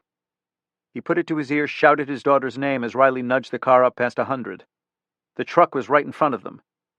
And then Riley drove right into it, which was when Garber asked him if he was out of his mind. Without a doubt, Riley thought. Without a doubt. When the cop car rammed them from behind, Kelly screamed as her head was snapped back into the headrest. Before she had a chance to turn around and see what had hit them, they were hit a second time. The canister fell from her lap, hit the floor in front of her, and rolled around on the floor mat. Now she twisted around in her seat to see what exactly had happened. The cruiser had dropped back a car length, and there, in the passenger seat, was her dad. "Dad!" she screamed, even though there was no way he could hear her. But she was sure he saw her mouthing the word. Kelly waved. Her dad waved back. "Give me that," Christoph shouted, pointing to the canister. "Right now!" He had an idea how he could get Riley to back off. He'd threaten Riley the way the kid had been threatening him, with the canister. He'd dangle it out his window and make like he was going to drop it. Riley wouldn't want that to happen. "I can't reach it," Kelly said, straining to bend over, the shoulder strap restricting her mobility. "Undo the damn belt." "My dad says I'm never supposed to take off my seatbelt." Christoph gave her a look that said, "Are you kidding me?" Kelly got the message and hit the button to retract the belt and slid off the end of the seat to reach down for the cylinder. And as she did this, she thought. She thought very, very quickly. Kelly was not like the other kids. Kelly was only 10, but she'd seen and been through some bad things in her short life. The kinds of things that girls her age shouldn't have to go through. The big one, of course, was losing her mother. No little girl should lose her mom, and no little girl should lose her mom the way Kelly lost hers. But that was just the beginning. Not long after that, someone took a shot at her house, blew out her bedroom window when she was in the room. But it got even worse. Before that very, very bad time in her life was over, a man threatened to end her life. And not just any man, but a man she believed to be a good man. And who got her out of that fix? Well, sure, her dad was there just in time, but it was Kelly herself who took action. It was Kelly who thought of a way to disable that man just long enough for the scales to tip in her favor. In a split second, too. Kelly wondered whether a similar opportunity existed now. Something that might give her an edge, buy her enough time for her dad and the policeman to help her out. That was when her eyes landed on the cup of hot coffee, sitting in the center console. "Great plan," Garber shouted. "Ram the truck. Is that right out of the FBI playbook?" Riley had to admit to a level of frustration. He had no backup, and he had no weapon. If there was any good news, he knew Faustus had no weapon either. He'd checked him for one just before the man got the jump on him. What he needed was a frickin' helicopter with lasers, but this wasn't James Bond. This was real life. What he needed now was some kind of break. For the truck to have a flat tire, for it to run out of gas, but based on what Garber told him, that was unlikely. A goddamn moose trying to run across the highway right about now would be a blessing. At least the cruiser was topped up. He needed to get Garber to make some calls, try to get a roadblock established farther up the interstate. Or maybe... What the hell? The pickup was swerving all over the road. Kelly said, "Catch!" She was perched on the front of her seat, leaning down into the footwell. She had her right hand on the canister and tossed it underhand and to the left, aiming it right toward Christoph's face. "Jesus!" he shouted. He took his left hand off the wheel to catch the cylinder before it flew out his window, batted it down into his lap. Then it started to roll toward his knees. He wanted to catch it before it dropped by his legs, where it would be rolling around his feet, interfering with his operation of the pedals. It was during this moment of distraction that Kelly pried the plastic lid off the coffee cup and wrapped her hand around it. Her dad was right, it would have stayed hot all the way to their destination. How did anyone drink this stuff? As she whipped it out of the cup holder, Some coffee slipped over the edge and onto her fingers, scalding them. It hurt like hell, as her father would be inclined to say, but Kelly didn't have time to whine about it because she only had about 1/10 of a second to throw this too-hot-to-drink coffee in this bad man's face, which is exactly what she did. The black liquid arced through the air, splashing across Christoph's right cheek and neck, and judging by the way he was throwing his right hand over his eye, that too. Christoph screamed. Not Jesus this time, just a cry of intense pain and anguish. Primal. He tried to maintain steering with his left hand and was still attempting to see the road with his left eye, but the truck was pitching all over the place, and the canister had hit the floor, rolling side to side in time with Christoph's erratic steering. Christoph took his right hand off his face long enough to make a wild, retaliatory swing in Kelly's direction, but she had pushed herself up against the door, out of reach, and was thinking about whether to hop over the seat and hide in the narrow space behind them, but she decided against that, figuring that if the truck came to a stop or even slowed, she needed to be by the door so she could hop out. Indeed, the truck was slowing. Christoph had taken his foot off the gas, and given that the truck was heading up a slight grade, it was going to lose speed even more quickly. He hadn't hit the brake yet, but he couldn't keep up his recent pace when he couldn't see where he was going. After another couple of futile swings at Kelly, the man put his hand back to his face, but then he realized the wounds hurt too much to touch. His right eye remained closed. He screamed, "You blinded me! You fried my eye, you little bitch!" Kelly was probably more scared right now than she'd ever been in her life, even more than when that man threatened her a few years ago. But she also felt pretty good. For half a second she'd wondered whether she'd get in trouble for making a man lose one of his eyes, but then thought her dad would probably be okay with it. He could be pretty cool about things. She glanced back through the window, saw the police car still there, waved at her dad again as the truck lurched from left to right. Then she heard the familiar sound of gravel under the tires. She whirled around, saw that they were veering off the pavement onto the shoulder. Christoph had his foot on the brake. He hung his head low, moved it languidly back and forth, trying to deal with the pain. When the truck was nearly stopped, Kelly pulled on the door handle, let the door swing wide, and jumped. "Kelly!" Glenn Garber screamed when he saw his daughter leap from the passenger's door of the nearly stopped truck. He bolted from the police cruiser before Riley had thrown it into park. Kelly landed in the tall grasses just beyond the shoulder. Her knees buckled, forcing her into a roll, her body tumbling out of view. Glenn ran. "Kelly! Kelly!" Before he could get to her, her head popped up above the grass. An arm went into the air. "Here!" Behind him, Garber heard Riley shout at the top of his lungs, "Run!" It wasn't that Riley didn't care about Garber and his kid, but he had a more pressing matter to deal with. Like the man he knew as Faustus, who had thrown open the driver's door of the pickup and was stumbling out. But not before reaching for something on the floor ahead of the seat. He emerged, standing there a couple of steps in front of the open door, clutching the cylinder, raising it above his head. Whoa. Riley didn't know what the hell had happened in that truck, but half of the man's face was red and blotchy and blistered, and some of the skin looked like it was ready to fall off. His right eye was shut. Riley told Garber and his daughter to run. "I'll do it," the man yelled. "I'll smash it right into the road. I'll crack this thing wide open. You want that?" Riley raised an unthreatening palm. "Come on," the FBI agent said. "You'll take yourself out, too. You'll never have the fun of seeing your handiwork." "Doesn't much matter now," he said. Behind them, other motorists on the highway slowed. A couple honked their horns. Riley ignored them, instead staying focused on Faustus. He couldn't stop himself from asking, "What the hell happened to your face?" "Hot coffee," Faustus said. "Maybe I'll sue." Riley noticed that the truck was moving ever so gradually. They'd all stopped on a very slight uphill grade, and the Ford was starting to roll back. Faustus had bailed out of it so quickly, he must not have put the shift solidly into park. By the time Faustus noticed, it was too late to react.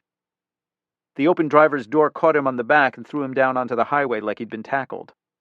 The bottom edge of the door hit the back of his head hard enough that he did a faceplant on the pavement, arms outstretched. He wasn't moving, only his fingers twitching, releasing their grip on the cylinder, which started to roll along the asphalt toward Riley, bumping over small stones and irregularities in the surface. Please don't have opened. Please don't have opened. Riley bolted forward, threw his body over the cylinder, trapped it below his torso, smothering it like it was a grenade. Even though it was not going to explode, it had the potential to do more damage than 1,000 grenades. The truck rolled past him to his right, the front wheels turning slightly, angling the truck's back end toward the ditch. As it rolled by, Riley saw Garber and his daughter a good 50 yards away, heading for a wooded area beyond the highway's edge. Garber glanced back, saw Riley on the ground, grabbed Kelly by the elbow to stop her. Riley could just barely hear him tell her, "Stay here," and then he came running. "Are you hit?" Garber shouted. "No." "What about him?"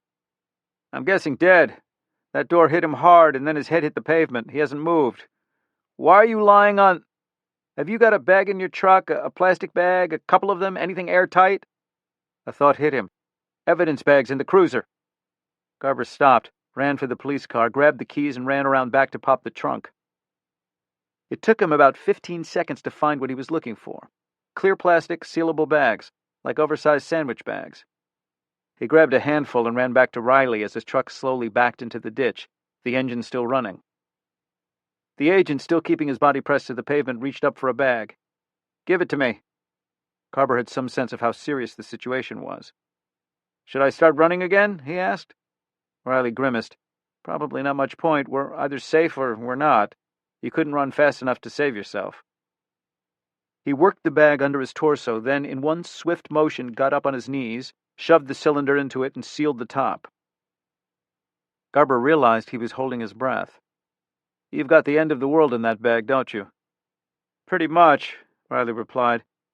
"Hand me another. I'm going to double bag it. Maybe even triple." "Did anything leak out?" "If we're still standing a minute from now, I'd say no." He reached out a hand to Garber, and he took it. He helped the agent to his feet, and they regarded each other for a moment. Garber kept glancing at his watch. 30 seconds. "Give it a little longer," Riley said. "If it happens, what exactly will happen?" "You don't want to know. The good news is, it'll be quick." Garber kept his eye on his watch. "That's a minute and a half now. I'd say we're going to live." Riley smiled. "Your kid threw hot coffee in his face?" Garber nodded. The smile turned into a grin. "Get her over here." Garber waved Kelly in. She arrived nearly breathless several seconds later, shaken but relieved too. Riley rested his hands on her shoulders. "You are something else." Kelly smiled weakly. "Really, you are," Sean Riley said. "You ever need anything, you just name it." Kelly thought a moment. She said, "I never did get my chicken nuggets."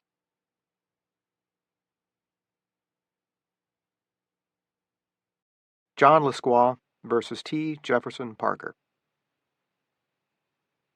The genesis of this story goes all the way back to 2009, when John and Jeff discovered a shared love of fishing while contributing a short story to an anthology called Hook, Line, and Sinister. Then, in 2011, the two hung out together on a deep-water fly fishing trip to East Cape and Cerrado Island in Baja California. Every day for a week, the anglers set out at dawn in pangas, Mexican fishing boats, seeking tuna, dorado, roosterfish, amberjack, pompano, or whatever else might be biting. Their guides were a fantastic and personable collection of skilled pilots and fishermen, mostly from one extended family who lived in the nearby village of Agua Amarga. When they were approached with the concept for face-off, both immediately glommed onto the idea of John's Wyatt Hunt, the Hunt Club, Treasure Hunt, and the Hunter, and Jeff's Joe Trona, Silent Joe, teaming together. Both characters were close to the same age, athletic, and were more or less involved with law enforcement, so putting them together on a fishing trip to Baja was a no-brainer. As soon as the two characters showed up on the page together, the chemistry was clear and palpable. John and Jeff quickly discovered that if those two characters actually existed in real life, they would probably be buds. Friendship aside, though, this is a thriller anthology, so the story needed an adventure that would place the heroes in danger. Jeff had done quite a lot of research into Mexico's narcotraficantes. Headlines from around the world attest every day that there is a serious problem with drug trafficking in that part of the world. So what could be better, fiction-wise, than to have these gangsters threaten a tightly knit, extended family of hard-working fishermen? And what would poor fishermen possess that could possibly lure the local narcotraficantes out to their village so that they could steal it? These good people don't do drugs, they're not political, they fish and play baseball. But there is one other little-known and only partially explored commodity in Baja California that would draw the attention of gangsters. Gold. A hidden stash that could rejuvenate a little fishing town, providing money for a new electric generator to make ice and run refrigerators, to power streetlights and buy new motors for the pangas. But the narcotraficantes have also heard rumors of gold, where it's hidden, who's hiding it. They won't hesitate to torture and kill to get their hands on it. What's to stop them? Just two Americans, Wyatt Hunt and Joe Trona, down in Mexico on a fishing vacation.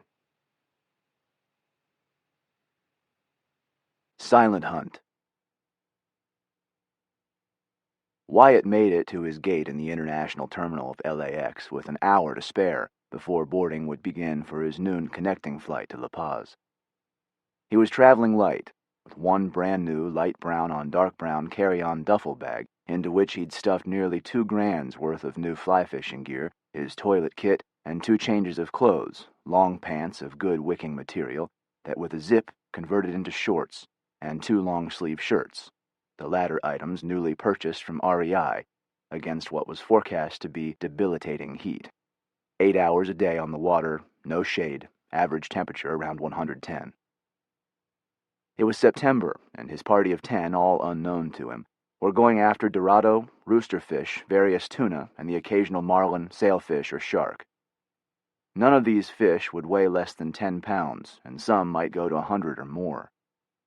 Hunt, a lifelong fly fisherman in streams for trout in the half-pound range, was skeptical about the ability of his new gear to handle fighting fish of this size and caliber, but he was game to try. In any event, he was a gear freak, and the new stuff, 10-weight and 12-weight rods, reels holding over 100 yards of 60 and 80-pound test backing, barbed and artistically feathered hooks the length of his fingers, was undoubtedly cool. He'd gone out with a fishing pro in San Francisco's Baker Beach 4 times over the past month, trying to master the casting technique known as double hauling, essential if you wanted to reach surface targets in saltwater. He was still far from expert, but at least felt he wouldn't completely embarrass himself. With time to kill and slumping a bit after his 5 a.m. wake-up, he grabbed an open chair at the end of the bar, stuffed his duffel down under his feet, and ordered a large cup of coffee. When he'd finished about half of it, he turned to the guy next to him, a portly, pale, bald guy in a bright red and green Hawaiian shirt. "You mind watching my duffel a minute?" he asked. "I've got to hit the head." The older gentleman, already drinking something with an umbrella in it, looked down at Hunt's duffel and broke an easy smile. "We are urged not to leave our baggage with strangers, are we not?" "Constantly." Hunt had covered his half-cup with a napkin and was already on his feet, now suddenly in a bit of a hurry. He lowered his voice. "I promise it's not a bomb. You can look if you want." "I'm going to trust you," the gentleman said. "Go already." On the way to the men's room, Hunt, not for the first time, found himself reflecting on the fact that in many ways, despite his own demise, Osama bin Laden had basically won the first round of the War on Terror. Already that morning, Hunt not once but twice had to take off his shoes and belt, empty his pockets, and assume the position in the TSA's X-ray machine. A victim of his early morning fatigue in San Fran, if they hadn't just changed the rules again, he'd also have donated to the cause the Swiss Army knife he'd forgotten in his pocket, which would have been the 3rd time that had happened. Even if he acknowledged the general reason for it, the whole thing pissed him off. As if the geezer next to him was going to steal his duffel bag. He didn't look like he could even lift the thing. As if anybody, for that matter, in this secured area for boarding was an actual threat to take anybody else's luggage. Caught up in his internal rave, Hunt ran with it. "Let's see. First, your potential thief needs a valid boarding pass with photo ID, then he's half-stripped and X-rayed, and he's going along with this runaround because of the very off chance that some random person will leave their baggage unattended." Hunt loved that word. "And that he would then have an opportunity to steal it. And then what? Leave the building with his loot? When had that happened? Had it ever happened? Could it ever happen? Who thought of these things? What was the average IQ of a TSA employee anyway? or of the goddamn director of the Department of Homeland Security, for that matter. Room temp at best, Hunt was thinking as he exited the men's room. Just in time to see a guy about his own age and size in jeans, a work shirt, and a San Diego Padres baseball hat pulled down low over his eyes, strolling toward the security gates with Hunt's pretty damn distinctive duffel bag slung under his left shoulder. Jesus Christ. "Hey!" Hunt yelled after him. "Hey! Wait up there!" The guy kept walking. Hunt broke into a trot. The other man was at least 60 feet away from Hunt, and now almost to the exit. The thief moved with an easy grace, taking long strides, neither slowing down in the least nor speeding up, but moving, moving, moving. He would be at the exit within seconds. When he had to, Hunt, the athlete, could move too, and now he turned on the speed, closing the gap between them, calling out, "Stop that guy!" to no one in particular, but drawing the attention of every traveler in the terminal. He finally caught up just as the guy was arriving in front of the exit gate. Hunt came up behind him and with a lunge grabbed at the duffel, getting a hold on it. "Hey, hold up! What do you think you're doing?" Hunt pulled at the strap. The guy held on, whirled, and threw an elbow that Hunt barely ducked away from. But in that one fluid movement, Hunt realized he was dealing with a strong, lightning-fast, and trained fighter. Hunt himself had a black belt in karate, and this guy, even hampered by the heavy duffel, was coming on as at least his equal, in any case a force to be reckoned with. Now he had Hunt backing away, and like any experienced fighter he kept coming, dropping the duffel and coming around with a right chop that Hunt knocked away with his forearm. It felt like he'd stopped a tire iron. Squaring up now, ready to press an attack of his own, Hunt got his first good look at the man's face, and it stopped him cold. Nearly half of it bore the scars of a serious burn injury, almost as though the skin had been melted away. It immediately took the fight out of Hunt, though his breath was still coming hard. "What the hell are you trying to do?" he rasped out. The other man spoke with an unnerving calm. "What am I trying to do? You just attacked me. I was defending myself." "You were walking out with my duffel." "That's not your duffel. It's mine. And I wasn't walking out anywhere. I was going to buy a newspaper." He pointed. "At this shop right here." Meanwhile, 3 TSA officers had broken through the ranks of onlookers, and one of them, Hillier by his name tag, advanced on them, arms spread out, asserting control. "All right, everybody, easy now. What's going on here?" "This guy," Hunt said, "was making off with my duffel bag." "It's mine, sir," the scarred man replied, dead calm. With his own first look at the man's face, Hillier, too, took an extra beat, then came back to Hunt, who said, "That's my duffel. You can check it out. It's filled with fishing gear. I'm on my way down to Baja." "So am I," the scarred man said. He reached into his shirt pocket and held out a boarding pass. "With your permission, sir," he said to Hillier. Going to one knee, he pulled around the identification tag attached to the strap and held it out first to the TSA officer, then to Hunt. "Joe Trona," he said. "That's me." He stood and reached behind him and took out his wallet, which also revealed a badge. Hillier inspected the badge and seemed to read every word on it, twice looking from badge to man. "I'm a police officer, and I promise you I did not steal this man's duffel bag." Hillier unzipped the duffel for a quick look. Hunt saw the neatly arranged reels and spools of fishing line similar to his own. Hillier looked at Trona, then to Hunt. "When did you last see your own duffel bag, sir?" "I left it at the bar when I went to the bathroom. The man sitting next to me was watching it, but then when I came out I saw—" He stopped because there was nothing more he could say. "I'm a horse's ass, Mr. Trona," he said. "I owe you an apology." Trona looked at Hunt, but said nothing. "Let's go see if your duffel's still at the bar," Hillier said to Hunt. "As our announcement says, many items of luggage look the same. If it's still there, let's not leave it unattended anymore. How's that sound?" Joe Trona stood in the shade outside the La Paz terminal, his back to the wall in the infernal Baja heat. His duct-tape quiver of rod cases lay safely along the wall, along with his duffel and a cooler. The van would be there any minute. The horse's ass. Hunt sounds better. Apology accepted. Hunt joined Trona in the shade and offered his hand. Wyatt. Are you fishing out of Baja Joe's? First time. Always an adventure. Trona watched a gaggle of pretty Mexican flight attendants roll past them and into the terminal. One glanced at him, trying to be furtive, then let her gaze brush off of his face and into the sky, where she pretended to be interested in a descending passenger jet. Even with a hat on and the brim pulled low, Trona's scar-studded face was spectacularly there. By now, after living 30-odd years with that face, Trona actually forgot about it sometimes.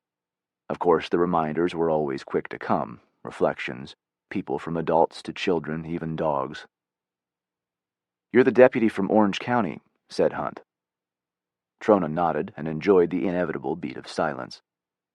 It's been 10 years since all that. It's good to be out of view.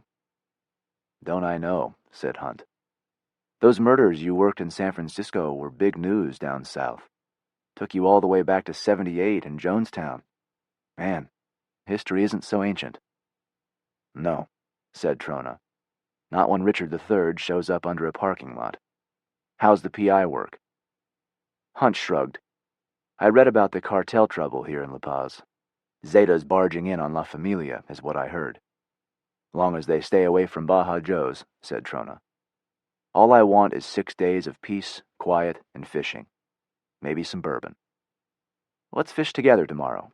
I'll show you what I've learned. Twist my arm. The van and its 6 passengers bounced down the beaten 2-lane asphalt that led toward the bay. Trona looked out at the cardon cactus and the elephant trees and the vultures circling precisely in the blue. He couldn't wait to get on the water.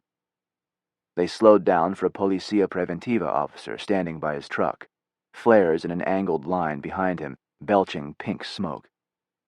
He saw more vehicles up ahead. The cop talked to the driver, and the driver showed ID, and the cop looked at each fisherman, then waved them through. When they passed the other cars, Trona saw that one was a white Suburban, new and shiny, windows riddled with bullet holes and smeared with red. 2 bodies slumped within. 2 more lay on the road shoulder, one covered with blankets, one not. Another police officer hurried them past. There's very little crime in this part of Baja, said the driver resolutely. Very little. Occasional only. Trona wondered what the occasion was. He looked at Hunt, who had to be thinking the same thing. At dawn, Hunt and Trona were skidding across the Sea of Cortez in a panga, both holding their hats in their hands, spray flying and the red paint of sunrise spread out before them. Cerralvo Island was a gray behemoth in the distance. The captain was named Israel, and his panga was Luna Sombrero. He said little and regarded the anglers skeptically. Hunt shot pictures left and right, swung the camera, and before he could think, he'd shot Trona not once, but twice. As Hunt slid the camera back into one of the many pockets of his fishing shirt, he felt embarrassed for barging into Joe's face like that, then saw the minor joy on it, the joy that a cursed childhood could not prevent, the joy of being on the water. 2 boys raised by adoptive parents go fishing, thought Hunt. What a cool thing. As the Yamaha screamed along, Hunt saw Israel turn to Joe, take his hands off the wheel, and swing an invisible baseball bat. Nice form. Buster Posey-ish. Beside him, Trona gave the captain a thumbs up, and a smile appeared beneath Israel's sunglasses. What's up? Hunt asked. Baseball. The captains all play. Israel says there's a game tonight. It's quality ball if you want to go. Done. The water shone pale, flat, and nacreous in the early day, the sun barely a foot off the horizon. Already Hunt could feel its heat and could only imagine what it would be like when it reached its zenith. Suddenly, Israel swung the wheel and the panga pitched hard left, heading into a cove along the shoreline where another small boat, now just visible, had anchored. Behind them, the other fishermen from Joe's fell in line, and within 5 minutes they were all floating around the bait boat. Hunt wasn't expecting bait, and with all of his new flies, why would he? But bait seemed to be part of the ritual here. Whatever its purpose, he'd soon find it out. Once everybody had loaded up with sardines, the captains held a short conference, and then they were off again away from the shore and out over the vast expanse of water. With Israel leading the way and nothing even remotely like a GPS, they were all heading toward a destination that must have been clear to them, although Hunt couldn't make out any kind of a marker or buoy.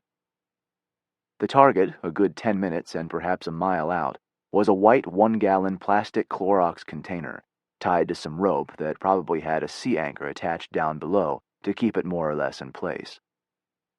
Hunt thought that Israel locating this random piece of flotsam out in the endless, unbroken surface of water a fairly impressive feat of navigation. "Fish here?" he asked. "Shade," Trona said. "A little goes a long way." Meanwhile, the captain had cut the motor, and now Trona grabbed his rod and stepped up, taking the more precarious position on the bow. "Showtime," he said, playing line out at his feet.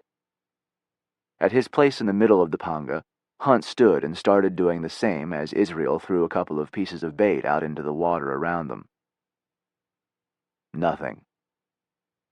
They waited. There was no swell, and after a minute or so, the light chop of the other pangas had dissipated as well, and it was dead still. Hunt, tensed for action, dared a look around at the other 4 parties who'd killed their own engines and fallen into a semicircle behind them. Suddenly, though, Israel leaned forward and slapped a heavy palm on Hunt's shoulder. "Hey, hey!" pointing into the well of the boat at Hunt's feet. Hunt turned back, looked down, saw nothing. "What?" he asked. Then over to Trona. "What's he want?" Trona risked a quick glance over. "You're standing on your line," he said. Hunt backed up off it. Israel leaned over and tossed a 5-gallon plastic bucket up to Hunt's spot. "Put your line in that," Trona said. "Keeps it out of the way. Don't let it wrap around your leg, or your hand for that matter, and especially your fingers. 100-pound tuna hits in your fingers wrapped with 80-pound, it'll amputate right then."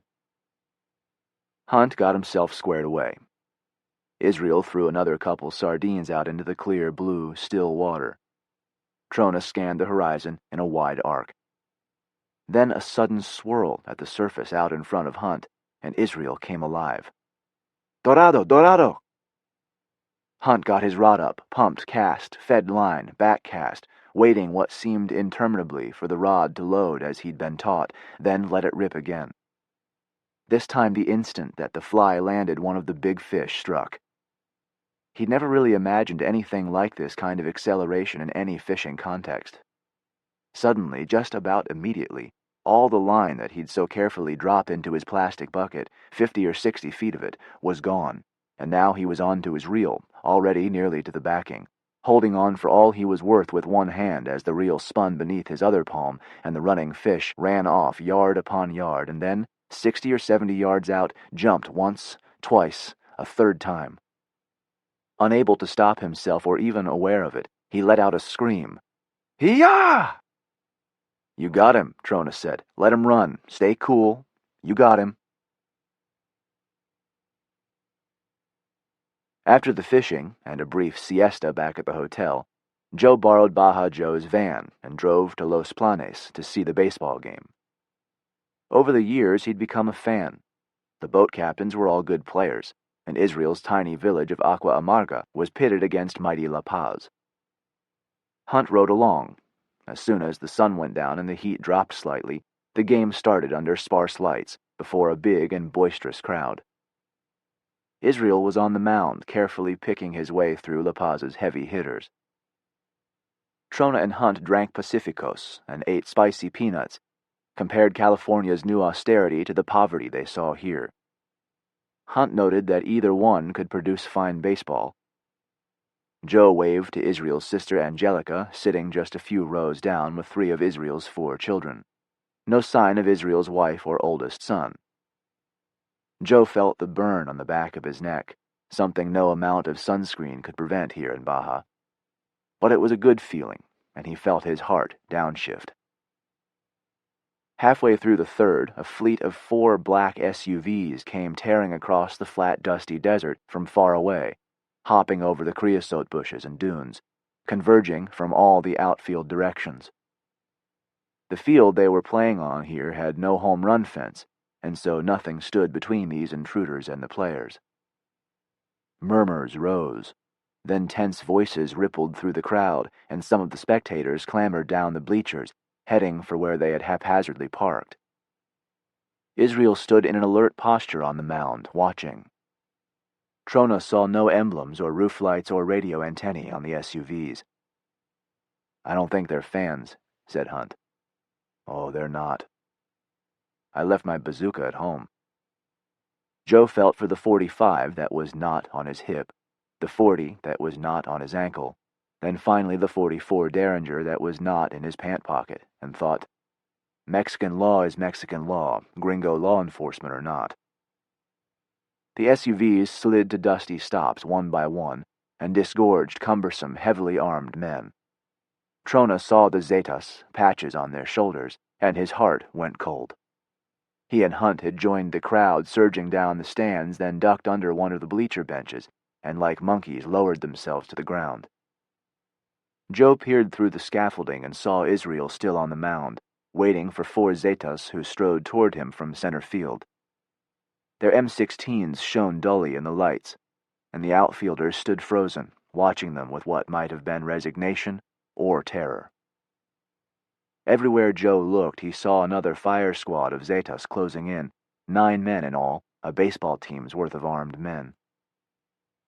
Fans hustled through the dust of the parking area, children scampering out ahead, car doors opening and slamming shut. At the mound, the 4 Zetas surrounded Israel. One of them motioned with his gun, and Joe could see that Israel and the man were talking, and that Israel was nodding his head in agreement. The other 5 Zetas came trotting in from across left field, straight in Joe's direction. He had been in a situation like this before, many years ago, and he had killed several men, but failed to protect the man he had pledged his life to protect. Something touched the back of his arm, and he reeled to find Angelica and Israel's 3 small children behind him. "That man is Hector," said Angelica. "He left Aqua Amarga 5 years ago to be a Zeta. He wants to be known for his cruelty. Now Hector has come for him." "For Israel?" She shook her head no. "For his son, Joaquin," she said. "Joaquin comes to the games, but not to this one." The 5 Zetas were nearly to second base now, and still coming directly toward Trona and Hunt, and Angelica and Israel's children. "Joe," said Hunt, "time to move it." "When they don't find Joaquin here, they go to Aqua Amarga. They know." Joe took Angelica's hand and crouched and led her and the children away from home plate and the refreshment stand and the parking lot. Wyatt brought up the rear. Where the grandstands ended, they stopped and huddled, half hidden from the stadium lights and the scaffolding. Automatic gunfire burped from the parking lot, and screams rose in the sudden silence. Some of the parking lights burst and smoked. Laughter. Then more shots, and more lights exploded. Trona saw Israel on the mound, still and tensed, searching the bleachers for his sister and children. 3 of the gunmen, the ones who'd been with Hector at the mound, had taken up positions at second base, shortstop, and first, but hadn't let go of their guns. Hector strode dramatically to home plate and set his machine gun in the on-deck circle. He lifted the bat that the last La Paz hitter had left behind, and took a couple of check swings, then walked to the plate and stepped into the batter's box. By now, the 5 oncoming narcotraficantes were methodically searching the grandstands where Angelica and the children had been sitting just moments ago. Israel wound up and slung a slow ball, and Hector drove it to left center for a single. Hector dropped the bat and raised his hands over his head as if he'd just homered. Israel backpedaled toward the chaos, his glove and free hand raised to the Zetas in supplication. The leader yelled to his men, waving the bat at them, and Trona saw Israel disappear around the dugout. "When they are finished having fun, they will go to Aqua Amarga and find Joaquin," said Angelica. "And it will no longer be fun." Trona looked at Hunt, and Hunt looked at Trona. "Something tells me we should get there first," said Hunt. Staying low and in the darkness, they guided Angelica and the children to the borrowed van. Trona drove through the dark without lights, blended into the cars heading for the road. Then they hit the highway a few minutes later. "Why do they want Joaquin?" asked Joe. "He's only, 15? Angelica steadfastly ignored him. Trona asked again, and she turned to him, her frightened expression lit faintly by the dash lights. "Joaquin found gold in the hills, in one of the old mines. They are everywhere, and the boys are always digging and searching. The gold belongs to the village. We are going to use it to make our old pangas more safer, and buy a new Yamaha engine for Gordo, and to buy a truck for Luis because his truck is dying. And we were going to send Maria Hidalgo Lucero to school in La Paz because she is a smart one, and buy a new generator and the freezer for Agua Amarga to share, one with a very good ice maker. And then when we ran out of gold, Joaquin and the boys would go to find more in this mine, and we would improve Agua Amarga with the gold forever. But Joaquin cannot keep quiet. His words spread like a fire. Now Hector knows.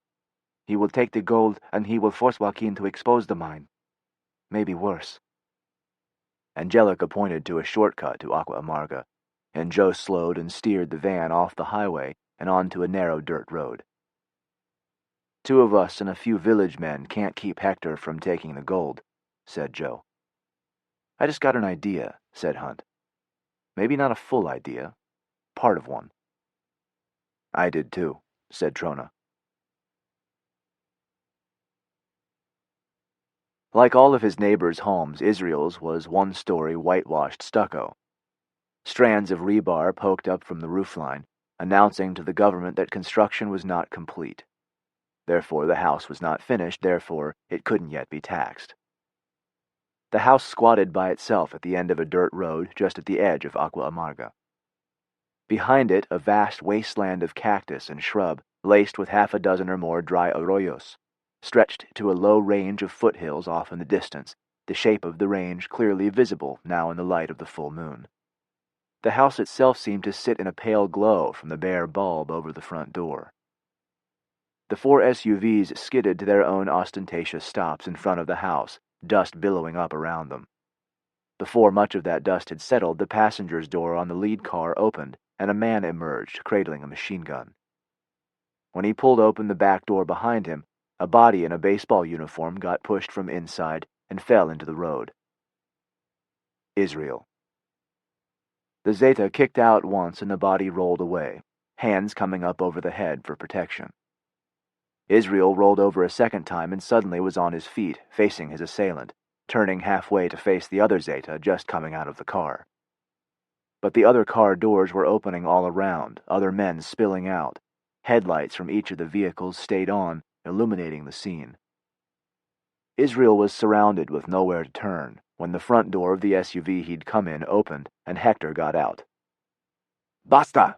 the leader called out, and all around the men stiffened to something like attention as he came around the front of his SUV. In Spanish, Hector continued, "Israel and I will talk. He is a reasonable man." Israel spit at the ground. Hector got alongside the Zeta who'd kicked at their captive and now made a command gesture. Without a word, the Zeta handed his machine gun to Hector, who paused for an instant and then fired off a quick burst of 3 shots into the spot near Israel's feet where he'd spit. Israel jumped backward at the same moment as a woman's scream rent the air. The front door opened and the screen slammed up against the house, and Angelica was suddenly standing under the light, holding her hands up against her chest in panic. Hector turned around slowly, unfazed by the woman's presence or her reaction. He nodded nonchalantly at Angelica, then came back to Israel. "Where is Joaquin?" he asked in a gentle voice. "He is inside. The gold is a lie. It is a tale told by a child. There is no gold." "Why don't you invite me in and we can talk? Where is your hospitality?" "No," said Angelica. "He will come in anyway," said Israel. "Let Joaquin tell him that the gold is a lie." Trona and Hunt watched from the place they had chosen to hide, behind the abandoned chassis of an old American car that someone had dumped on the side of the road and left on Israel's street, about 150 feet from the front door of his home. Their shortcut across the desert in Baja Joe's van had given them a 10 or 12-minute edge over the Zetas, who had driven the long way around on the regular highway. It was all the time they were going to have to get the details of their plan worked out, but it was going to have to be enough. There weren't, as it turned out, too many details to consider. There was one gun, a Colt 45 six-shooter with bullets that might or might not fire, that Israel kept hidden in a cutout floorboard under the bed. A 34-inch Louisville Slugger that one of Israel's screwballs had long ago, when he'd been a teenager, broken off in the hands of Fernando Valenzuela. A bottle of Herradura. Now, when Hector and his number 1 bodyguard disappeared into the house behind Angelica and Israel, Hunt whispered, "So far, so good." One by one, in short order, the Zetas killed their engines and their headlights, until the only light on the street beyond the moons was the one above Israel's door. The 7 remaining Zetas broke off into their respective cars, 3, 2, and 2. A couple of them lit up cigarettes. All of them put their weapons down on their car seats. Hunt gave Trona a solemn nod, and the 2 men stood up, and the solemnity vanished as they lurched drunkenly out into the street. Trona had his arm thrown over Hunt's shoulder. Hunt let out a laugh. He was using the Slugger for a cane, nearly stumbling with every step while Trona held a tequila bottle in his free hand, and Hunt broke into a slurred version of Tequila Sunrise. They advanced on the Zetas, a couple of drunk American idiots. The 7 congealed again out of their cars, but only 2 of them brought their weapons out with them. Hunt saw that nobody seemed too concerned with this interruption. It was clear to them what was going on, by no means an uncommon occurrence. Cheap tequila and gringos on vacation were a staple of the economy down here. The Zetas had business they were attending to, and these guys were an interruption, but they certainly weren't anything to worry about. One of the Zetas gave some kind of order, and the 2 guys who had pulled out their weapons split away from the group and started moving toward the gringos, shooing their hands in front of themselves as though they were trying to move cattle. Shoo away, thought Hunt. Happily drunk and oblivious, Hunt and Trona kept coming, singing along, closing to 100 feet, 75, 60. The lead Zeta held up his weapon, stopping in the road, and said, "Alto! Ahora, alto!" Hunt and Trona, swaying against each other, stopped and blinked at the apparition. Hunt laughed, and Trona slurred, "Sorry, dudes, no habla español, por favor." Hunt watched the Zetas turn back to their compadres, no doubt wondering what they were supposed to do with these clowns.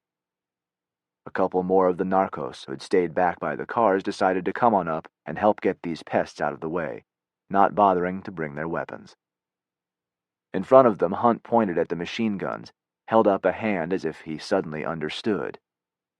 At the same moment, Trona offered a sip from his bottle of tequila, an excuse to get half a step closer, let the advancing guys get within range. "And," he said, slowly, evenly, dragging it out, "now!" Hunt came up with the baseball bat and drilled the nearest Zeta over the ear. At the same moment, Trona swung with the tequila bottle in one hand, cold-cocking the guy in front of him, drawing the revolver out from his belt with the other, getting the dead drop on the 2 backup guys. "Don't move, hands up, don't move." Hunt, never slowing down, had his hands on the guy's machine gun before he'd even hit the ground, and now charged the remaining 3 guards down by the SUVs, who barely had had time to get halfway to their feet, scrambling when they were all looking at a suddenly very serious American commando who was clearly well trained in the use of the M16 and prepared to use it. They raised their hands, signaling their surrender, as Trona, now armed with his own machine gun and a good handgun, came forward with the other 2 captives, their arms in the air as well. The gringo's 2 victims lay bleeding, quiet, unmoving, both face down in the street. Trona stood guard as Hunt collected the rest of the weapons. Minutes later, they had bound and gagged the narcos with duct tape and 50-pound test fishing line that they found in the toolbox of the van, line that would cut them deeply if they struggled. Inside, for Hector, the negotiations were not proceeding well. He'd been a villager here all his life until a few years ago, before accepting the uniform and the dark soul of a Zeta. So he knew how stubborn these people could be, how superstitious, ignorant fisherman. Even pointing his gold-plated Malverde-embossed .45 at Joaquin, it had taken Hector a full 10 minutes to convince Israel of the futility of his and the town's position. If there was gold in Agua Amarga, then it was Zeta gold, Hector's gold, verdad? The town was only still in existence because of the forbearance of Hector Salida. Didn't Israel realize that Hector could kill every man, woman, and child in Agua Amarga and nothing would happen? Nobody would care. The useless and corrupt government would do nothing. To oppose Hector would be certain death. Did Israel want to see him kill Joaquin right now in front of him, or did he want to bring him the gold? It was really that simple. Hector looked down at Joaquin, a handsome young man, now curled tight on the floor, trembling like a cold dog. Hector swirled the barrel of his fancy gun through Joaquin's lush black hair. Israel looked at his son, then at Hector, then at Angelica. "No," she said. "Yes," said Israel. Hector watched Israel rise and motioned to his bodyguard to follow. They went down the hallway of the small house. Hector heard a scraping sound like furniture being moved. He smiled at Angelica. "I miss the village. The village does not miss you. I'd rather be a legend than a slave. You are a slave to greed." The two men were back in a moment, the bodyguard swinging a heavy rice bag onto the table, Israel looking on with a beaten expression. Hector swung his weapon away from Joaquin and ordered him to stand. The boy stood on shaking legs, and Hector pointed the barrel of his gun at the bag. Joaquin untied and upended it, and the heavy treasure thundered onto the old wooden table. Hector set his gun down and pawed through his bounty, somewhere near 30 kilograms of quartz run through with thick, visible veins of gold. 5, 8, perhaps 10 kilograms of the gold itself. A fortune. Finally, thought Hector, things are going my way. Now, where is the mine? Which mine? Hector saw Joaquin hang his head and cast a look at his father. "You have 10 seconds to tell me the mine, or I shoot your mother," said Hector. He pushed the end of the barrel between Angelica's breasts. 1, 2, 3. "Father." 4, 5. "Yes, son, tell him." 6, 7, 8. "Father." "Tell him." 9. "Test Pit 96, said Joaquin. "On the way to San Antonio." "That is government property," bellowed Hector. "How did you steal gold from the government?" "How?" Joaquin looked at his father again imploringly, and Israel nodded. "I have a friend in the ministry," said Joaquin. "He knows I steal. We share." "His name?" "If I tell you, he will kill me. If I don't, you will." "I feel such sadness." "His name?" "Narciso Rueda," muttered Joaquin. "God help me." Someone knocked on the front door. Hector and the bodyguard swung their guns toward the sound. Hunt stood way aside from the door, flat against the wall, and waited for the bullets to punch through. He mustered his best Spanish accent. "Hector, policía, vamos!" The door cracked open and the bodyguard peered out. Hunt grabbed his neck and twisted him back inside just as Hector raised his gun and fired. He felt the heavy .45s thudding into the Zeta's armor, the powerful shock waves transferring from the bodyguard straight into himself.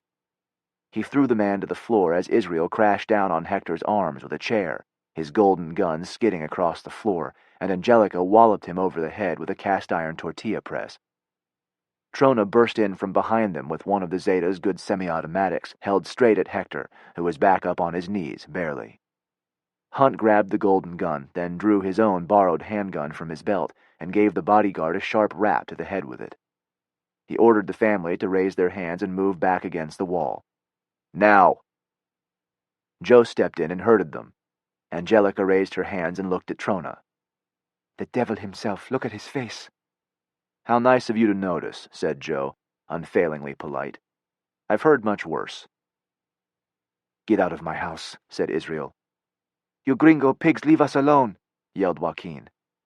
"Leave you alone?" asked Hunt. After all your father's talk on the boat radio today? All that fast Spanish he thought we couldn't hear? After his endless bragging about his son finding the gold that was going to bring miracles to Aqua Amarga? Leave you alone? Hunt saw Israel's pitch-perfect expression of shame, of foolishness confessed, of utter defeat. "So," said Trona, "thanks for the tip, Captain. There's no way we could pass up an opportunity to rob you. But since this hombre beat us to it, we'll just rob him. ¿Le gusta? ¿Es bueno?" Trona, eyes now on Hector and gun still in hand, swept the gold ore back into the rice bag and slung it over his shoulder. "I vow to take back my gold and murder you," said Hector. "We'd have been disappointed if you didn't," said Joe. "Let's go, partner," said Hunt. "Let's tie everybody up first," Trona said, "just for the hell of it." They had an early plane, 9 a.m., out of La Paz Airport, but both men felt it couldn't really be too early. As they watched and waited for their nearly twin duffel bags to pass through the X-ray machine, Hunt said, "All I want is to get past the security gate. I don't think they'll storm the airport." Trona shrugged. "They're still tied up. Israel not as tight as some, that's all.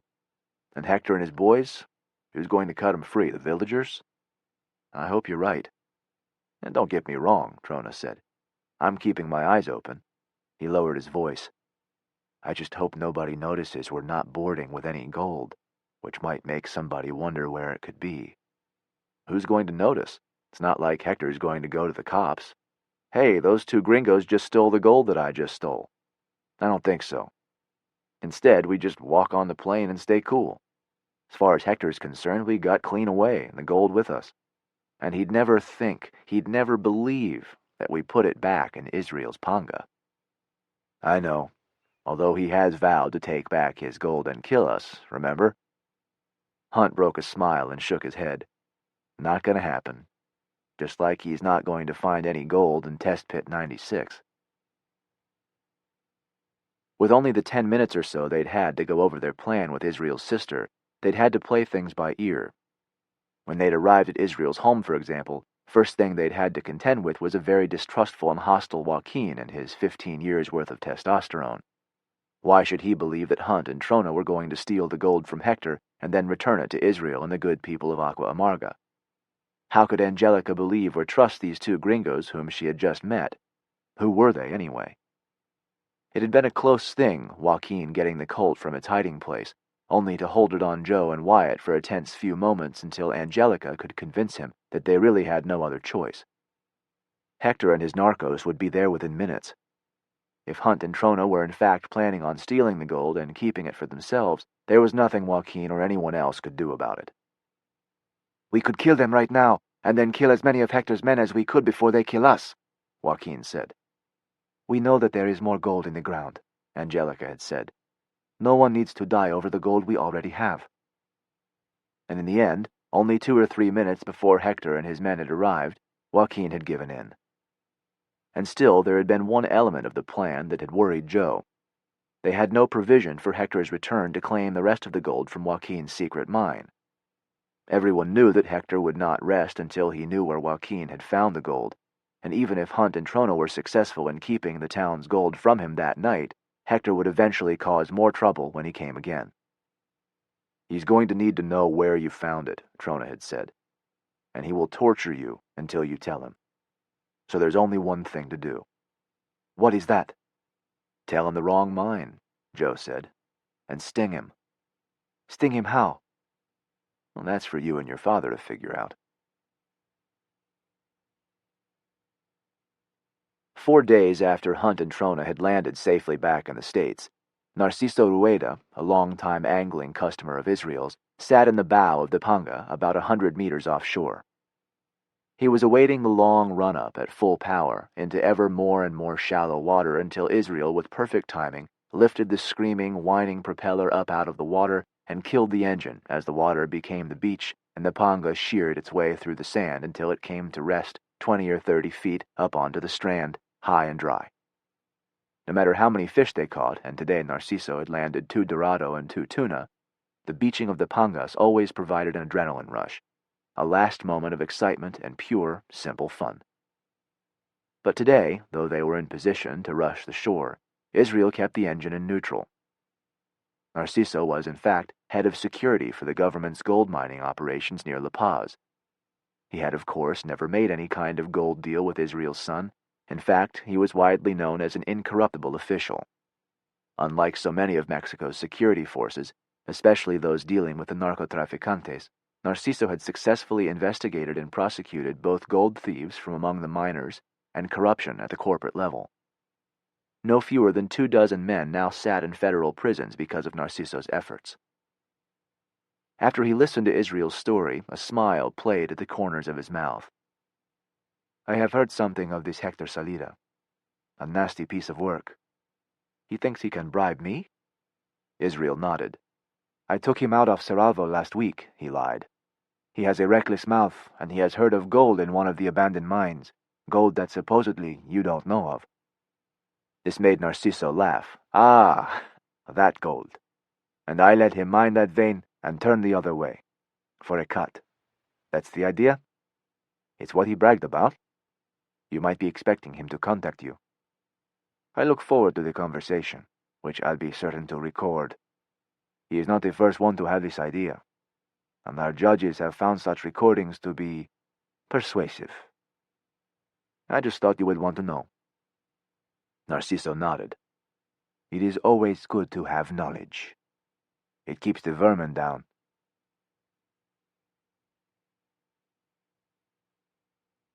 Steve Barry versus James Rollins. In his 2006 thriller, Black Order, Jim Rollins dispatched his hero, Gray Pierce, to Denmark. While there, Pierce spent 2 days visiting the dusty bookshops and antiquary establishments in the narrow back streets of Copenhagen. He discovered the most help at a shop on Hoybro Place, owned by an ex-lawyer from Georgia. No name.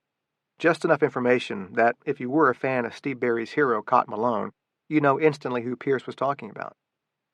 Jim's purpose was to see if readers were paying attention and could discover the extent of crossover between his and Steve's work. He learned things on both counts. Readers definitely noticed. Jim and Steve together received several thousand emails, and still do to this day. When Steve reciprocated and included a reference to Sigma Force, Jim's clandestine agency where Gray Pierce works, in his next novel, people noticed again. Together they continued the experiment for several more books. Eventually, fellow thriller writer Raymond Corey, who's part of this anthology, joined the mix. It was fun, but it also alerted the writers to the fact that their readers wanted to see the characters together. That wasn't possible until the opportunity provided by this anthology. There are a lot of similarities between Malone and Pierce. Both are ex-military, single, with issues.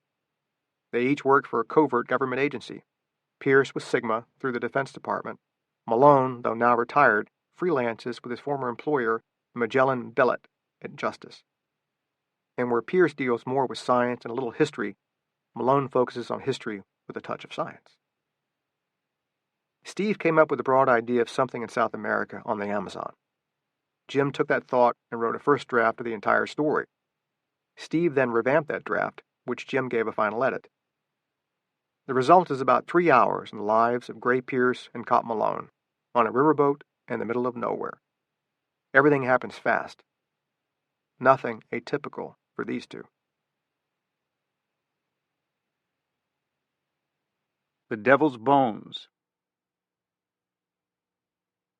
Commander Gray Pierce stood on the balcony of his suite aboard the luxury riverboat and took stock of his surroundings. Time to get this show on the road. He was 2 days upriver from Belém, the Brazilian port city that served as the gateway to the Amazon, 1 hour from the boat's last stop at a bustling river village. The ship was headed for Manaus, a township deep in the rainforest where the target was supposed to meet his buyers, which Pierce could not allow to happen. The long riverboat, the MV Fawcett, glided along the black waterway, its surface mirroring the surrounding jungle. From the forest, howler monkeys screamed at its passage. Scarlet and gold flashes fluttering through shadowy branches marked the flight of parrots and macaws. Twilight in the jungle was approaching, and fishing bats were already hunting under the overhanging bowers, diving and darting among a tangle of black roots, forcing frogs from their roosts, the soft plops of their bodies into the water announcing a strategic retreat. He wondered what Sechan was doing. He'd left her in Rio de Janeiro, his last sight of her as she donned a pair of khaki shorts and a black t-shirt, not bothering with a bra. Fine by him. Less the better on her. He'd watched as she tugged on her boots, how the cascade of dark hair brushed against her cheeks and shrouded her emerald eyes. He'd found himself thinking about her more and more of late, which was both good and bad. A ringing echoed throughout the boat. Dinner bell. He checked his watch. The meal would begin in 10 minutes and usually lasted an hour. He'd have to be in and out of the room before his target finished eating.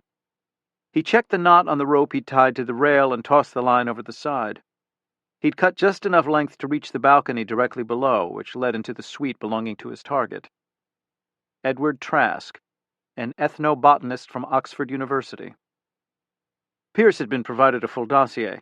The 32-year-old researcher disappeared into the Brazilian jungle 3 years ago, only to return 5 months back, sunburnt and gaunt, with a tale of adventures, deprivation, lost tribes, and enlightenment.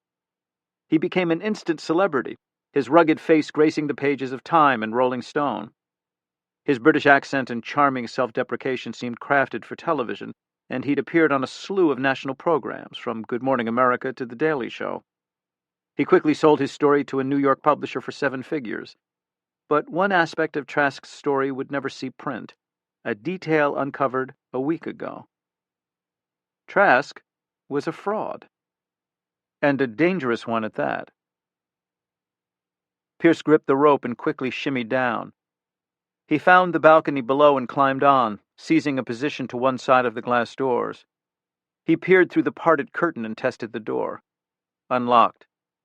He eased the panel open and slipped inside the cabin. The layout was identical to his suite above, except Trask seemed a slob. Discarded clothes were piled all over the floor. Wet towels lay scattered on an unmade bed.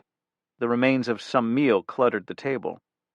The one saving grace? It wouldn't be hard to hide his search. First he'd check the obvious, the room safe, but he had to be quiet so as not to alert the guard posted outside. That security measure had necessitated his improvised point of entry. He found the safe in the bedroom closet and slipped a key card, wired to an electronic decoder, into the release mechanism. He'd already calibrated the unit on the safe in his cabin. The combination was found and the lock opened, but the safe contained only Trask's wallet, some cash, and a passport, none of which he was after. He closed the safe and began a systematic examination of the room's hidden corners and cubbies, keeping his movements slow and silent. He'd already reconnoitered his own suite in search of any place that might hide something small, and there were many possibilities. In the bathroom, he checked the hollows beneath the sink, the underside of drawers, the service hatch beneath the whirlpool tub. Nothing. He lingered a moment and surveyed the tight space, making sure he didn't miss anything.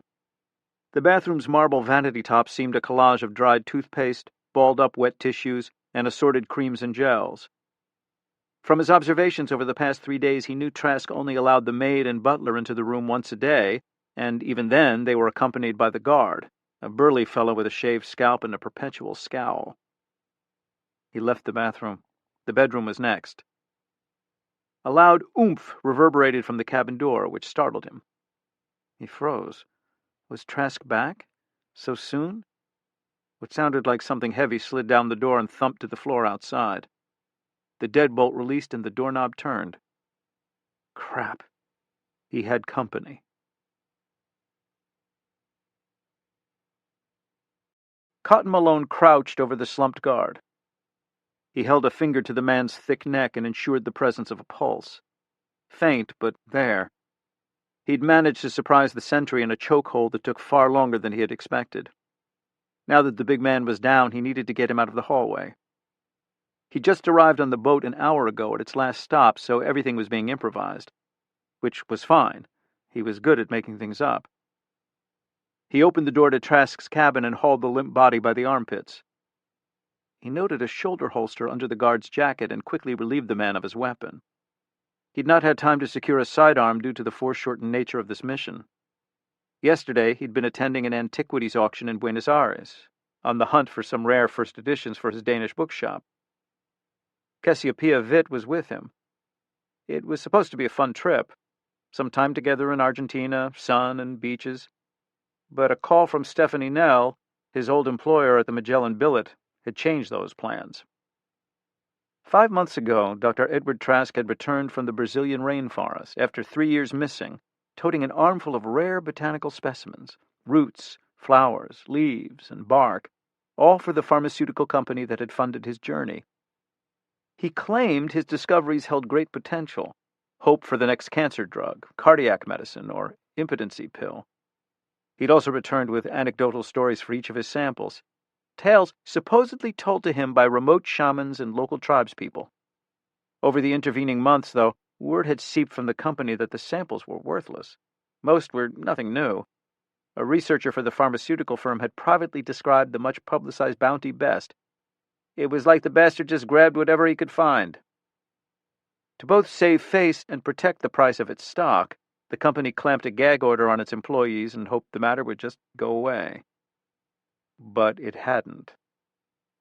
In fact, darker tales reached the U.S. government, as it seemed Trask had not come out of the forest entirely empty-handed. Folded amid his specimens, like a single wheat kernel amid much chaff, lay the real botanical jackpot. A rare flower, still unclassified, of the orchid family, that held an organic neurotoxin 100-fold deadlier than sarin. Talk about a jackpot. Trask had been smart enough to both recognize and appreciate the value of his discovery. He'd analyzed and purified the toxin at a private lab, paid for out of his own pocket, his book deal and television appearances lucrative enough to fund the project. Part P.T. Barnum, part monster, last week Trask had secretly offered his discovery for auction, posting its chemical analysis, its potential, and a demonstration video of a room full of caged chimpanzees, all bleeding from eyes and noses, gasping, then falling dead, the air clogged with a yellow vapor. The infomercial had gained the full attention of terrorist organizations around the world, along with U.S. intelligence services. Malone's old haunt, the Magellan Billet, had been tasked by the White House to stop the sale and retrieve the sample. His mistake had come when he'd mentioned to Stephanie Nell last week, during a casual conversation between old friends, that he and Cassiopeia were headed to Argentina. The sale will happen in Manaus, Stephanie told him yesterday on the phone. He knew the place. Trask is there with a video crew from the Discovery Channel aboard a luxury riverboat. They're touring the neighboring rainforest and preparing for a television special about his lost years in the jungle. His real purpose for being there, though, is to sell his purified sample. We have to get it from him, and you're the closest asset there. I'm retired. I'll make it worth your while. How will I know if I found it? He asked. It's stored in a small metal case in vials about the size of a deck of cards. I assume you want me to do this alone? Preferably. This is highly classified. Tell Cassiopeia you'll only be gone a few days. Cassiopeia did not like it, but she'd understood Stephanie's condition. Call if you need me had been her last words as he left for the airport. He hauled the guard over the cabin threshold, closed the door, and secured the deadbolt. Time to find those vials. Movement disturbed the silence. He whirled and saw a form in the dim light, raising a weapon. Trask was gone. In the dining room. He'd made sure of that before his assault on the sentry. So who was this? He still held the gun just retrieved from the guard, which he aimed at the threat. I wouldn't do that, a gruff voice flavored with a slight Texas twang said. He knew that voice. Gray friggin' Pierce. Pierce kept his pistol firmly aimed and recognized the southern drawl. Cotton Malone, how about that? A blast from the past. He took stock of the former agent in the dim light. Mid-40s, still fit, light brown hair with not all that much gray. He knew Malone was retired, living in Copenhagen, owning a rare bookshop. He'd even visited him there once a couple of years ago. There were stories that Malone occasionally moonlighted for his former boss, Stephanie Nell. Malone had been one of her original 12 agents at the Magellan Billet until he opted out early. Pierce knew the unit, highly specialized, worked out of the Justice Department, reported only to the Attorney General and the President. He lowered his gun. Just what we need, a damn lawyer. About as bad as having Mr. Wizard on the job, Malone said, lowering his gun too. Pierce got the connection. Sigma Force, his employer, was part of DARPA, the Defense Advanced Research Projects Agency. Sigma comprised a clandestine group of former Special Forces soldiers, retrained in scientific disciplines, who served as field operatives. Where Sigma dealt with lots of science and a little history, the Magellan Billet handled global threats that delved more into history and little science. Let me guess, he said to Malone. You know about Trask's neurotoxin? That's what I'm here to get. Seems we have an interagency failure to communicate. The coaches sent 2 quarterbacks onto the field. Nothing new. How about I go back to Buenos Aires and you handle this? Pierce caught the real meaning. Got a girl there? That I do. An explosion rocked the boat. From the stern, heaving the hull high, tossing them both against the wall. He tangled with Malone, hitting something solid, but managed to keep hold of his gun.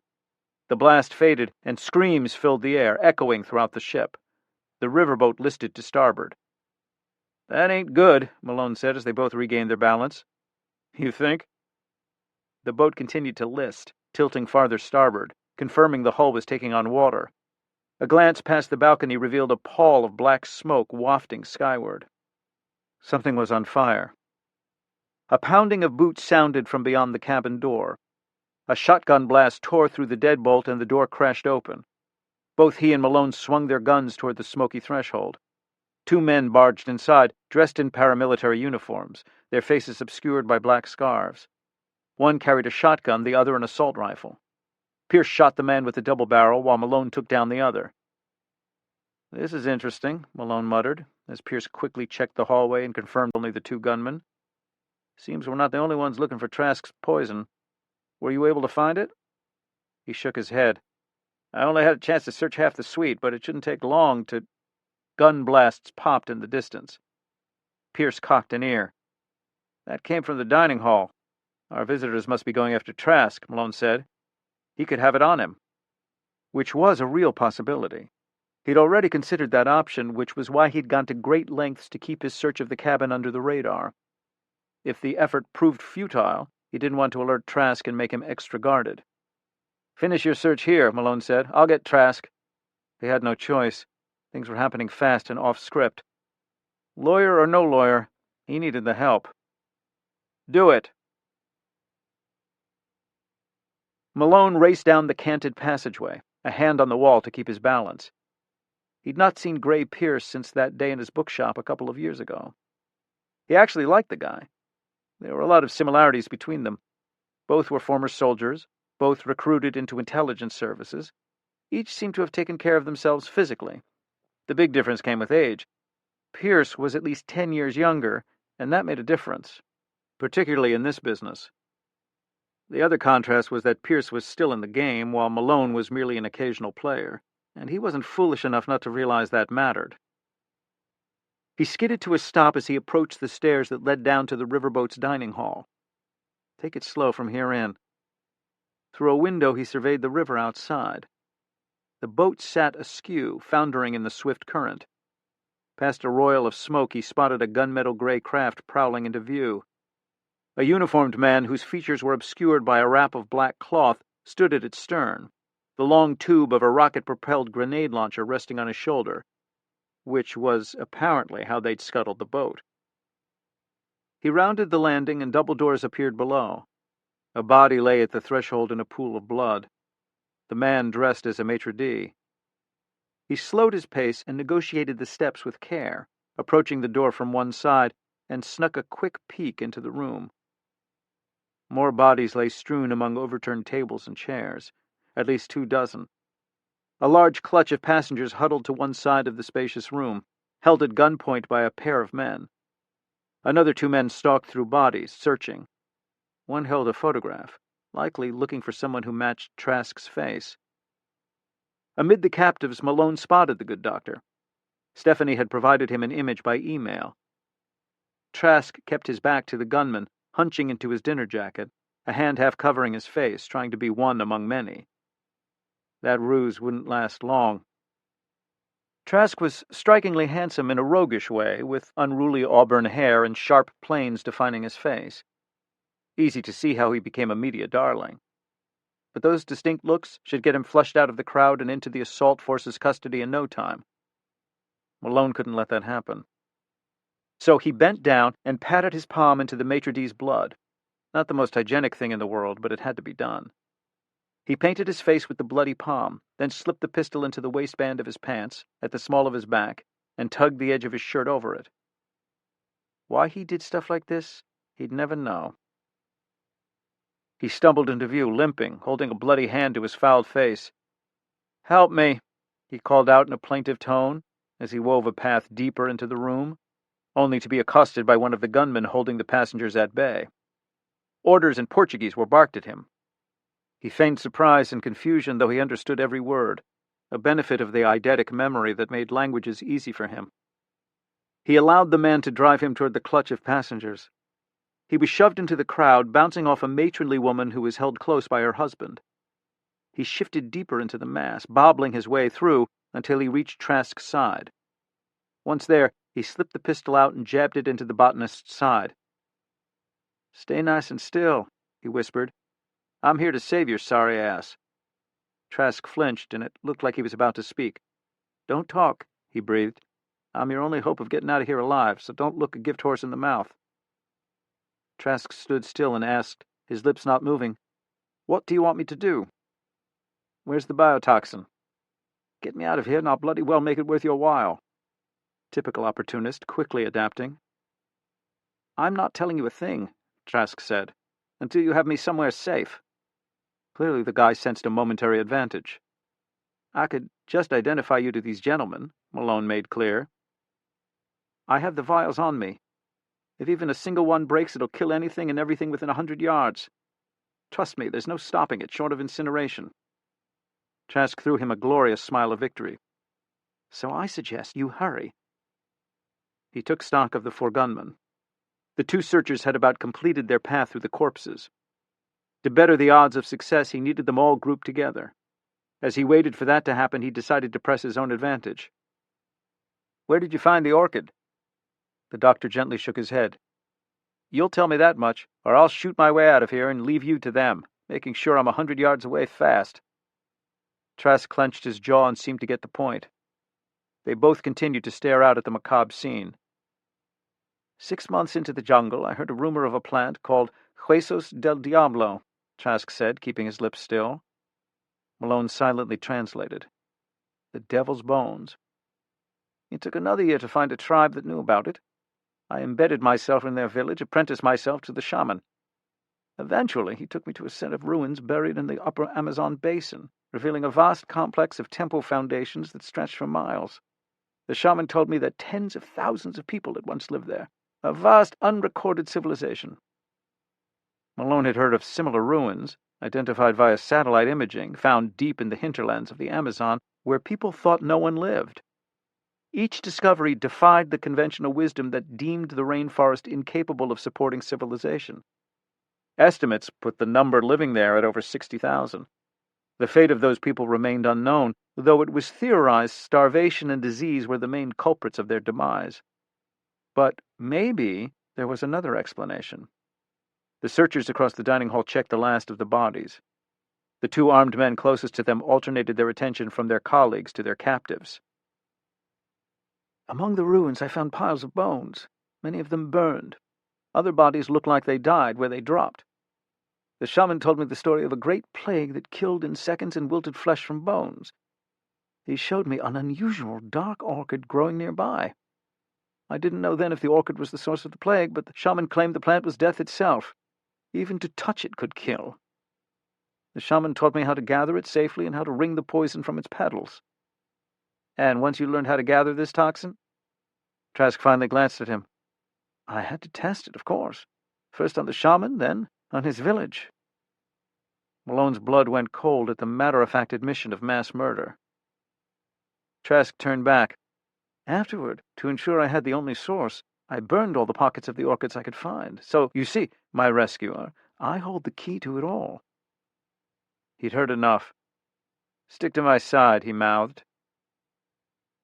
He eased toward the edge of the crowd, towing Trask in his wake. Once there, he knew he had to incapacitate the 4 armed men as quickly as possible. There'd only be a few seconds of indecision. The men were finally gathered in a group. 7 rounds remained in his gun's magazine. Not much room for error. He eyed an overturned table with a marble top that should offer decent cover, but he needed to be away from the civilians before the shooting started. He gripped Trask by the elbow and motioned to the table. "Come with me. On my mark." He did a fast 3 count, then sprinted toward the table, swinging his gun into view, only to have the floor beneath his feet jolt, throwing him high. He flew past the table, crashing hard, losing his grip on the gun, which skittered across the floor out of reach. He rolled to see the front of the dining hall tear away, glass exploding, the walls splintering open. Dark jungle burst inside. Then he realized the boat had hit shore and run aground. Everybody had been knocked off their feet, even the gunmen. He searched for Trask, but the botanist had been tossed into the assault team. Trask straightened up, and even the blood gushing from a broken nose failed to hide his features. Surprised voices erupted from the 4 gunmen.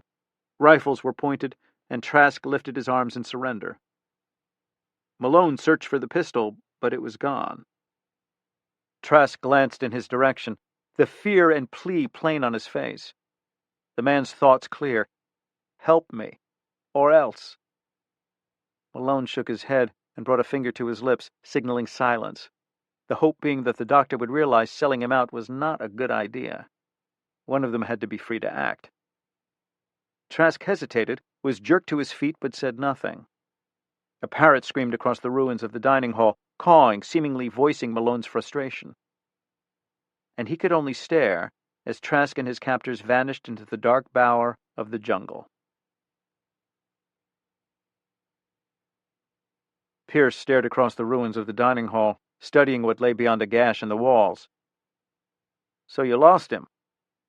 "Not much I could do," Malone said, on his knees, searching among a tumble of chairs and tossed tables. "Especially after the boat ran aground." Trask's cabin had come up empty, but Pierce now knew that the doctor had the sample hidden on him. He'd also listened as Malone reported everything else Trask had said. Malone reached under a tablecloth and came up with the pistol he'd lost earlier. "A lot of good it does me now. What's our next move?" "You don't have to stay on this. You're retired. Go back to your lady in Buenos Aires." "I wish I could, but Stephanie Nell would have my ass. I'm afraid you're stuck with me. I'll try, though, not to get in the way." He caught the sarcasm. So far, this brief partnership between justice and defense had proved fruitless, but with Trask on the run and captured by a guerrilla force, as much as he hated to admit it, Pierce could use the help. Malone picked his way across the dining hall to the demolished wall of the ship. Pierce watched as the former agent bent down and examined something. All of the passengers were gone, being offloaded to other boats. "Got a blood trail here that leads outside." He hustled over. "Has to be Trask," Malone said. "He broke his nose when the ship crashed. It was bleeding badly. Then we follow it. I saw a patrol boat earlier. They could have offloaded him by the river. I spotted that craft, too, from the cabin, but it took off shortly after we went aground. The attack, the fire, the crash, it's drawn lots of river traffic. You think the ground team and the boat are planning a rendezvous farther along the Amazon, where there are fewer eyes to see them? It makes sense, and that gives us a window of opportunity. A small one, which is shrinking fast." Malone pointed to the drops of blood, scuffed by the boot of one of the guerrillas. "Once in the jungle, it'll be hard to track in the dark." "But they're in a hurry," Pierce said, not expecting anyone to follow, "and they'll have to stay close to the riverbank waiting for their ride. With 4 men and a prisoner in tow, they should leave an easy trail." Which proved true. Minutes later, slogging across the muddy bank, Pierce saw that it wasn't difficult to spot where the guerrillas had pushed into the forest. He glanced back at the beached riverboat, its bulk angled in the river, the stern still billowing black smoke into the twilight sky. Other watercraft had now come to its rescue. Passengers were being ferried away as the fires aboard spread. He turned from the smoking ruins of the MV Fawcett. The boat had surely been named after the doomed British explorer Percy Fawcett, who vanished in the Amazon searching for a mythical lost city. Pierce faced the jungle, hoping the same fate didn't await them. "Let's go," he said, leading the way.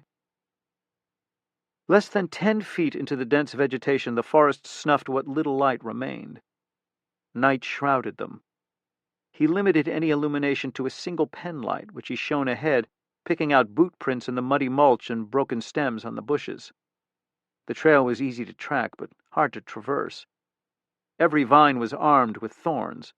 Branches hung low. Thickets were as convoluted as woven steel. They forged onward, moving as quietly as possible.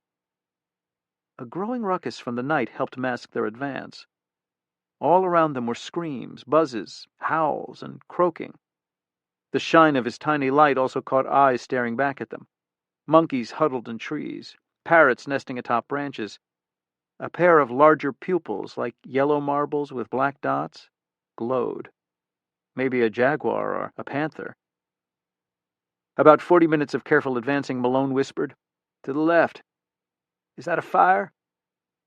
Pierce stopped and shaded his penlight with his palm. In the blackness, he spotted a flickering crimson glow through the trees. "They made camp?" Malone whispered. "Maybe waiting for full night before making a break for the river in their boat. If it's them at all.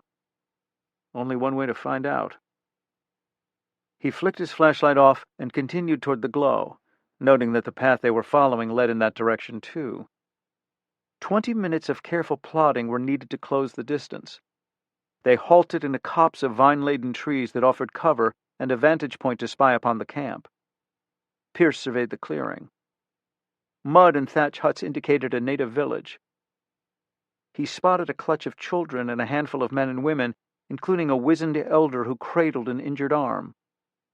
All were held at gunpoint by one of the guerrillas from the boat. The campfire must have attracted their attention, too. He spotted Trask on his knees by the flames. One of the guerrillas leaned over him, clearly shouting, but the words could not be heard. Trask shook his head, then was backhanded for his stubbornness, sending the doctor sprawling across the ground. Another of the assailants came forward, balancing a small metal case on his open palm. His captors must have searched Trask and found the vials. The faint glow of LED lights could be seen on the case. "Locked with an electronic code," Malone said. He agreed, "which they're trying to learn from Trask. And I can tell you from our little bit of conversation, he's going to drive a hard bargain." Pierce counted 4 guerrillas, each heavily armed. The odds weren't good, 2 to 1, and any firefight risked harming or killing the villagers. A new group of guerrillas appeared at the village's western edge, filing out of a worn trail that likely led to the river. They numbered another 6, along with a 7th, who stood taller than the others and unwrapped the black cloth from his face. A deep scar ran down his left cheek, splitting his chin. He barked out orders that were instantly obeyed. This one was in charge. 2 to 1 odds just became 5 to 1. The newcomers were also heavily armed with assault rifles, grenade launchers, and shotguns. Pierce realized the futility of their situation.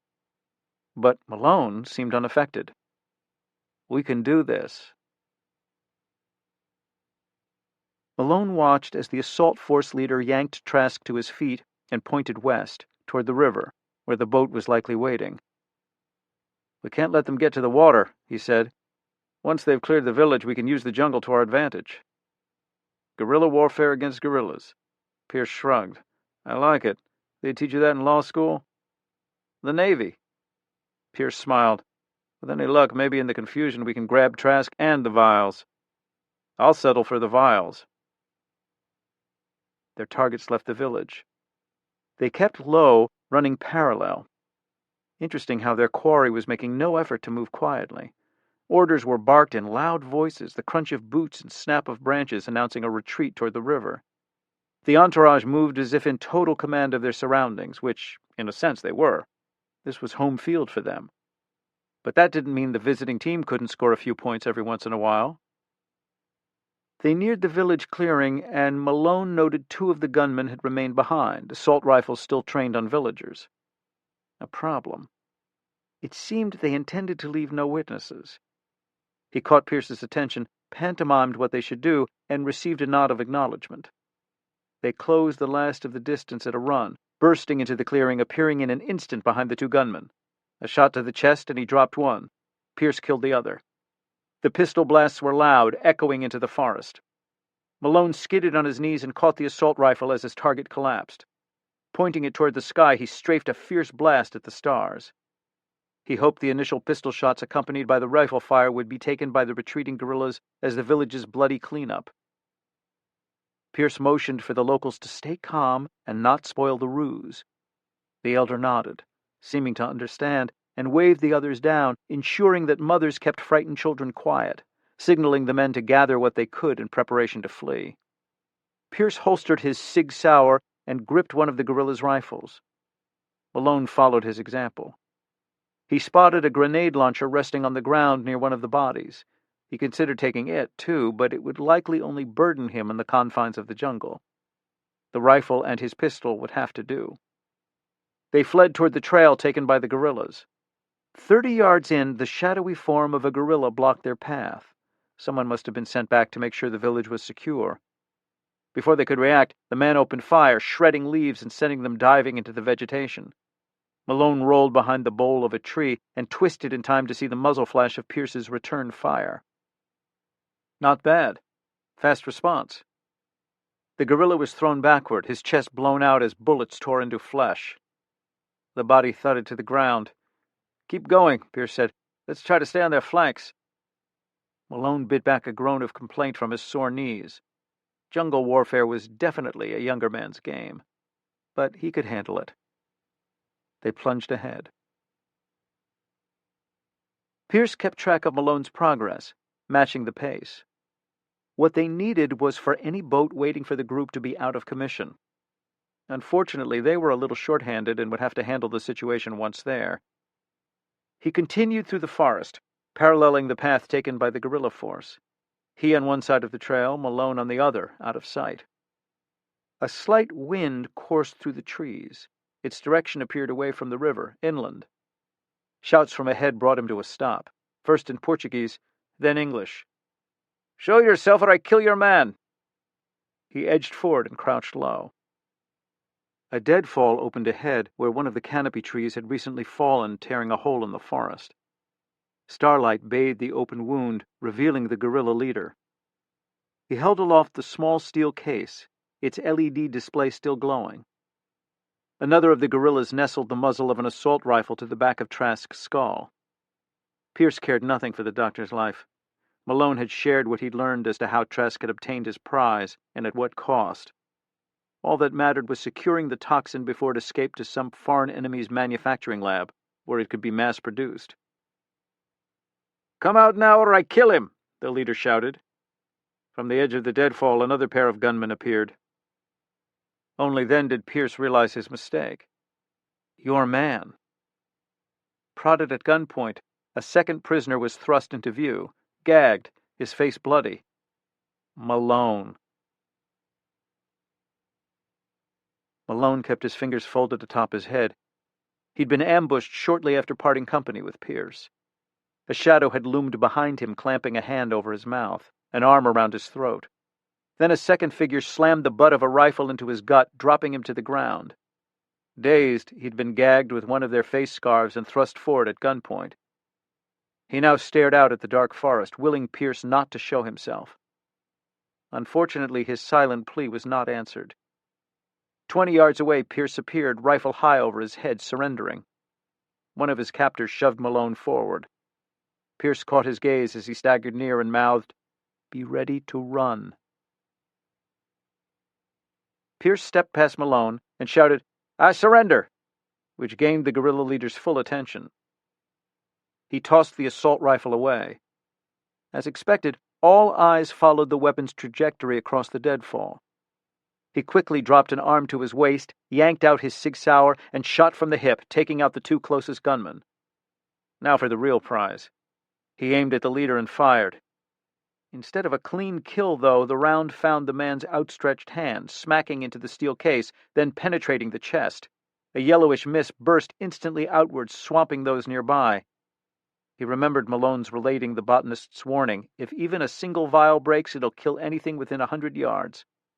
The danger spread. Screaming began. He backpedaled as the breeze caught the cloud and blew it toward him. Malone, still gagged, didn't have to be told twice and bolted for the trailhead. Pierce turned to follow, only to see a figure emerge from the toxic cloud. Trask. His face appeared parboiled, eyes weeping and blind. Another few steps, and a convulsion jackknifed through every muscle, throwing the body off balance into the ground. Couldn't happen to a nicer guy.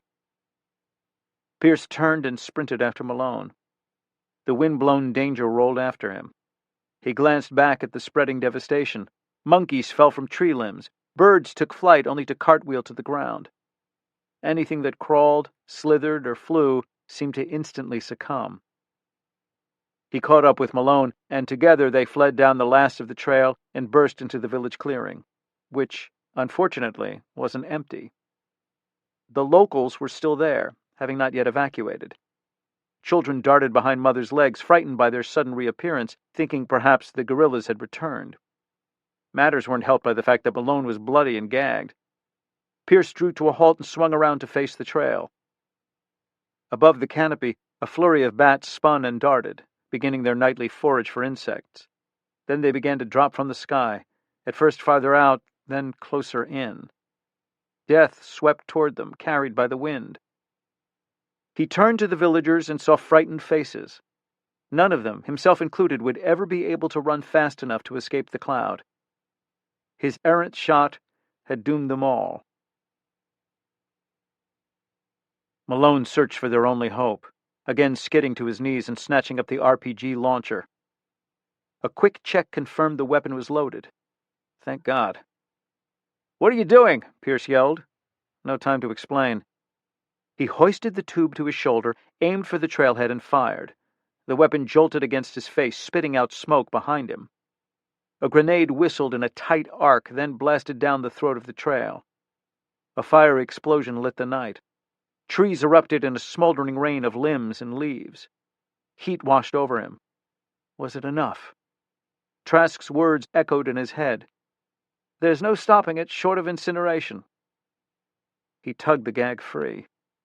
Fire spread outward from the blast site. Flames danced high into the night. Smoke billowed upward, masking the stars, consuming all of the air around it, which hopefully included the toxin. He held his breath. Not that it would save him if the cloud reached here. Then, from the edge of the forest, a dark shape burst into view, a shred of a living shadow. A panther. Yellowed claws dug deep into the dirt. Dark eyes reflected from the campfire's glow. The big cat hissed, showing fangs, then burst to the side, diving back into the dark bower. Alive. A good omen. He waited another minute, then another. Death never came. Pierce joined him, patting his shoulder. "Nice tag team on that one. And damn quick thinking, old man." He lowered the weapon. "Who you calling old?"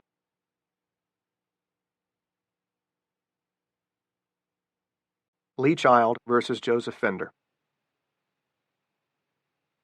When Joseph Fender decided to try a series character, he took many cues from Lee Child's Jack Reacher. Joe named his hero Nick Heller and made him not a private eye, but a private spy. Nick works for politicians and governments and corporations, sometimes digging up secrets they'd rather keep buried. Like Jack Reacher, though, Nick's sense of justice drives him. He's a mix of blue-collar and white-collar, the son of a notorious Wall Street criminal raised in immense wealth that evaporated when his father went to prison. He spent his formative years in a split-level ranch house in a working-class suburb of Boston. By nature, Nick's a chameleon. He can blend in among the corporate elite as easily as he does among the jarheads. And of course he roots for the Boston Red Sox. Jack Reacher, on the other hand, is a Yankees fan. His background is vastly different from Nick's, but equally scattered. Reacher is an army brat, raised on military bases around the world. A man without a country, but still an American. He's a loner who avoids attachments, yet he's absolutely loyal. He suffers no fools. Nick Heller and Jack Reacher, chalk and cheese, as the Brits say, couldn't be more different, yet so much the same. Which can also be said for the two writers. Lee and Joe are good friends. They share a love of writing, baseball, and the quest for America's best hamburger. Not a gourmet burger, just the best, plain, honest, normal burger. Lee tells a story of some years ago when they were trying a contender in a Spanish restaurant. Yeah, go figure. On 22nd Street in New York. The talk turned to upcoming projects, and Joe started riffing, thinking out loud about maybe starting a series character. He gave Lee a lengthy and penetrating analysis that covered every cost and benefit, every desirable and undesirable characteristic, every strength and weakness. I wish I had a voice recorder running. I could have sold the transcript to Writer's Digest. It would have become the Rosetta Stone for all such decisions, Lee recalls. Eventually, Joe followed through on his analysis with the first Nick Heller story, Vanished, 2009, written with his trademark blend of freewheeling imagination mixed with iron self-discipline. Lee is not a planner. He does not outline stories. They just emerge naturally. For Joe, that's like walking on a wire without a net. So Lee came up with the premise of two guys in a bar in Boston. Reacher would be the out-of-towner, like always. Heller would be home in the city he loves. Lee was taken by the notion of a mirror at the back of a bar, the way you can look at the reflection of the person next to you and talk with both intimacy and distance. Heller and Reacher would both end up talking to and about and around someone who's in trouble. Eventually they'd help the guy out, because that's what they do. But that help would come in vastly different ways. The story was written long distance. Lee sent the first chunk by email, and Joe immediately asked, "What do you see happening next?" In typical Lee Child fashion, he answered, "No idea until you've written it." Joe coped with such improvisation just fine. Actually, their biggest problem was who would win the Yankees-Sox game that kicks the whole thing off. Good and valuable consideration. The bar was 100 years old, built for an ink-stained subset of the working class. Clerks, scriveners, printers, and other office-bound wretches of every kind who had once filled the narrow streets as they quit at the ends of long days and poor conditions, seeking solace wherever they could find it. Now it was just another Boston curiosity, full of dim light and glazed oatmeal-colored tile, and brass and mahogany, most notably on the bar itself, where a length of tight-grained wood from a massive old tree had been polished to an impossible shine by a million sleeves. The only discordant decorative note was high on the bar back itself, but it was also the only reason Reacher was there. A big flat-screen television, tuned to a live broadcast of the Yankees at Fenway Park. Reacher paused inside the door and tried to pick his spot. His eyesight was pretty good, so he didn't need to be close, but in his experience, flat screens weren't great when viewed at an angle, so he wanted to be central, which gave him just one practical choice. A lone, unoccupied stool among 5 in the middle section of the bar, which was more or less directly face-on to the screen. If it had been a theater seat, it would have been expensive. Front row, center. There was a dark-haired woman on its left, her back to the room, and a fat guy on its right. And then came a lean guy with short hair and muscles in his neck and his back, and on the right-hand end of the section was another woman, a blonde, with her high heels hooked over the rail of her stool. The lizard part of Reacher's brain told him immediately the only one to either worry about or rely on was the guy with the short hair and the muscles. Not that Reacher was expecting trouble, even though he was in Boston, rooting for the Yankees. The bar back was mirrored behind a thicket of bottles, and Reacher saw the short-haired guy spot him, just a blink of roving vigilance, automatic, which reinforced the message his lizard brain had sent. Not a cop, he thought, but some kind of a lone wolf tough guy, very relaxed, very sure of himself. Ex-military, possibly, from the kind of shadowy unit that taught you to glance in mirrors from time to time, or suffer the consequences. Then the fat guy on the right of the empty stool looked in the mirror too, much more obviously. He was not relaxed. He was not sure of himself. He kept his eyes on Reacher's reflected image all the way through the trip from the door to the empty stool. Reacher slid in beside him and rocked from side to side to claim his space, and he put his elbows on the mahogany, and the fat guy half turned with a hesitant but expectant look, as if unsure whether to speak or wait to be spoken to. Reacher said nothing. He rarely offered greetings to strangers. He liked to keep to himself. Eventually the guy turned away again, but he kept his gaze on the mirror, not the screen. He had a prominent lower lip, sticking out like a pout, and then a great wattle of flesh fell away in a perfect parabola to his shirt collar uninterrupted by any kind of bony structure. The pneumatic impression continued all the way to his dainty feet. The guy was like a balloon made of flesh-colored silk. He looked like he would be soft and dry to the touch. He had a wedding band on his left hand, deep in the fat, like a sausage with a tourniquet. He was wearing a suit made of the same material as chino pants. The waistband could have been 60 inches. Reacher looked up at the game. The top of the first was over, no hits, no runs, one man left on base.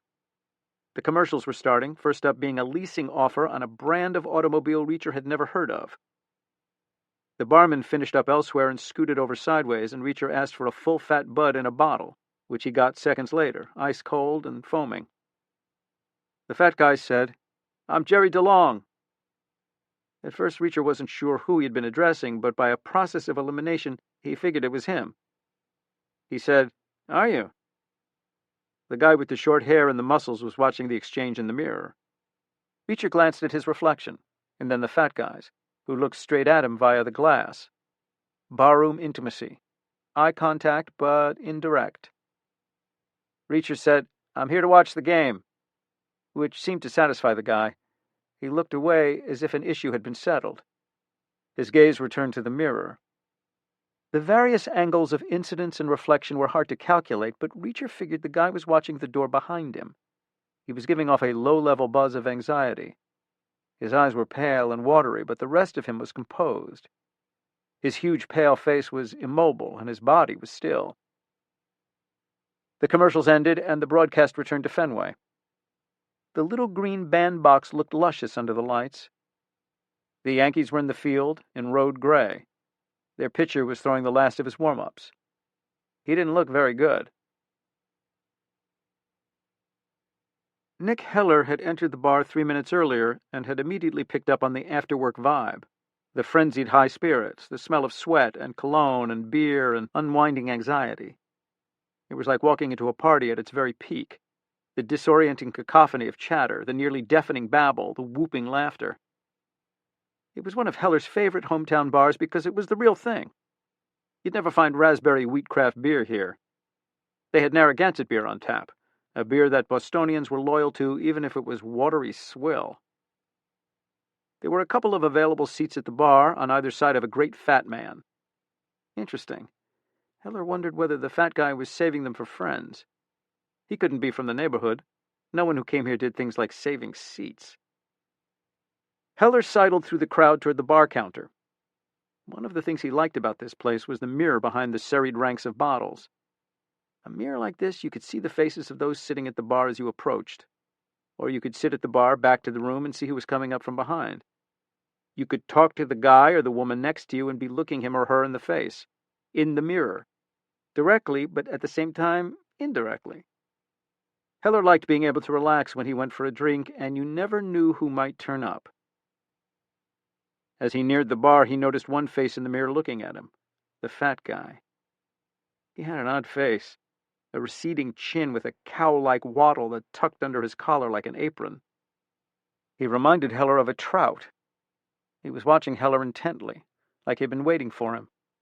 Heller had never seen the guy before, but still the fat man studied him, as if he were expecting someone but didn't know what that person might look like. As if Heller might be that guy. Strange. Heller didn't know him. Heller sat on the stool and nodded at the man. "How you doing?" the guy said. "Hey," Heller said, neither friendly nor rude. A pause. "Jerry DeLong," the man said, sticking out his hand. Heller didn't feel like making friends. He didn't want to chat. The Red Sox were playing the Yankees at Fenway Park. This was a major moment in Boston sports, a rite, like the gladiator games at the Roman Colosseum back in the day. And there was no better place to watch an important game like this than here. After a brief pause, Heller shook his hand. "Nick," he said. No last name. Heller didn't like to give out his name. He immediately turned to the huge flat TV screen set to the Sox. Of course it was. The owner of the bar, a buddy of Nick's, was an ardent Sox fan. So was Sully, the bartender. Some nights, though, there was discord in the bar when the Sox were playing opposite the Bruins. Bostonians also loved their hockey. You even had nights when all 4 Boston teams, the Sox, the Bruins, the Celtics, and the Patriots, were playing on 4 different channels. You didn't want to be in this particular bar on a night like that. It got ugly. "Nick," the bartender said, pulling him a Budweiser without asking. "Sully," Heller said. "Big night, huh? Romp to victory." "Absolutely," said Sully, setting the glass of beer in front of him, a foamy white head like a layer of cotton batting. He wagged his head as if to say, "From your mouth to God's ear." Then Heller sensed in his peripheral field the fat guy staring at him again. In a neutral voice, Heller said, "Do I know you?" The guy sipped a gin and tonic. You here to meet someone?" he said. "I'm here to watch the Sox win," Heller said. A degree friendlier this time, but still no nonsense. "Sorry." "It's cool," Heller relented. In the bar back mirror, he noticed a large man approaching the empty seat on DeLong's left. Heller knew at once this was someone to keep a wary eye on. He was huge, way taller than most, easily 6'5", and at least 250 pounds. Unusually broad-shouldered, a tank. He was all muscle and had that ex-military look you couldn't miss. The thrift shop clothes and brutalist haircut made him look a little like a drifter, or at least not someone who paid more than $10 at the barber shop. But there was also a canny intelligence in the eyes and a wariness. He had the confident look of someone who wasn't challenged physically very often, and when he was, usually won. He intimidated people and didn't mind it. So this was who Jerry DeLong was meeting. That was a relief. Heller wasn't going to have to fend off some blabomaniac during the ball game. Then he overheard Jerry DeLong introduce himself to the big guy and meet with the same puzzled reaction he'd got from Nick. Heller put his elbow on the mahogany bar next to an ugly cigarette burn from the good old days when you could smoke in bars and took a sip of the beer. It was crisp and cold. He never understood why the Brits liked beer at room temperature. The Yankee pitcher was throwing the last of his warm-ups. He was dismayingly good, graceful and a great arm, a knuckleballer. He had a mean slider and a nasty power changeup with serious depth and fade. Most important, he wasn't wasting his stuff. He was saving it for the game. This wasn't a pitcher who'd burn out long before 100 pitches, like so many others did. Of course he was good. He'd been one of the Red Sox's best starters until the Yankees hired him away for money no one could turn down. The best pitching money can buy. Yankee fans used to boo him relentlessly when the Sox came to Yankee Stadium, but as soon as he started pitching no-hitters for them, they switched allegiances. Heller wasn't a guy who switched allegiances. The bottom of the first started, and the Red Sox batter stepped up to the plate and hit a smash off the first pitch. A home run. It sailed over the green monster, that ridiculously high left field wall that had turned many a surefire homer into a double. The ball probably broke a store window somewhere over on Lansdowne Street. The bar erupted in cheers, predictably. Then Heller noticed 3 interesting things. Jerry DeLong hadn't been paying attention to the game. He turned to the set searchingly, a beat too late, trying to figure out what had just happened. And the big bruiser on his left wasn't cheering, not even smiling. He'd been watching the game closely, but obviously wasn't a Sox fan. He winced at the home run and made a little snort. He didn't look happy. A New Yorker, then. A Yankees fan. It took a fair measure of chutzpah for a Yankees fan to watch a Sox-Yankees game in a bar like this one. Either that or not caring what other people thought. The latter, Heller decided. Then the fat guy's cell phone rang, and he took it out of his pocket and held it up to his ear, next to the pouch of flesh below his jowls. He cupped his other hand around the phone, shielding it from the clamor of the bar. "Hey, honey," he said, easy and familiar, but also a little panicked, like husbands in bars everywhere. "No, not at all. I'm watching the game with Howie and Ken." Which was the third interesting thing. The fat man was lying to his wife. Men lie to their wives for a long list of reasons, infidelity being right at the top. But this was no Craigslist assignation. He wasn't here for sex. He didn't have that freshly scrubbed look of a guy on the make. He hadn't combed his hair or splashed on fresh cologne. He looked scared. Reacher's first name was Jack, and he was pretty damn sure the guy with the muscles wasn't called either Howie or Ken. He could have been born with either moniker, obviously, but he would have abandoned it fast in favor of something harder if he wanted to survive the kind of world he evidently had, which meant the fat guy was lying through his teeth. He wasn't watching the game with Howie and Ken. In fact, he wasn't watching the game at all.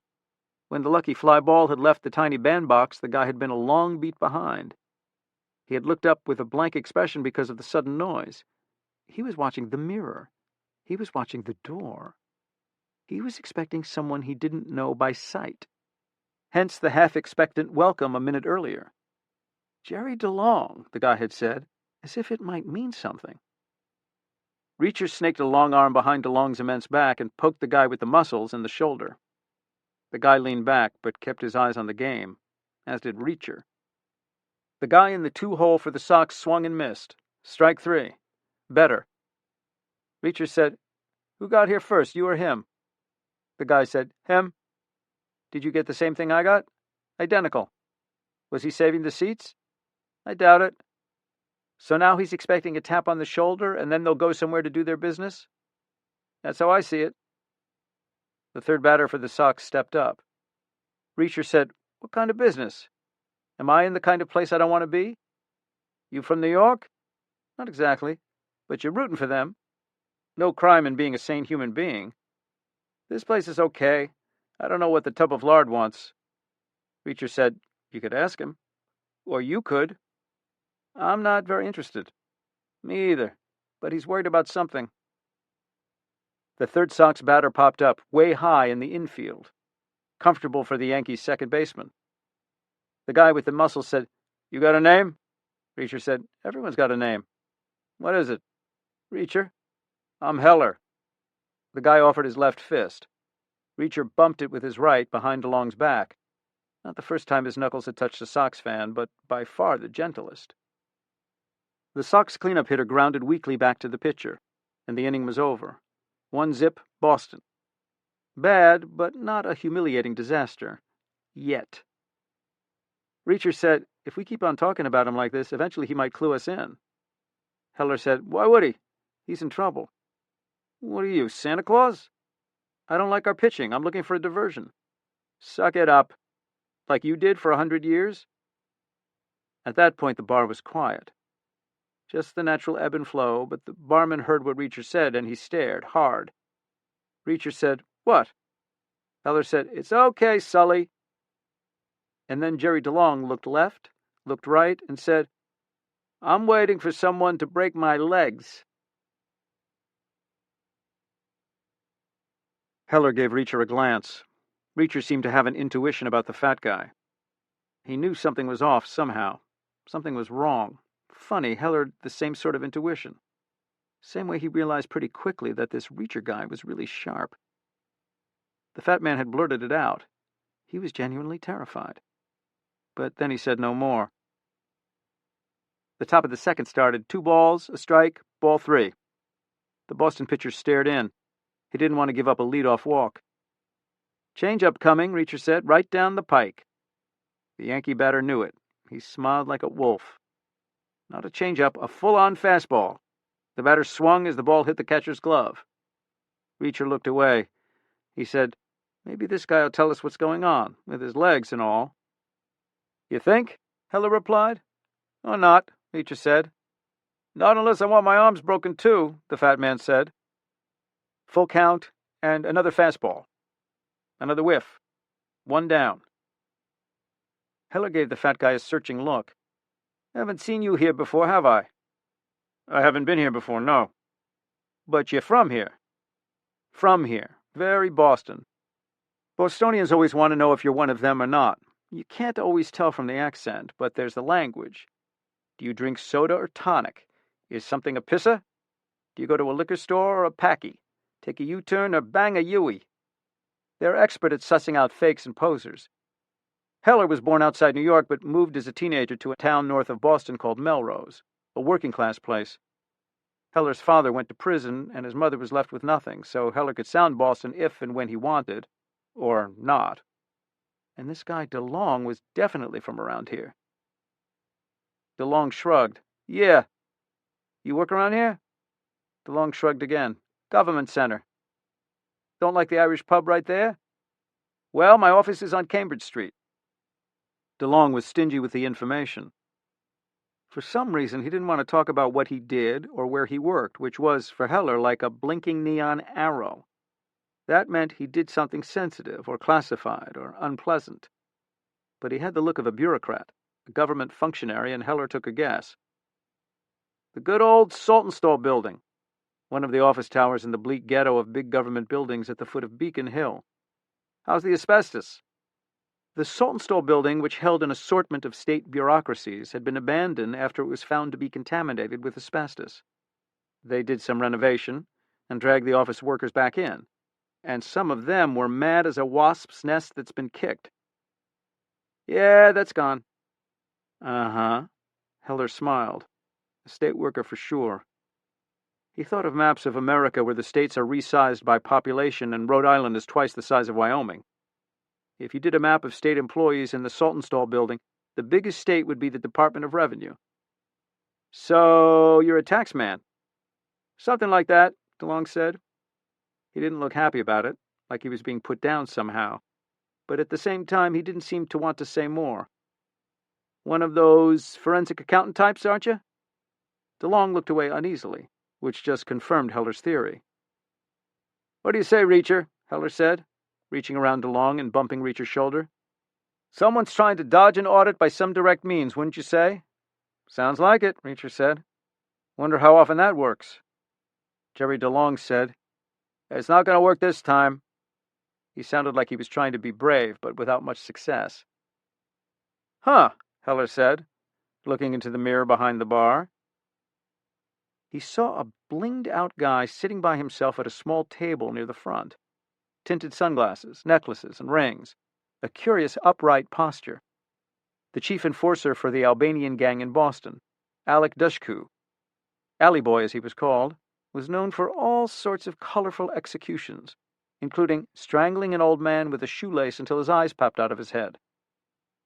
On the table in front of him was a grocery sack, bulky with something. Heller said, You're meeting Alley Boy? Jerry DeLong looked in the mirror and his face paled. He said, Is that him? Sure is, Heller gestured with his head straight at the guy. No time like the present. DeLong said nothing. Reacher said, What's in the grocery sack? DeLong said, Money, 100 grand. What for? Me. So what is this, a bribe or a threat? Both. He's going to break your legs and then give you 100 grand? Maybe the money first. Why? DeLong didn't answer. Heller said, It's an Albanian thing. One of them read a law book. They like to give good and valuable consideration. They think it cements the deal. And legs heal. Money never goes away. It's either in your house or your bank. It means you're theirs forever. Reacher said, I never heard of that before. You're not from here. Ethical gangsters? Not really. Like I said, legs heal. But it's definitely a two-part deal. All part of the culture. The top of the second ended with a limp swing and miss, strike 3. Still 1-zip Boston. The zip didn't look likely to change. The 1 did. Reacher turned to the fat guy and said, He's supposed to make contact with you, right? DeLong nodded, yes. When? I'm not sure. Soon, I guess. I don't really know what he's waiting for. Maybe he's watching the game. He isn't, Heller said. Not as dumb as he looks, then. You thinking what I'm thinking? Depends when the audit starts, I guess. Tomorrow morning, DeLong said. And what happens if you're in the orthopedic ward? Someone else does it. Less well. The bottom of the second started, a 4-pitch lead-off walk. Hopeless. Reacher rocked back and looked at Heller and said, Do you live here? Heller said, Not in this actual bar. But in town? Shouldn't I? I guess someone has to. You worried about these Albanians? Altogether less hassle if Alley Boy doesn't remember my face. Where did you serve? With General Hood. Did you get out in time? Unscathed. Good for you. What were you? MPs, Reacher said. Hood's still in Leavenworth, as far as I know. Where he belongs. You armed, by any chance? No, or I'd have shot you already. When you said 100 years, it was less than 90. Is the Albanian guy armed? Probably. A cig, most likely, in the back of his pants. See how he's sitting? I don't think we can get it done during the commercials. We're going to have to give up half an inning. Top of the next. Now Boston had 2 runners on. Reacher said, I'm not sure our corpulent friend can wait that long. The fat guy said, What are you talking about? Reacher saw the Albanian moving in the mirror, shifting in his chair, putting his hand on the grocery sack. Heller said, Now. Reacher turned back to DeLong and said, Get up, right now, and walk out, straight line, fast. Don't look back and keep on going. Out? To the street, right now. Which way? Turn left. If in doubt, always turn left. That's a rule that will serve you well. Left or right, it really doesn't matter. Fast as you can. Which wasn't lightning quick, but it was reasonably speedy. The guy swiveled and kind of fell forward off his stool and waited while his fat bounced and jiggled and settled, and then he set off through the crowd, surprisingly light on his dainty feet, and he was already past the blinged-out Albanian before the guy really noticed. Reacher and Heller paused a beat and slid off their stools in turn and made up the 3rd and 4th places in a determined little procession through the throng. First DeLong, then the Albanian with the sack, then Reacher, with Heller right behind him. DeLong had the advantage. He was cruising like a ship. People were scattering in front of him for fear of getting run over. The Albanian guy wasn't getting the same physical deference. From a distance, he wasn't imposing. Reacher and Heller didn't have that problem. People were stepping smartly aside out of their way. DeLong pushed through the bar door and was gone. The Albanian got there a second later. Reacher and Heller followed him out, practically close enough to touch. The street was quiet and dark and narrow. Old Boston. The fat guy had turned left. His pale bulk was 20 yards away on the sidewalk. The Albanian had seen him. He was getting ready to hustle in pursuit. Here? Reacher asked. Heller said, It's as good a place as any. Reacher called, Alley boy. The guy missed a step but kept on walking. Yes, you, asshole, Reacher said. The guy glanced back. All those rings and chains, Reacher said. Didn't your mama tell you it's dumb to walk around like that in a poor part of town? The guy stopped and turned and said, What? You could get mugged, Heller said. The guy said, Mugged? Reacher said, Where a couple of guys take all your stuff. You don't have that in Albania? You know who I am? Obviously, I just used your name and said you're from Albania. This stuff ain't rocket science. You know what will happen to you? Nobody knows what will happen to them. The future's not ours to see. But in this case, I don't suppose much will happen. We might get a couple bucks for the bling. We're certainly not going to wear it. We got more taste. Are you kidding me? Was that a comedy club we were just in? There was a dull roar from inside the bar, likely a 3-run homer. Reacher winced. Heller smiled. The Albanian hitched the paper sack higher to the crook of his left elbow, which left his right hand free. Heller stepped forward, going right, and Reacher went left. At that point, the Albanian guy should have turned and run. That was the smart play. He was probably fast enough, but he didn't, inevitably. He was a tough guy. The streets were his. He went for his gun. Which was very dumb because it took both hands out of the game. One was cradling his grocery sack, and the other was snaking around behind his back. Reacher hit him with a straight right, hard, in the center of his face. And after that, it didn't really matter where his hands were. Command and control were temporarily unavailable. The guy dropped the sack and rocked back on rubber legs, blood already spurting, ready for a standing count. Which he didn't get. Street fighting's first rule, there are no rules. Heller kicked him dead on in the nuts, hard enough to take his weight off his feet, and then the guy collapsed down to about half his size in a crouch, and Heller used the flat of his sole to tip him over on his side, and Reacher kicked him in the head, and the guy lay still. Was that hard enough? Heller said. For amnesia, difficult to judge. Amnesia is unpredictable. Best guess? Better safe than sorry. So Heller picked his spot and kicked the guy again, in the left temple, going for lateral displacement of the brain in the pan. Generally 4 times more effective than front to back. No surprise. One of General Hood's boys would have learned stuff like that pretty early. Hood wasn't all bad. Mostly, but not all. In the far distance, Jerry DeLong was watching. Reacher picked up the grocery sack. It was full of $100 bills, all used and wrinkled, held together in bricks by orange rubber bands. Reacher had 4 pants pockets, 2 in front, 2 in back, so he took 4 bricks from the sack and stuffed 1 in each pocket. Then he tore off the gold chains and pulled off the rings and found the cig and went through the Albanian's pockets and dumped out all the loot. He gave the sack to Heller. Heller said, "The cops will come. We don't leave people on the street here, not like New York." Reacher said, "They'll check the bar. Their first stop. I'll go east and you go west." "Pleasure working with you." "Likewise," Heller said. They shook hands and melted away into the darkness, opposite directions, leaving the Albanian where he was on the sidewalk, an unfortunate victim of a mugging, his good and valuable consideration stolen before the deal with DeLong could be properly consummated. Therefore, no deal existed. Their own rules said so. DeLong had no obligations and nothing to betray. An Albanian thing, part of the culture. Reacher watched the end of the game in a bar a mile away.